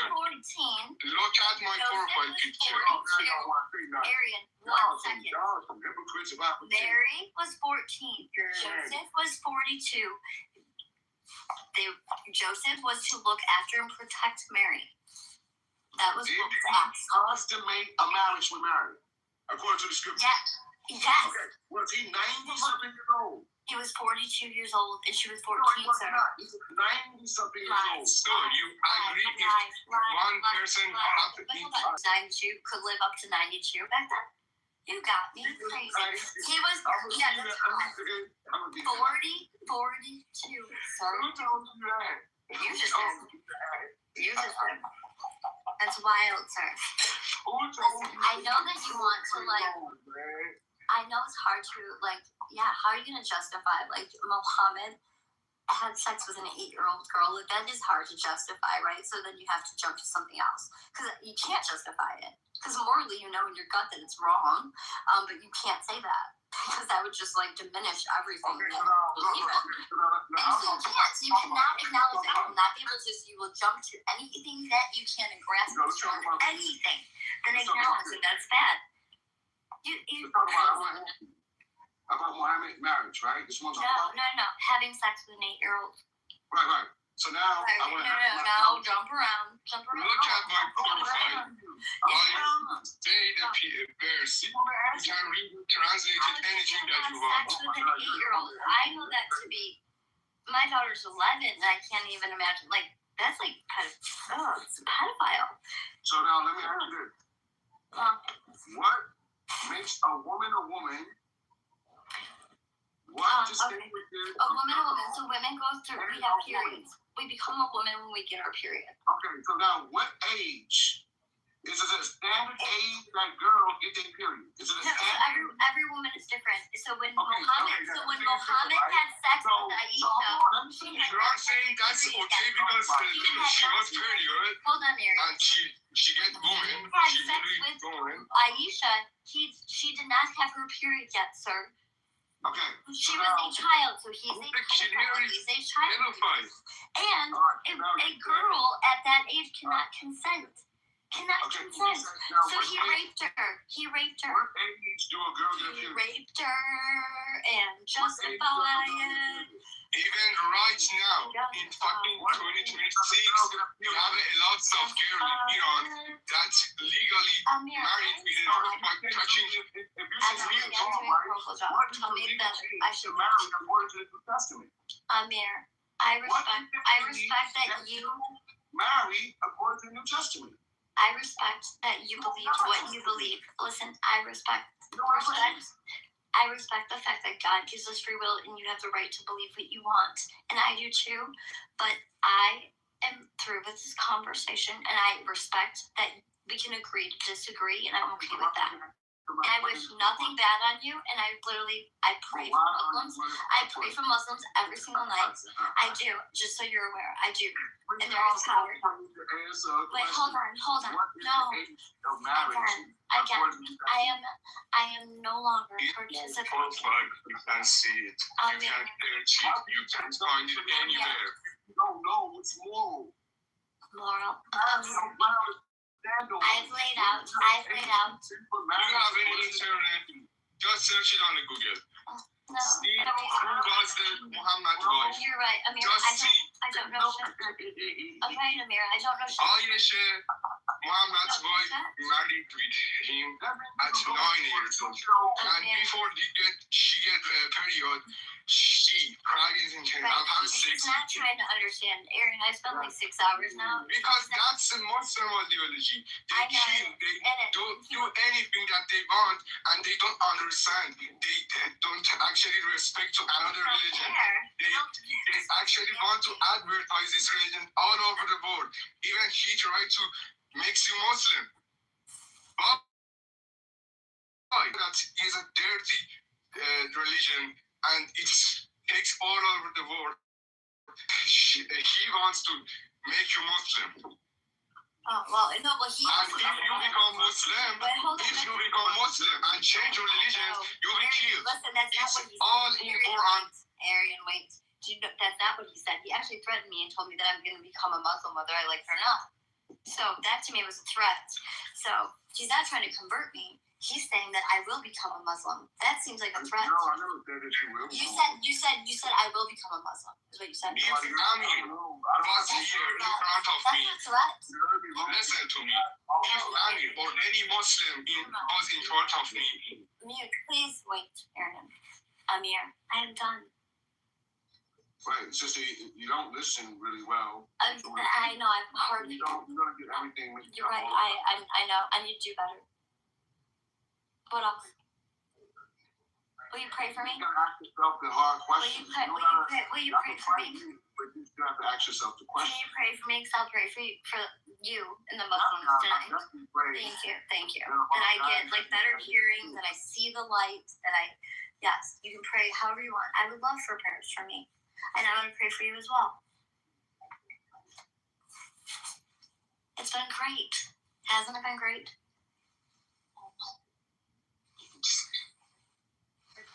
I'm sorry. I told you that my patience was out. Now I've done like a horrible job. I just want to ask you. Can I just talk to Emma just for 1 second, Amir? No, hold on. I'm just going to throw you down just for like a minute. I just want to have like a 10-second dialogue with Emma. Gosh. What? It's been nice meeting you and Amir and everyone in the room, so thank y'all for being here. No, I appreciate you staying in here. Oh, by the way, should I move? Emma, I did not mean to do that. Come up here. No, I appreciate you staying in here. I appreciate that. I'm glad that I came across you. Yeah, I'm sorry that I when I was talking at one point to my daughter, I was confusing the conversation, so I apologize for doing that. I left for like an hour. of the conversation. And I came back and I was like, oh, and this before you came in, because I was taking care of my daughter. So yeah, kids first. Yeah. No, because that actually like got me like really frustrated because I genuinely will give someone the benefit of the doubt at first if I don't know them and try to understand where they're coming from. And then like I realized hours in, but that was just because there were so many disruptions with Norm and them screaming and there was no dialogue. So when I finally got to have a little bit of back and forth with him, I then realized, oh my gosh, I've just spent like 4 hours trying to explain something. He's just dedicated to misunderstanding everything other than what he believes. And I'm like, and then I got mad at myself. Like, I've wasted my time. Yeah, I don't think it's ever worth our time to share. Because if you change your mind for religion, it becomes the enemy of God. I love you so much, but can you just hold 1 second? Okay, fine. Great. I want to encourage you because, like, it's never a waste of our time to share in between. That's when I, like, said to you, I'm like, tell me I need to leave because, like, I'm losing my patience. I know it's not what I'm called to do. So, like, that's when I knew, like, I needed to check out, and I kept going. So I even said it out loud, so that my bad. But no, I mean, and then I started to get frustrated, and then I was like, okay, why are you gay? Like, because it's just like, okay, you want to just play me? Well, all right, how about this? I didn't understand a lot of things about what he was saying because I think he was talking about things that he talked about earlier before he got where I arrived. So. Yeah, like, he was re-asking questions that literally we had talked about for, like, I mean, me and McZed went over, like, one of his questions that he asked, like, in great depth. Like, I'm talking, like, deep. So when he asked it again, I was like, hello? Like, we went in great depth. I mean, like, an hour and a half to say. Yeah, and I think he really genuinely did want to know, like, more about, understand where we were coming from in our belief system. Right, but he also then said we don't read the Bible. He's also said we don't read the Bible, so why? A lot of Christians don't even know what the original language of each of the books of the Bible are, and they need to know that because that affects, like, a lot of use of words. As a good Christian, I need to learn. I need to learn the Hebrew language so that I can read the book in Hebrew. Like, that is something that I know that I should do. And just use some of the websites. So they have some great tools now where you don't actually have to learn the language necessarily to, like, be able to like understand more clearly. They have concordant type, like, websites where they have the Hebrew, the English, have the Greek, the Aramaic, all of it on the different books as you go through and read them. Oh, really? You can see, yeah, and it has a translation. I can share some of that stuff. Will you send it to me? I will send it on the back side. So I'm like excited. I don't know. I think Hebrew is probably hard to learn. I don't know, but essentially, yeah, I would like to read it in its original form. But essentially, it doesn't change it's not going to change my mind of that. It's not going to lead me into, like, believing that Jesus is not God, you know. But I would like to, I don't know, Norm got really frustrated with me, and he's never talked with me like that, saying that, stop trying to convert me. And I'm not trying to convert. I'm trying to exchange ideas essentially with him, to try and understand where he's coming from genuinely. I wasn't like, I need to convert you. No, I really just trying to understand where Christians and Jews, like, where would it be in the Bible that we separate? Like, where is it exactly? Why is it the way that it is? Yeah, that's how I try to focus it on the fact that the difference between the belief system, really the main thing is that's the difference always to me, is that Christ, for me, he gives me the salvation, the grace, and those are the things that you can't get anywhere else. And that's what I try to focus on for me. Why it's different, why I'm drawn to it. And I don't ever feel like I want to convert anyone. I feel like that's impossible. Well, my belief, my you know, I don't believe it's even possible to stay. Right, we're not going to change someone's heart, but we're just told to spread the word of God. So, like, expressing what we know. I respect that, but if people want to hear what I have to say, I will share it. Of course, obviously. Like when you said, if you really want me to, I remember when you said, if you really want me to walk you down, it's going to take me some time, because that is true. But that's so true. Like, if you really want to, like, I don't think you have had it in you to want to hear how long it is. I would love to share it with you, but your attention span is it there, you know, because I can't walk you through it. But when I ask simple questions to a Muslim, like anything, they don't really know. They kind of, like, scatter, And it's like, I know what I know, and like, it's so like in my soul and in everything that I do that like I'm with conviction. If you ask me something, I can go on forever like you. With them, I feel like they're jumping around, and it just shows like, if you're not sure about things and you have to jump from one thing to another, I don't love that. Would make me feel good. It'd be very unsettling. And right there is like why I know that Jesus is God. Like, we are not supposed to feel that anxiety. He takes that from us. Yeah, well, that's what I was trying to explain. That it's a personal thing that changes you, that's different inside of you. That's what I try to express to people. They question it. They say, "Oh, that's just anecdotal or blah blah blah." Well, I do understand that, and they're not wrong. But it is my story. It's my life, and I know my experience. So that's all I can share, really. And we all go through. We have an experience, and it's different at different times in life.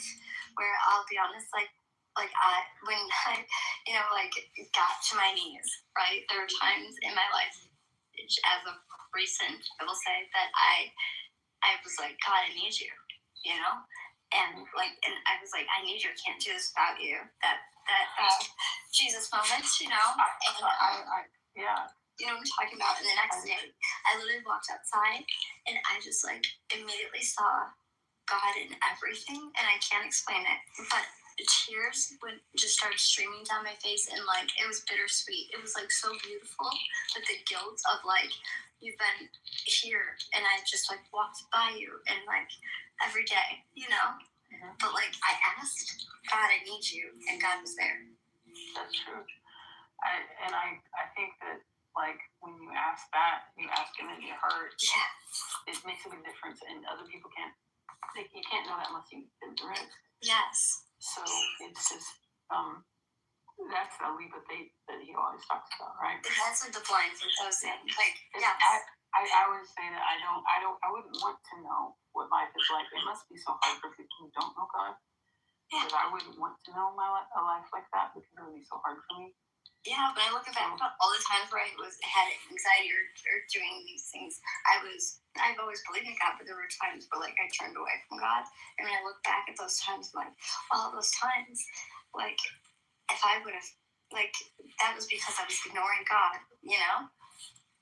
But acknowledging that and doing better, like, because we all go through that. Like, we're sinners, and we do tend to get distracted, and we can, and acknowledging that moment, unless you have it, and it's hard to put it into words, but if you know. Yeah. I appreciate that, and I'm surprised I've not come across you on this app before after it's been on for like 5 years. Oh, I started using it whenever my friend in 2019 when they first started, she invited me because it was invite only at that time, and I had a friend who's kind of a bigwig who was on here, so I came on here a couple of times for that, to talk to support him on here. Yeah, but I put it away. I put it away because I just didn't have time for it and stuff very much. And then I ended up having a car accident, and I had a really bad complication afterwards, and I ended up in the hospital, and I couldn't walk, couldn't talk, couldn't use my arm. Didn't know if I would ever be able to do any of those things again. And the lady was telling me that I should talk as much as possible. And earlier in that day, I've been trying to talk to my daughter. She's the one that's always around me. She's 13. She's 12 years old. Okay, my daughter's 11. So yeah, she was 11 when this happened, but she's 12. But so I was trying to talk to her, and I could see how upsetting it was for her. Little eyes, tears were all in her eyes because I couldn't talk right. I couldn't find the words. I couldn't say her name right. Yeah. And so I was like, I can't do this to her, but she's the only person around me. I was thinking these thoughts in my head, and they said that I only have 6 months after this event to try to get back, things. So I would at that moment, for some reason, God brought to mind this app that was on my phone. And so I was like, I need to talk to people. I don't really want to talk to my friends because my friends came around after my accident. Except one, my best friend. She came and took care of my kids while I was gone. But that's beautiful. Yeah, but so I logged into this app and I had made friends with one person. I talked to a group of people and just started coming on here in the English, not in speaking rooms, like to learn to speak English, practicing in there, and then talked more and more to people. I kept moving up and up as I got better with my language and stuff. And so, I mean, God blessed me, and I got probably 90% of better now. So I'm really grateful for that. It's been over. Emma, me not knowing anything about you, right? Yes. I wouldn't have. I'm not just saying this. I would never have guessed that. Oh, yeah. Just because I don't know any different. I just know what I hear. So yeah, I'm happy for you. Yeah, I'm happy too. God really, He blessed me, and I don't know that like. Hey sisters, can I bless you guys real fast? She was in the middle of talking. Which, oh, I'm sorry. And tell me what you think. You can just say it. Right here. Oh, just read through. I don't have my phone in my hand at the moment. Oh, okay. Go ahead. Okay. So about Christianity, right? Oh, man. Oh, okay, go ahead. Go ahead about Christianity. We were just talking about God. Yeah, right. Mm-hmm. Yeah, so within Christianity, do you guys believe in Jesus being God or God being God? Did you not or the hear Holy me and her Spirit just being? talking for the last 20 minutes, me and her? Were you listening to me and her talk? No, I just jumped on. Oh, cool. Probably like 5-10 minutes. Love that. Okay, cool. What was your question? So is Jesus God or is Father? What do you think Christians believe? What do you think Christians believe? I'm not sure. I'm not sure because the Trinity is not spoken of anywhere in the Bible. Where? Okay. Where is that? Are you talking about Catholics? Me? Are you talking about not all factions of Christianity? This is Bible, which I'm not gonna lie, I'm not dodging you. But this is not like a 6-hour room. I've overstayed my welcome. I'll be honest, I am tired. However, Emma, she wants to explain it. I would love for her to, but I am cashed out. But go ahead, Emma, if you would. So yeah, it'll behoove you, sisters, to read through my couple of comments and just ponder and just think about it. It's straight from the Bible too. I understand that you don't believe in our Bible, right? Right. I believe that the Bible was sent, the Gospels was sent by God to the prophets, indeed, and it's the Abrahamic faith, yes. Okay. From Abraham, all the way from Adam, all of the prophets, peace be upon them, and what the thing is that language can be miscontorted and changed. That's why God had chosen 3 different languages in order to bring His scripture in, so that man can never change it ever again. So the Hebrew text can be distorted, and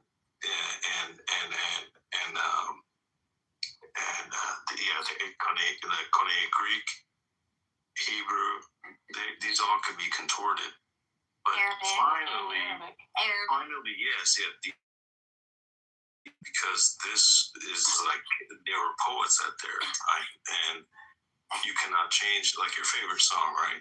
The entire book of Psalms is you know it by your heart, right? So it can never be changed. Even though if they burn all the books, there's so many contradictions.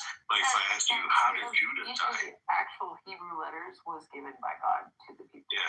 If I can ask you guys, with its specific blessing. do you guys know how Judah died? You asked her questions, let her respond to. Do you guys know how Judah died? No, hold on, Ricky. I'm not going to listen to her. You asked a question and she's answering it, so listen to her in its entirety. The Hebrew language, the Hebrew letters was complete to humanity from God. They imbued with the power of God in them. They are each of those letters are given by God. Okay. That's. So, do you believe that there are contradictions in the Bible? No. Numerical I and believe that people create contradictions because people are imperfect, and I believe that people can do so in any religion, in any faith, with any. so you're agreeing that there's contradictions in the Bible? No. But I can pull it up for you. Okay. Like Judah. How did Judah die? Do you guys know how Judah died? Well, I thought you were going to tell us. In one book, he said that he hung himself, right? In another book, you would find that he ran and he tripped and he fell headlong and his entrails gushed out. Which one is it? That's clear contradiction. If the Bible is the Word of God, it should be perfect. You tell us. No contradictions. Okay, yeah, but That's a contradiction. Man made the Bible. Right. So man made it, exactly. So it's not the Word of God, right? Okay. So go ahead. Yeah. Do you want to respond? No, we believe it is the Word of God. We do. But she just said this is man made it. It's the inspired Word of God. Right, and every story in the Bible, I believe to be true in its entirety. Should be true, yes, I agree too. I believe but it it's is not. true. Okay, But it's well, not though. and I respect that you have your own opinion, and I am okay It's not with my agreeing. opinion, it's a fact. Okay, so I'm okay with agreeing to disagree. Google it. I don't need to Google. Why would I Google things about Judah, like how Judah died? Okay, so sorry. Okay, I'm okay with agreeing to disagree. Are you trying to convert me? No. I'm just stating the fact. No. Okay, There is no impulse. There is no impulse in religion. What's the definition of a fact? What is the definition of a fact? What's a fact? A fact is the sky, the daylight comes when the sun comes up. That's a fact. So I know for a fact. You're a woman. Wait, so I know for a fact that Jesus You're a Christ, woman. That's a fact. so I know for a fact that Jesus Christ is my Lord and Savior. I know that for a fact. That he's your savior? I know for a fact that Jesus Christ is my Lord and Savior. The Father, the Son, the Holy Spirit. I believe that. Yes. 3 in 1. Yes. Jesus is God. I know that for a fact. So Anne, sister, do you have children? Do you have children? Why is that irrelevant to you? I don't know you. Okay, so Jesus died for your sin, right? Yes, he died for all of our sins. Okay, so would it be fair that a murderer goes to trial and you're the judge, and then you're going to say, I'm going to kill my children for this is like your sin? You're a Muslim, you celebrate it. Is that logical? No, I don't accept that argument from you. You celebrate But is that it. logical though? Sir. Logically speaking. Okay, explain to me why you celebrate it. Come on, tell me. Sorry, you offer sacrifices in it. Tell me, you celebrate it. Please tell me. Eat? Oh, eat. Yes. It's just like how Abraham sacrificed the lamb, right? Exactly. Oh, I don't know exactly the same way that God died. That act was No. You know the story of Abraham. I do understand it. God removed his son and put a lamb. Why did you come to fight with women? God. So Abraham's son didn't get sacrificed. So why are you an example to us of what was going to happen? That God would come and that God would send Jesus to be the sacrifice for all of humanity. The Lamb of God. No, you disagree with us. Maybe prophets were labeled as Lamb of God. I don't believe You just need to read your Bible. I read my Bible. I know what my Bible says. I know how Bible says too. I know these people. You know, in Corinthians it said that he is not the author. He's not the author of confusion. Okay, right, and not to lean on our own misunderstanding. There's no confusion. There isn't a confusion. Yeah. Did you know that Jesus was cursed and he went to hell? What? Said who? Did you know that? In the Bible, it said Jesus was cursed and When went on the to cross, hell. he took the curse of all the people. Yeah, He took that onto himself. But Make he's us reconcile with God. pure. He's with That's why us. he can make it well reconciled with God. That's how we Why is he going to get baptized when he's pure? You have no way in your religious That's belief clear to reconcile your contradiction. people with That's God. right. Why He's you have trying to to go to answer. hell. You're just pancaking. Like chill, bro.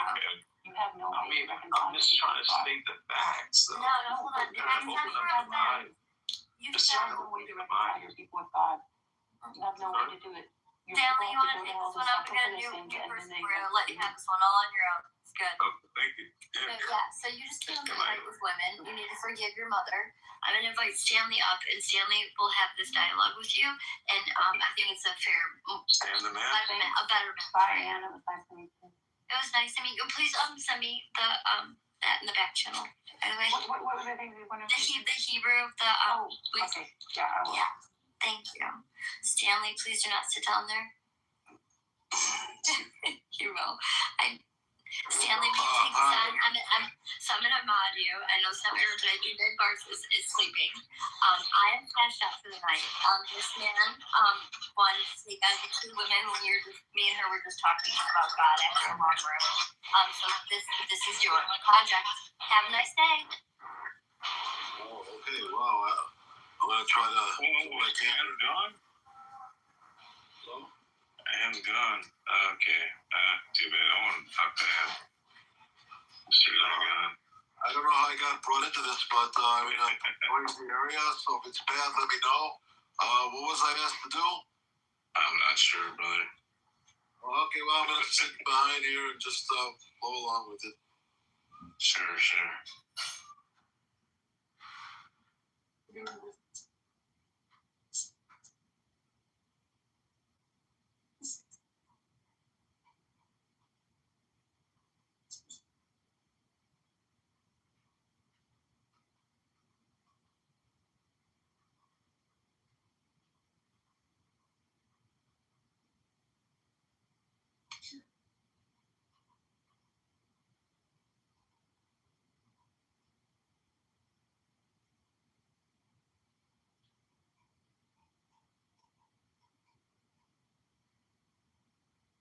Hold the council.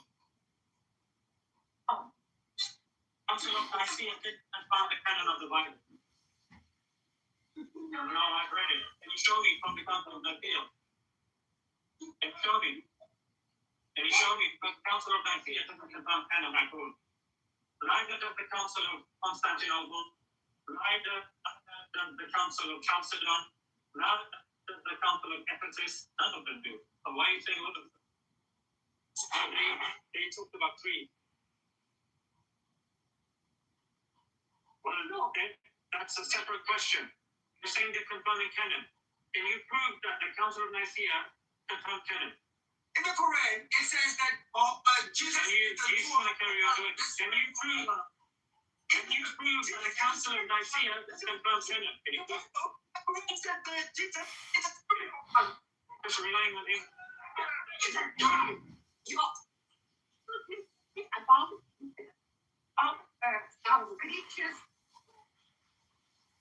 Okay. Firstly, you don't believe in fire, so bearing in mind your own scholars say for the first 7 centuries of Christianity, more non-canonical books were read than canonical books.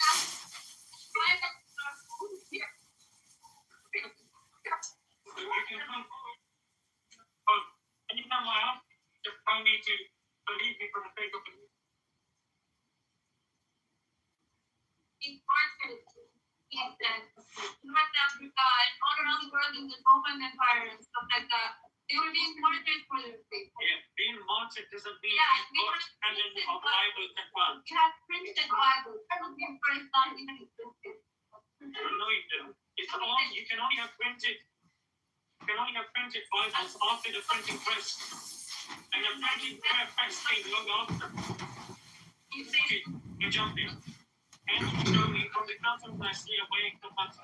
They bring so much confidence. How many different points? Because you thought that way. You said every council confirms it. You were talking about the council. Talking about the You said and the manuscript. you said every council. We have manuscripts that date back to the first century. I'm listening to you, yeah? Yeah. Okay. You said every council did. You're trying to gaslight me into thinking I blew it up. You're obvious. Those councils that I mentioned have not confirmed the canon of the Bible. But can you prove to me that they did? Ignorance of this point. That's because you don't have the answer. You raised the point. We're talking about the actual scriptures. And No problem. we have No problem. one have any money. Yes. So the Yes, it does. yeah. University funding. One copy. Yes, the one copy. Yes, the one copy. Okay, interesting. I'm going to respond to this. Right. So you're saying, Ellie,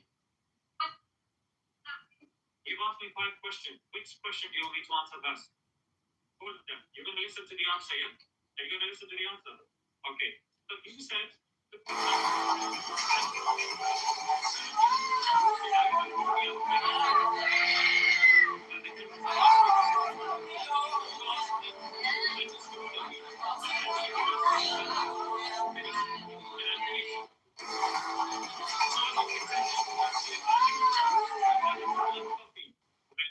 yes, manuscripts are a copy.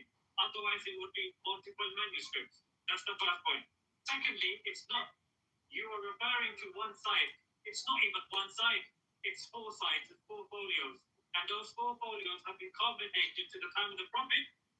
And they have 100% word accuracy with the Quran that we have, which again has pretty much 99% of the Quran as well. They are within 1 or 1.5 centuries of the Prophet sallallahu alaihi wasallam. Prophet peace be upon him. Secondly, you asked about Uthman. Why did he burn? Yeah, he didn't burn versions of the Quran. He burned certain manuscripts that had not been quality controlled. He did not change the canon. He did not, can I finish? He did not change the focus. He did not change the canon. I will answer all of your questions. But when you ask me 5, when you ask me finding a 6th question in, and you add the 6th question in, if you want me to answer one by one, I'm sorry, you're gonna have to listen to the answers. Even though we don't like those answers. Don't ask me multiple questions if you don't want to hear multiple answers. Ask me one question, then wait for the response. Now, continuing.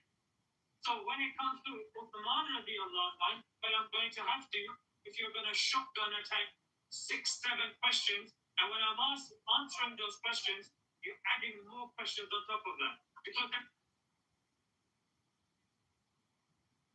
multiple people over there. So at the time of Uthman radiallahu anhu, he did not change the canon. He added to the canon. What he did was quality control the manuscripts that were there. We do not rely on manuscripts. It is not a bookish religion. The Quran, first and foremost, is an oral tradition.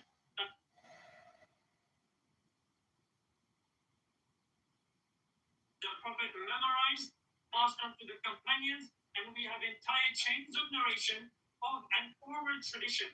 The manuscript is supporting evidence to that, unlike the Bible, which requires manuscript as primary evidence. Go ahead.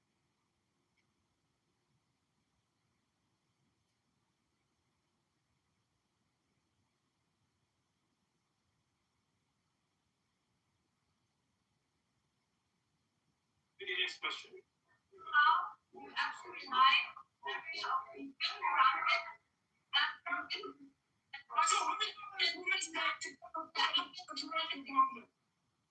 Right. So how do you rely on the memory of people? So if the behavior to fact. The question is for no day. You want to move a bit down here? the way down here. He's got the Holy Spirit within him. Okay, so just to remind me of the question. I know. Unfortunately, there's a lot of such questions in the Bible. That's not what we just have to do.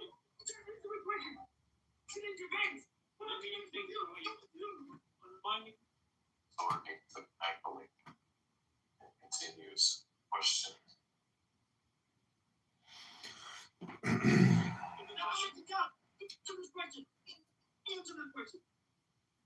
I'm not urged conversation. These are the short things. How would you very good. Right. So when Revelation came to the prophet, peace be upon him, he would then narrate it to the companions. The companions would immediately write it down. They would then. Can I finish your first question? We've now started another question. Sister, you have to have patience. Sister, you have to have patience. Sister. If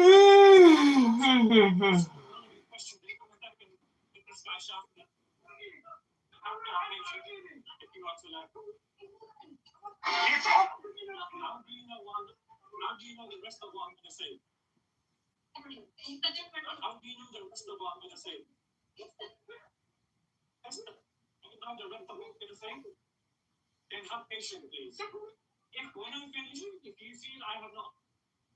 Psychology. Where one says the truth. Answer your question. You are more than welcome to ask me anything. I'm not going at you. Yeah? Your Christian friend is still going to be here as well. So, the prophet would narrate to the companions would write it down, then recite back to the prophet, and they would memorize it. Then that recitation would be recited in the prayers. The companions would memorize it. Before the character rely upon face this way, yeah? So, sorry? Yeah, because if I face you, then he knows that he's going to come in the middle, so I have to face the cameras. If I face you, then he gets fired up again. So, I'm addressing you, but I'm looking this way, yeah? What do you mean by you've not been holding your ears. You've just been holding your ears. Yes,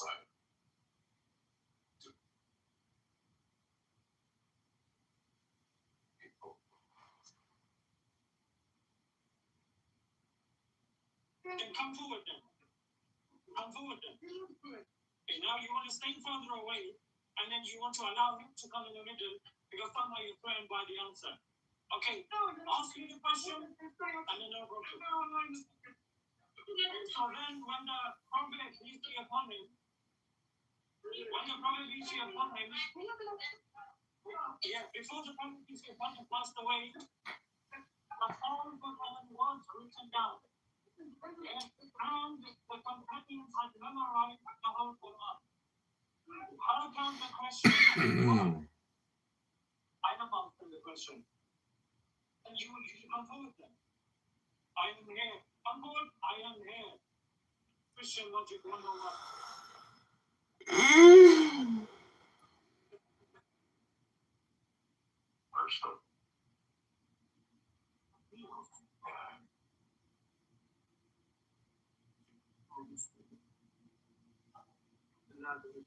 Person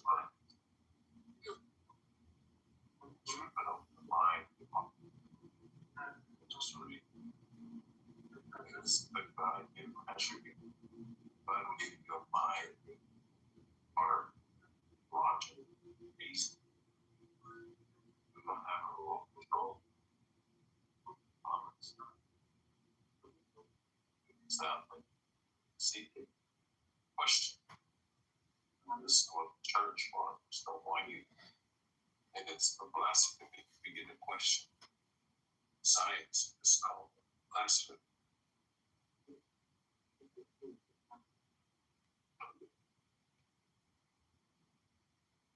Science is viewed as blasphemy in the Christians. How can we verify?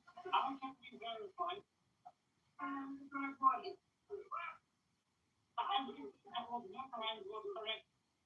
After the context one Imam is reciting from the Quran, if he is making a mistake, then you have people behind him correcting that. That's number one. Okay? Number two, multiple versions of the Quran. I'm literally in the middle of the answer. Oh, how many versions of the Quran do we have?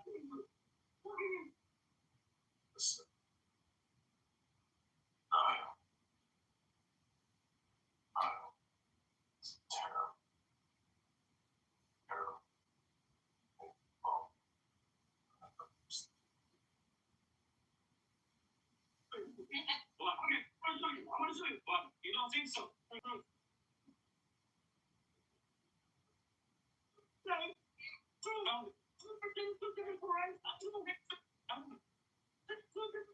Now suddenly you care about that. Before when you were asking a question, you were very loud.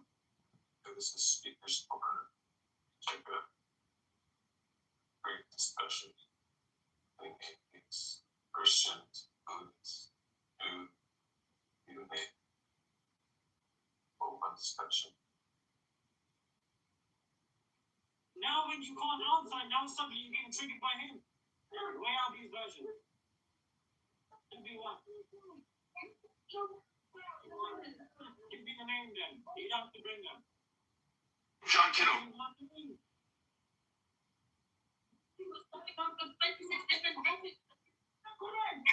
one name. That's because they're on. What we got? I'm asking you for proof, you've given me zero proof. So my point stands. The Quran is the same as it was from the Bible, in terms of manuscript.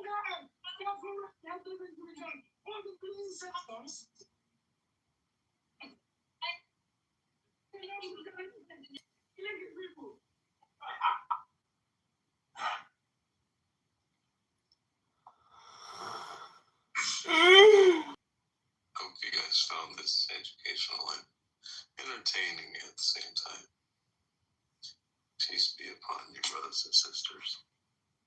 Seek the truth. Question. Come to your own conclusion. It is your God-given right.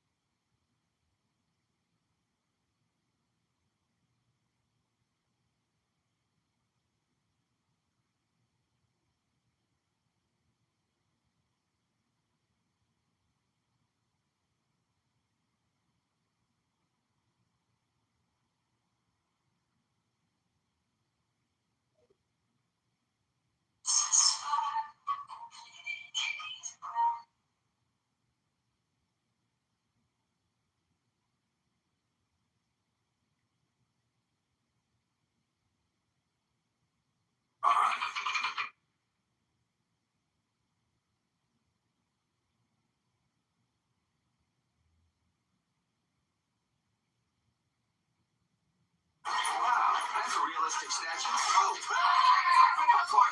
Gotcha, you sure did. Sorry! It's fine. Whoa! Hot coffee. Easy there, partner. I thought you were LeBron. Hey, folks, I'm John Kitover. Into the baby move.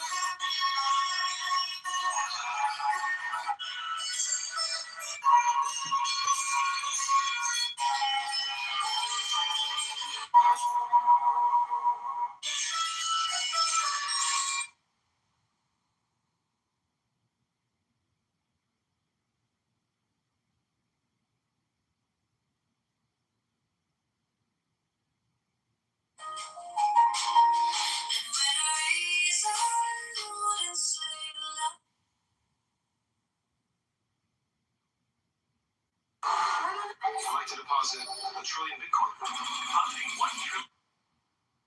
I'd like to deposit.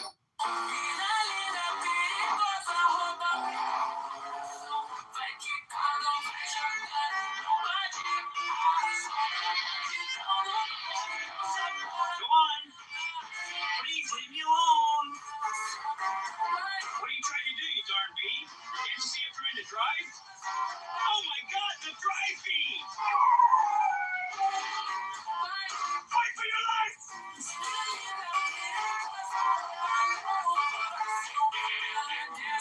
Tables have turned. The hunter becomes the hunted.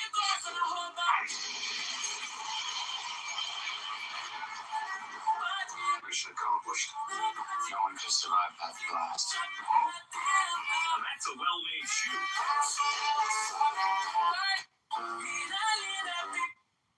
जो कहीं कहीं जान दिए फिर एक नाम है वो भी बदनाम दिए फिर एक तू है जो हक में खड़ी है एक तक बाकी दुनिया की नफरत तमाम दिए फिर जो कहीं कहीं जान दिए फिर एक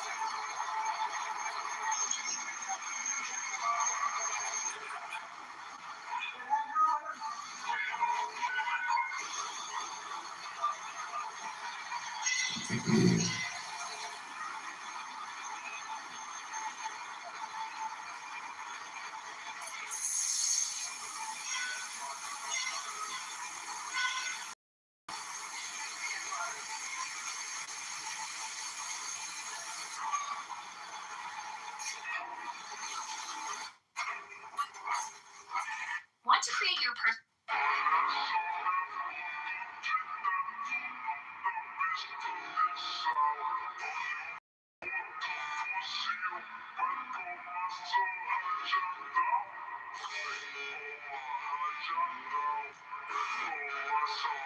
Good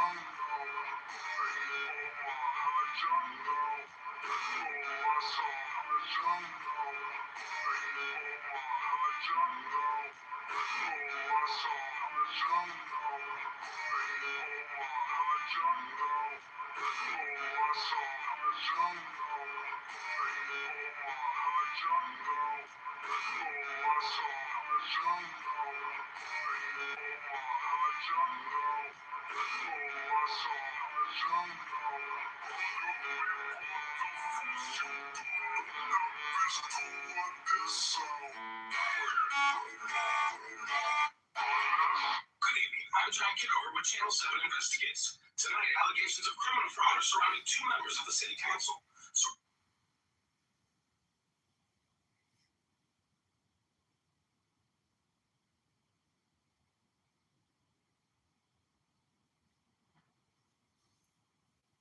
Plenty of doses today, all free, thanks to the sorority.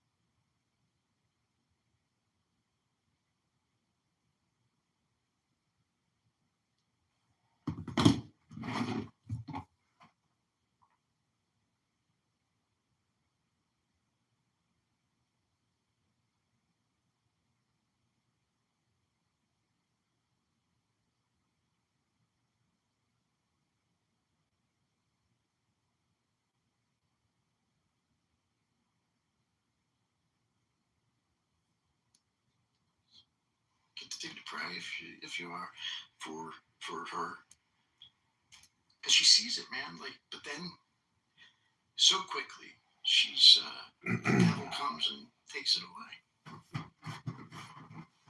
Yeah. Well, you've known Thomas Watson, right? I know Thomas Watson. So I don't know what you're referring to. Have them taken by storm. Yeah. Yeah, haven't taken by storm. He talks about this. Yeah, I don't remember. The kingdom of God suffers violence, and the violent take it by Very.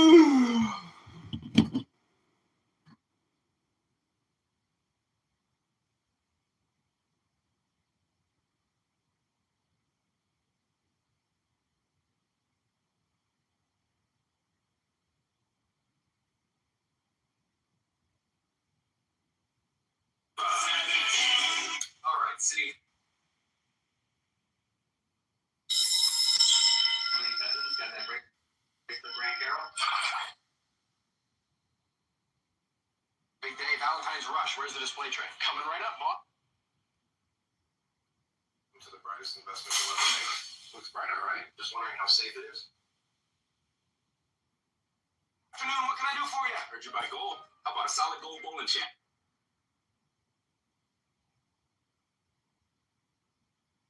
Safe it is. Safe.